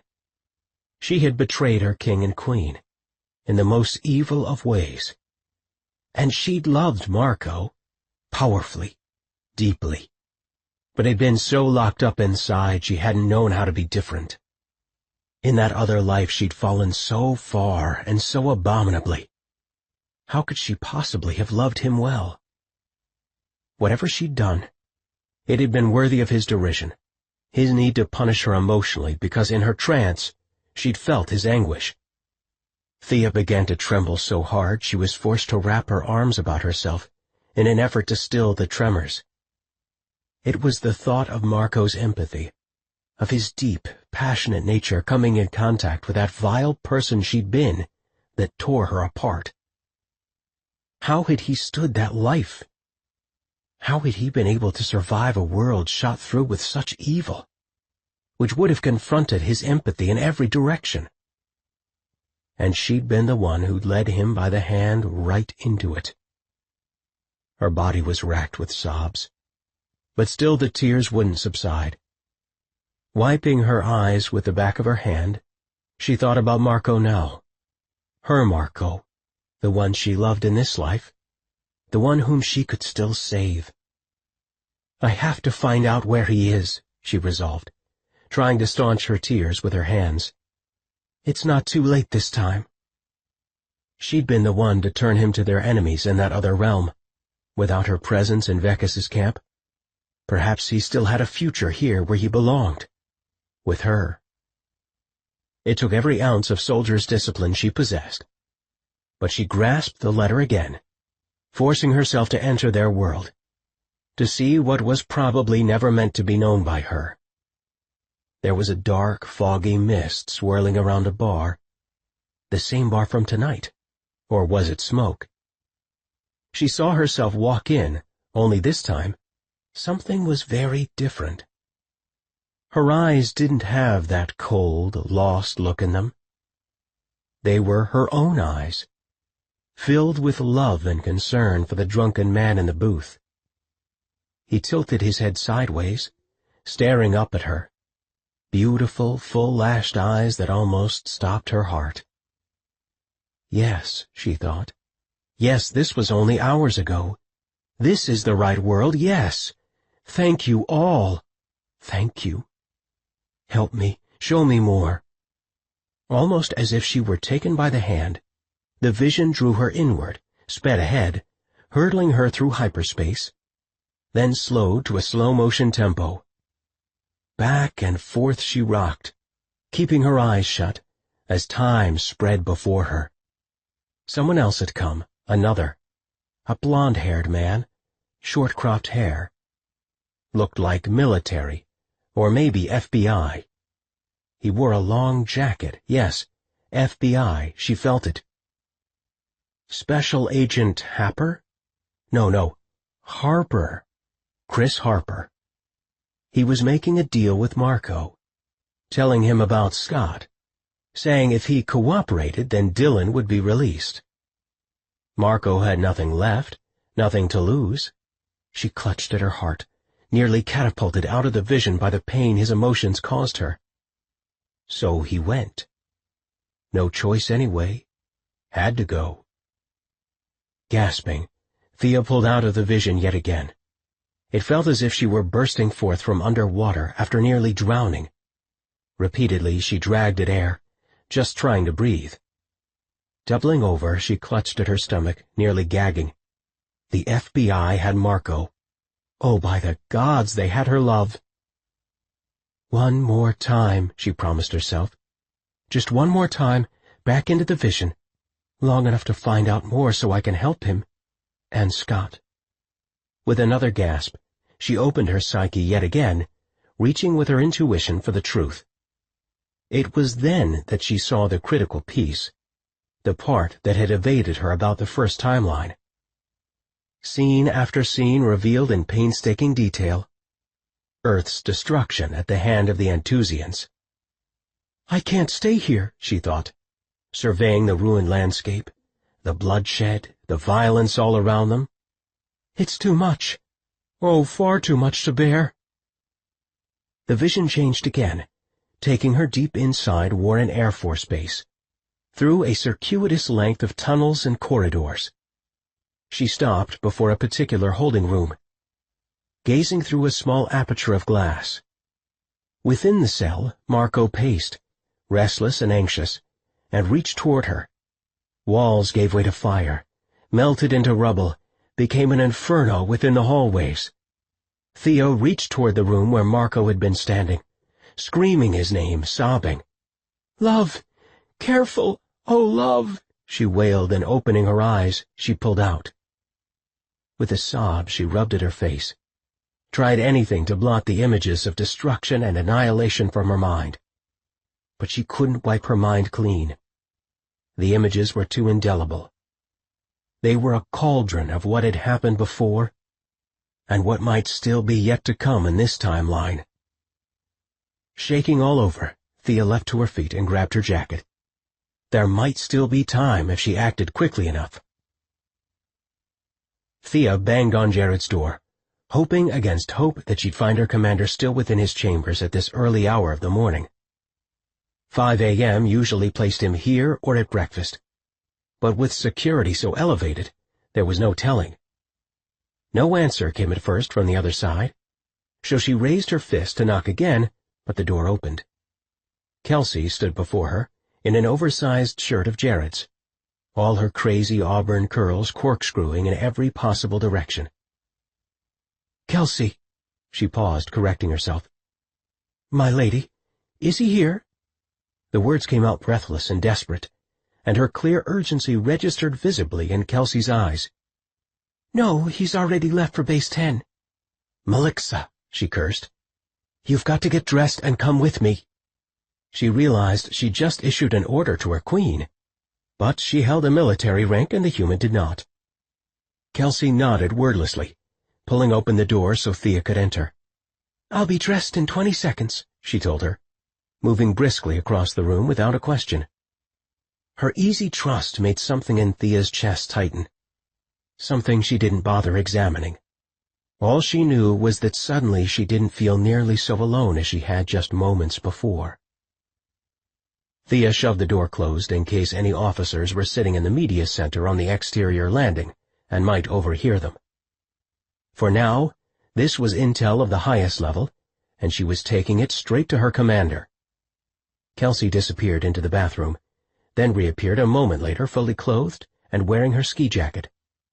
"I'm ready," Thea nodded, trying to still her heart. "Thank you. I'm so glad I'm not alone in this."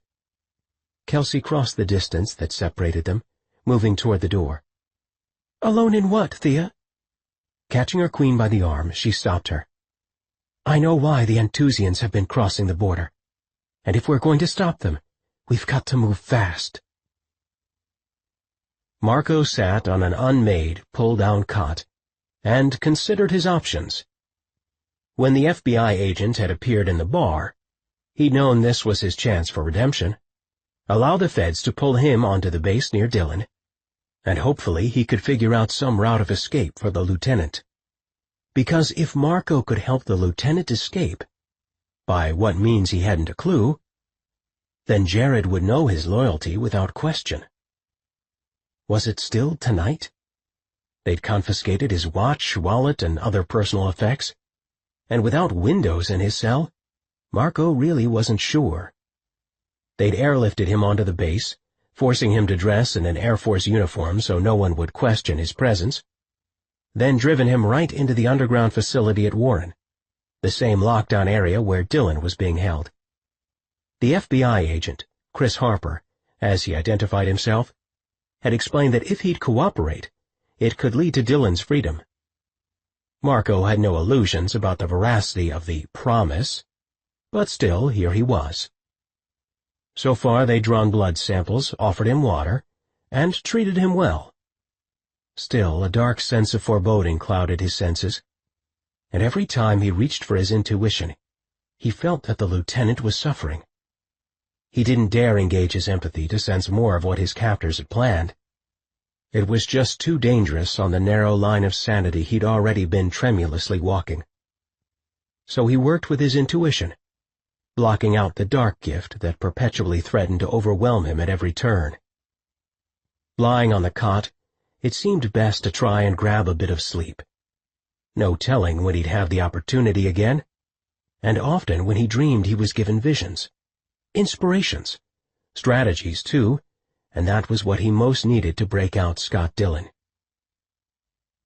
Jared rested both hands on the meeting table, his eyes blazing in expectation as Thea gathered her thoughts. Kelsey had assumed the seat beside him, waiting with bright, curious eyes of her own. Thea noted that her queen had a remarkable gift for supporting, even as she always steered her own path. It was the perfect balance for Jared, and that thought didn't annoy or upset Thea. They needed Kelsey's wise, confident counsel in their midst. Thea drew in a quick breath, glanced eagerly between the gathered leaders, and began. "I spent time in meditation with the letter," she stated quickly. "Commander, it is paramount that we take offensive action against the Antusians immediately." "I have the ready fighters in place," Nevin Daniels replied. "Right now our enemies are not on radar. Could be their stealth capacity, but we usually find our way around that." The Antusians' fighters and craft were nowhere near as stealthy as the Rifarians were, one advantage that usually played to their benefit. "Sir, what I saw with my intuition—" She paused, wanting to blurt everything at once, but knew she had to frame it in an orderly manner. "We've been thinking about their strategy all wrong. It's not the missiles they want to target and take out. It's gaining control of them that they really want." "Control how?" Jared asked evenly, his black eyebrows quirking together in concern. "Those silos are buried under 100 tons of concrete each. If they take them out, they won't be operable." "They plan to seize control of Warren, Commander, by launching a full-grade attack on the base itself. That's how they'll get control over the missile alert facilities, the MAFs. There are a number of launch facilities near the base, within driving distance. That's what they did in the other timeline, seized control over 3 launch facilities." "Wait, hold up, Lieutenant," Nevin interjected. "Explain what you mean by this other timeline." "We have a letter that clearly indicates that the Miter's weapon was used to travel back from the future," Jared explained, staring at a stilled overhead projection of a set of missile silos in Nebraska. It had been taken by one of their own pilots, who had tracked the Antusians' flight pattern from earlier in the day. "We now know there is an alternate timeline, a parallel reality, if you will, where events transpire differently. That's why I asked Thea to intuit what she could about that alternate course of events." Thea ran both hands down the length of her braid, working to still her extreme agitation. "What I saw was horrific. It's not the silos like we think, at least not in the way we're thinking about it. If not stopped, Commander, they will attack Warren, firestorm it, airbomb it, and take full control of it, including the nearby missile alert facilities. They plan to strike New York, London, and Washington, D.C. Earth will be left as a decimated shadow, allowing the Antusians to harvest at will." Kelsey gasped. "My father is in D.C., she told them. "Earth? Everyone? What do they plan to harvest? I don't understand." Thea felt compassion well up within her. She'd lost almost everything to the brutal bastards. Why should Earth now pay as well? It was frighteningly easy to understand exactly what Kelsey was feeling. But it was Jared who answered her question in a quiet, controlled way. "They need humans," he told her vaguely. "Think of the Antusians as parasites who need host bodies. That's the simplest way to put it." "Taking control of that base and its MAFs would enable them to hold Earth hostage," Nevin added seriously, making quick notes on his handheld. For many long moments, no one spoke, each of them stunned into silence, every officer plotting strategy, considering options. "Gods in heaven," Jared finally cried, rising to his feet. "How do we stop it? Dillon is there. Surely there must be some way to reach him." No one needed to state that in the past days, none of them had figured a way to get through to the lieutenant. But Thea did have a plan. I don't think he's the only one of ours there on the base, sir, Thea admitted quietly. Explain. Jared waved her on, settling back into his chair. They have Marco too, sir, she replied. Sabrina's brown eyes locked with hers. But you saw him only hours ago at that bar. And I saw a lot of things while in my trance state. He went with them willingly, after I left the bar. An FBI agent came for him, offered a deal for Dylan if he'd surrender. So Marco went, and he's at Warren now. Why in all's name would McKinley do that? Jared wondered aloud, and Thea gave him a sad look in return. He believed he could reclaim your favor, cousin. Saw a way he might redeem himself if he could gain Dylan's freedom. All he wanted was to prove himself worthy again. Jared's eyes slid shut, pain on his face. His heart is true. Perhaps you'll have a chance to tell him that yourself, Thea said. But we have to focus on what's unfolding on Warren. That must be our only focus right now. Jared leaned back in his seat, scowling. So this means we have to get through to one of them, somehow. Dylan or McKinley, those are our choices. Assuming they can get the Air Force to listen at all. Daniels spoke up. We'll obviously launch a counterstrike against them, Commander, to protect the base. I can reach Marco, Thea told him quietly. At least I think I can. How? It was a group question, voiced simultaneously. All eyes were riveted on her. Thea hesitated, but she had no time for awkwardness. Marco and I aren't mated, at least not yet, but we've come very close. Give me a shot. I think I can contact him.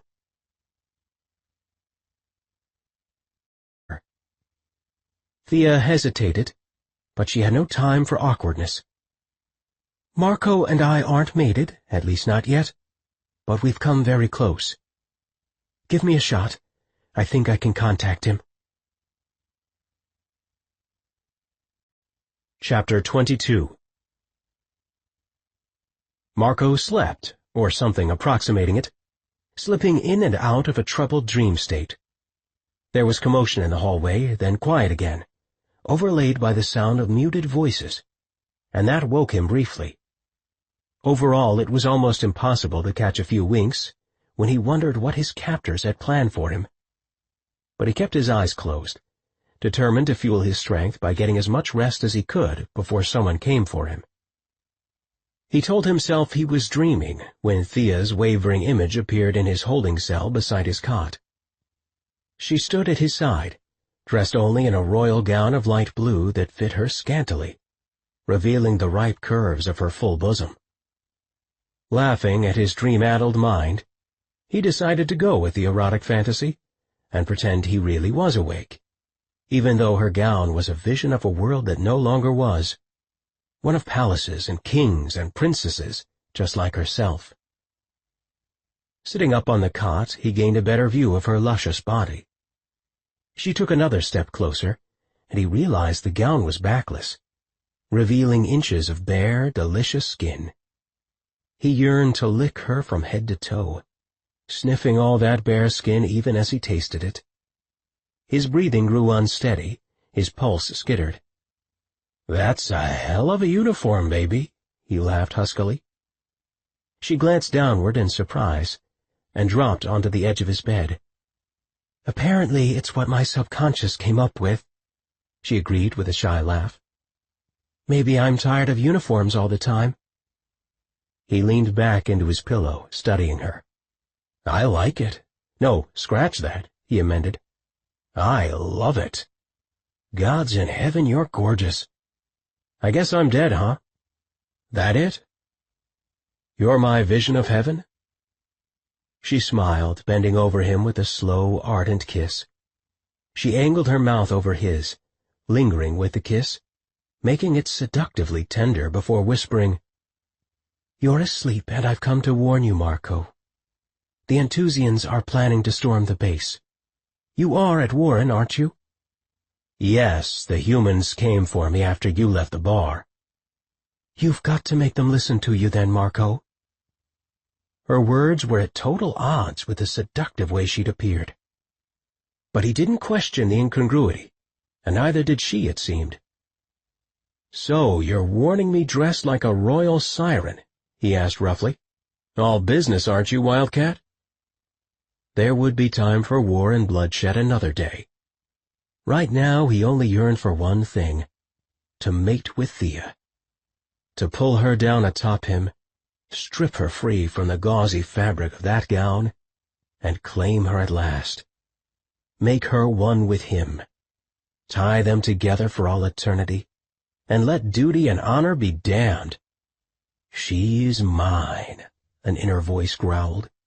"She's always been mine."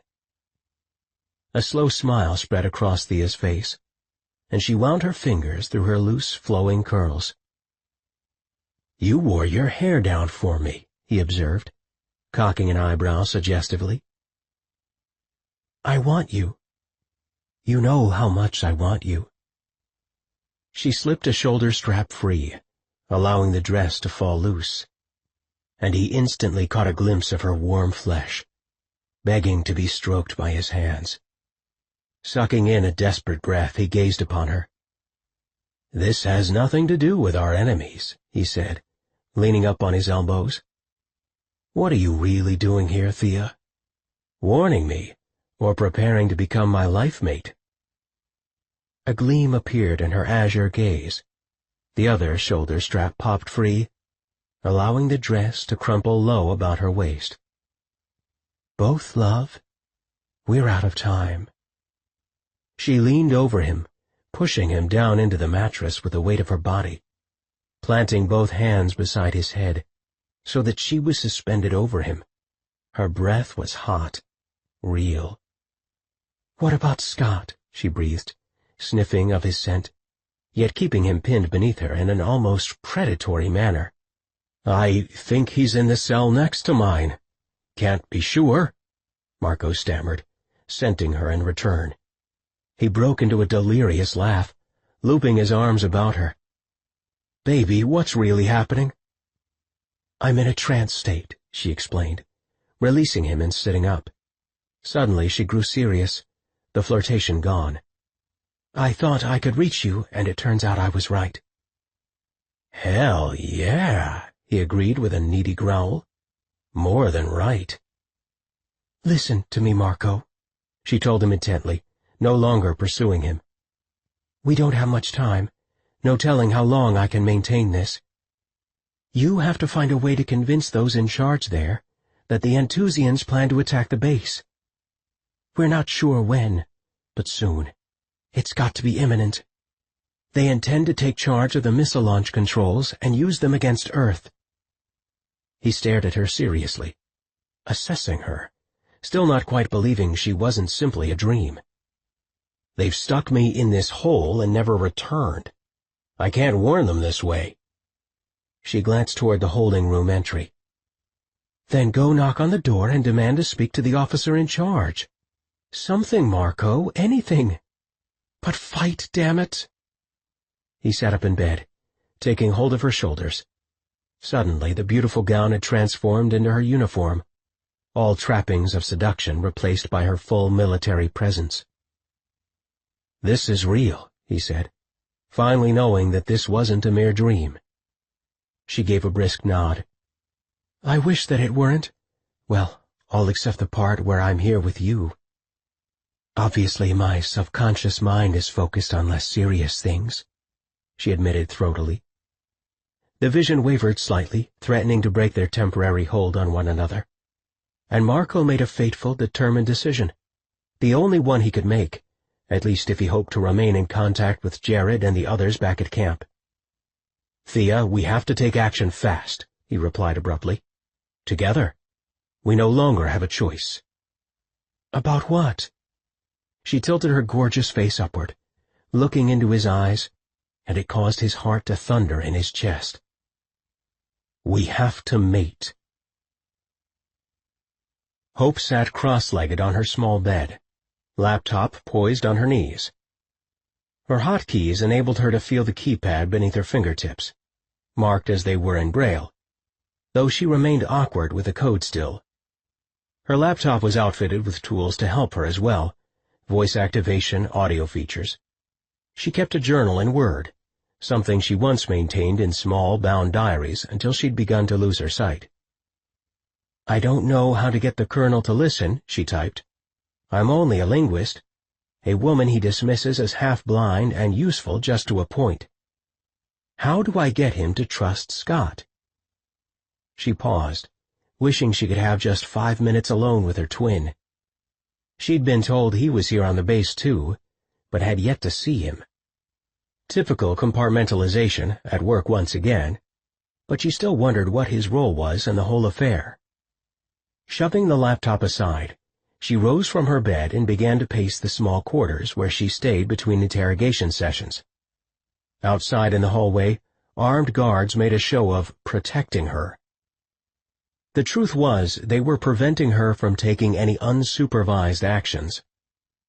Counting her paces across the room, she reached the small bathroom.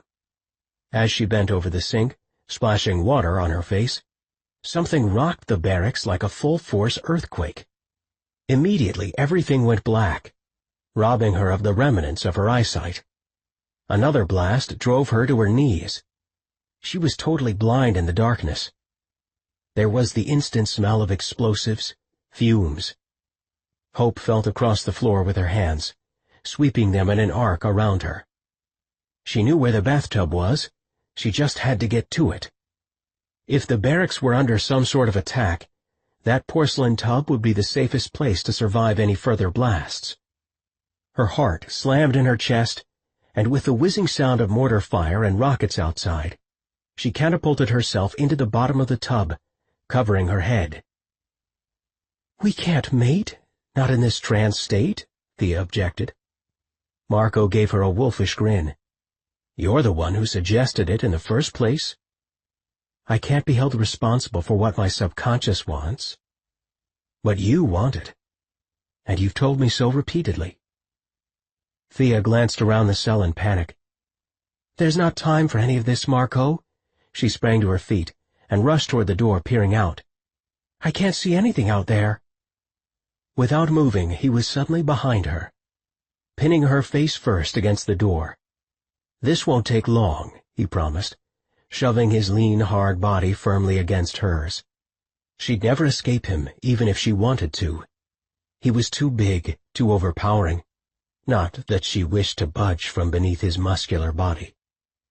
What she wanted was to be taken by him, utterly and completely, not just under these particular circumstances. "I may not know much about mating," she said, as his hands skimmed her hips and then traced up her spine, making it hard for her to even speak. "But Marco, even I know we can't bond in your sleep, and we can't bond with our enemies all around us." "Thea, what I'm talking about isn't mating, not precisely," he explained, stroking her hair away from the nape of her neck. "It's near mating. We'll join our souls as completely as we can, here and now." Struggling beneath his heavy form, she managed to spin to face him. She pulled his face closer until their noses pressed together. "That's not enough," she panted. "That won't ever be enough for me." "For now, only for now," he whispered. Her chest rose and fell. Blood rushed in her ears. "We'll be able to communicate this way? Is that what you're saying?" "Across space and distance. We'll be able to link this human base with our own compound. Pass intel to our camp. Plot our attack. We'll have an open link between us, available whenever we need it." She shook her head in disbelief. "That's not possible for most deeply bonded mates." Slowly he smiled at her, a strange, bittersweet expression. "But remember, I'm an empath. I'm not like other mates." "If we survive, what then?" she asked, clutching at him in desperation. This could never be enough. To only join souls and minds. She needed all that Marco McKinley had to give her, his heart and his body. Near mating would never be enough. She wanted him as life mate. "If we make it out of this, I'll return to camp and mate with you for life, Thea. That's what I'm telling you." She nodded, tears brimming in her eyes. "I've never wanted anything so much in my life, Marco." "There's still the risk to you, baby. That hasn't changed. The same threat about my gift overtaking you." She cut him off, burying her face against his chest. "But if we're going to stop the Anthusians," she finished for him, "it's our only choice." Marco used his energy to probe within Thea, moving quickly, unsentimentally, kneeling in front of one another on the hard, cold floor of his cell. This was nothing like the bonding he'd fantasized about. Still, as he entered her spirit, an explosion of heat and light threatened to choke the very breath from his lungs. Her erratic mating energy was so overpowering, he wondered how he'd keep off of her, even with such high stakes pressing in all around them. Palm to palm they touched, their hands trembling, their gazes never leaving one another. He could feel Thea's apprehension in his gut. It wasn't that she didn't want him, he was sure of that. What he sensed was her anxiety that circumstances were forcing them to bond in such an unconventional way. "I wish I could see your natural self," he purred within her mind as he pierced the veil separating their two spirits. Her soul showered a dazzling display of color across all of his senses, causing his whole body to tremble with need and yearning. "Soon," she promised softly inside of him. "Very soon." At that precise moment, he felt her burrow within his own essence, her soul brushing like butterfly wings against his. Tentative at first, then increasing in its demand. Their fingers threaded together, both of their bodies racked with tremors. He wrestled to hold back some of his dark gift, to protect her from receiving his empathy. But the need to completely mate souls with her was more than he could bear. He'd hoped to control what he imparted to her, but this needy crescendo had proved too much. Between his legs his erection swelled, an insistent, impossible need at the moment. Must mate, must. "Quickly, Thea, quickly," he moaned. "Must accomplish quickly." I know, she agreed breathlessly, arching her back as their souls began a tentative caress. Most natural for Rifarians was to seal their bodies first, then join souls. Instead they had bypassed it all, laying themselves bare on this fiery plane of need and longing. Marco bent his forehead against Thea's. I can't hold back. I need this now," he roared, unleashing the full power of his empath's soul upon her. Ah, she moaned over and over as their souls fused tightly together with one effortless gasp. "One," he murmured, showering her face with kisses. "Finally, one." Panting, they clung to each other, tears streaming down Thea's face, and Marco lapped away her tears with his warm tongue. He felt drunk off of her, off the sheer release of having her energy twined all inside him, wrapping around his heart and body and soul like loving arms. They could have knelt that way, kissing and nuzzling and just feeling each other's souls for hours. But duty pressed hard on both their minds. Slowly they disentangled from the intense connection, the warm hum of near mating buzzing through their spirits. With a barely repressed moan, Marco whispered, "Our true mating is yet to come." Their joining had satisfied his alien nature, but it hadn't come close to sating his body. His swollen erection pulsed between his legs, reminding him of everything they'd yet to share. Only souls, not full bonding, not true mating. "Come on," Thea agreed, struggling unsteadily to her feet. "We both have work to do, if we have a prayer of being together again. Truly together." Thea awakened on the floor of the meeting room and discovered Kelsey bent over her in concern. "Are you all right?" the Queen asked, gently stroking her hair. Thea's uniform was soaked through with sweat, her entire body a tremble. "How long was I out?" she asked through chattering teeth. 15 minutes, Kelsey explained, pressing the back of her hand against her temple. "Oh, Thea, you're totally burning up. What happened?" With a wordless groan, Thea struggled to sit up, and Kelsey draped her own parka over Thea's shoulders. "Here, pull this around you," she instructed. "You're shaking." Thea nodded obediently. Her throat was parched, her body ablaze, and the entire terrain of her soul had been permanently altered. Dimly she could make out the interior of the meeting chamber, aware that she and Kelsey were alone. "Where's the commander?" Thea tugged the parka tightly around her body. "Lieutenant Daniels, Sabrina." Clearly much had happened during her time in the trance, and on both sides of the veil. Thea tried to stand, but Kelsey grasped her by the shoulder, pushing her back down. "You need to sit a few more minutes." "I need to get up to speed here. What transpired while I was out?" "Thea, rest." The woman's tone was firm, but unmistakably kind. "You've been through something immense, obviously. Your body temperature is altered, and your pulse rate is off the charts. Sit still." Thea buried her face in her hands with a groan. "What are you now, a medic?" "I'm a scientist, and I know enough about biology, human or otherwise, that you are not going anywhere, at least not for a few minutes." Thea nodded obediently. "Then fill me in. An Antusian battlecruiser has taken position over Warren." "Have the humans fired on the ship?" Kelsey gave a curt nod. "But it hasn't had any impact. Totally useless." Of course it had been useless, Thea thought. Pitiful humans. They had no idea what kind of force they were up against. Kelsey continued. "And now the Antusians have dropped in platoons of soldiers and are attacking the exterior buildings." Thea's head jerked up. "What about the underground facility?" She couldn't disguise her panic. "That's where Marco and Scott are." "I don't know, Thea. But we're launching our own counterstrike to stop them. Without the information you brought us about that other timeline, we'd be a lot further behind the curve on this." A part of Thea wanted to bristle at her queen's newfound authority, the sheer confidence in her words.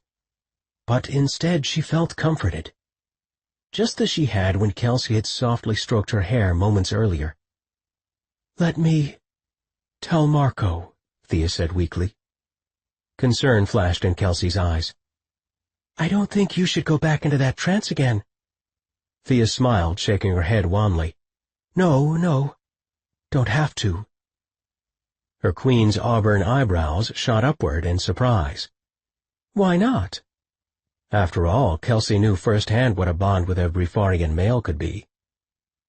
"We're linked now, like you and Jared were at first," she explained, feeling lightheaded and dizzy.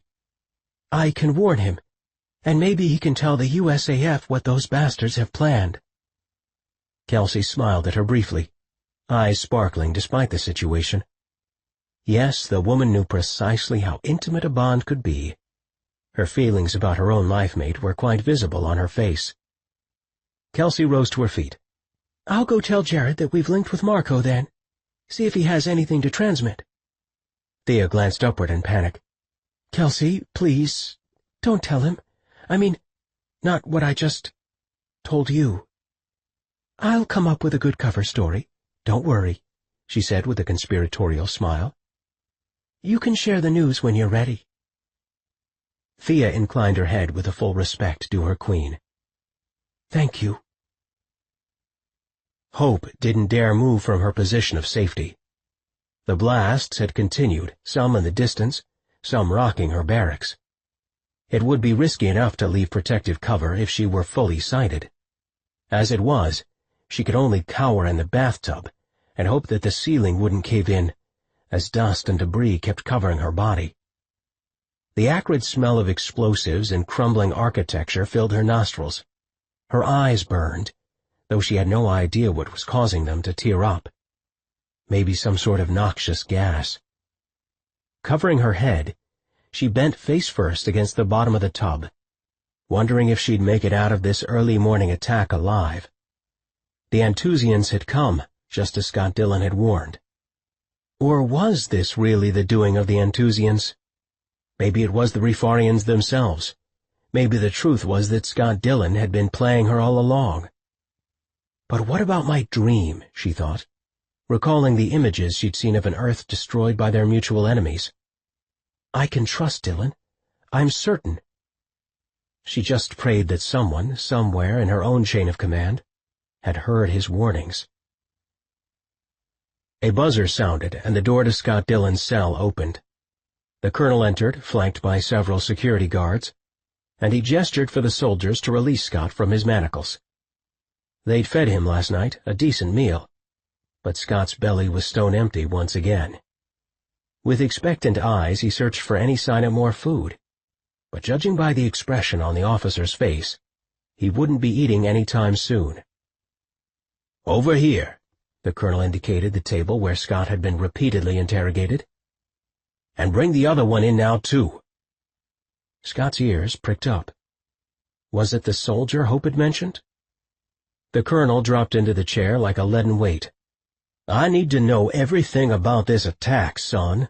Who's behind it, how you plotted it, everything. Otherwise you'll be executed later today." Scott shook his head numbly. "What attack?" he asked in plain English. "Don't take me for a fool, Lieutenant. You've known what was coming all along. It's why your people have been doing the aerial missions, testing the borders." "Is the base under fire right now?" Scott questioned directly, not skirting the issue. "I'm asking the questions here," the other man barked. "I've told you repeatedly who your enemies are. I've offered information and our help. If you're under attack, it's too late, and there's not a damn thing I can do to help you now, sir." "Tell me again. Tell me like I've never heard it all before." "Lay it out for me," the colonel snapped impatiently. "We're Refarian, not Anthusian. We're here to protect you," Scott said. "It is our only reason for being here on Earth. We're not your aggressors, we're your protectors." The colonel leaned back in his chair, studying him. "Funny, 'cause that's exactly what the other one said." Without moving his sharp gaze from Scott's face, the officer hit the intercom. "I said to get the other subject in here now."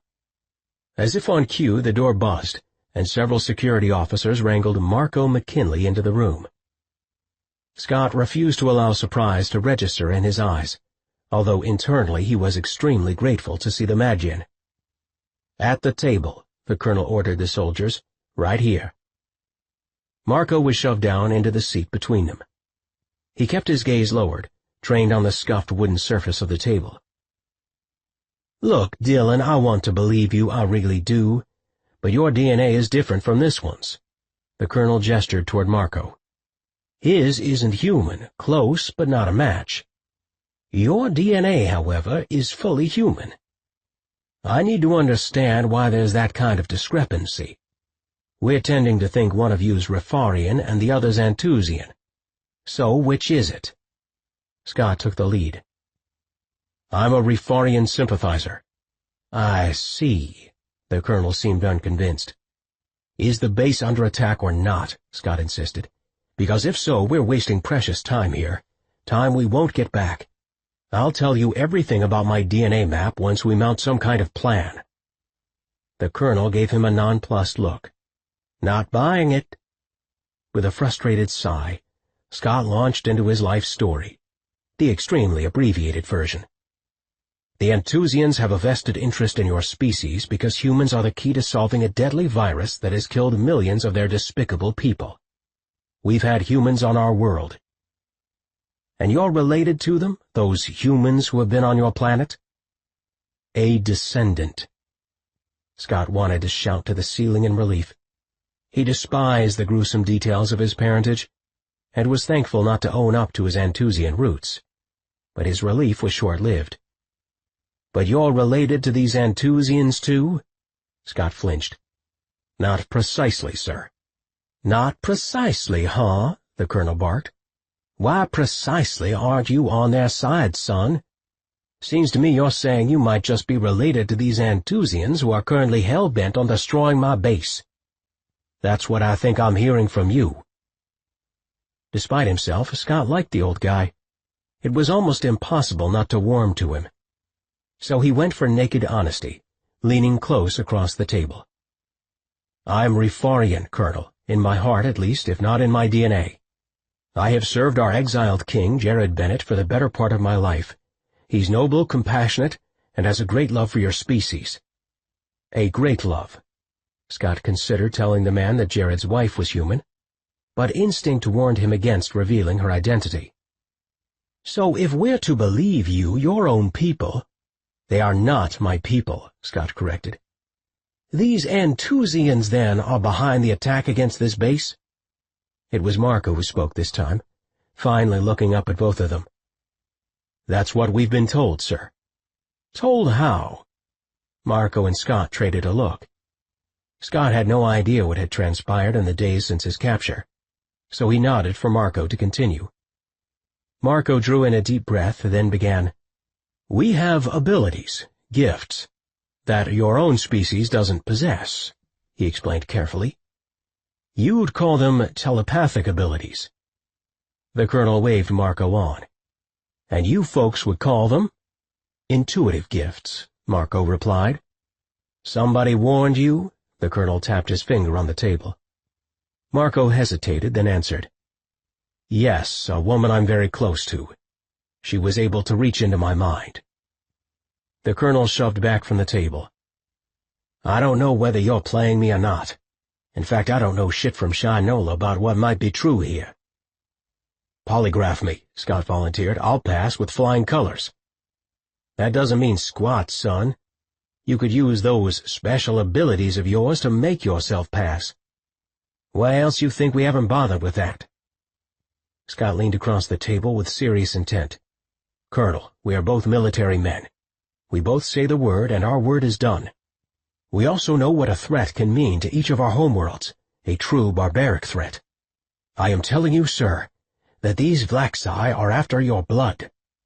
They make any extremist threat or terrorist attack you've experienced in the past look like a dress rehearsal.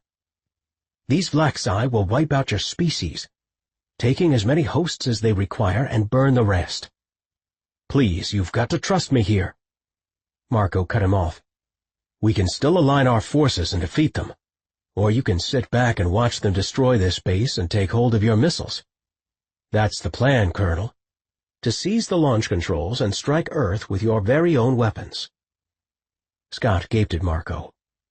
Was that what they'd learned since his capture?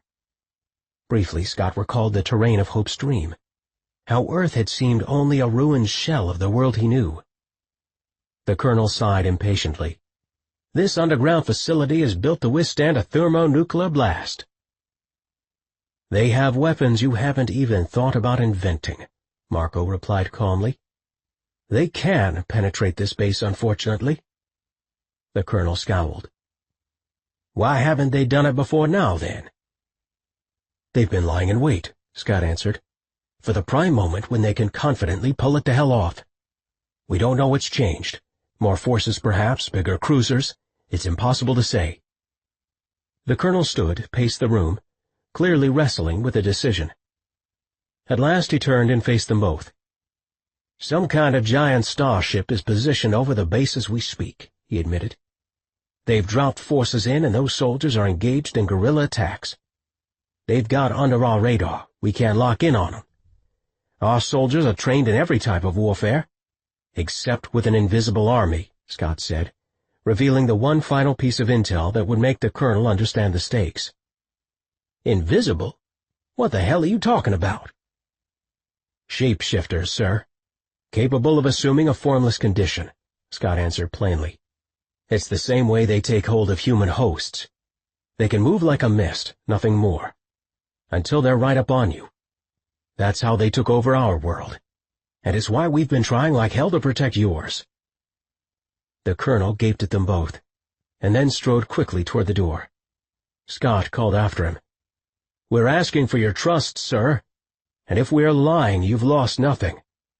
Whatever measures you've got to take to protect the missile control centers, take them now. Bring in more troops. Let us bring in ours. We can fight together in this." The colonel turned on his heel to face him. "That ain't ever gonna happen. We don't cooperate with extraterrestrials." "Then you'd better explain to your generals that you've just signed Earth's death warrant." "In this." The colonel turned on his heel to face him. "That ain't ever gonna happen. We don't cooperate with extraterrestrials." "Then you'd better explain to your generals that you've just signed Earth's death warrant." Chapter 23. Marco, talk to me," Thea cried in horrified panic as she watched the radar that displayed the Antusians' full assault on Warren Air Force Base. They'd carpet-bombed the facility by air, dropped in untold forces, and were now in the midst of a hostile takeover. The one thing they couldn't ascertain was just how secure the underground facility remained at this point, and so far, Thea hadn't successfully connected with Marco. "Maybe our bond isn't strong enough for this kind of distant communication," Thea worried. "Or maybe he's dead, and that's why he's silent and unresponsive to me." That thought nearly caused her to retch, but she forced her thoughts to still, focusing only on Marco. "Marco, talk to me," she attempted again. Gripping the console, she gathered all her core energy, spinning it hotter and stronger until her knuckles went white. "More power, more heat," she thought. "Then I can reach him." With one giant fire burst of energy, she flung her essence across space and distance, toward her near-mate, crying out to him with all her soul's passion. "Marco!" "Thea, I'm here," came his barely audible voice. "I'm with you. Don't be afraid, I'm here." Even in the midst of such monumental danger, he was the one reassuring her. Tears welled within her eyes. "You're still alive." "I'm okay. So is Dylan, but it's going to hell here fast, baby." "You hang on," she implored. "You stay safe for me. Do you understand? You have to be safe for me, for us, Marco." "I'm in my holding cell, but there are explosions all around," he confided in a low voice, which was obviously instinctive, even though their communication was completely private. "They haven't listened to you at all, have they?" "Thea, they're stubborn people, and now I think it's too late." "No, it's not. It can't be," she insisted, clutching at her head in desperation. Across the console, Jared glanced up at her, his face drawn tight with concern. She put her back to him and stepped to the far side of the control room, as if she were on a private comm. She didn't want Jared and the others to see her tears. "Listen to me," she told Marco. "You make it out of there. We're going to have a life together, a family. Please don't give up." She sensed his assent rather than heard any audible reply. Wiping at her tears, she waited and didn't rush to fill the void, even though holding silent took an extreme act of will. At last he whispered, "How has your body handled Meniere bonding?" "My gift, is it?" She immediately allayed any of those fears. "I haven't felt anything. I'm fine, Marco." She laughed, knowing it sounded forced. "See, I told you there wasn't anything to worry about." "I guess not," he said in a voice that struck Thea as far too resigned. "I guess not. Remember, Thea, I love you, no matter what happens." "No," she said firmly. "Don't start giving me your goodbyes. You do not do that, Marco McKinley. You will come home to me." Chaotic emotions shot across their wire suddenly. Marco began talking to someone, and his heartbeat grew frantic. It was happening now, she knew it. The attack was at his door, unavoidable, deadly.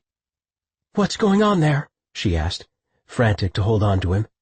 "Tell me, please." "Someone's coming in, Thea. I've got to break." "Don't break away. No, no, Marco, don't leave the link. Even if it meant staying joined with him until the bitter end, she wouldn't have him face the battle alone. Long silence, anxiety from his side, a burst of fear and anger. Then at last he returned. "Thea, I'll stay with you as long as I can." Marco and Scott were spread prone on the cell's floor, hands behind their heads. A knot of security officers surrounded them, and there was the sound of rifles cocking. This was it. They would be executed quickly before the Antusians took over. The sounds of pulse fire and grenade explosions echoed in the distance. "You should have cooperated," the colonel told them in a voice utterly devoid of emotion. "Your base is falling into Antusian hands because you won't listen," Scott replied just as calmly. "Because you didn't believe us, we can't save you now." Footsteps came closer to their heads, and Marco flinched reflexively as he prepared to take his executioner's bullets. Blocking his emotions, he protected Thea from his gut-wrenching fear. The last thing she needed was to experience the gruesome reality of his death across their bond. But he also knew that duty required that he maintain their connection, no matter that cost. So he blocked, hard. Bizarre as it was, he couldn't help feeling grateful. If he had to die, at least he'd been allowed to near-mate with the love of his life. For at least a few moments, he'd known what true bonding with Thea might be. The bliss of it, the driving need for his mate, the unshakable knowledge that they'd partially sealed themselves to one another. No, at least if he was going down for good in a moment, he'd tasted heaven before he got there. A loud explosion rocked over their hands, sending a cascade of dust and debris on all their heads. The colonel dropped unsteadily to the ground and took Scott by the scruff of the neck. "Could you have saved us?" the man asked Dillon earnestly. Marco waited for Scott's reply, counting the silent seconds that spun out between them all. Death, decision, fate, it all hung in the balance. "Colonel," Dillon answered at last, "if I could contact my own commander, there might still be a way. If we could bring our battle cruiser into position over the base, how would you reach him?" No way would Scott betray Jared's location by contacting him. But Marco had an idea. "If you give me a secure line where our commander can contact you, I'll relay the number telepathically," he volunteered, intentionally invoking the human description that would best describe his near bond with Thea. "All right," the colonel scribbled on a notepad, tore the sheet off and laid it beside Marco's head. "Have him call this number. I'll be waiting." Then the officer stepped away, barking one last order. "Get these men up. I need them ready to roll, not ready to die by our bullets." Jared dialed the number, not directly to Colonel Peters, but via a series of relays, rendering his call untraceable. The officer answered on the first ring, and Jared identified himself as commander of the Rifarian resistance. "The situation here at Warren is disintegrating rapidly, Commander," Peters said. "I understand you might be able to help." Jared paced the length of the control room. For the past hour a strategy had been forming in his mind, and now that an Antusian takeover seemed unstoppable, the plan was clearly the route to take. "Set my men free, arm them, and I'll see what I can do." "What assurance do I have that you'll defend the base?" "Well, you're out of options, and fortunately for you, Lieutenant Dillon is the best Antusian tracker I've ever seen. You need assistance, and we're ready to pour it on. But we need your cooperation. I must have assurance of that. And tell Dillon he better not shapeshift, not at any cost, because we have a counterattack in mind." On the other end of the line, the colonel hesitated. "All right," he finally agreed. "Done. What now?" "You keep control of that base until we have time to put our plan in effect," Jared said, then cut the line.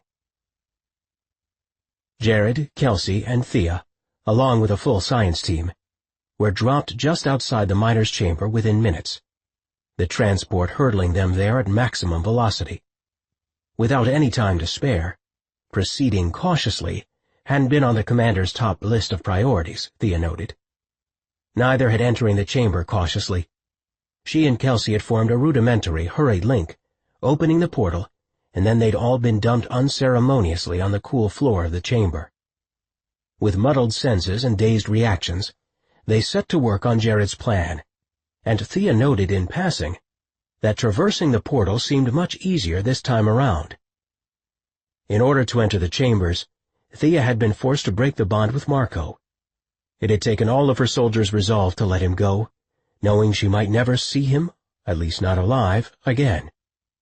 But she'd done it, finding it surprisingly easy to form a link with her queen. Much easier than last time, in fact, but then again, their relationship had already transformed drastically in only the past few days.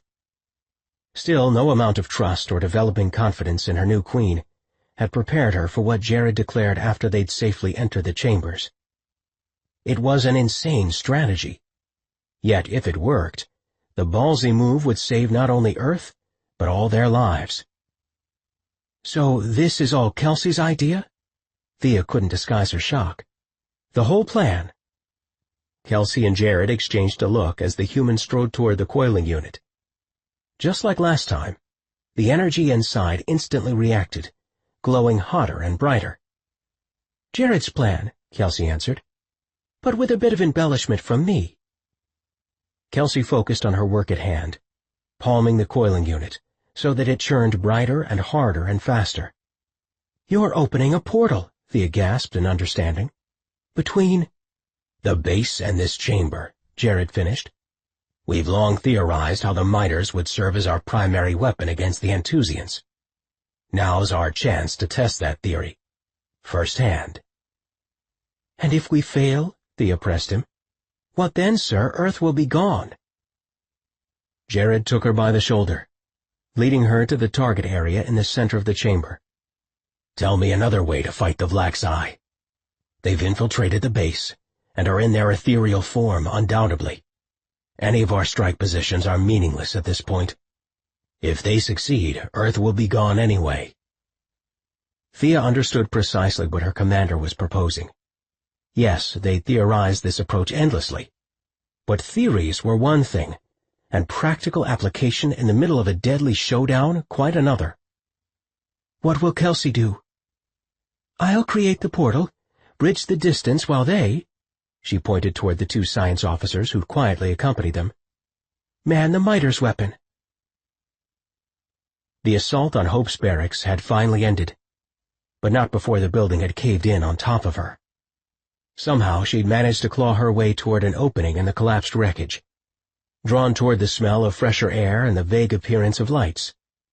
The guards outside her quarters had either been wounded too badly to help her, or had scattered to fight the attacking enemy. Whatever the case, she'd been left to try and save herself without any assistance. Feeling with her hands, which were cut and bloodied from the jagged debris, she forced the opening larger. She tried to be careful, aware that she might send more of the structure down atop of her with one false move. Their enemies might capture or kill her once she got outside, but inside was a certain death trap. What with the way the decimated building kept groaning all around her. Good thing I'm so small, she thought as she wormed her way through the aperture. With an unceremonious thud, she tumbled face forward toward the ground, wincing as her wounded palms hit asphalt.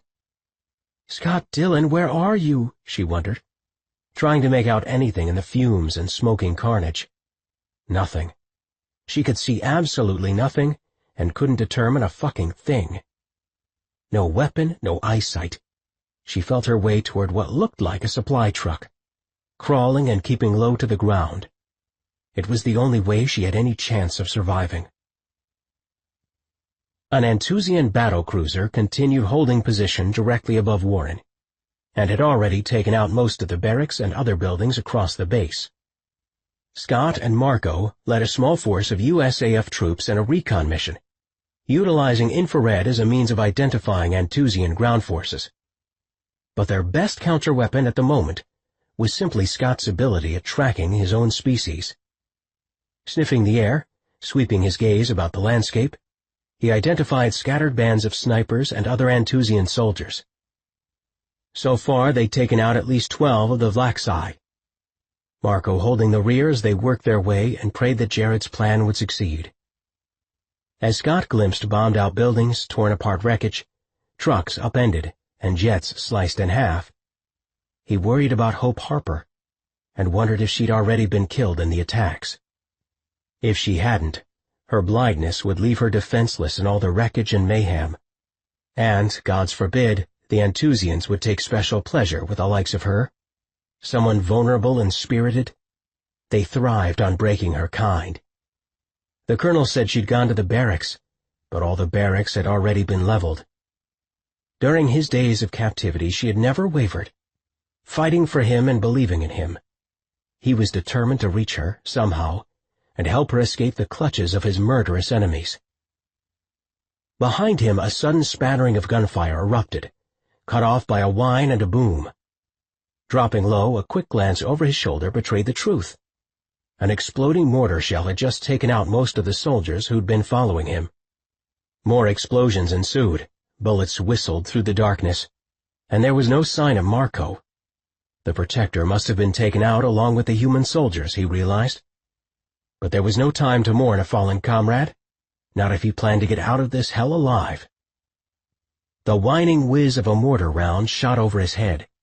Got to keep moving, got to push on. Only way I might ever help Hope is to kill these bastards and save myself. Hope crawled on her belly, inching cautiously toward what looked like it might be an upturned truck or jeep. Emergency lights and periodic flashes of weaponry lit the darkness, enough that she'd spotted the potential cover. Now she just needed to make it from this extremely vulnerable point A to that much safer point B without getting nailed. All she needed was good cover. Then she could ride this battle out. Pinkish light filled the sky. Surely daylight would help even the playing field in this terrible skirmish. Through the blurred darkness, a figure rushed toward her and she screamed, burying her face against the asphalt, tasting blood in her mouth. Footsteps echoed off of pavement and she cowered, unable to flee or fight. "I'm going to die. Now, this is it," she thought, wanting to vomit from sheer terror. A hand clutched her arm roughly, and she wrestled to pull out of the firm grasp, until a familiar voice hissed, "Let's go! Come on, come on! Go, go, go!" She staggered to her feet, lurching forward in Scott Dillon's grasp. Tears of release and terror filled her eyes, while he yanked her toward the overturned truck she'd been aiming for. "Stay with me, Hope." He tucked her in against his side protectively, pulling her forward. "Come on, I'll get us out of here." At that precise moment there was a crack of rifle fire, or some other weapon, and Scott's grasp on her body loosened. "Go on to that truck!" He shoved her in its direction, and quickly turned away. "Go, Hope, now! I'll cover you."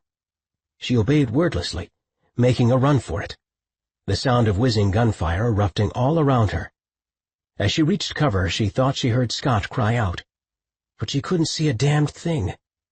Crawling on her belly, she managed to reach protection behind one of the truck's oversized wheels. Her heart felt like it might explode inside her chest, and she squinted, fumbling to adjust her glasses in the vain effort to see if Scott was okay. But she'd lost them somewhere in the explosion, and never even noticed their absence in the darkness and mayhem. Marco hunkered behind a pile of concrete rubble, cursing himself for getting separated from Dillon. When the mortar round had hit their band of soldiers, he'd been forced to fall back in order to cover the others. All he'd accomplished in the process was to protect the lieutenant. All the human soldiers had already been taken out.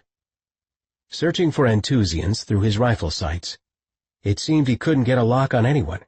His night vision glasses, while equipped with infrared, were utterly useless against the formless aliens. Either that or there just weren't Vlaxi in his vicinity at the moment. It was an impotent feeling, sitting like a ready target, barely concealed from his enemies. Something had to be done, some method used to even the odds.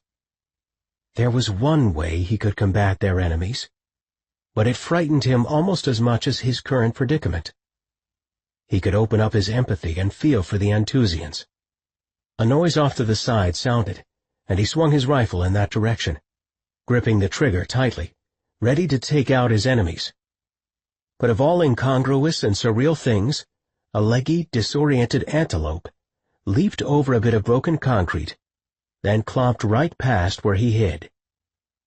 Breathing a sigh of relief, he opened himself, his empathy, and began sweeping his perception in an arc about his position.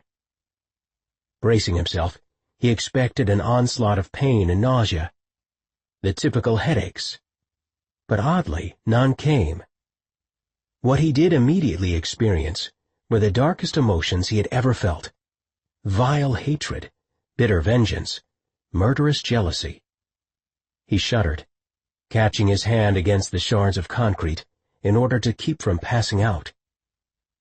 I have to focus, he thought, pushing himself harder. His arc of sensory perception fanned larger, opening. They are here, and I can find them. I can save some of these humans, Dylan too. And I have to survive for Thea. I have to live for her. I promised. The floor of the miters gave way beneath Thea, just as it had the last time she was there, replaced by roaring wind and vacuum. Kelsey stood in the center of the chamber, her hair flapping wildly, both hands extended from her sides, like some powerful goddess with power over time itself. The coiling unit had vanished, dissolving around them as space and dimensions gave way to eternity. Kelsey was guiding the damn thing. Not the miters, but the opening of the portal, apparently by sheer effort of will or desire. "Kelsey!" she tried calling out to her queen, but beside her Jared caught her hand. "Let her do it, Thea," he shouted over the roaring noise. She squinted at Jared, trying to understand. "Do what?" "Kelsey is the key." "To what, Jared? The key to what?" "Maintaining the portal. She's got the codes, only she can do it," he yelled. And as the portal opened to its maximum size, Thea was thrown face first to the floor. Only there was no floor. Just memories and futures, like trailing comets through her consciousness. Somewhere in all the flotsam of impressions, she found Marco and held tight to him, knowing that doing so was vitally important, sensing that his life in every dimension seemed to hang in the balance. "Baby," he called out to her. "Are you all right?" "Yes, why are you shouting?" "It's so loud, so crazy. We're in the miters, are you all right?" She felt his hesitation, then, "Yes. But I'm not sure about Dylan. We were separated. He might be dead." Thea cried aloud, pressing her eyes shut. "Not Scott, not him." "I don't know for sure," Marco told her, even though she'd only thought the words, not meant to communicate them. "He could be okay still. I just don't know." Thea held fast to the floor, trying to lift her head to see what was happening, but extreme gravity forced it down. It was as if Kelsey, by her very presence and will inside the chamber, had unleashed a force of nature. "Wait, Thea. Something's happening here on the base. Overhead and around us. I feel it with my empathy. A portal or a dimension, I'm not sure." "We're doing that from here," she shouted. "Marco says a portal is opening on the base," she yelled into the thrashing wind. "It's working." She managed to tilt her head sideways, catching a partial glimpse of her queen. Kelsey was illuminated from within, a golden hue having gilded her entire body. It was Prince Arienne's power, Thea realized wondrously, fueling the miters and utilizing Kelsey as a sort of conductor. She held the codes, but Arienne had supplied the power all those years ago. They had finally, at long last, manned the miters as a fully functioning weapon. And just as Jared had predicted, Kelsey was the key. The pain was agonizing, blinding, suffocating. Scott had never been injured this badly before, Never in all his years of soldiering. His enemies had him exactly where they wanted him, prone and vulnerable, and the same snipers who'd shot his legs out from underneath him would be closing in on him now. They were coming already to finish him off, but at least Hope had gotten to safety. He had to think, had to breathe.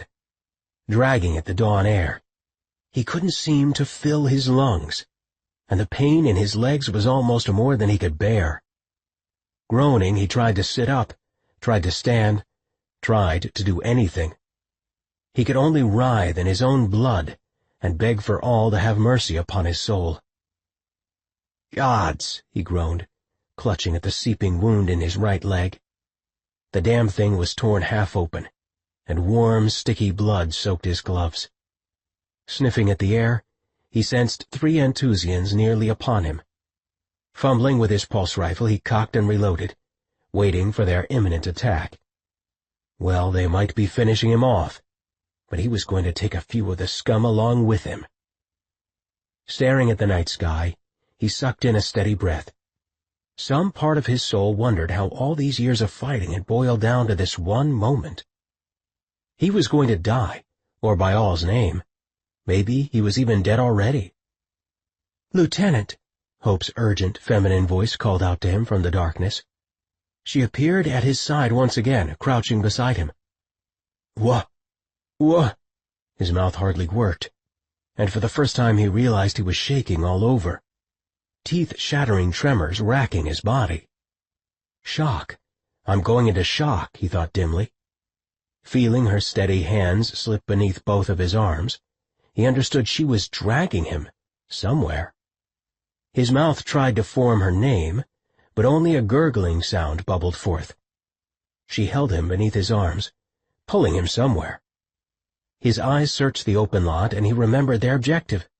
A large military truck parked about 10 feet away. She'd never make it back there, not with him slowing her down like this. "Hope, get to cover!" He collapsed weakly in her arms. "Leave me!" She pulled harder, rougher. "Shh! We have to get you out of the open!" Determined to help her, he tried to find purchase on the pavement, but his legs instantly buckled beneath him. "Just don't struggle," she whispered in his ear. "You won't be able to walk, not like this." Something strange flashed in his head. The thought that maybe he would live, but that he'd never be able to use his legs again. He dismissed it, fumbling again with his rifle. His hands were weak, his body was fading. But somehow, thanks to Hope, they did make it to the truck. He sniffed the air again and detected their enemies. Close, so close, but not yet upon them. For a fraction of a second he rested in Hope's arms, then sat upright while she positioned him against one of the truck's back wheels. "Gotta fight those fuckers off," he slurred, collapsing against the large tire. Her gaze shot in several directions. "We're at the truck, right?"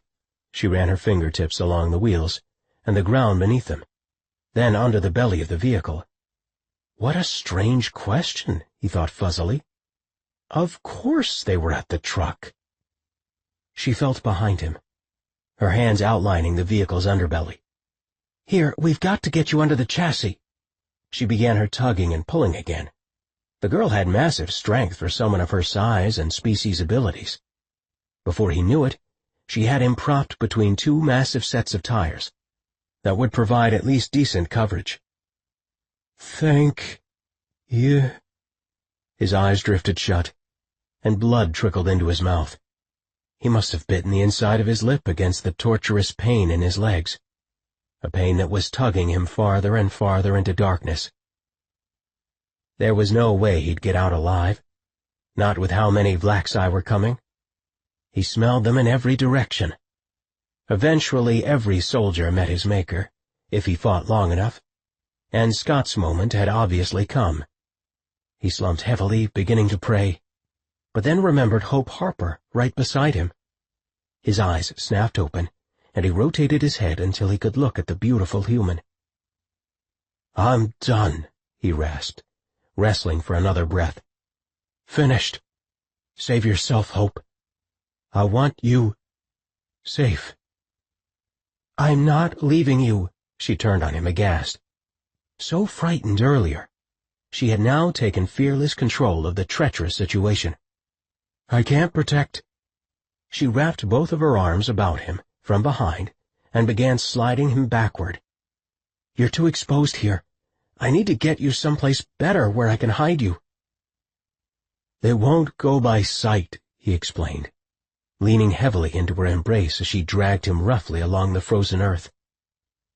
"They'll scent my blood and track me here." She didn't even hesitate. "Okay then, this is a better firing position." He reached for his rifle, but couldn't close his fingers around the barrel and steady it. "I can't. Not sturdy." He couldn't begin to curl his finger around the trigger. He was too weak and his body utterly ruined. "Don't worry, I'll help you," she answered purposefully, tugging him back between her legs until he rested against her chest. Her breathing was crazy and erratic, and she was obviously terrified, but strong, very strong. As she leaned against the inner wheel, she wrapped her arms around his chest and put both hands about him. She steadied his rifle in his grip until it was as if he had a new pair of hands, useful, strong hands. The two of them were like one complete fighting machine, each making up for the other's physical shortcomings. Even with as fucked up as he was, he couldn't help smiling a little at the realization. "I can't see, Scott, you know that. Not well enough to nail those guys. But you can be my eyes, and I'll be your hands." "Here," he grunted, positioning her hands about the rifle in his hands. "You fire. I'll aim for you." "Yes," she breathed against his ear. "And we're not going to die, Lieutenant. Not this time." He almost believed she was right. They clasped the weapon together, the mingled sounds of their breathing the only noise between them as they waited for their first shot. Anthusians were upon them, out in the darkness beyond, roving like demons. He rolled out his sensory skills, trying to pinpoint the fuckers' positions and movements. Around the far end of the truck he heard two of them, stealthily approaching. He touched two fingers to her temple and pointed to the right. Hope nodded, and their mutual grip on the weapon tensed. Scott couldn't bring his labored breathing under control. Too loud, too much a giveaway, he chastised himself, but he was unable to stop panting.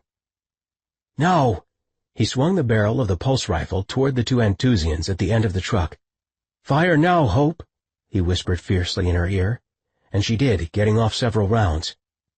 "Keep going," he urged, becoming more alert. He kept the rifle steady in his hands and she fired, until not one, not two, but three of their enemy dropped to the ground by the truck. But there was another one, and suddenly a female Anthusian soldier appeared right on top of them, pistol extended toward Scott's chest. It was that soldier or them. Her or us. Her or us, he thought as he heard the cock of her gun and shouted, "Fire now!" The blast of the weapon propelled the soldier backward, slamming her into one of the wheels with a sickening thud. She slumped sideways and pitched against the ground, lifeless. "You think more are coming?" Hope gasped. He shook his head. "No, thank all." He sniffed once more for good measure, feeling his head grow light and thin and dim. But the perimeter was definitely clear. "Good work, Harper." "We made a good team," she said, stroking his hair just once. The tenderness of that single gesture brought tears to his eyes. But before he could bawl like some pathetic baby, she nestled him nearer in her arms. She held him close and steadily, as if she meant to wish all the pain and trauma out of his body by simply willing it to be so. "Now don't die," she said in his ear, "or I'll kill you. And I mean it." "I wouldn't doubt it, woman." He laughed, but it hurt like hell. So he slowly sank into the safety and comfort of Hope Harper's very human arms, and tried his level best not to die. In every direction Marco glanced. Anthusian militants had materialized, suddenly very visible, no longer formless at all. It was as if they'd been forced back into their physical bodies, their protections of their invisible nature all stripped away. Aiming, he took easy shot after easy shot. They were right in the open, revealed and ready to be picked off one by one. Obviously, as shocked as he was to find themselves revealed, the Anthusians scattered in confusion, some glancing at the massive portal that circled above them all. It spun like a giant hurricane, enveloping the base. Somehow, in creating the portal, Jared had forced the Anthusians into their physical form. And although they'd been able to move freely while formless, they now found themselves in the open, fleeing for cover. Several platoons of USAF advanced, immediately gaining the advantage, and easily. Marco wanted to whoop and holler their victory as he reloaded, then continued firing on the dispersing, frightened enemy. "Thea," he thought, "I'm coming home to you, baby." And that meant one thing. Next time they came together, they wouldn't hold back. They would mate for life. Scott had lost a frightening amount of blood. More than that, his legs were torn to shreds. It was bad. Hope knew it, and so did Scott, from what she could tell. Still, he was alive, breathing, and they'd just taken out 4 of the bad guys, and, strangely enough, that gave Hope a reason to smile. Neither of them had moved since the last of their attackers had fallen almost on top of them. Still leaning against the tire, she held him in her arms, his heavy, weary body shaking all over. Somehow she knew it was important that she continue to hold him. Maybe to mute the effects of his shock with her own human warmth. Or maybe because, despite his tough guy veneer, she knew Scott Dillon was frightened. He believed he was dying, and she wouldn't let him face that alone. She wrapped both arms tighter around his chest, trying to really hold the guy, despite his heavy body armor, the bulletproof vest, and all the blood smeared over him. "You hang in there," she murmured against the top of his head. He only grunted. "Lieutenant, you've got to hold on," she kept on whispering to him, prattling on, saying God only knew what, urging him to live. She would not have this man's blood on her conscience, nor would she be the last woman to hold him in her arms. "You have to live," she whispered into his ear. "I won't let you die. And you can ask my brother, I always get my way." Another groan, but then a faint chuckle. "Tough one, you." "Fuck yeah," she said, stroking his short, thick hair to soothe him. He chuckled again, the sound a little bit stronger. And laughter had to be a good sign, didn't it? The battle had disintegrated into nothing more than a few lingering exchanges of gunfire, now that dawn had broken over the base. Moving cautiously, Marco worked his way toward where Scott Dillon was hiding. The man was gravely injured. Marco sensed it. But he wasn't alone.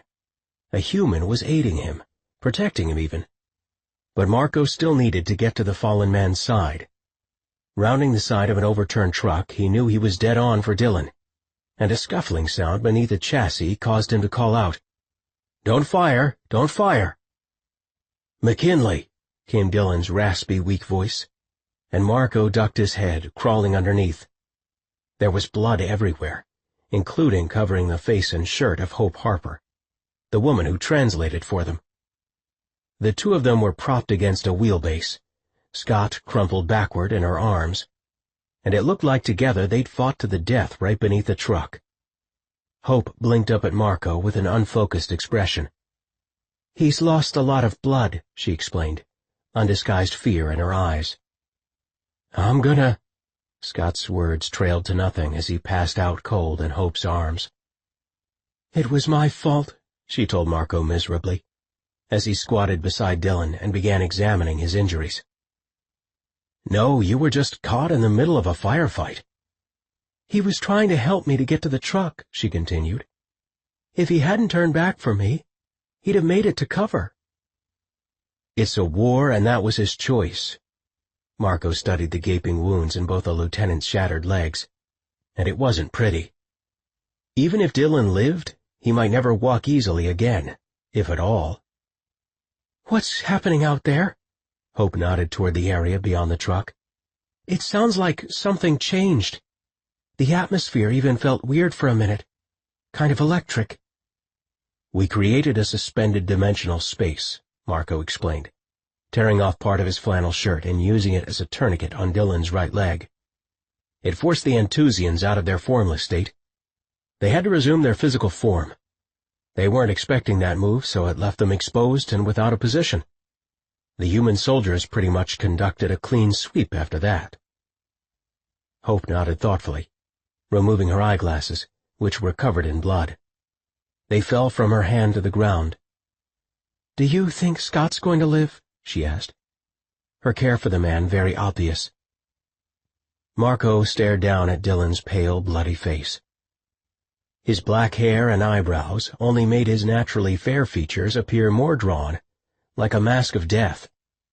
No matter how hard he tried to be positive, he had a bad feeling about the lieutenant's chances. So he lied. "I think he'll be fine." Good thing he wasn't dealing with an intuitive or empath. He could make the frightened human believe Scott would survive. Maybe he would, but he'd probably never be the same man again, not with how ruined his legs looked. Hope voiced the same question that was on his mind. "What do we do now?" "Stay put and wait for reinforcements." "While I reach for my near mate," he thought, and began extending his energy toward the woman he loved. The transport touched down briefly at Warren, just long enough to pick up Marco and Scott, and any remnants of their forces who hadn't been taken into the Rifarian cruiser.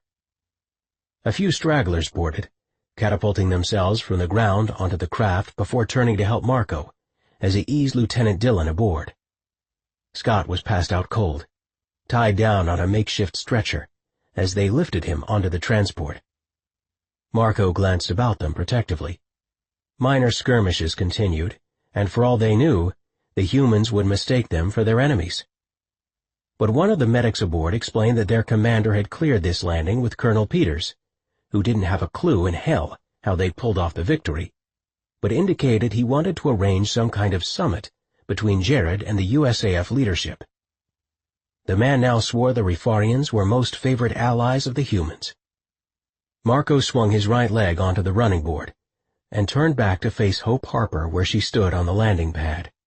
She ran her fingertips over the side of the craft. "Do you really think Dillon will be okay?" she asked yet again. One of the medics spoke up. "We'll take good care of him, of course." Hope nodded, still chewing her lower lip and not budging from her position by the aircraft. Her concern and affection for the lieutenant was unmistakable, and for a minute Marco thought of his own connection with Thea. What if Hope and Scott also shared something beyond the present universe and dimension? It was a possibility, after all, given their recent use of the miters, and the way the fabric of time had been rippling between them all. "Time for liftoff," the craft's captain called out, and there was an answering whine of engines powering harder. The hatch door started to slide closed, and Hope backed away with a small wave of her hand. "Tell him I want to know." She cupped a hand to her mouth, so she'd be heard over the aircraft as it powered up. "Want to hear how Lieutenant Dillon does, I mean? That he's all right." Marco gave a nod, forgetting the woman wouldn't see, then called out to her, "Yes, of course." As the hatch started to close, she began to walk away, but then, seeming to reach a decision, she spun back, launching herself at the craft. "Hold the door," he shouted over his shoulder, reaching down and taking Hope by the hands to lift her inside the aircraft. "Hold on." The pilot had already begun lifting off, and before Marco had Hope pulled on board, her feet were dangling over open air and the rapidly shrinking world below. With a harsh tug, he yanked her through the closing hatch, and she collapsed against the craft's floor, gasping. "I hope you know what you're doing," Marco said as she rolled onto her back, catching her breath. "They get in a hell of a lot of trouble for bringing a human back to the compound. No matter what circumstances, they'd all just survived back at Warren. Still, who was he to stand in the way of what obviously had all the makings of true love? At least if the ballsy determination he just witnessed was any indication. Apparently, it turns out we're in the middle of a war. My side was wrong in all this, and I was brought up to be on the right side of things. So, since we're in a war, I want to be sure I'm on your team when the next firefight comes." Marco grinned, admiring the small woman's tenacious, gutsy spirit. But he also smiled because, although she didn't admit it, the human didn't want to let Scott Dillon go, at least not until she knew for sure he would be all right. True love, he thought again, feeling it for sure now with his empath's gift.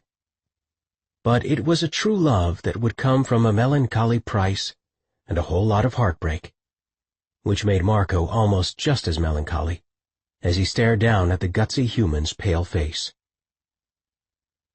Jared held Kelsey in his arms, whispering words of comfort in her ear. Together they leaned against the miter's chamber wall, each of them drained of energy, nauseated and somewhat disoriented. Kelsey, however, was in the worst shape of all, and Jared was worried. She'd been drifting in and out of consciousness since they'd allowed the portal to implode on itself, dissolving as seamlessly as it had opened. "Love, you're all right," he reassured her, kissing the top of her head. She jerked within his arms, then settled again with a quiet moan. "This is what happened to her last time." Thea squatted beside them both, reaching to stroke a lock of Kelsey's hair away from her face. It was a tender gesture, and his surprise must have shown on his face. Thea slowly lifted her gaze, catching him studying her. "I'm amazed by her," his cousin offered softly. "She's very strong, Jared, and more than that, she's critical to our revolution." Thea smiled down at Kelsey's sleeping form. "Well, and truly more than that. She's my queen." Jared nestled Kelsey closer against his chest. "Thank you, Thea. Your affection for her means—" His throat tightened inexplicably. "A great deal to me." "I understand love better than I did when you first bonded with her." Jared leaned his head against the wall, studying his cousin. "Will you mate with Marco now?" Thea made a great show of studying her data collector. "You know what this means, don't you?" she asked, pointedly avoiding his question. "These codes aren't ever coming out of her, Jared." "I realize that." "I don't think they're supposed to come out either. Not if she's our key. The key, the permanent one to operating the miters. I'm speaking about far more than what she did today." "I realize that as well," Jared said softly. He'd already reached the same conclusions that Thea had, and the weight of them was profound. "Are you afraid for her?" Thea asked, staring down at Kelsey's drawn features. He rubbed his palm over the top of Kelsey's head, stroking her hair until he could put words to the idea that had slowly been forming inside his heart. "It's the way of it. She's the beloved of Rifaria, and we both know how important that makes her." Thea's head jerked upward in surprise. "You believe that part of the letter, then?" "Marco told us," he replied, "and that's the only proof I need." "You trust him, then, that completely?" Jared smiled at his cousin, lifting a hand to her cheek. "You love him, and that's the only real proof I'll ever need, dear cousin." Thea's blue eyes shone with deep emotion, and for a long moment she said nothing. "We're already near mated," she confessed at last. "That's how I communicated with him on the base." Jared was hardly surprised. He'd already surmised as much. But he gave a hearty show of approval, bobbing his head up and down. "Good. Most excellent news. I can only assume the mating rites will be completed then." "Jared," Thea cried, blushing furiously. "You could make this a bit easier, you know." He shrugged. "It was an honest question. Once you're truly mated, he will become my family, same as you, and neither of us has enough family not to appreciate what a blessing that will be." The two of them had been orphans for such a long time. The notion that their family circle would be expanding for the second time in the past few weeks was almost difficult to process. And a circle of 3, and soon to be 4, might grow even larger, if fertility cycles cooperated and blessed each of them with children. At least Thea had more than a passing hope of bearing offspring, unlike Jared himself. A stab of melancholy must have been reflected in his expression, because Thea's gaze softened. "Yes, of course Marco and I will be fully mated," Thea told him, but then stabbed a finger at his chest. "But that is all you will know of those matters, cousin." "Unless you display a mating glow like certain other royals did after their wedding night, in which case all of camp will realize you're taken." Thea's eyes widen in mortification. "There will be payback at some point, cousin. You can count on it." The radiant smile on her face, the sparkle in her eyes, told him everything he needed to know about her choice of a mate. Thea Haven had found the love of her life, and Jared, for one, couldn't have been happier for her.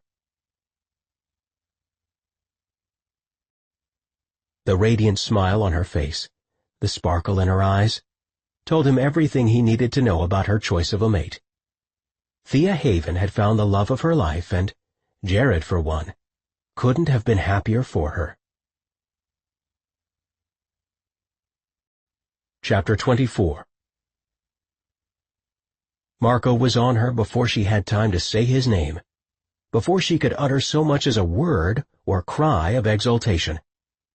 In the space of a heartbeat he had her, catching her hard against his body and nearly tackling her to the ground. It was graceless, unpoetic, desperate, and Thea had never wanted Marco quite so hungrily. She could taste the lust and need pulsing between the two of them, and that was before his lips had even met hers. Their grunting sounds punctuated the silence, then soft gasps and whimpers as they fell together, rolling on the leaf-strewn earth as one. "Baby, baby," Marco murmured, panting against her cheek. As he rolled her onto her back, a rock lodged beneath her leg, but the pain barely registered. With both hands she clutched at him, reached, tried to draw him closer against her body. Their lips met, his mouth crushing hers hard as he reached to unbuckle her belt, then her uniform slacks. She had to smell like smoke and battle grime, and probably had soot in her blonde hair, but all she wanted was Marco McKinley, inside of her, now. Forget the waiting, the endless days of torturous waiting they'd already endured before this moment. Tilting her pelvis upward, she aligned her hips beneath his. Against her thigh, the prominent bulge of his erection nudged her as together they began to thrust, his hand part way inside her pants, she pulling at his hair. Pressing her eyes shut, she ignored the morning sunlight dappling through the trees. Likewise, she ignored the very real possibility that a patrol might discover them rolling together on the trail, that anyone might come upon them running like a pair of wolves in heat, their mating need singing between them like an ancient, wordless song. No, it hardly mattered who might stumble upon their joining. There'd be no stopping it for another moment. Besides, with the way things had been going, Marco could be gone by the afternoon, or they might find themselves in the midst of another life-and-death battle. Nothing was guaranteed beyond this moment. "I won't die without having you," she moaned in his ear. "I can't wait even one more day for this." Shoving her pants lower down her hips, his large hands cupped the bare skin of her thighs. "I won't wait," he groaned against her shoulder. "Look at me, I'm shaking all over for you." He reached between them and tugged on his zipper, cursing under his breath in low Rifarian until his pants finally opened wide. "Good," she panted, sliding her palms around his hips, feeling bare skin. Like most Rifarian males, he wore no underwear at all. The feel of his satiny warm flesh, dusted with bristly hairs, caused a jolt of desire to crest inside of her. Their hands were roaming everywhere, exploring, fumbling, opening, dragging. His hair, so much wilder now, was silky thick between her fingers. "Marco," she tugged his dark head down for another kiss. "I can't wait. Please don't make me." He arched his back, rising off of her into a push-up, and shoved his pants all the way to his ankles, then slid atop her, levering his hips together with hers. He pressed his erection between her thighs, pushing at her opening. She was wet and hot and ready for him. She wanted him with all her heart and soul, but nothing had prepared her for the suddenness of such intimate proximity.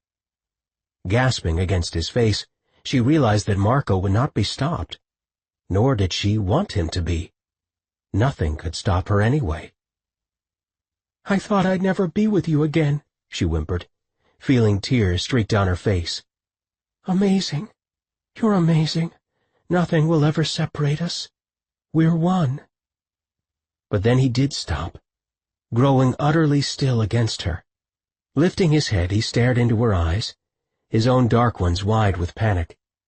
"No, Marco, keep going," she pleaded, unsure what had caused his hesitation. She pushed her hips upward, working to take him inside of her, just a bit, but he braced his hands by her shoulders and held back, shaking his head adamantly. With a quick curse, he growled, raising his hips and slipping off of her. "All wrong," he whispered. "Baby, this can't happen, not like this." She dug her fingers into both of his shoulders, urging him back down onto her. "Don't you dare pull away again." Too many times before this he had come near, only to shove her to the far side of his emotional universe. "I won't let you, not this time," she said fiercely, holding him hard and close. The tears that had already been in her eyes turned to sobbing, her chest heaving. "Now is the time, not later, not someday, right now, Marco." He palmed her hair, stroking it back from her eyes, his expression filled with raw anguish. "I have to talk to you first, baby," he explained. "Please." And then they lay together, he still and drawing in huffing, urgent breaths, she sobbing softly. "Talk to me then," she forced the words past her tightened throat. "Whatever it is, just say it." "Not like this," he whispered, cupping her beneath the chin. "We can't breathe, neither one of us." He began to ease off of her, straddling her. "Give me a minute." She slapped his chest furiously. "This is it, McKinley. You've done this to me for the last time." He shook his head, sliding off of her and sitting beside her on the cool ground. He drew his knees to his chest and buried his face in his hands. "Don't hate me, not yet. Please, just hear me out." With a jerk, she pulled her pants back up and began frantically fastening zippers and buttons. She'd be damned if this man would leave her here, barely dressed and with her mouth swollen from kisses. But she noticed he wasn't going anywhere. That fact had to account for her anger suddenly cooling a bit. "Go on," she told him tightly. "I'm listening." Dropping his hands away from his face, he met her hard gaze. His hair shot in every possible direction, disheveled by her own hands. "Nothing will ever separate us again," he began softly. "You're totally right, sweet love." "So what's wrong with that?" "Think about it. And I do mean think deeply. Everything that I am, you will become, not by half measures or near mating. You will be me, and I will be you. Me. You'll have it all, including this cursed thing that lives inside of me, my empathy." "I already have your gift." She gave the ground a stomp. "It hasn't even manifested yet. You have no idea how strong it will become," he warned her. "I don't care, Marco. I'm ready to be with you, fully, completely. Nothing will ever keep me from you again." "Do you have any idea what those words do to me?" He laughed huskily, thinking what this bonding would mean to him, how it would change his internal landscape. More than that, of how profoundly he loved the woman beside him. "I have never wanted anything more than this," Not in all my days." She opened her arms to him, reaching, and he nuzzled her, nipping at her throat with a quiet growl of arousal. "But it's not just the empathy," he cautioned her. "It's the magin. It's the circle." "Sabrina told me that all that business about you not being able to mate is nonsense. That she had a husband and a son. That you can mate too." "That's not it. It's that you'll become one of the circle. Did she tell you that part?" Thea shook her head. "No, she didn't." "Did you tell her about us?" he pressed, wondering what Sabrina would say about the reality of his taking a life mate, of his marrying a woman of a class far above his servant status. "I didn't, not exactly." A frown creased her forehead. "I indicated we had feelings for each other, but I didn't get very specific." "I have to ask her permission before we take this step. There's just too much at stake for me to do otherwise. The curse inside of me, your new link with the Mad-Jinn. She's my unit leader, and I've got to talk to her first." She groaned and fell back onto the leaves, fastening her belt. "Waiting, always waiting, first one thing, then another. Damn it, Marco," she shouted. "I can't keep doing this." He sprang atop her, bracing his hands on both sides of her head. Panting heavily against her cheek, he breathed words of intent. "This won't take long, I swear it. I'll leave you now and go to talk to her. That's all the time I need." She braced his face within her hands, cool against his fevered cheeks. "And then?" "And then we will go wherever you want and mate, forever. No stopping or holding back." "No more fears?" He shook his head, pressing his lips against hers. "Never." Their kiss deepened, and once again they began to rock their hips together in a titillating gyration. She gripped him from behind, caressing and urging him onward, as if he were a wild stud running for the finish line. Pulling his mouth from hers, he trailed his tongue across her cheek, tasting the salty sweetness of her. With a dragging inhalation, he swilled her scent into his lungs, feeling his hard-on grow even harder. She slipped her hands lower down between his legs, slowly caressing the sensitive place behind his erection. He buried his face in her hair, stifling his intense, yelping growl. She made him wild. She brought out the most primal side of his nature, and he burned with it whenever he fell into her arms this way. "Help me, baby," he begged of her, unable to pull away. "We can't," he stammered. Somehow, in her arms, his facility with speech always faded a bit. In a way, he grew as primal as he knew her to be. "I don't want to help you," she laughed huskily in his ear. "You know what I'm after." "Please, please, Thea. Please." He groaned his need as her hand tugged between his legs, tight against him where his thighs met. He arched, throwing his head back with an unsuppressed bellow of longing. "Got to stop." She stroked him harder. "You are a vixen," he rasped in her ear. She gave a coquettish laugh. "But I'm your vixen." And with that, at last, she shoved him off of her. "Now go," she said with obvious frustration. "Just go and have your big talk with Sabrina." He studied her closely. "And then, tonight?" The words rushed out in a breathless exhalation of need. Only this time, she was the one to put the brakes on. "No, not until we're married," she told him, her eyes dancing with excitement. "Then we will mate after, not before." He couldn't help giving her a sideways, grudging smile. "Payback, huh?" She leaned forward, kissing him softly on the mouth. "It's just more romantic that way. We'll have a royal wedding." "How can I argue with that?" he laughed, feeling nervousness flutter in the pit of his stomach. A royal wedding, where the groom had spent a lifetime in servitude. What would the elders say to that? Good thing his fiancée didn't seem to care. I plan to mate with Thea. Marco stood before the leader of his circle, the woman he had always thought of as his true mother. I want to marry her, too, tomorrow.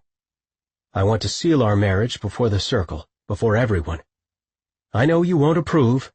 I've already been over it hundreds of times in my head. You can't mate with her, Marco. Sabrina blinked rapidly, staring at him, almost as if gazing right through him, and then her expression softened. I know you love her. He took a step closer toward his adopted mother. You can't begin to know how deep it is. She smiled faintly. And I know that you are near mates already, so you must feel a deep, intense connection with her. Then why do you object? Because you're Madjin, and she is one of your protected. You know the rules, and you remember your vows. Now that security has normalized, your bond with her will have to be broken. He shook his head adamantly, pacing the room as if on a tight chain. No, it won't.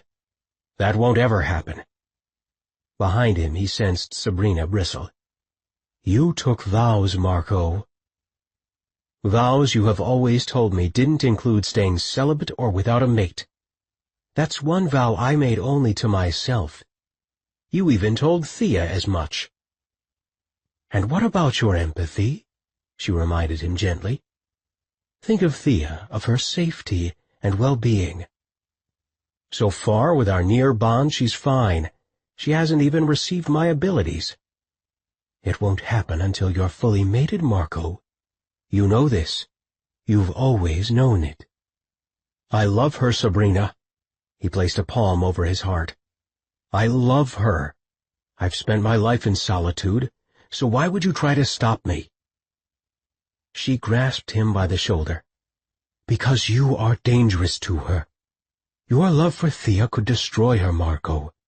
Ruin her and drive her to madness and beyond. She's not for your kind, and deep down you know it. Marco rubbed his jaw, as if she just slapped him hard across the face. I see. So now we have the truth. This is what you truly think of me. Marco, no. Sabrina's eyes slid shut. What I mean is, she's from the house of Darshani, a royal, and you are sworn to all the royals, not just Jared. That's the vow I'm reminding you about. Not a vow of chastity or otherwise.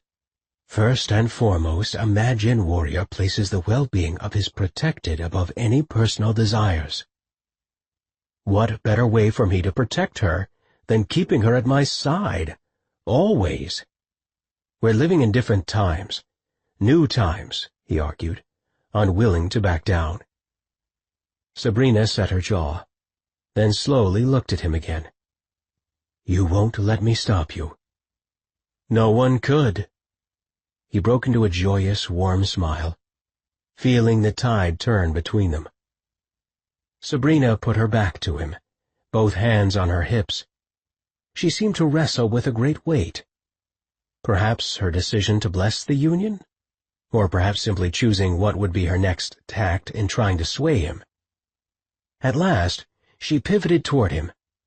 Well, then, there's something you must know. Information you must have before taking the final step of mating with her completely. Show me your Madjin's seal, would you please? She directed, using her unit leader's voice. He'd long ago determined that she had two voices when talking to him. One was the tone of a mother, the other that of unit commander. She was all leader right now, leaving no room for him to deny her. All right. He rolled up his flannel shirt sleeve, revealing his naturally olive gold skin. Lifting his other hand, he allowed a shiny beam of light to flow from it onto his exposed right wrist.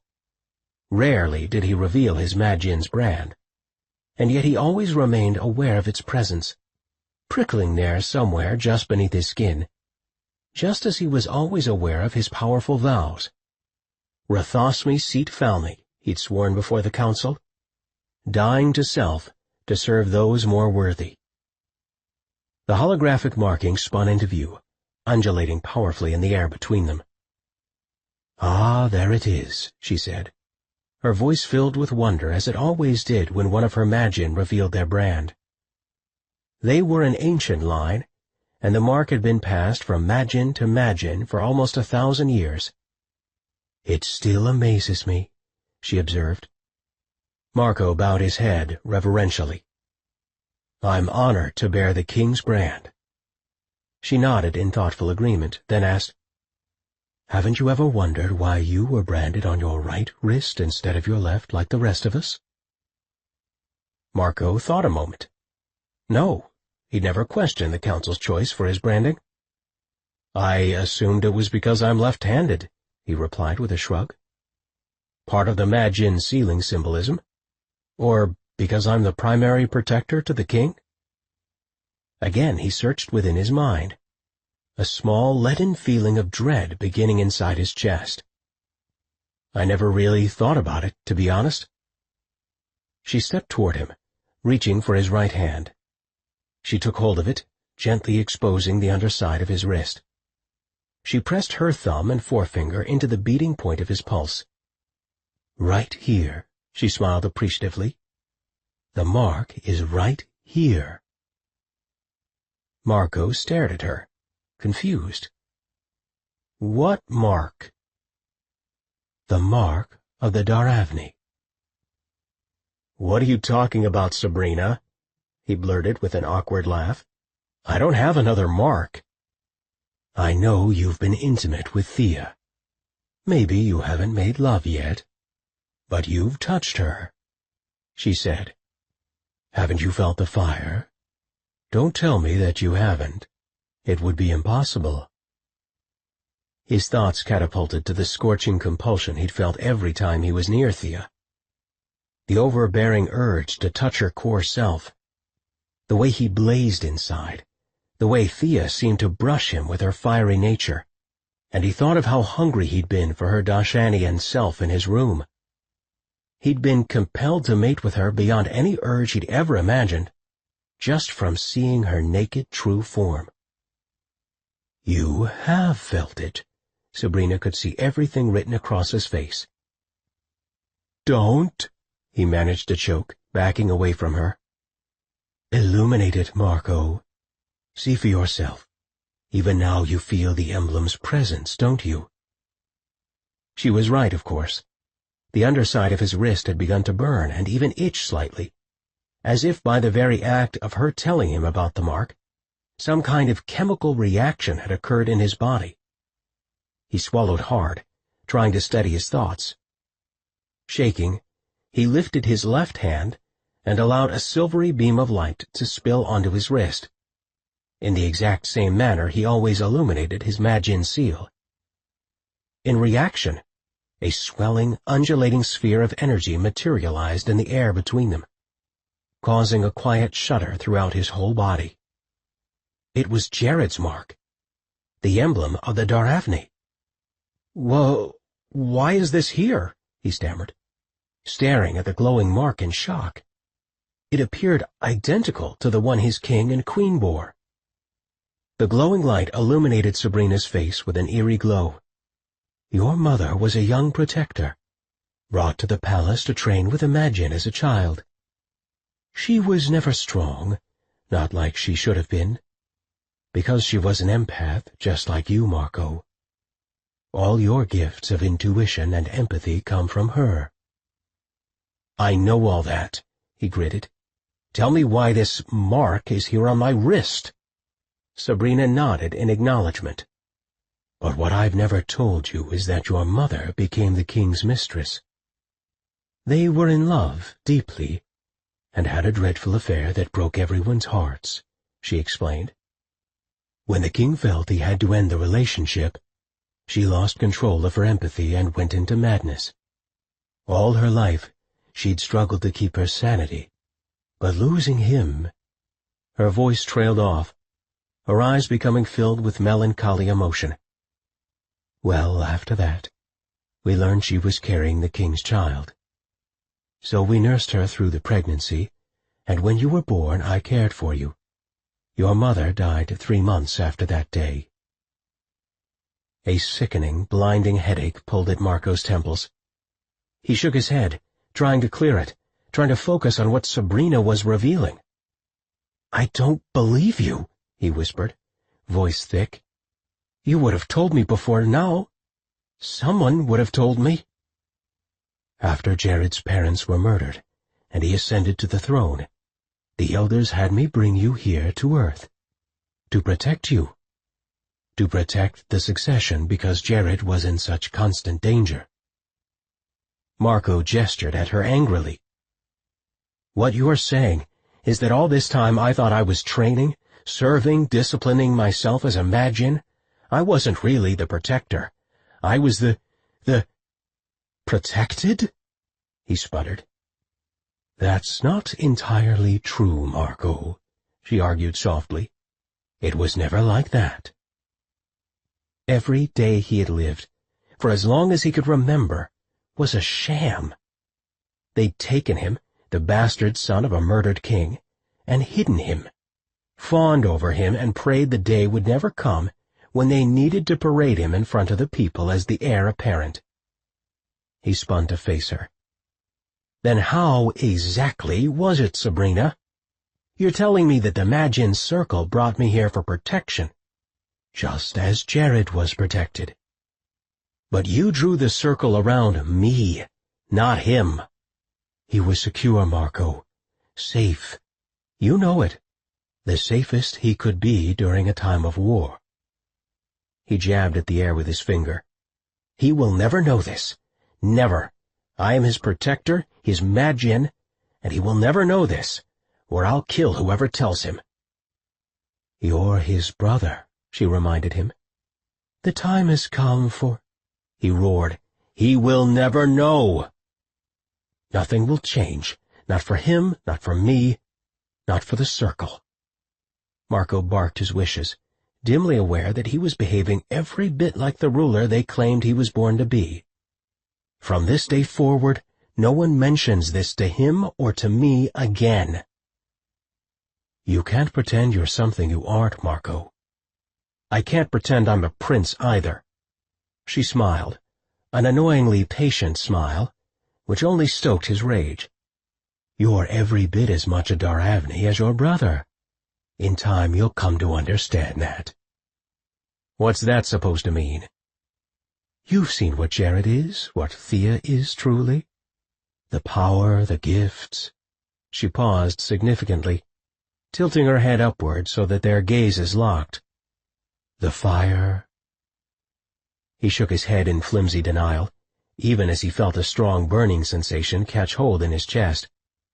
The same sensation he had felt each time with Thea, in her arms, in his dreams, just looking at her. In that bar the very first night.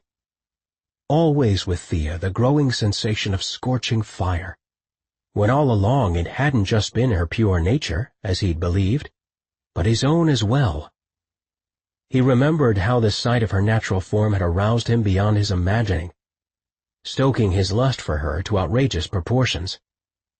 And most of all he recalled the way that intercepting Jared and Kelsey's bond had awakened a desire to experience Thea's mating cycle with her. How palpable and real that need had been. Because he was just like her, a being of fire and lust and power. And just like his brother. "That's why I intercepted his bond with Kelsey," he said, realization dawning. "It wasn't just my empathy, but my true nature, reacting to their bond." Sabrina inclined her head, saying nothing. But she didn't have to. He saw the answer in her eyes. Marco raked a hand through his hair, trying to process all the revelations. "Why are you telling me this now? Before my wedding?" "Because you had to know before then," she answered opaquely. He stepped closer. "Why? You tell me." She took several steps closer and reached a hand to cup his cheek. Very rarely had Sabrina expressed physical affection toward him, not after he'd grown out of his headaches. She stared up at him, her eyes shining with heartfelt emotion. "If you mate with Thea, there's a very real possibility that you will undergo your first change while you make love." He shook his head, half terrified, as much of losing his virginity as of experiencing the kind of cataclysmic transformation she was describing. "Marco, this is your true identity. It is who you are and were born to be. A force of nature," he muttered. "An amazing person, a powerful being. A warrior, a prince, the king's brother. Soon to be husband to Thea. You will likely change the first time you lie with her. It is unlikely that you could emerge from her bed without doing otherwise. The need to transform will be that compelling." "No," he denied, feeling vaguely excited and repulsed at the same time. "No, not then. Later, yes, but not that first time." His face burned and his body began to quiver, as a powerful sensation seized hold of his groin and then the rest of his body. Heat, power, need. It all melded together until his eyes watered sharply. He was as fascinated as he was horrified. "Not our first joining. Please, no," he managed to finally gasp. "You're inexperienced in these matters, but the Magian have guided the royal houses through their change for thousands of years. You won't be able to fight off the urge once you come together with her. It's the natural way of things for your kind. It's your true state, far more than—" she waved a hand at the length of his body. "This form will ever be." "Why haven't I experienced this change before?" he demanded. "If this is true, tell me that much." "Because you never passed through your awakening, at least not completely, because you didn't understand it. Once, when you were 15, you complained to me of a terrible fever, of feeling strange and out of sorts. Do you remember that?" He instantly knew the time she described. It had been on a ranch in Montana, a place of rest and tranquility that he'd loved almost more than any other in their nomadic lives. His body had blazed with desire for days on end. He'd felt dirty, ashamed, certain that something dark was altering inside himself. "I was filled with lust, my body hot and unsteady," he admitted gruffly. "I thought there was something wrong with me, Sabrina." "It was the first flush of your awakening. But you closed yourself off unaware, and I prayed you'd never cycle again." A realization hit him. "That's why you told me I had to stay apart from women, that I could never have a girlfriend or sleep around. You knew what would happen to me," he shouted angrily. "It wasn't because I'm an empath, but because I'd learned the truth, and it would have exposed me as the alien I am." "It was a danger, yes," she agreed solemnly. "There was always the risk you might make your change with a human during the act." "The act?" he snarled. "The act, Sabrina. It's having sex, making love. And for just about 30 years I've hardly been touched by anyone," he sputtered. "Because you've kept me in the dark about my identity." He shook his head, acid fury boiling over. "I'm out of here. I have nothing more to say about any of this medshike, except that if I so much as hear a murmur that Jared knows about any of it, then—" he jabbed the air with his finger. "I'll be out for blood." "Marco, wait!" Sabrina reached for him, but he shrugged off her grasp. "I've got nothing more to say to you," he told her icily. "I'm not sure I ever will again, in fact." He pushed open the meeting room door with both palms, so hard that it slammed against the exterior wall, and wondered how in hell he'd ever face his near mate again, much less marry her tomorrow as he'd hoped. "Will again, in fact." He pushed open the meeting room door with both palms, so hard that it slammed against the exterior wall, and wondered how in hell he'd ever face his near mate again, much less marry her tomorrow as he'd hoped. Chapter 25. As was customary for Thea's royal line, she chose to spend the eve of her wedding alone, hiking down to the stone guest house that stood sentinel at the foot of Jared's mountain. The cabin had always been her sanctuary, from the lodgepole pines that surrounded it, to the stone steps that crumbled out front, to its heavy cedar door. Tonight was unseasonably warm, so she'd cranked open the casement windows to let in fresh air, settling on the outside steps. She needed to think, and nothing helped her do that quite like the wide-open Wyoming sky, dark and netted with twinkling stars as far as she could see. Then, somewhere much farther beyond that point, lay her home. But after tomorrow, Marco would become her true home, the one central point in her universe. After a moment, Thea opened a small journal that she'd been clutching against her chest, examining it by the light from the open windows behind her.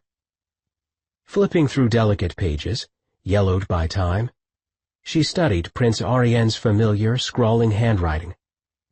He had always been a secret, girlish infatuation, a way to bide her time while she waited for Jared to simply wake up and mate with her.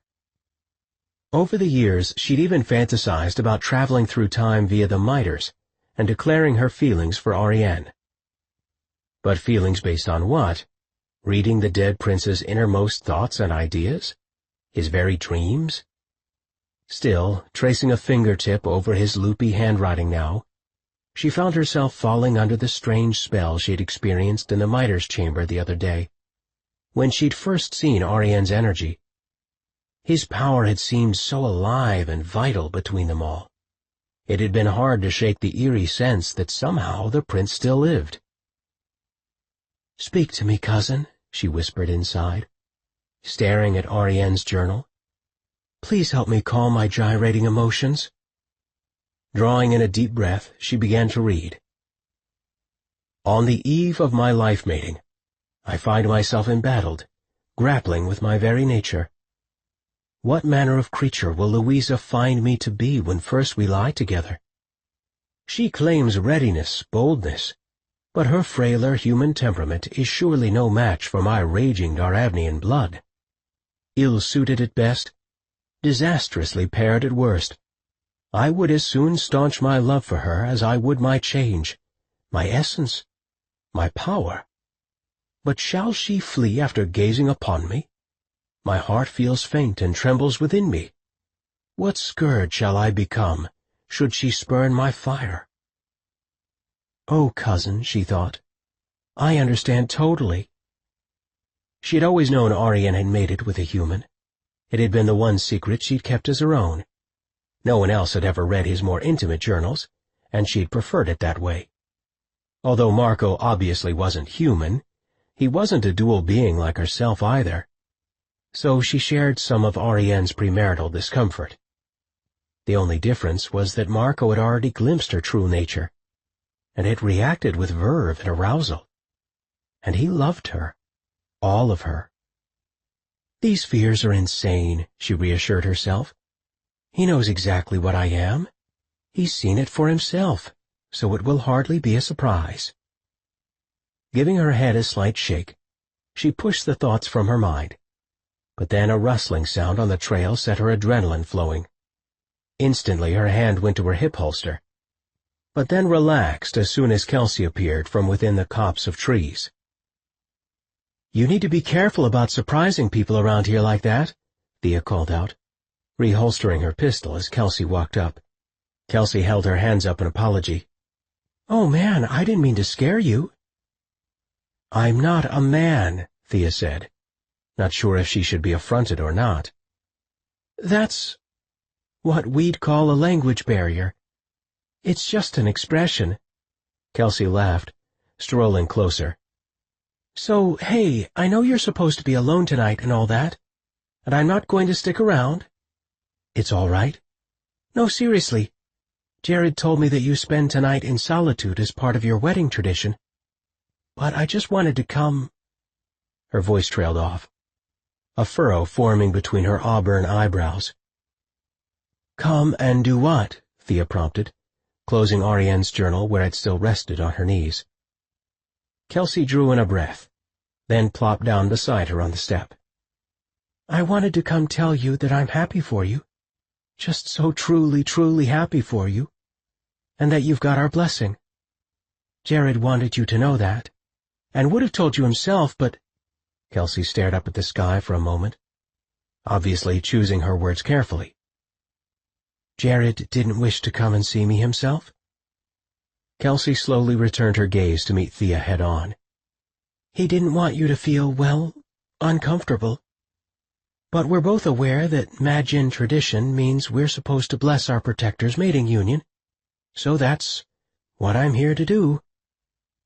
Seems ridiculous to proclaim a blessing on what you've got going with Marco," she added softly, staring at her boots a long moment before lifting her chin with regal resolve. "But I know tradition is so important to you, to our people, that is. Therefore I came to formally sanction and bless your union with Marco McKinley, Majin Protector of the Daravni." Thea couldn't hide a smile of approval. "You're doing really well with this, you know." Kelsey blinked at her in surprise. "Doing well with—" "Stepping into the role of our queen. You have a lovely manner, a way of putting people at ease." Kelsey frowned. "You don't have to say that." "You're right, I don't." For a moment Kelsey's lips parted, and it was evident that she wasn't sure what to make of Thea's reply. "You're going to be exactly the queen our people need, Kelsey," she continued. "You've got the mind and temperament for it, but most of all you possess a heart of compassion. So you're not the only one who wishes to give their approval, my lady."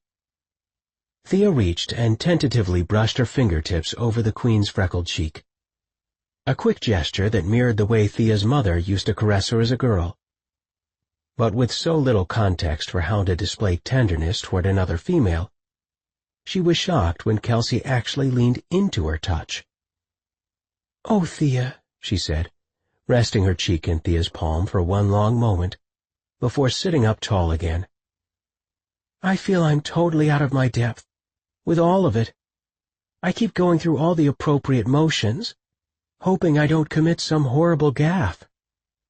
"You saved all of us in the chamber," Thea told her seriously. "Your entire world. If your people knew, they'd revere you." "It's crazy complicated, all this knowledge in my head, and then trying to figure out how to be the kind of queen Jared needs, especially with how little time we have." Kelsey clamped her mouth shut abruptly, but Thea knew exactly what she'd been about to say. Clearing her throat, Thea took hold of Ariane's journal and wordlessly slid it into Kelsey's hands. "It's something I plan to give you after tomorrow, but really I don't need it anymore." Kelsey began slowly fanning through the journal's pages. The volume was written entirely in Rifarian, but as Kelsey traced a sentence with her fingertip, she struggled to translate. "Looks like you'll be able to read that in no time," she observed, impressed with Kelsey's growing facility with their language. "But what is this book, Thea? I don't understand. It looks really old." "It was written about 200 years ago." "Is it a historic text or something?" Kelsey extended the journal back to her, as if it were a hot strake stone and she didn't want to be scalded. "You need it, Kelsey." Gently, Thea pushed the journal back into Kelsey's grasp. "Really need it, both of you. Prince Ariane kept detailed journals of his time here on Earth." Kelsey's bright, intelligent eyes lit with understanding. "The one who seeded his essence into the miters?" "Yes, the very one whose energy responded so eagerly to you, Kelsey.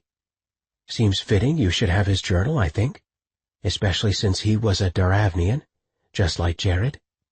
And also like Jared, the prince chose a human mate. Nobody knows that, by the way, only me. Apparently our fine ancestors blotted that fact from the historical records." "And you're sharing that knowledge with me?" Kelsey whispered in appreciation. "I think there's a lot of good information in there, Kelsey. Things that will help you with—" she coughed awkwardly. "Well, your procreation issues." Kelsey clutched the diary against her chest, avoiding Thea's gaze. "I see," she answered quietly. "It's nothing to be ashamed of what you're facing with Jared." "No, I'm freaking mortified." You aren't going to be able to recast that. Ariane and his human mate struggled too, but they cycled eventually. Kelsey turned tear-filled eyes on her. You're not serious? It wasn't an expression that Thea entirely understood, but she nodded vigorously. I am entirely serious. Thea spared Kelsey the story's much less romantic details, how Ariane had been forced back to Rifaria by their elders' council, made to sire a bevy of purebred royal heirs. No wonder the details had been scoured from their history. So abhorrent and painful were they, with the way Ariane's mating bond with Louisa had been violently severed. From that day forward, the prince had never penned another word in his diaries again. Thea closed her eyes. But alas, she said softly, I wasn't alive during Ariane's time, and so I will wait and dream of the day when our people bow before you, their beloved Queen Kelsey. When all our people welcome the babes Jared sires, during years of happy mating and cycling with you. Thea envisioned royal purple in her mind, fanning in a sunlit breeze, as the palace was opened once again after so many years of revolution. I can see it, Kelsey, Thea gasped in wonder. And I can literally feel the joy that day will bring. Kelsey's face crumpled and her tears fell freely. I've been so terrified that... Thea turned until her knees pushed into Kelsey's. I'm intuitive, Kelsey, she told her firmly. He will cycle, and you will conceive a child together, perhaps even more than one babe. The Queen bowed her head then, saying nothing for a very long time. Thea had to smile to herself. Kelsey had come to give her blessing on the union, but what her queen had wound up bestowing was something far more precious, a moment of pure trust and friendship. It was something Thea had known so little of during her life, and it gave Thea a wondrous, expectant feeling about her wedding day. Really, the painkillers meant shit. A crude human word, but one that Scott found to be pointedly accurate. Meshtikai, he corrected. The drugs meant Meshtikai. There, man, he thought. Keep yourself true to your own people. Gods above, he'd even begun to think like the human species. The medics were maintaining a safe perimeter around him anyway, seeing as how he cursed them in low Rifarian whenever they dared to appear by his bedside. Oh, he would likely mend, that's what his doctors had reported. But although he believed them, the facts provided very little comfort. Not while he lay here, flat on his back, counting the ceiling tiles as the war waged on, and his best friend fought without him by his side. He shifted uncomfortably in the bed, hitting the buttons impatiently to elevate his head as far as the doctors would allow, until he finally collapsed into the pillows again, exhausted, issuing another stream of Rifarian and English curses. The events of the past days still haunted him, hounded him, and the only fact he kept returning to was that he'd nearly died, and a human woman of all creatures, had saved his pitiful life. That was something to think about for many moons to come. I see you're up. Startled, he swung his gaze toward the doorway. As if he'd literally summoned her into existence, there stood his fair-headed human angel, Hope Harper. He pulled his bruised and swollen mouth into something approximating a smile. You're recovering? She asked, stepping into his hospital room. Barely. Struggling to sit up, he finally lost that battle by the time she reached his bedside. He noticed that she wasn't wearing those thick-lensed glasses of hers. Surely she needed them. Or perhaps they weren't much help at all, given how poor her sight seemed to be.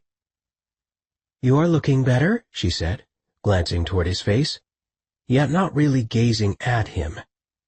"You seem to feel better." He laughed. "I feel like crap, and I am told I look even worse." "You look fine to me," she smiled, her nose crinkling with what, he had to admit, was an adorable expression. Suddenly his legs began to ache worse, as if by the simple fact of Hope being near him. His body remembered the trauma he'd suffered when last by her side. "I owe you my life." He sank back into the pillows. Standing by his bed, she waved him off. "Oh, please." "Hope, seriously, I'd be dead right now if you hadn't rescued my ass." A faint, self-conscious smile played at her lips. "You know, I'd do it again any day of the week." "You're my angel, sweet Hope." That's what he wanted to say, but instead he could only think to grumble about his nearly non-existent pain meds. "They don't do much for you around here," he said, fiddling with the bed controls. "I think it's some sort of endurance training." She glanced upward again, not quite meeting his gaze as she smiled in his direction. "Well, Lieutenant, are you making the grade?" "I don't know. Ask those guys." He pointed toward the hallway, but she didn't look. An awkward silence spun between them, and he sensed there was something on her mind. "Want to sit down?" he finally suggested, and she nodded, dropping into the chair at his bedside.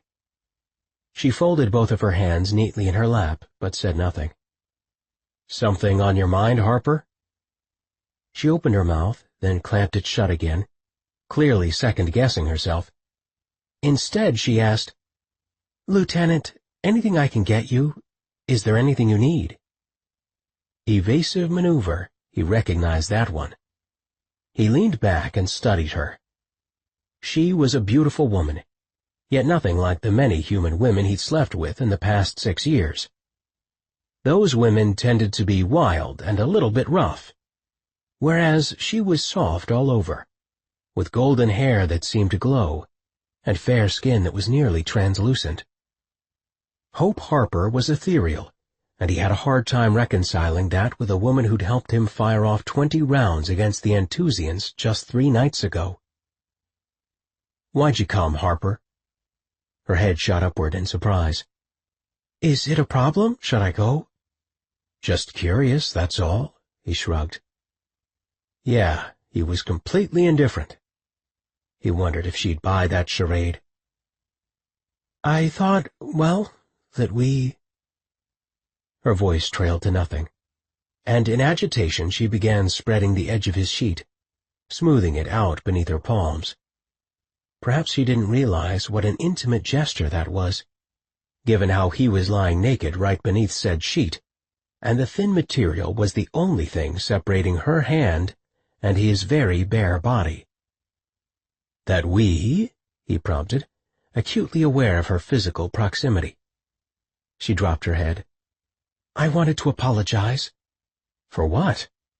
"It was my fault what happened the other night." "Hey now." "Completely my fault," she rushed, talking over him. "And I almost got you killed. I am so sorry. I should never have been there, and if I hadn't, then you wouldn't be here, and— He said nothing, only watched her, and was surprised when her lovely gray eyes welled with tears. She swallowed hard, wiping at her eyes. "Are you finished, Harper?" The only way to deal with this kind of thing was soldier to soldier. He definitely knew that. She bowed her head, nodding silently, and returned to smoothing his covers. "Good," he said, "because this is war, Hope Harper. War. You found yourself fighting on our side, and I, for one, happen to appreciate that fact. You were there with me that night because you'd chosen my side." "I'm going blind, Lieutenant." He shook his head dismissively. "I know about your vision problems." "No, you don't. My vision is eroding. Very quickly." Is that why she hadn't bothered wearing the glasses? Or maybe she'd lost them back at Warren. She continued. "I should have seen those snipers, and could have shot them before they took you out, but, well, the thing of it is, I am blind, Scott. That's the thing of it. I can't see much beyond fuzzy shapes and light and colors these days. I'm sorry. Sorry that my disability caused you to wind up here." She waved vaguely around them. "If I'd been stronger, then you'd be somewhere else right now." "And you wouldn't be here at my bedside," he said quietly. But she only gave a small shake of her head, as if missing his broader implication. He sighed, moving past the small attempt at flirtation that she'd rebuffed without a word. "I scented them myself, you know," he admitted. Her blonde eyebrows lifted curiously at that one, so he added, "I can track our enemies for up to a mile with my heightened senses." Understandably, he felt a swell of pride as he shared his natural abilities, even if they were part of his Anthusian nature. This new information seemed to register, and she rested her palms on his bedside, just thinking in silence. After a moment she asked, "Why didn't you stop them then?" So much for pride, at least with this woman. Because too much was going down? "So," she continued, "if I'd been more help, been able to see, then I could have gotten them before they got to you. It is my fault, Lieutenant, and you won't convince me otherwise." Slowly, he inched his right hand toward the edge of the bed, over the crisp sheet, until he made contact with her hand. He moved slowly, otherwise she would have withdrawn immediately. Yes, he knew that much about Hope Harper. Stealth attack with a blind woman. Way to go, Dylan, he chastised himself. Then again, he wouldn't have held back, not with her. He covered her hand with his, steadying it against the mattress. Odd, but she didn't pull away, and very cautiously he closed his hand over hers. "You saved my life," he told her. "Get that into your head. I was dead in the water without you." Awareness shot through his entire body that their skin was touching, that she wasn't moving her hand, that his legs hurt like hell, and yet he didn't give a crap. All of his awareness tuned to only one fact. Hope sat at his bedside, her hand held in his, well, almost. I can't help blaming myself," she admitted in an anguished voice, and the tears he'd seen in her eyes began to roll down her cheeks. "I want to tell you something," he said, wrestling again to sit up in bed. "I'm not Rifarian. I'm an Anthusian." She needed to understand their shared stakes, and their collective history. There was no room for shame between their two hearts. Her gaze shot upward, filled with surprise and, God's forbid, wonder. She wiped at her tears, but said nothing, just waited for him to continue. And so he did. "Yeah, that's a pretty ugly secret, isn't it?" He laughed mirthlessly. "My genetic heritage is something I have to live with every day. Then again, we all live with things we don't really like." She said nothing, just slowly rotated her hand until their fingers threaded together, palm to palm. He swallowed, continuing, "I'm human too, you see, at least in a way, and that's the real ugly secret." "I don't understand. You just said you're Anthusian. And do you think it's ugly to be human?" "I'm a hybrid," he whispered. He closed his eyes, the familiar, putrid shame welling within him. But he wanted Hope Harper to know everything. Wanted her to realize that she had nothing to blame herself for, not when it came to his life, and not when it came to dirty secrets. He continued, 30 years ago a deadly virus swept Rifaria. We Anthusians lived there, in peace with the Rifarians, at least as much as a warring species such as my own could ever live in peace with anyone. Years of warfare and upheaval had been replaced by collectives of industry and art and science. It was a time of great development and cooperation between our two species. But the virus came and everything ended after that. Nothing at all could ever be the same. My kind couldn't survive in their own bodies, so they did what they had to do. All the Anthusians did in order to survive. They shapeshifted rather than die of the virus. Her hand tightened around his, encouraging, demanding, conceding. Shapeshifted into that transparent form? The one those soldiers assumed on the base? We shifted into nothing, Hope. And it left us nowhere to go. Almost. I don't understand. Our people were shapeshifters, but they also possessed a unique gift. He paused, staring at her pointedly, and although she couldn't see, she gave an encouraging nod, so he pressed onward. They could take many forms and could shape into ether the air about us, assuming a kind of formless state, just like you saw on the base.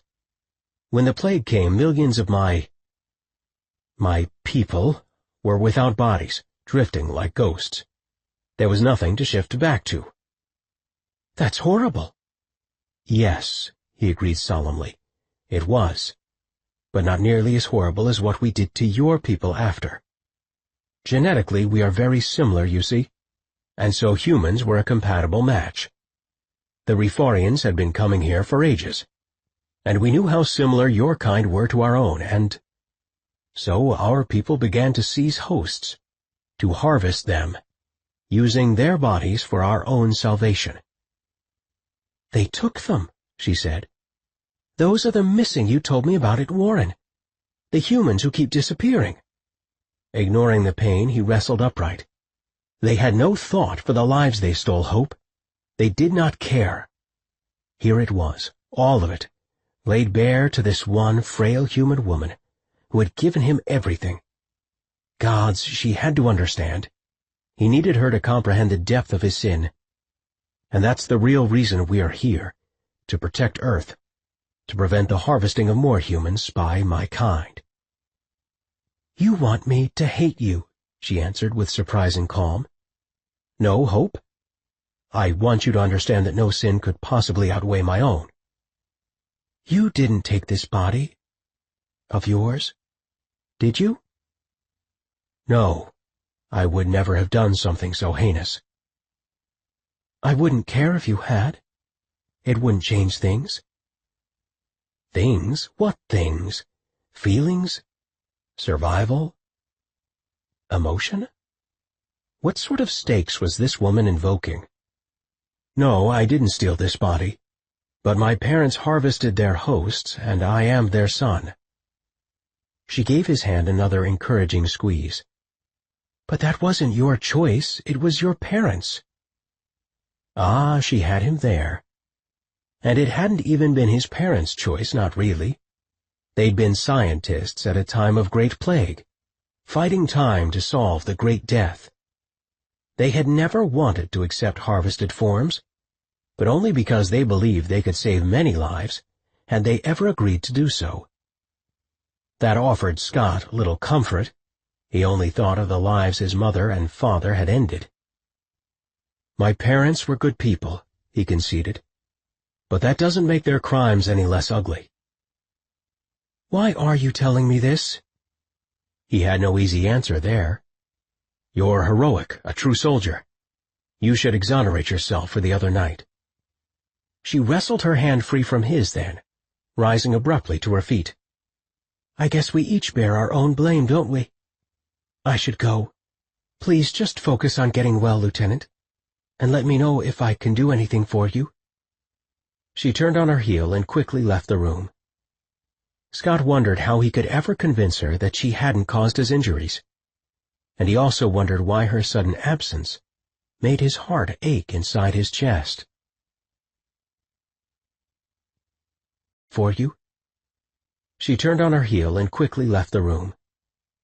Scott wondered how he could ever convince her that she hadn't caused his injuries, and he also wondered why her sudden absence made his heart ache inside his chest.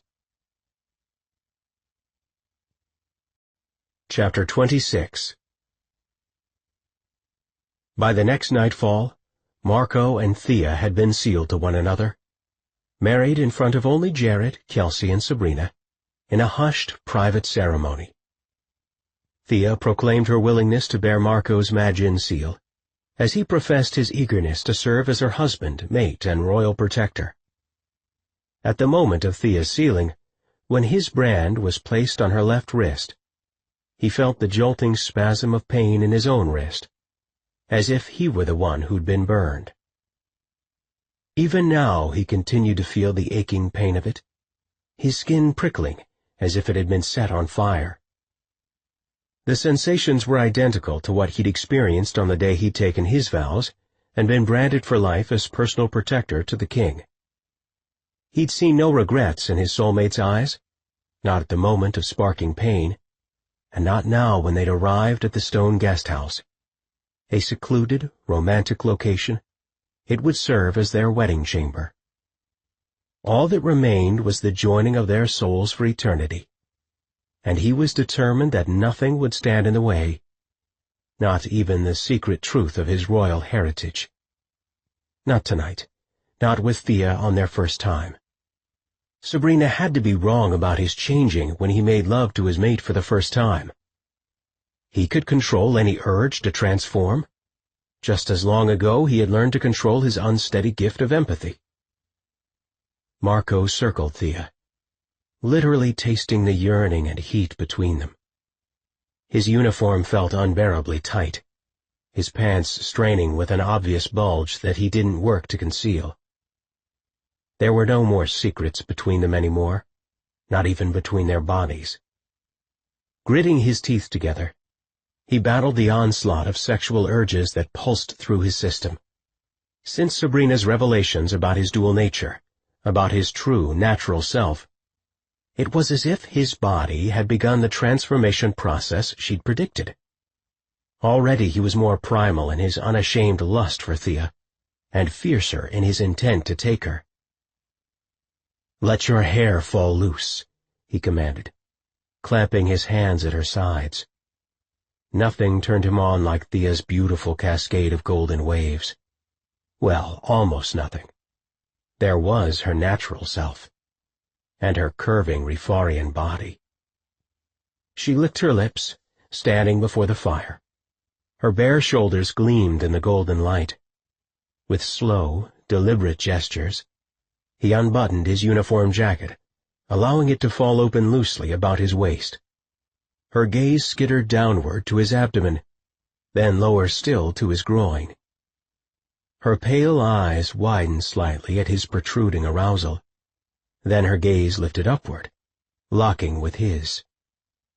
"I said to loosen your hair," he practically growled, and she nodded compliantly, swallowing.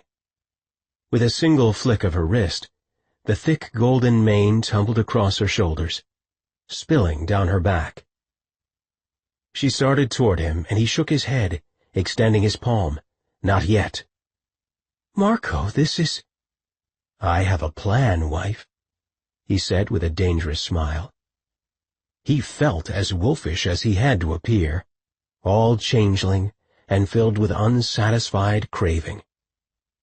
After years of holding back his body, for all intents and purposes having saved himself, well, he had determined ideas about how his mating night would go. And most especially, for the love of his life, standing before him like one of the goddesses from Saravetska. Shrugging out of his jacket, he dipped his fingers beneath his waistband, easing his undershirt loose. That white t-shirt pulled and stretched across his lean abdomen and strong back. He made a determined show of his body for his mate, reaching with his arms in a way that would cause his triceps and biceps to ripple and flex. She gasped slightly, her gaze raking over his body. "Now," he said slowly, "unfasten the shoulder straps of your dress, and allow it to slide to the floor." She nodded, reaching unsteady fingers to the left strap of her gown. He ached to touch her, to do the job and skim his fingers across her creamy, smooth skin. But he would spend his life stroking her and holding her. Tonight he had a very specific seduction plan in mind, and part of it revolved around being her prince, commanding her, she who had so often been in the role of commanding others. He knew she craved his control in the bedroom. He sensed it mounting in her every time they came so close together. Taking hold of his own undershirt, he drew it over his head until he stood before her in nothing more than his uniform pants and boots. "I can't get this hook unfastened," she explained in a husky voice, working at it with her hand.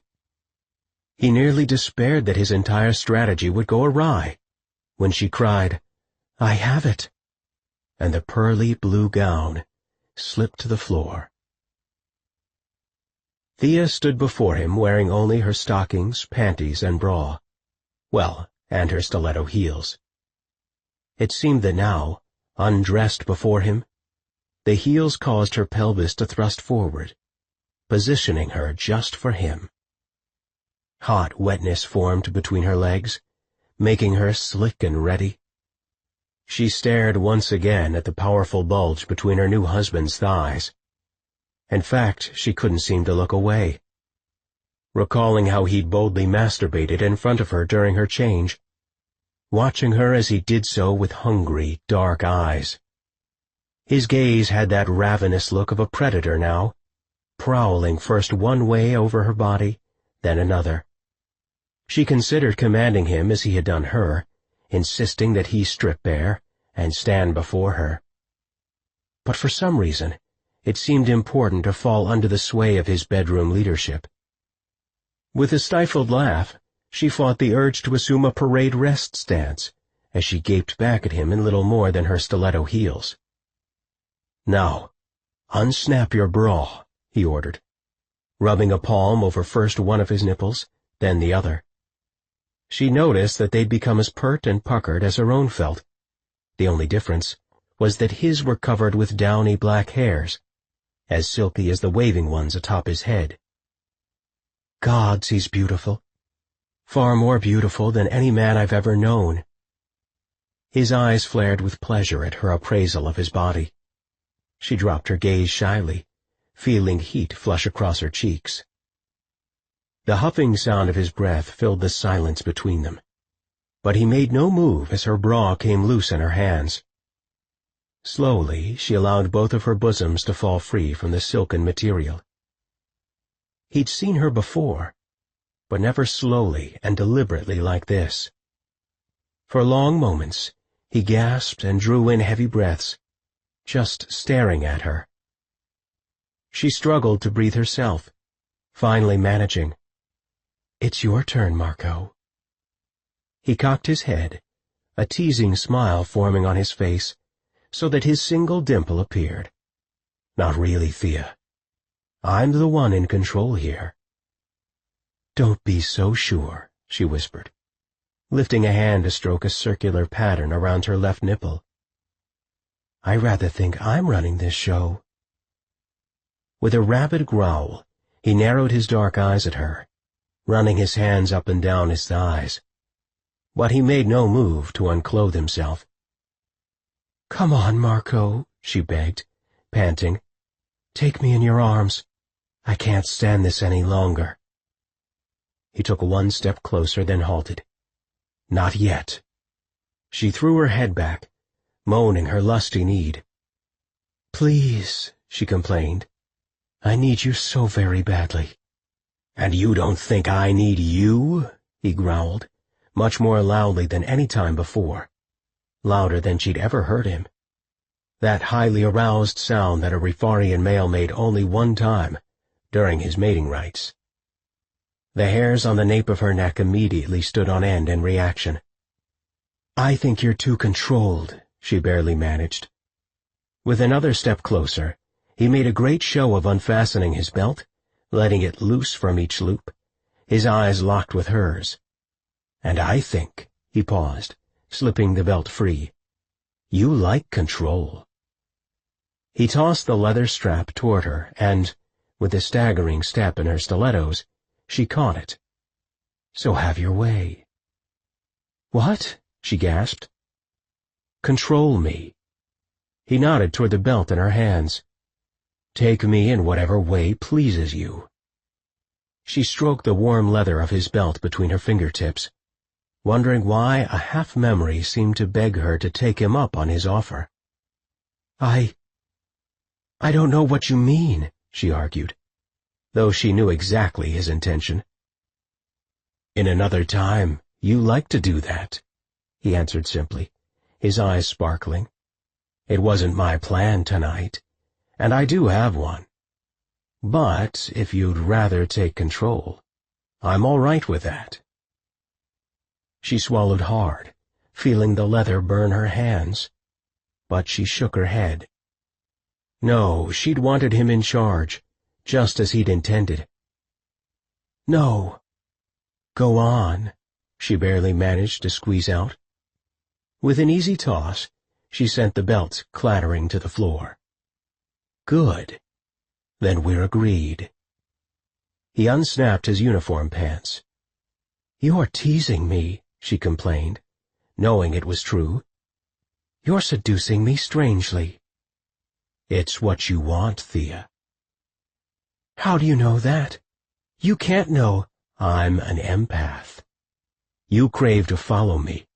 Almost everyone else has to follow you. But in our bedroom, you long for me to command you, and only to feel my body servicing your own.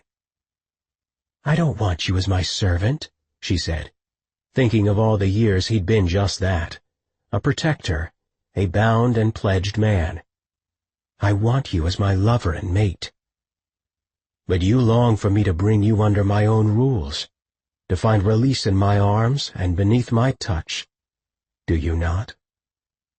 She panted, licking her lips, feeling a keening cry well up within her. The heat of her mating fever seemed to descend in that moment.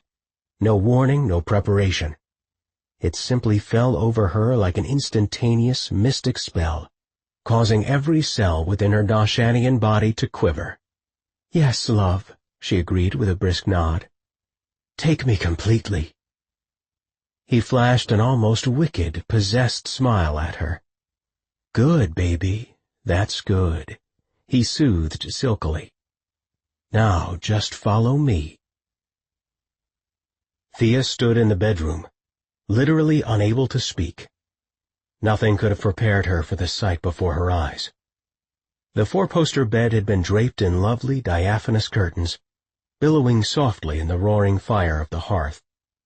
They floated mystically from high atop the bed, cascading downward on both sides, so that a veiled canopy shimmered in the luminous candlelight. From every direction, light splashed through the sheer material, playing shadows and incandescent hues against each other.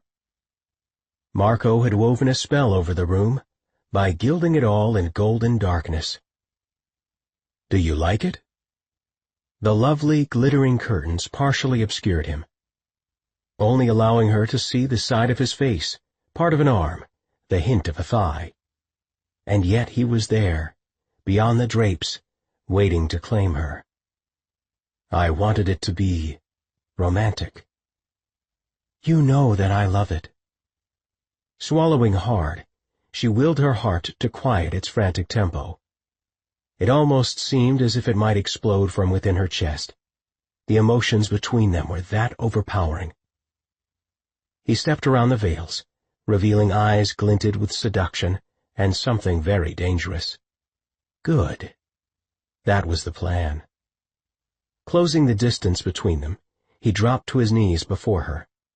The bedroom sparkled with dozens of twinkling candles, a chiaroscuro of dark and light shadowing her husband's face as he gently began removing her stockings, kneeling before her like she was his very own princess.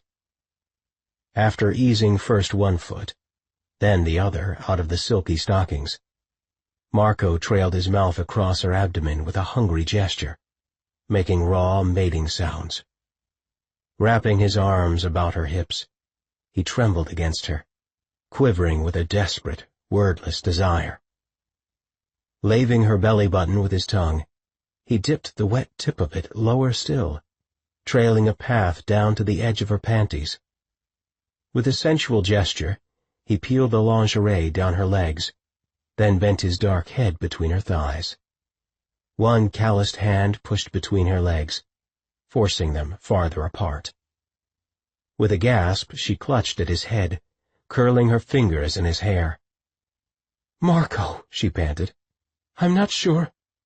With a mumbling groan, he pressed his lips against her lips, flicking his tongue like a hot, warm fiend. In and out, back and forth he caressed, until she staggered with cresting desire, holding on as a sudden jolt shot through her entire body, electrifying every particle of her being. "Oh, my change," she panicked, sucking in breaths. "Too soon. Too soon. Marco, she cried out.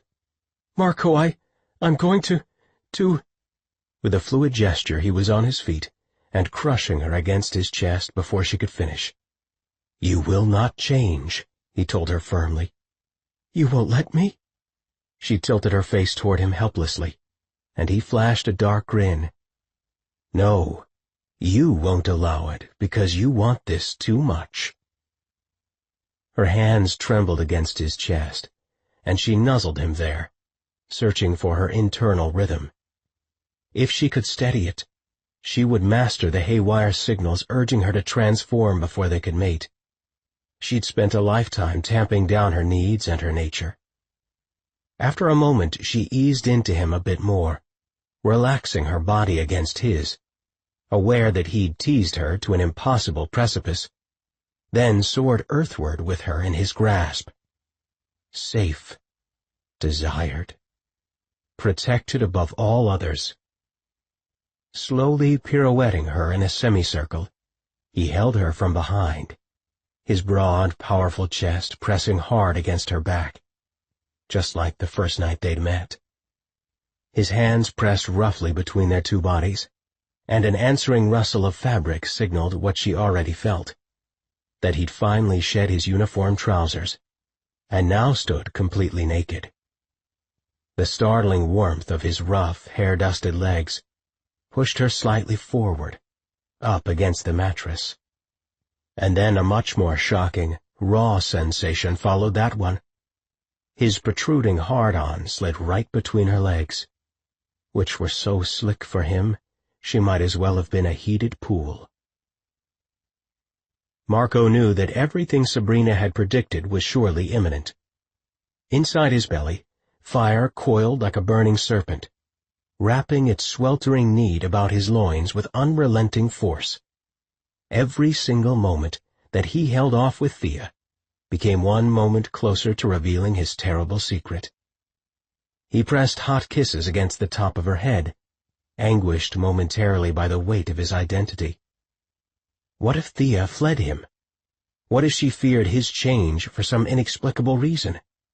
It was irrational, but he was terrified for her to see his core nature. That is you at your most basic, most primal. Of course you're afraid, a soft voice reminded him. His trembling only intensified. Thea, let's lie on the bed. It was all he could do to force the words out. With a graceful move, she slowly draped herself across the cool satin sheets, curling there like the goddess he'd imagined her to be. For a full moment, he could only gaze upon her, blinking at such a sight of pure beauty. I wish to mate, he blurted with a rough growl of intent. We must mate, now. The words were a harsh roar, as fire threatened to explode from beneath his skin, to burst forth from his very fingertips. Yes, yes, she agreed with a breathy sigh. I can't hold back much longer, Marco. I just can't. He nodded, mounting her, thrusting his cock between her legs. Like yesterday, their mutual arousal was so strong, it seemed neither wanted to be gentle. I don't want to hurt you, he lamented, bracing his hands about her head. Gods, I'd rather die. Lifting a fair hand to his cheek, tears shimmered in her eyes. It won't hurt. It's too beautiful. She gave a brisk, soldierly nod, then added, Just do it, and now. Propelling his hips forward, he entered her as quickly as he could manage, given that it was his first time, too. She flinched for a brief moment, as he sheathed himself deep within her, and then she became radiant. Literally. Her skin glowed from beneath the surface, causing the darkness to shine with luminance. Very tentatively he gave another thrust, only to feel her answer by tightening about him.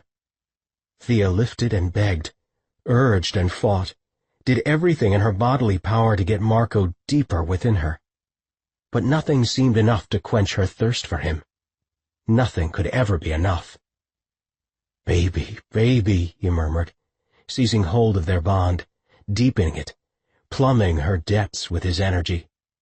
It seemed as if tendrils of lightning shot across her flesh, even as his palms stroked and pleasured her. "Thea!" he shouted against her shoulder. "Are you all right?" She dug her fingernails into the flesh of his shoulders, struggling to keep form. She couldn't allow her core nature to take charge, not if she didn't want to hurt him, possibly kill him even.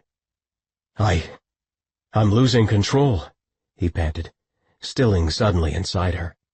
In obvious panic, he pulled back, searching her face for some sort of help. "It's okay," she tried to soothe him. "That happens." Then she began giggling crazily. "Marco, men lose control." She gripped his buttocks, trying to work him back into a grinding rhythm atop her. He fought her, then shook his head, his black eyes ringed with panic. "No, no, baby, you don't understand." At that precise moment, a strange sensation radiated toward her, from within him. A burning presence, a welling crescendo. Terror suddenly filled Thea's heart. She was about to shapeshift. Oh, by the gods, she couldn't stop herself. She was on fire. "In all's name," she cried, pushing at his chest with both palms.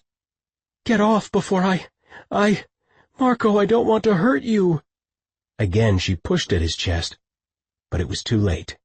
Like a fiery cauldron, her change caught hold, rolling like a tidal wave from her abdomen to her extremities, and she was ablaze. Whirling in panic, she hardly had time to process her transformation, wrestling to separate herself from his corporeal body, except she met a presence. A blazing, roaring, golden being who rushed toward her, not away. "Mate, my mate," Marco thundered within their bond, spiraling toward her in a blaze of luminous glory. Every desire, every dream she'd ever held about joining with her life-mate came into pure focus at that moment. The love of her life, somehow, inexplicably, just like her. "Love, mate," she trilled back, hurling herself toward his glowing form. But something stopped her, right as she felt their souls impact one another, instantly knitting together in an explosion of light and beauty. He simply retracted, withdrawing to the far side of the bedroom. "Terror, what Murmuring words of love and reassurance, she promised him that it was okay, that whatever had happened, this transformation overtaking him had to be the result of their mating. Her words were simple, basic as her communication always was while in her purest form. With a static rumble, he collapsed on the floor, naked and glistening with sweat, his shoulders vibrating with every gasping breath he labored to draw. For a long moment he braced himself there, head down, struggling to regain his clarity. She shifted, returning to physical form as well, and knelt beside him, rubbing his back. "It's okay, Marco," she promised. "It must be because of what I am. Don't be afraid, it's okay." Very slowly he lifted his head, still slumped forward on his knees. When their gazes locked, she finally understood how feral he had become, how threatened and raw. Her own first change had nearly sent her past the brink of sanity. It had been so at odds with her Rifarian body. Obviously, Marco felt exactly as she once had. Stroking his shoulder, she pressed soft kisses against his forehead. "There's nothing to be afraid of," she reassured him. But the wild look in his dark eyes only intensified. "We'll find out why this happened. I've never heard of anything like it before, but—" "Don't you get it?" he asked in a frighteningly quiet voice. "Don't you see, Thea?" She shook her head, a hollow sensation forming in her chest. It reminded her of other conversations they'd had, all of which had begun with this same terrible prescience. Leaning back on his knees, he reached for her, tugging her forcefully against his body. Her face met a muscled chest that gleamed with the sheen of sex, of changing and mating. "You didn't make me what you are, baby," he told her gruffly, You know that's not possible." She shoved his words aside. Of course it had to be possible. She'd simply never read it before anywhere, or heard it. But it had to be what had happened, because otherwise— "Marco?" she croaked, pulling back to gaze up into his beautiful velvet-lashed eyes. Eyes that had always reminded her of nothing so much as Jared's. "What are you saying?" His entire body blazed hot, trembling against hers, but he remained silent. His eyes sent her 1,000 words, none of which she could seem to hear. "Tell me," she begged. "Please tell me." His eyes drifted shut, and he whispered, "I am Daravni." They hadn't finished soulmating. Odd, but that was the disconnected, shocked thought that slammed through Thea's mind. "We have to finish. We're not fully mated yet." "Did you hear me?" he asked her in a chilling, calm voice. She bobbed her head up and down, blinking, trying anything to process what he just stated so boldly. "How?" she finally managed to gulp. Both black eyebrows shot up, a vague look of amusement coming over his face. "I don't think 'how' is really the question, baby." "I mean, how can you possibly be Daravnian? Jared is the only one of his line alive, the very last of his line, Marco. But you just changed. You touched me with your fire, and yes, I am certain that you are Daravni." She began to laugh hysterically. "By all, it's true. Amazing, wonderful." She tugged him into a fierce embrace. "I mean, it's my greatest dream come true, but just tell me how." "I never knew," he murmured against the top of her head, showering her with kisses. "Never knew, baby, until yesterday." "But that makes you—" "I'm Jared's half-brother," he confessed, sounding guilty and stricken, not joyous like she felt. "Sabrina never told me. I didn't keep it from you, well, except the past day. But I never intended to keep the truth from you once I heard it." "Of course not," she blurted, 1,000 bits of cosmic awareness piercing her mind. If Jared had a half-brother, did he know? Why hadn't Marco known? Questions came at her faster than she could voice them. Clasping her by both shoulders, he pulled back to stare at her intently. "Jared must never know, Thea. All right? He can never know. This stays between us." "But you have to tell him, Marco. Promise me you will," she beseeched. "All his life he's been alone. To learn that he has a brother? And gods, we have a prince." She babbled on and on at him, but his face only grew more shadowed with anxiety. "Of course Jared must know that you're his brother." "A brother who is his servant," he amended softly, bowing his head. "A brother who is pledged to him, pledged as his Magian. A brother who is, quite simply, not of his station or class." "That's meshtike." "That's true, Thea. You know everything that I am. Hell, you became one with me during our sealing ceremony. Your wrist still burns from the branding." "It doesn't make me someone that I'm not." "And I am no prince." "Jared's brother would be second in line to the throne." Thea searched his face. "Marco, my love, you are second in line to our throne, and Jared needs you. The weight he's borne all these years alone, it would be eased." "By a bastard and servant caste brother? How could that not shame my king, our people?" "Jared would welcome you with joyous, wide arms, Marco. That is why he is our king, because his heart is pure.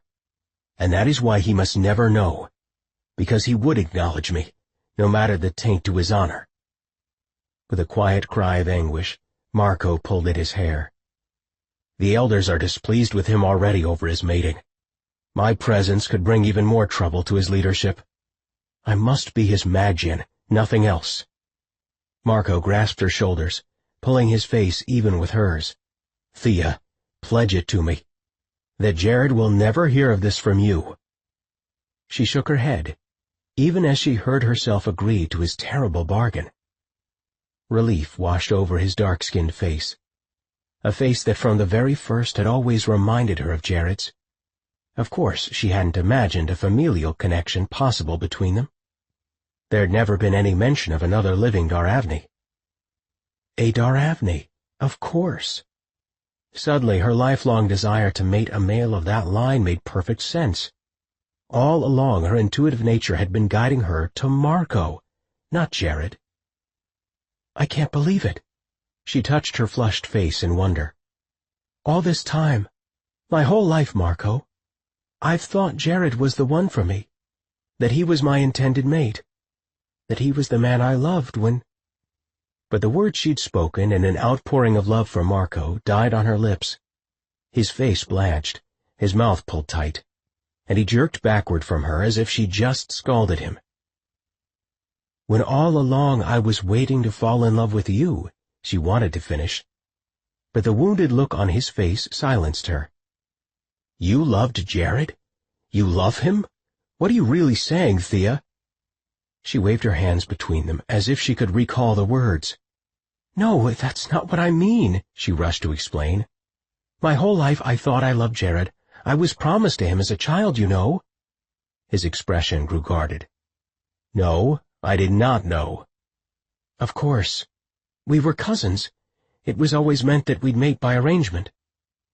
You love Jared? He repeated, piercing her with his hard gaze. You love my king and lord. You love him, Thea?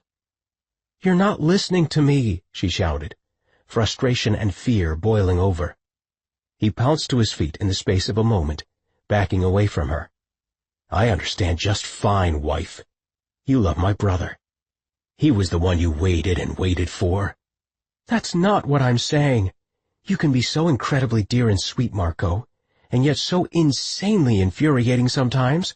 Like now, when it's like you're willfully misunderstanding what I mean. Oh, I understand perfectly, he told her darkly. I was the perfect fallback position for you. Second prize once our Lord claimed another as mate. I don't think there's any way to misunderstand that. And he was gone from the room before she could take one step after him. Thea woke to find Marco still missing from their bed. For hours she'd lain hoping for his return, but finally drifted into a fitful sleep. A glance at the clock showed it to be almost 4 a.m. But where would he have gone for so long? Had he stayed over at the base on this, their wedding night? Was he really so angry and hurt with her, upset enough to stay away rather than sealing their mating rites? She couldn't understand how he'd misunderstood her to such disastrous proportions. Leaping from beneath the sheets, Thea's bare feet met icy-cold hardwood, and her naked body shivered in reaction. Glancing around the bedroom for additional clothing, her gaze fell on Marco's parka, hastily discarded on the foot of their bed. So he is here, she thought, walking purposefully toward the main living room that adjoined their sleeping chamber. She found him there on the sofa, his jaw set in cool determination, his black hair disheveled and wild. Marco, she whispered, holding on to the doorframe tremulously. When did you come in? He said nothing, so she took a tentative step closer. I wish you'd climbed in bed with me, she pressed. But he only grunted in reply, nothing more. He'd never treated her so harshly, not even when he'd been telling her they couldn't be together. At least then he'd displayed something of his gentler, tender nature. Right now he was only showing her one thing, his left profile. You've got a black eye. His full mouth tensed into a hard line, and she had a strange flash of trying to soothe a verruquiza, a tiny multicolored bird that had populated their homeworld.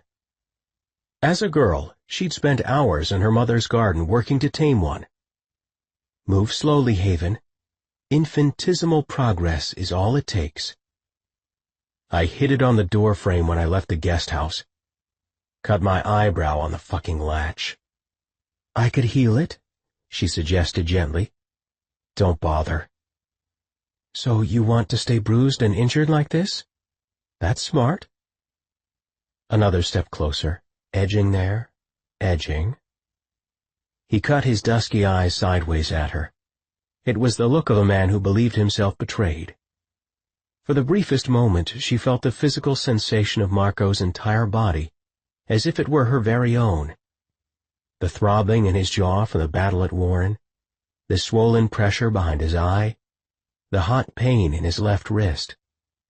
Experiencing a moment of heightened empathy with him, now of all times when he was so hurt and angry, nearly suffocated her.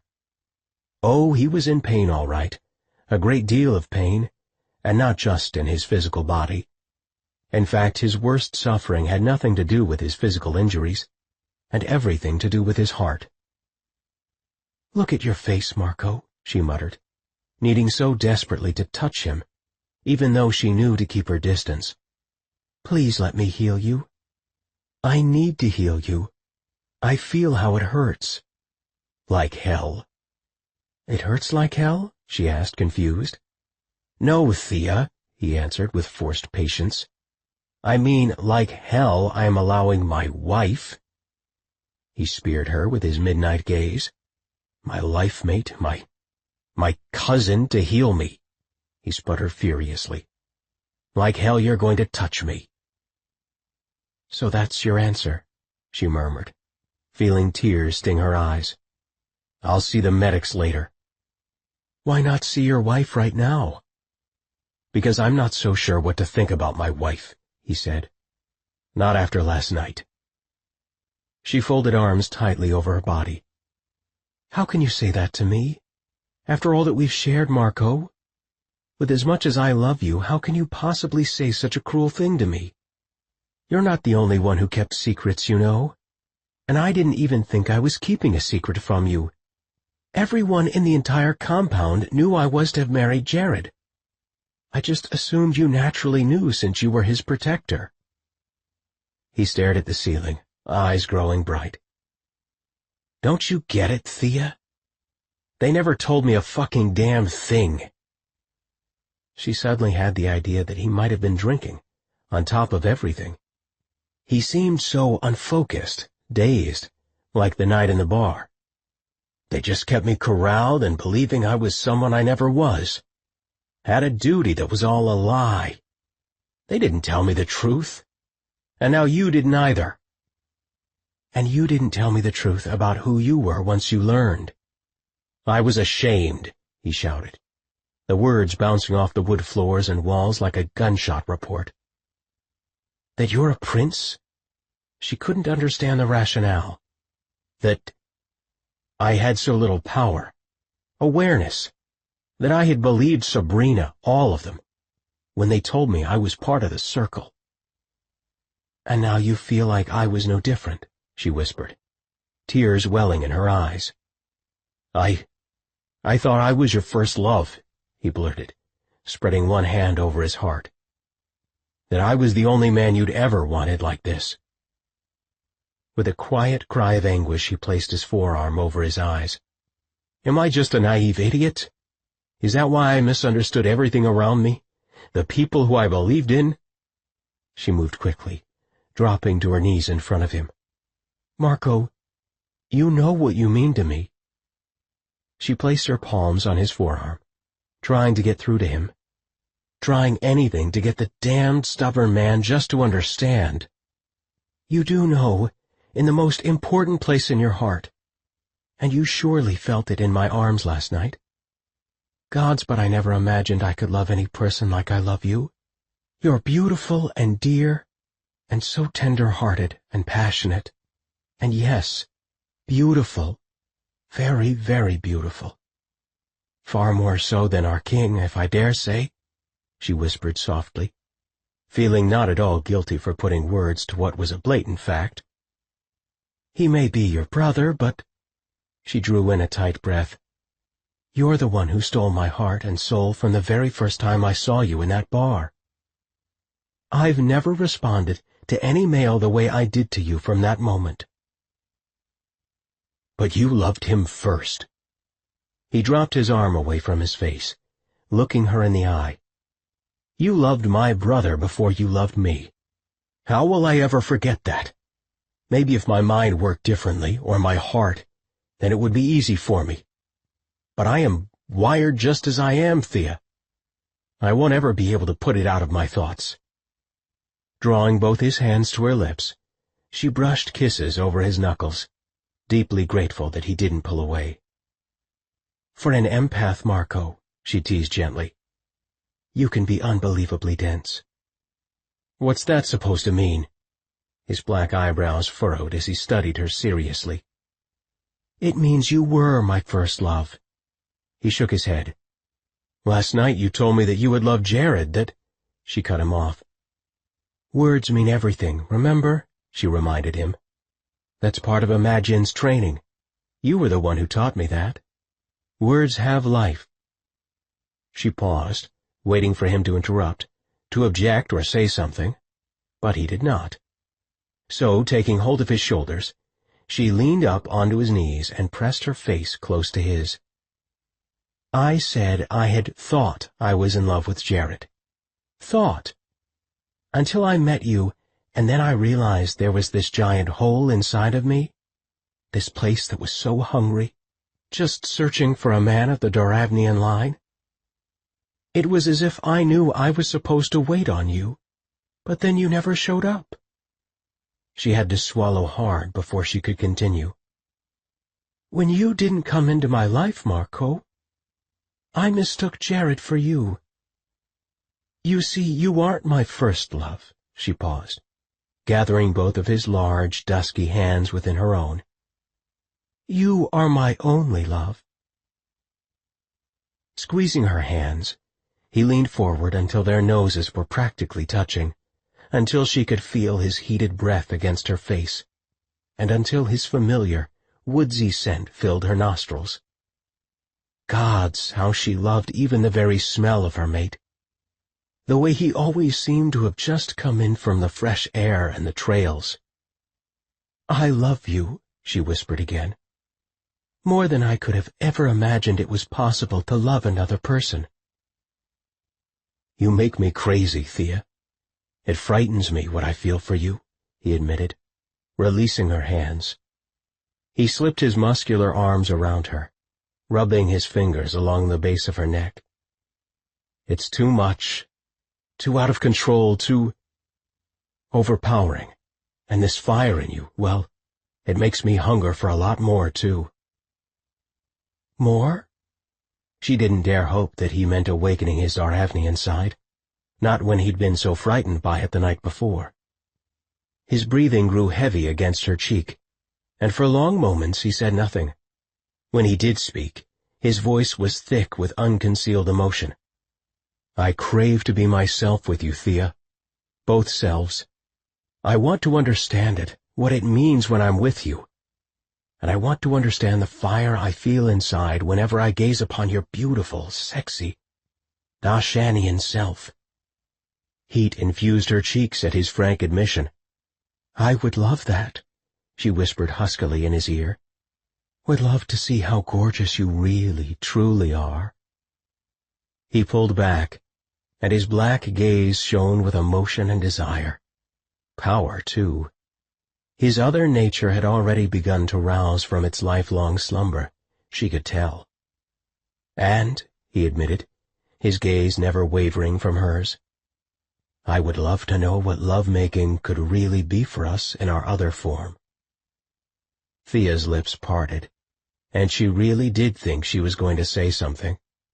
But not one word came to mind.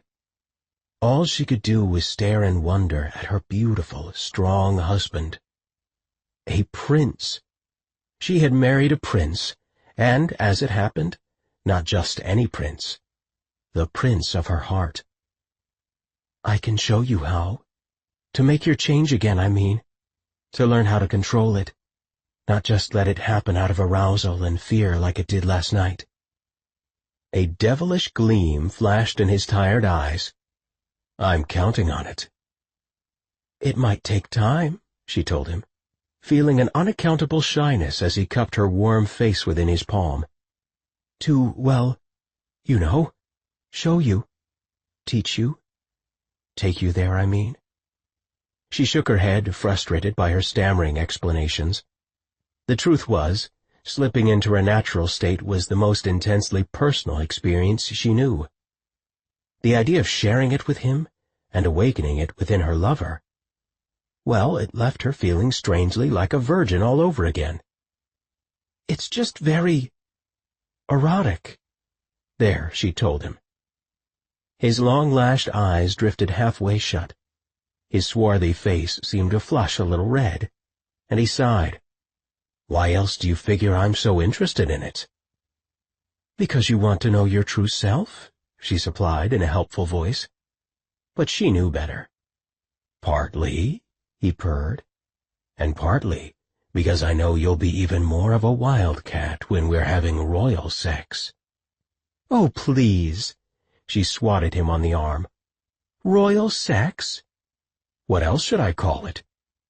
"Try—" Well, he had her there, at least in English. She pressed her lips against his ear, murmuring sweet words of Rifarian love and pleasure, and called it exactly what it was: Lala Dursk. Translation, at least the rough and perfect one: the sharing of fire.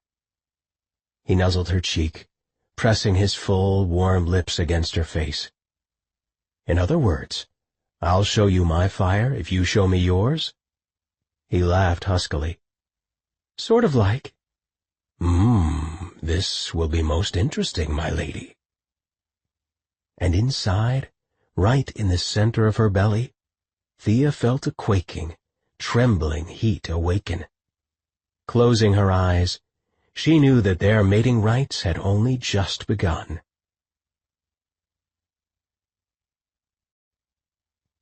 And inside, right in the center of her belly, Thea felt a quaking, trembling heat awaken. Closing her eyes, she knew that their mating rites had only just begun. Chapter 27. After breakfast, Jared finally returned to the cabin in search of his wife. She'd been sound asleep when he'd left for the day at 5 a.m., and now that sunlight pierced the dawn, he found himself desperate to make love with her. Strange, but his compulsion to couple with her became maddening in the past day, until he could think of little else. Erotic thoughts crowded his mind. Images of Kelsey astride him, riding him hard, or images of them tumbling before the fire, thrusting and groaning. From the beginning, his desire for Kelsey had been nearly maddening, but this rampant craving was unique. Every new husband yearns for his mate.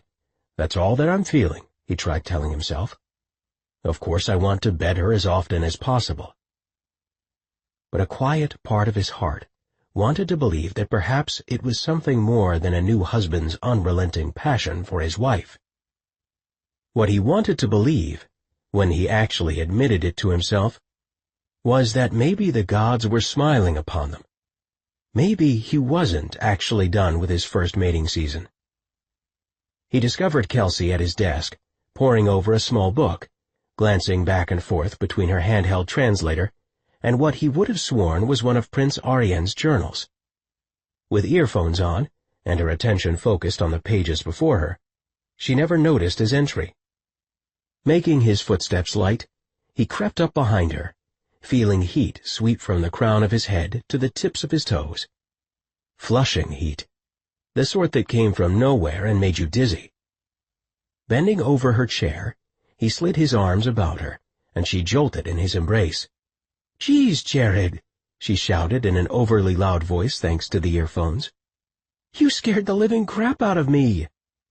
He laughed, pointing at his ears, and she ripped the headset away. Nuzzling her, he nibbled at first one ear, then the other. "I was feeling frisky." "How frisky?" She set the iPod on his desk. The flush in his face deepened. "I wish to bed my wife." "That's definitely frisky."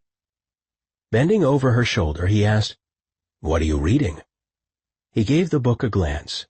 It was one of the prince's journals, but not one he'd ever seen before. Arien's diary?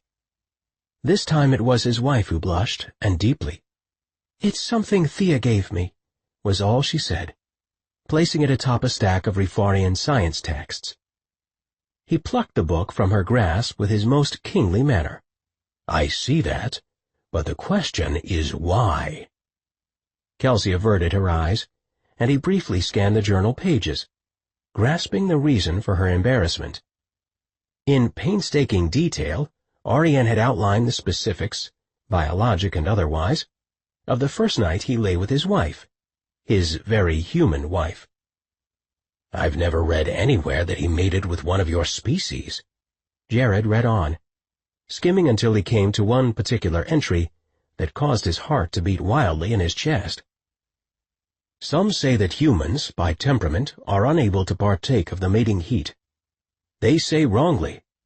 Louisa has reacted with particular verve and pleasure to my cycles, often falling under the fever's sway first, inducing me, provoking me to enter the mating burn with her.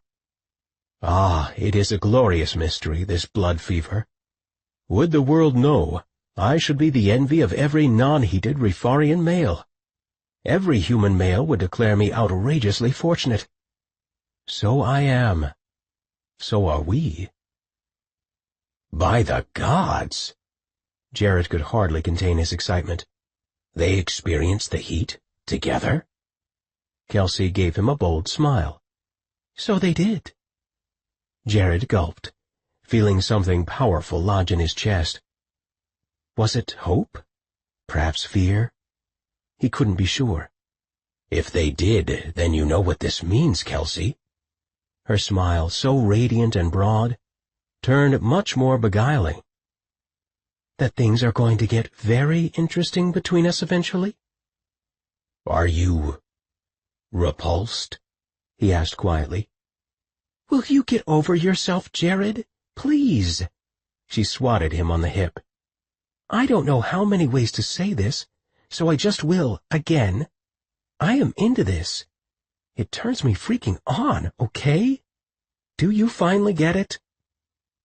He bowed his head, grinning from ear to ear. "The thought of you in the throes of mating frenzy turns me freaking on." "Don't say freaking." He cocked his head, confused. "No? Is it somehow wrong, the manner in which I used it?" "No, it just makes me want to giggle at you." "Ah, so I see." He preened like the king that he was. "I do not wish to amuse you in bed, only pleasure you." "My point precisely." Still, she did giggle, and quite loudly. With a final glance at the page, he realized one question still concerned him. "Tell me, love, did they conceive? Have we hope from their own conception?" For long moments she did not reply, until at last she rose from the chair, pulling herself to her full 6 feet of height. "Yes, there's hope." "They conceived a child?" Her lovely wide smile vanished. "The journal doesn't say, but they did cycle together."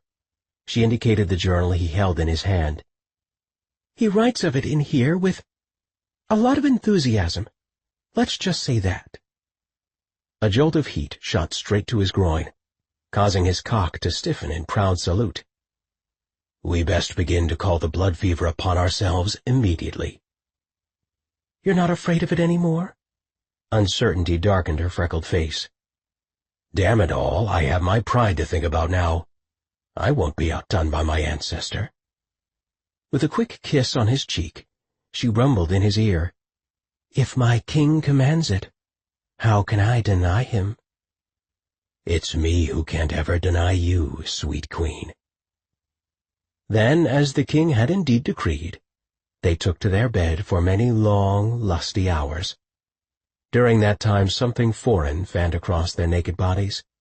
Subtle, barely noticeable, that thing wooed them. It lured them closer, yet remained concealed beneath the surface of their bond.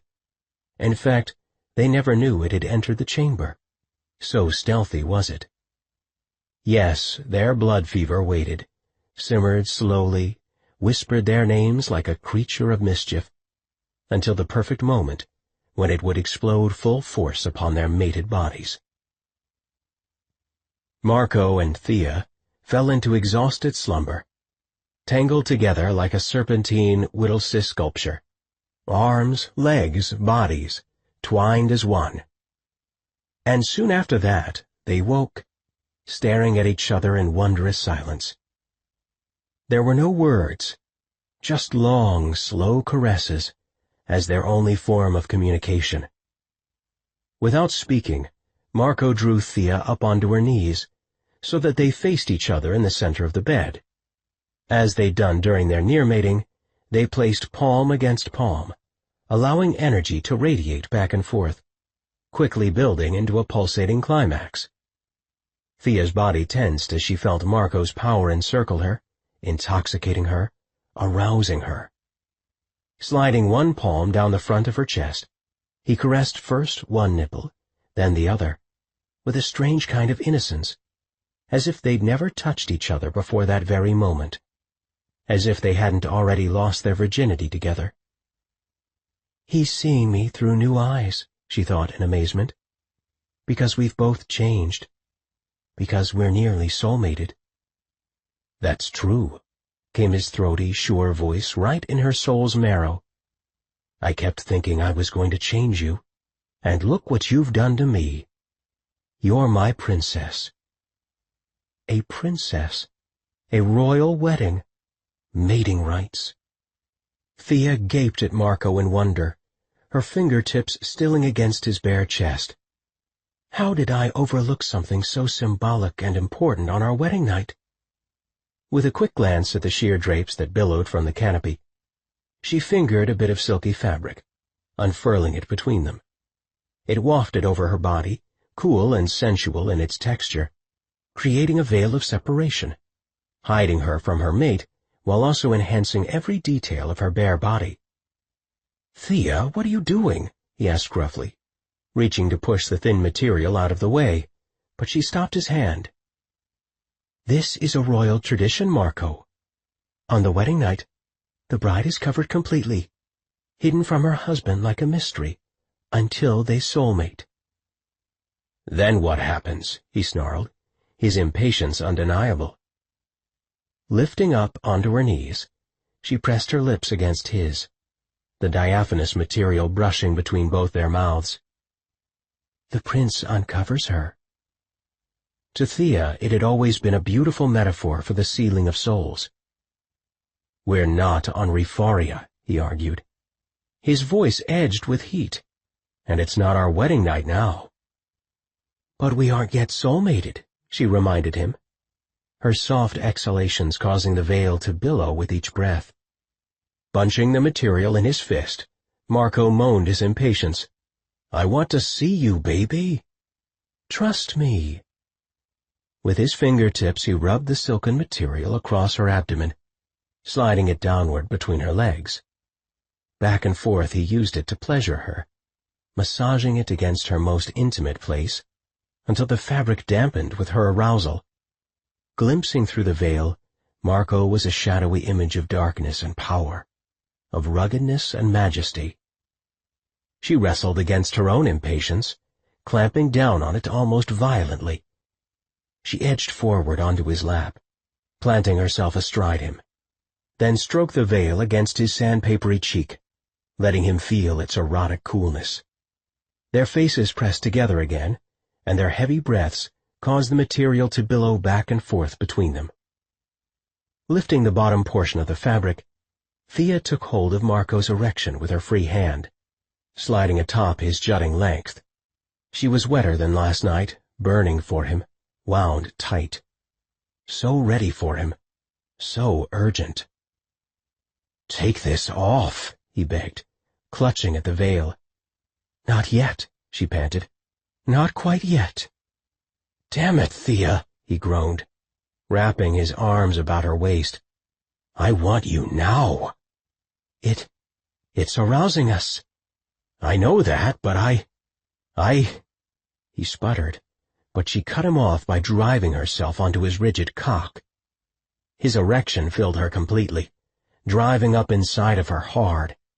She gasped, steadying herself by clutching his shoulders, barely able to see him through the thin membrane that separated the rest of their bodies. Clasping her hips, Marco teased her into a frantic motion, up and down against his body, not like the virgin he'd been just hours ago, but as if he'd spent many nights in her arms and bed. Within moments she felt his soul, sensed it as soon as it made explosive contact with hers. Last night they'd stopped, but not this time. Closing her eyes, she lost herself in him, body and soul. "No stopping, no stopping," she whispered within their bond. His soul was gorgeous, a shimmering palette of more colors than she could identify. "Never again," he pledged, their frantic pace intensifying. Then, without hesitation, they coupled souls, fire dissolving into shards of color right between them. She knew the moment it happened, as if Marco himself lodged suddenly within her chest, as if she burrowed right into his core. And at that precise moment, Thea ripped the veil away, crushing her mouth against his right as he came inside her, her hips thrashing wildly, a growling moan exploding from within his chest. "I can't breathe," she barely managed to squeeze out, and he pinned her against his muscled, heaving chest. "Hold on," he urged thickly. "Hold me." He was trembling against her with a ferocious intensity. I'm here, she promised, feeling his heat sizzle to life. His physical body now sated. His Daravnian self was about to demand its own due. "Don't be afraid." Not, but hold. Me." His arms tightened about her, the shaking growing more pronounced. "In awe, mates." Thea smiled, realizing his communication was changing first, becoming primitive and basic. "It's moments now, breaths away." Then, burrowing his face against the top of her head, a sweeping wave of electric current sizzled between them, becoming power itself as they changed together, still clinging desperately to each other's bodies. Marco spun, whirling in lust and maddening need. Need mate, need finish, mate, Thea. "Here," she spiraled toward him, expressing her pure, unadulterated joy. "Mate, yes." He sensed her more than he saw her, though his change was an explosion of sensation on every level. Nothing in his nearly 30 years had prepared him for this pure moment of oneness with his life-mate. Their souls, twined together, pulsating, as her fire crested into his, joining, sealing, seamless, glorious. One, always one, only one. One. Afterward they lay flat on their backs in the middle of the floor, neither possessing the strength to do so much as flex a muscle. Marco gazed at the pine-beamed ceiling, blinking occasionally, feeling radiant and reborn. They held hands, struggled to normalize their breathing, and said, nothing. Words weren't necessary. They'd already communicated everything during the love-making and the change-making. That's what Thea had called that kind of twining of their core bodies. At last he needed to kiss her. Such a simple thing, really, but hell, it was what he wanted. Forcing himself to roll sideways, an effort that required almost Herculean strength, he got his first look at his wife since they'd reassumed their physical bodies. "Thea," he told her with a smug grin, "you're glowing." A dreamy, kitten-like sound came from her lips. "I know." "I mean really glowing." He propped his head on one elbow, loving the outward sign his bride wore of their mating. She rotated her head sideways, her clear blue eyes widening. "Oh, gods, you are too." She glanced at his chest, and wasn't surprised to see that an orange-gold sheen bathed it completely. "Guess that's what happens when we make love, huh?" "It better not be a regular phenomenon," she exclaimed. "The whole camp will know we're mating." Stroking a disheveled curl away from her cheek, he laughed too. Yeah, well, I think they already know that. Your cries were loud enough to rouse the entire compound. She gave him an indignant look. My cries? Mine? Oh, that's right, Mr. Hold on, I'm a raging shitkasa. Is that what I sounded like? He could remember hearing the untamed shitkasa as a child. Their fearsome roars, sounding across the palace grounds at night, had been the stuff of youthful terrors. She rolled to face him. You sounded perfect. You were perfect. Were? She cocked a flirtatious eyebrow at him. Closing his eyes, he drew in a breath, feeling her pure joy in the deepest recesses of his being. In return, he sensed that her newly gained empathy plumbed the depths of his heart. He longed for words but had none. Yet, for the first time in all his days, it simply didn't matter. His wife and mate knew him, from the heart that beat within his chest to the cells that comprised his newly discovered Daravnian self. He was no longer alone, and instead was utterly known. For an empath and Magian who had walked in solitude all his life, that was the most profound gift of their mating. Known. It was a deeply powerful word, and while it was one that might require adjustment, it was also one that had changed him forever. I know that I love you, she teased him, her clear eyes twinkling. You heard that, he blushed, feeling shy about being so transparent with her. She rolled onto her back, stretching her arms overhead. I heard it and I felt it. I feel everything you're experiencing, Marco. You know that. In slight alarm, he sat up. You're that empathic? Already? What about the headaches, the sickness? He'd hoped, somehow, that she wouldn't inherit the full force of his nature. I feel settled, Marco. It's beautiful. But what if you get sick? What if it's too much? I've spent a lifetime mastering my empathy. His panic began to mount, nearly unstoppable. And I inherited that same control. Our gifts are entwined, Marco, completely. I sense it. You sense it, too. If you just feel within our bond, you won't ever be ill again, and I never will be. But how do you know that? Because in life mating, there's completion. Of course she was right. And he did feel it, deep in his core. We're one, he whispered, their union suddenly vivid in his mind, its full import, the depth of it, startling and clear. One, yes, she rose to her knees, splaying a palm across his heart. And I'm ready to be one all over again, she teased, releasing a playful mating call. One. Perfect, fulfilled unity with his wife. Life mated entirely. It was the ideal way for two empaths to spend the rest of eternity, he thought, scooping her into his ecstatic embrace. Marco and Thea stood on a precipice, a particular turn in a path that revealed the valley, covered in new snow, sparkling beneath a sky so blue that Thea was convinced she'd never seen anything like it back on Rifaria. These were her favorite moments on Earth.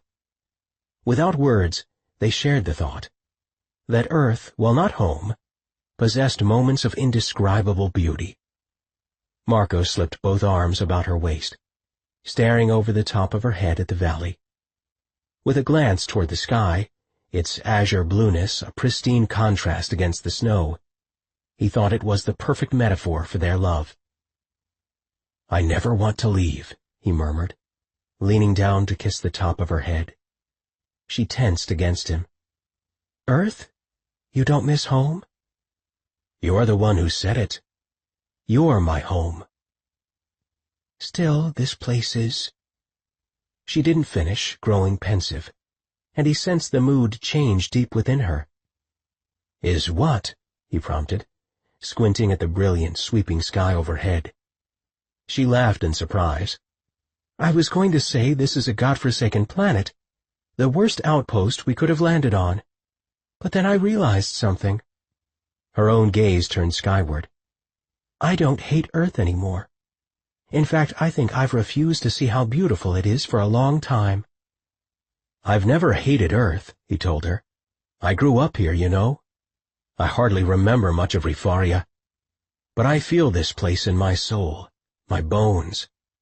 I only hated it because we were forced here. And now? It seems different today. I'm different today, thanks to you. Everything feels much more important, including protecting this world. Maybe you don't resent Earth anymore because you don't want Jared anymore, he suggested. She adjusted herself within his arms, turning until she stared up into his eyes, her own blue gaze nearly matching the vivid color of the sky. Are you still upset about what I told you? About Jared? She gave a quick nod. He threw his head back and laughed. How could I be when I'm the one who has you? She brushed her fingertips over his lips, her expression growing troubled. He does need to know the truth about you, Marco, when you're ready. Never, baby. I'm just saying, family is so important. A Mad-Jinn warrior has a unique, intimate role with those he protects. That is all Jared ever need know. It's your choice, she agreed. But something tells me that it would be a mistake to keep the truth from him. Her words called a prickle of awareness into his heart, but he brushed the feeling aside, instead focusing on that utter happiness. Their moment shouldn't be stolen by the power of secrets and past lies.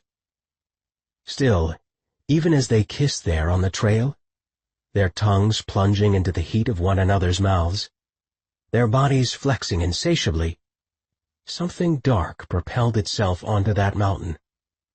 Something they neither heeded nor noticed. So lost were they in their shared moment of love. Far from the mountain, too, a stranger stepped onto the wild Wyoming land. A man who was never meant to enter their world, any more than secrets were meant not to be told. He surveyed the landscape, his eyes measuring the same clear blue sky, the same hoary terrain. And the stranger calculated the precise distance from where he stood to their very mountain. This book is over, but the story continues. Keep listening after the credits to hear the beginning of Parallel Seduction, book number 3 in the Parallel series, free. This has been an Audible Studios production of Parallel Heat, Parallel Book 2. Written by Deidre Knight. Narrated by Joel Richards. Producer Mike Charzik. Copyright 2013 by Deidre Knight. Production copyright 2014 by Audible Inc. Audible Studios is a division of Audible Inc. And now, a free preview of Parallel Seduction, book number 3 in the Parallel series. Prologue. The day was almost done, the scorching sun sinking hard beyond the line of mountains and pillars of smoke. In every direction that the soldier looked, he saw one thing: destruction. The cities were long gone, the men and women with them. Places that had once seemed invincible when he'd first stepped on Earth now lay decimated. New York, Los Angeles, London, all annihilated by missiles intended to protect America and the free world, turned upon the humans by a bloodthirsty alien race. Nothing remained but dust and stone and ash.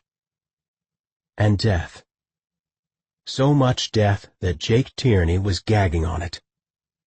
But that was why this mission was the most critical he'd ever undertaken, even after a near lifetime of soldiering. Earth's future depended upon his actions in the next few hours. Humanity's future depended on it, even as the universe did. Because if their enemies could not be stopped on this human battlefield, then they never would be. They would move on to a new planet, a new race, devouring the inhabitants like the locust they truly were. Jake pushed past a mud-encrusted tent flap in the heated wind, and shielded his eyes against the setting sun. He had come to tell his king and queen goodbye. After he used the miters to travel back in time to that critical day, the one day they knew could turn the tide of war and stop their enemies, he would never come back. Kelsey had returned hours earlier, explaining how their once protector, Marco McKinley, had forced her to operate the miters, allowing him to travel backward 10 years in time. His queen was nothing if not tough, hardened by years of battle at her husband's side, even as she had the nurturing heart of a mother. Marco's final betrayal had hit her particularly hard, and she'd been in seclusion ever since, quiet inside the temporary home she shared with Jared, their king. No regal splendor marked their tent, no royal flags or banners. Theirs was just one more in a long series of shabby lean-tos, erected 2 days earlier along the edge of Mirror Lake. So it all ended here. The final battle, the greatest and most futile one, where they would turn their few remaining guns on the Antusians and have a last showdown. The OK Corral, alien style. Jake smiled. He liked that image of an Old West standoff here in the American West. Too bad he'd miss it. He knew it would be one glorious sight to see. "My lord," he called out, clearing his throat as he stood outside Jared's tent, waiting to enter. Muffled sounds came from within, the soft feminine voice of his queen, followed by Jared's familiar deeper one. "Come in." Jake dipped his head low, his broad shoulders barely clearing the entry as he pushed his way inside. Kelsey knelt on their pallet, her eyes swollen from crying. "Don't blame yourself. No one could have stopped McKinley, not with that much hatred driving him to do what he did." He wanted to say that, but swallowed the words. His human queen would never buy his easy absolution. He offered Jared a crisp salute. "Commander, the forces have massed along the lake's southern rim," he said. "Our scouts warn their attack will come after nightfall." Jared gave a thoughtful nod, never looking up from the grimy battle plan spread on the table before him. The man had fought his way through more skirmishes than any 40-year-old soldier should have realistically survived. And yet here he sat, his long black hair silvered by maturity and hardship, his face scarred by years of captivity at their enemies' hands. "We're no match for them. Not this time." Jared's voice was more weary than defeated. "They will kill the lot of us." "And so it will end," Jake agreed solemnly. "And so it ends." Jared met his gaze meaningfully. His one blinded half-eye closed, the other trained on him keenly. "Unless we mount a counterstrike." "Go on," Jared nodded for him to continue. Jake stared at the ground between them, praying that his commander would go for his very radical strategy. "You're right about today. It will mark our final defeat," he answered at last. "And that's why my plan is our only choice." Jared glanced up, surprised.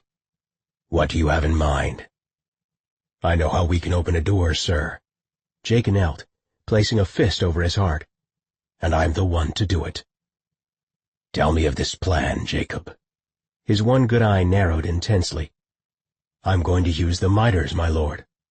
I'm going to chase McKinley back in time and stop him, sir. I'm going to kill the bastard before he can accomplish his goal."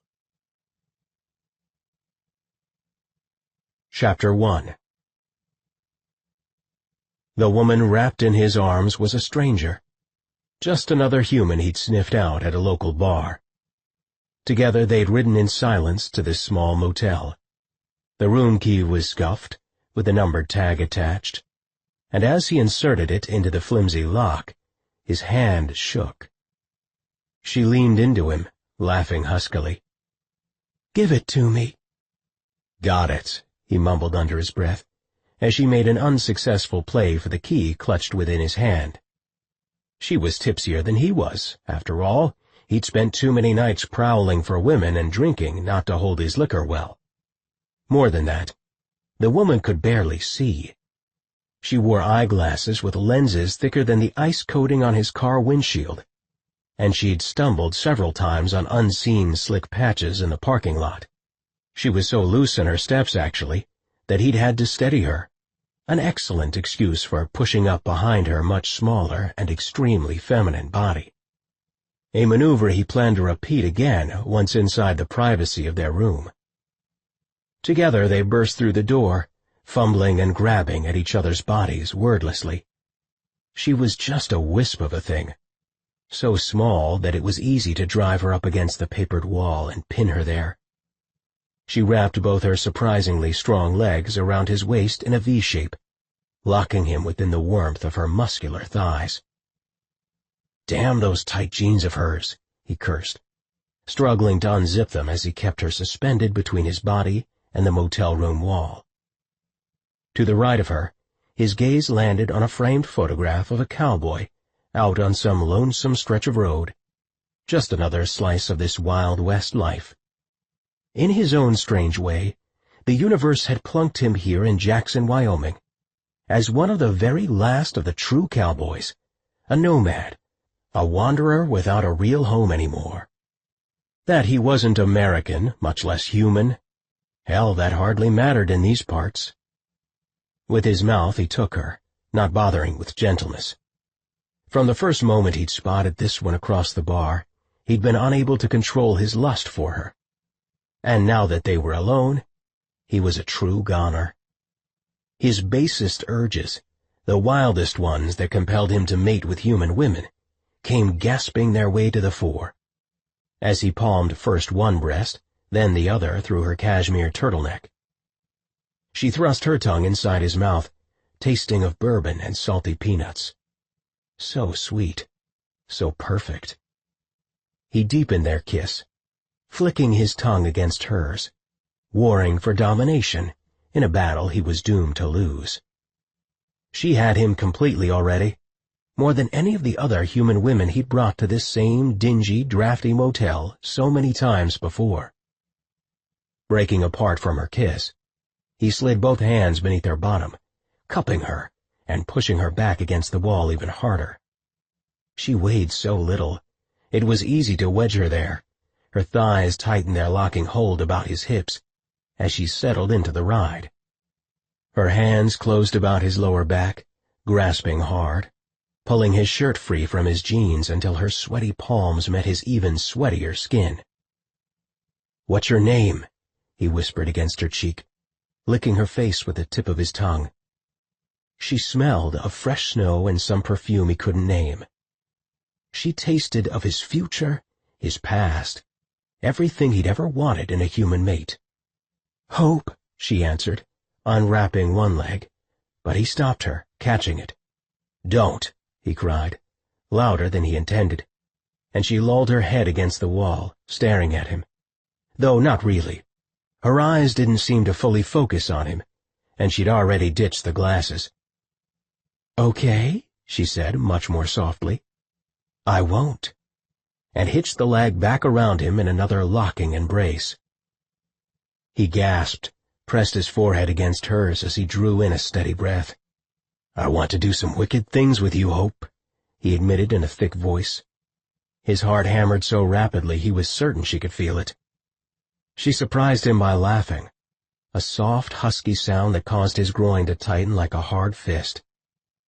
"Good," she said after that laughter faded, "because I want to do wicked things with you, too. Really wicked things."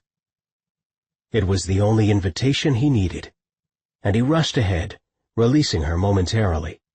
He separated her from her jeans easily, shoving them low about her hips, then peeled down her silk panties until all that remained between their two hungry bodies was his own damn jeans. He wrangled to free himself from the pants while keeping a firm grasp on her, but struggled unsuccessfully. "Here." She stilled his trembling hand beneath her own, planting a salty kiss against his lips. Then in one fluid gesture she'd unfastened his pants for him. They sank around his knees, until he stood bare and on display for her. "Wow, Commando," she teased, almost as if it were a pet name for him, not an observation about his absent underwear. It was how all his people dressed, but naturally he didn't volunteer that fact.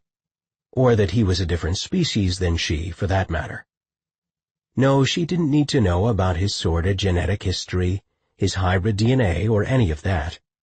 Talk about a cold shower on their edgy, driving lust. She just needed to know how bad he wanted her, nothing else. He slid his arms about her, swinging her away from the wall, and with just 2 steps, they collapsed into a heap on the bed. She spread flat beneath his much larger body. The bed springs jostled and bounced as he settled atop her, both their feet dangling off the end. She was small, almost too small to lie beneath his bulky frame, so he struggled to be gentle. But it was tough to go slow, and when she gave a nod of silent assent, he knew not to hold anything back. With a satin-smooth gesture, he sheathed himself inside her warmth and wetness. She gasped, her gray eyes watering, then said nothing more. She held onto his shoulders, as if her life depended on it, and he got a pretty good idea that she wasn't in the habit of this kind of thing. The jostling of the bed became a rollicking, forceful gyration as the two of them thrust and ground their way deeper and deeper. She rolled with him, landing awkwardly atop him, their hips still locked together. He was deep inside of her still, so deep, and he ached to go deeper. With a careful gesture, she moved into a straddling position, her gaze never leaving his. Though he wondered how much she really saw, her eyes seemed so dazed and unfocused. "Hope," he moaned, arching his back beneath her movement. She had hold of him in the most intimate way, so slick and grasping, unrelenting. "Oh, someone help me." "Am I not doing enough?" She slowed her pace momentarily, but he forced her hips back into high gear. "Just like that. No stopping."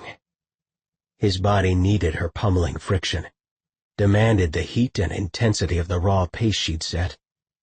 She bent low, trailing sloppy kisses across his jaw.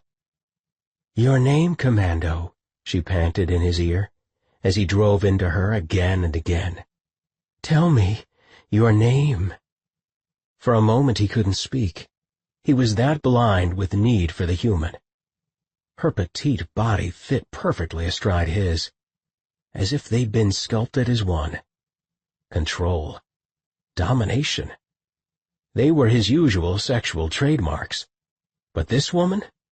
Gods, he would give his very soul for her just to keep riding him. And oh, this very hard. "Name, cowboy?" she prompted again, much more breathless now. By the glassy-eyed expression on her face, she was close to orgasm, and he wasn't about to point out that she was the one riding a bucking bronco at the moment. "Scott," he gasped, his body teasing so very close to the edge. So close, so close. Gods, gods too much. Gods, she's the one. Gods. "Call me Siskatsa, sweet love. Call me husband, mate. Call me Scott," he nearly shouted. Then his eyes flew wide open, and he was suddenly quite awake. "Gods!" Scott shouted, sitting up in bed too fast, so fast in fact that it caused a lightning-bright flash of pain behind his eyes as he moved out of his dream state. "Where the hell am I?" He squinted in the semi-darkness, disoriented until he recognized his hospital room, and remembered the medshikid that had landed him here.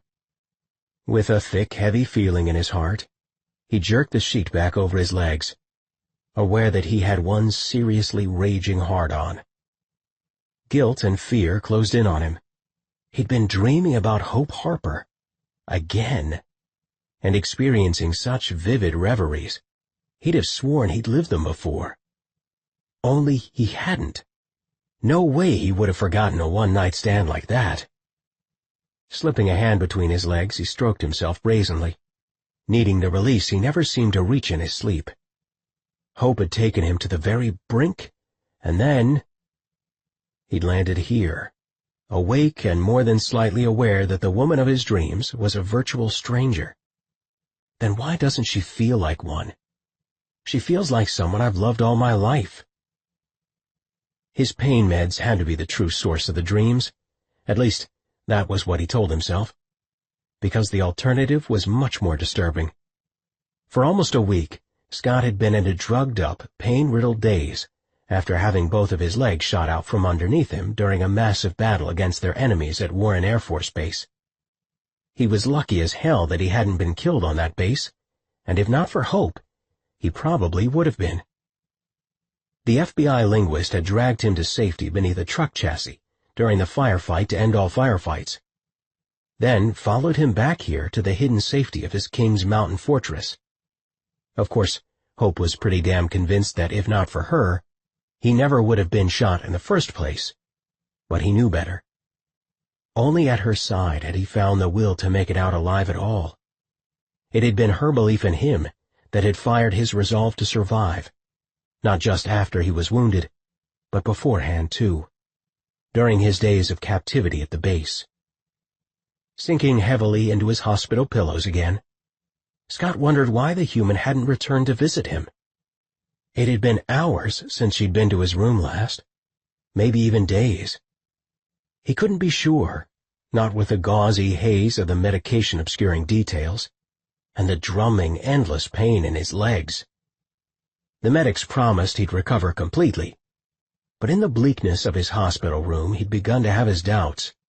He was a soldier and a leader, not some desk jockey paper pusher type like their security advisor, Lieutenant Daniels. But even that tight ass flew the occasional sortie. Dylan couldn't hope for that much without full command over his body. Hell, he'd always been a doer, not an observer, and would rather die than live any other kind of life. Hitting the call button, he intended to grill the medics for the full truth. They owed him that much, for damn sure. "Yes, Lieutenant?" The shift nurse poked her head inside the doorway of his room. "These drugs don't work worth shit." Fumbling with his handheld medication control, he jammed at it angrily. "This planned torture or something?" "You've slept for hours already." The nurse walked toward his bedside, her military-issue boots tap-tapping on the tile floor. "You really should wake up and eat a little." Dylan collapsed into the pillows, totally exhausted already. He didn't want to eat. He wanted to know why Hope hadn't returned to visit him. "Females," he muttered, his eyes sliding shut. The sound of the bedside chair scraping the floor surprised him, and he glanced up to find his nurse plopping right into the thing. He hadn't seen her on shift before. Maybe she was just new enough not to realize what a badass he could be. She laughed, and it was warm, light. "I take it you're talking about someone other than me?" "Hope Harper," he grunted. "The human. She came to visit me a few days ago." "So she's the one denying you pain meds?" The nurse stared down at his chart, barely masking a smile as she noted something on the pages. "What's your name, medic?" he demanded gruffly, scowling as he sized her up from top to bottom. She wore her uniform with a bit of attitude, not pressed and starched like it should be. "Shelby Tyler, sir." "Nurse Tyler, you do know who I am, right? Nobody erased your memory as to my role within this military?" Again the blonde-haired woman laughed, shaking her head. "I know exactly who you are, Lieutenant.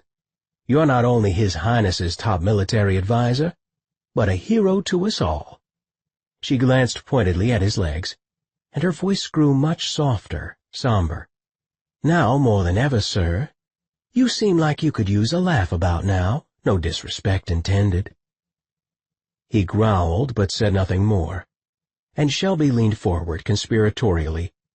"Listen, sir, I know you're in a lot of pain," she said, "and I know that human has you in a fit.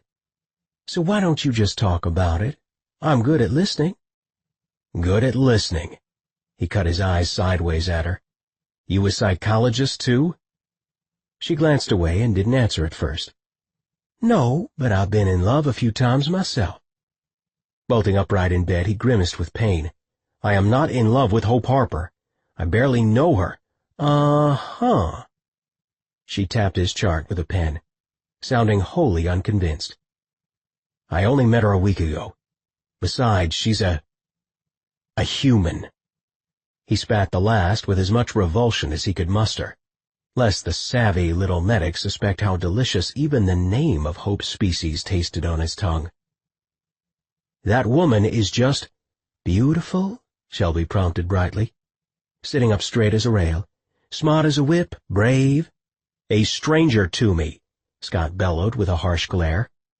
"We now have a professional association, if you want to even call it that," he said. "Nothing more or less." "Of course, Lieutenant Dillon." Shelby made another note on his chart. What in all's name did this conversation have to do with his medical report? "But then tell me one thing. What do you think all those dreams of yours mean?" she remarked in a tone of perfect innocence. He twisted the bedsheet in his hands.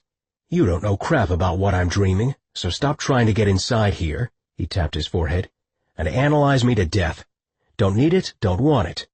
In fact, only thing I want from you is my next dose of pain medication. We'll call it even with that." She leaned forward, meeting his gaze seriously. "I've been your night nurse since they brought you in here, sir, and I know you've been having some serious, perhaps amazing dreams about that woman. So why don't you stop denying it and talk to me a little? That's what you need, not to get even more stoned out of that thick gourd of yours." Well, damn it all to hell. Had he been mumbling in his sleep? Apparently.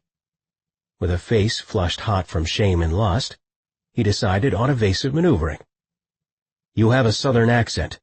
What on earth is a Rifarian medic doing with an accent like yours?" Her smile faded some. "I spent my first 5 years here in our Texas facility." They exchanged a mournful, knowing look. "I see," was all he said. None of them liked to talk about the Texas incident. "So, yeah, I guess I picked up a bit of an accent," she forced a smile. "Sure didn't mean to." Shelby's bedside manner did distract him from his larger troubles, and her accent was, much as it pained him to admit, almost cute. "Now, are you going to tell me about those dreams of yours or not, Lieutenant? 'Cause it's 2 in the morning, and it's going to be a long shift otherwise." "Is that why you backed off my meds?" "You needed to wake up a little, sir, that's all. Besides, you missed Hope Harper's last 3 visits." He studied the ceiling tile so she wouldn't see how the news that Hope had visited him while he slept, repeatedly, made his heart race. Unfortunately, he couldn't control the monitors beside his bed, and their previously semi-steady beeping accelerated like mad. He raked a hand through his disheveled hair, willing his heart to cease its rapid palpitations. "Look, next time she comes, wake me up, all right?" "Are you sure you don't prefer those dreams?" Shelby ventured silkily. "Because from the sound of it—" "Wake me up," he commanded, assuming his voice of leadership. "Got it, sir." She stood and pulled down his sheet, which he immediately jerked back over himself. After all, he was totally naked beneath the thin material, and he wasn't exactly prepared for his nurse to see him in the buff. "I have to check your bandages," she reminded him, reaching yet again for the cover and giving it a staunch tug. This time the cool fabric rose like a ship's sail, then popped back with a crisp salute, totally exposing him.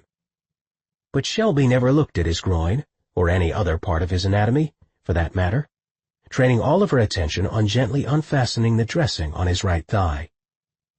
As she bent over him, her brow knit in concentration, it occurred to him that she fit the profile. His profile. She was small, compact, and had fabulously large breasts. His taste for her type, in the human variety, had been nearly insatiable, as he'd chased them almost endlessly in the bars around Jackson and Teton Village. Even Jared had recently remarked on his need for human women, and Scott had absolutely no defense for his actions.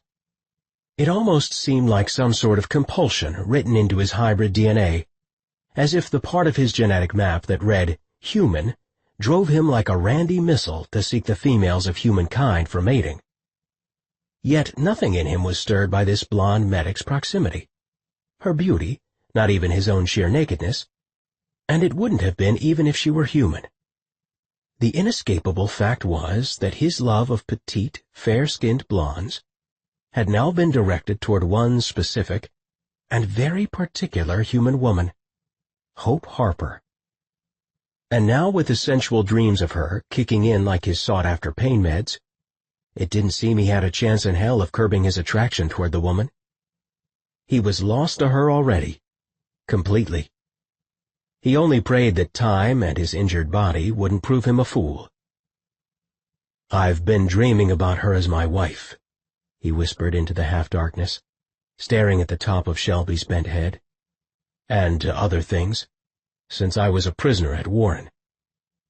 He wasn't sure why he suddenly felt like confessing, or why he yearned to tell this stranger his secrets, but relief fell over him like a soothing blanket of protection. She nodded, continuing to inspect his wound. "Kinda strange, isn't that? It's got me all tangled up inside." Shelby reapplied the bandage, gently covered him with a sheet, and then collapsed into the chair beside him again. "Yeah, well, that Hope is really something else," she agreed with a bob of her head.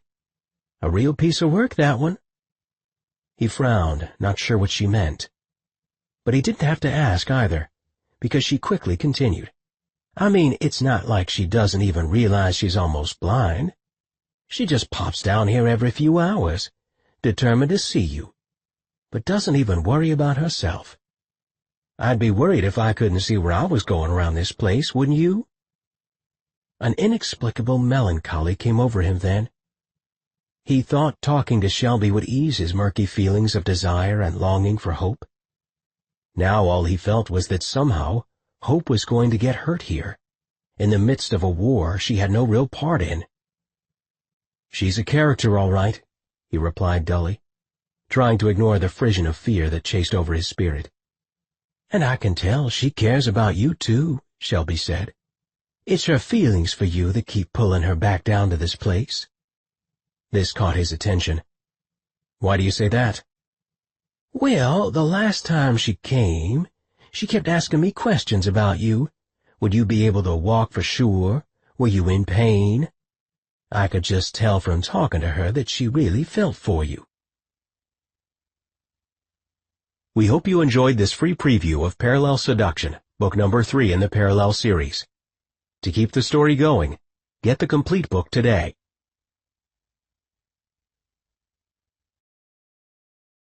Audible hopes you have enjoyed this program. We hope you enjoyed this free preview of Parallel Seduction, book number 3 in the Parallel series. To keep the story going, get the complete book today.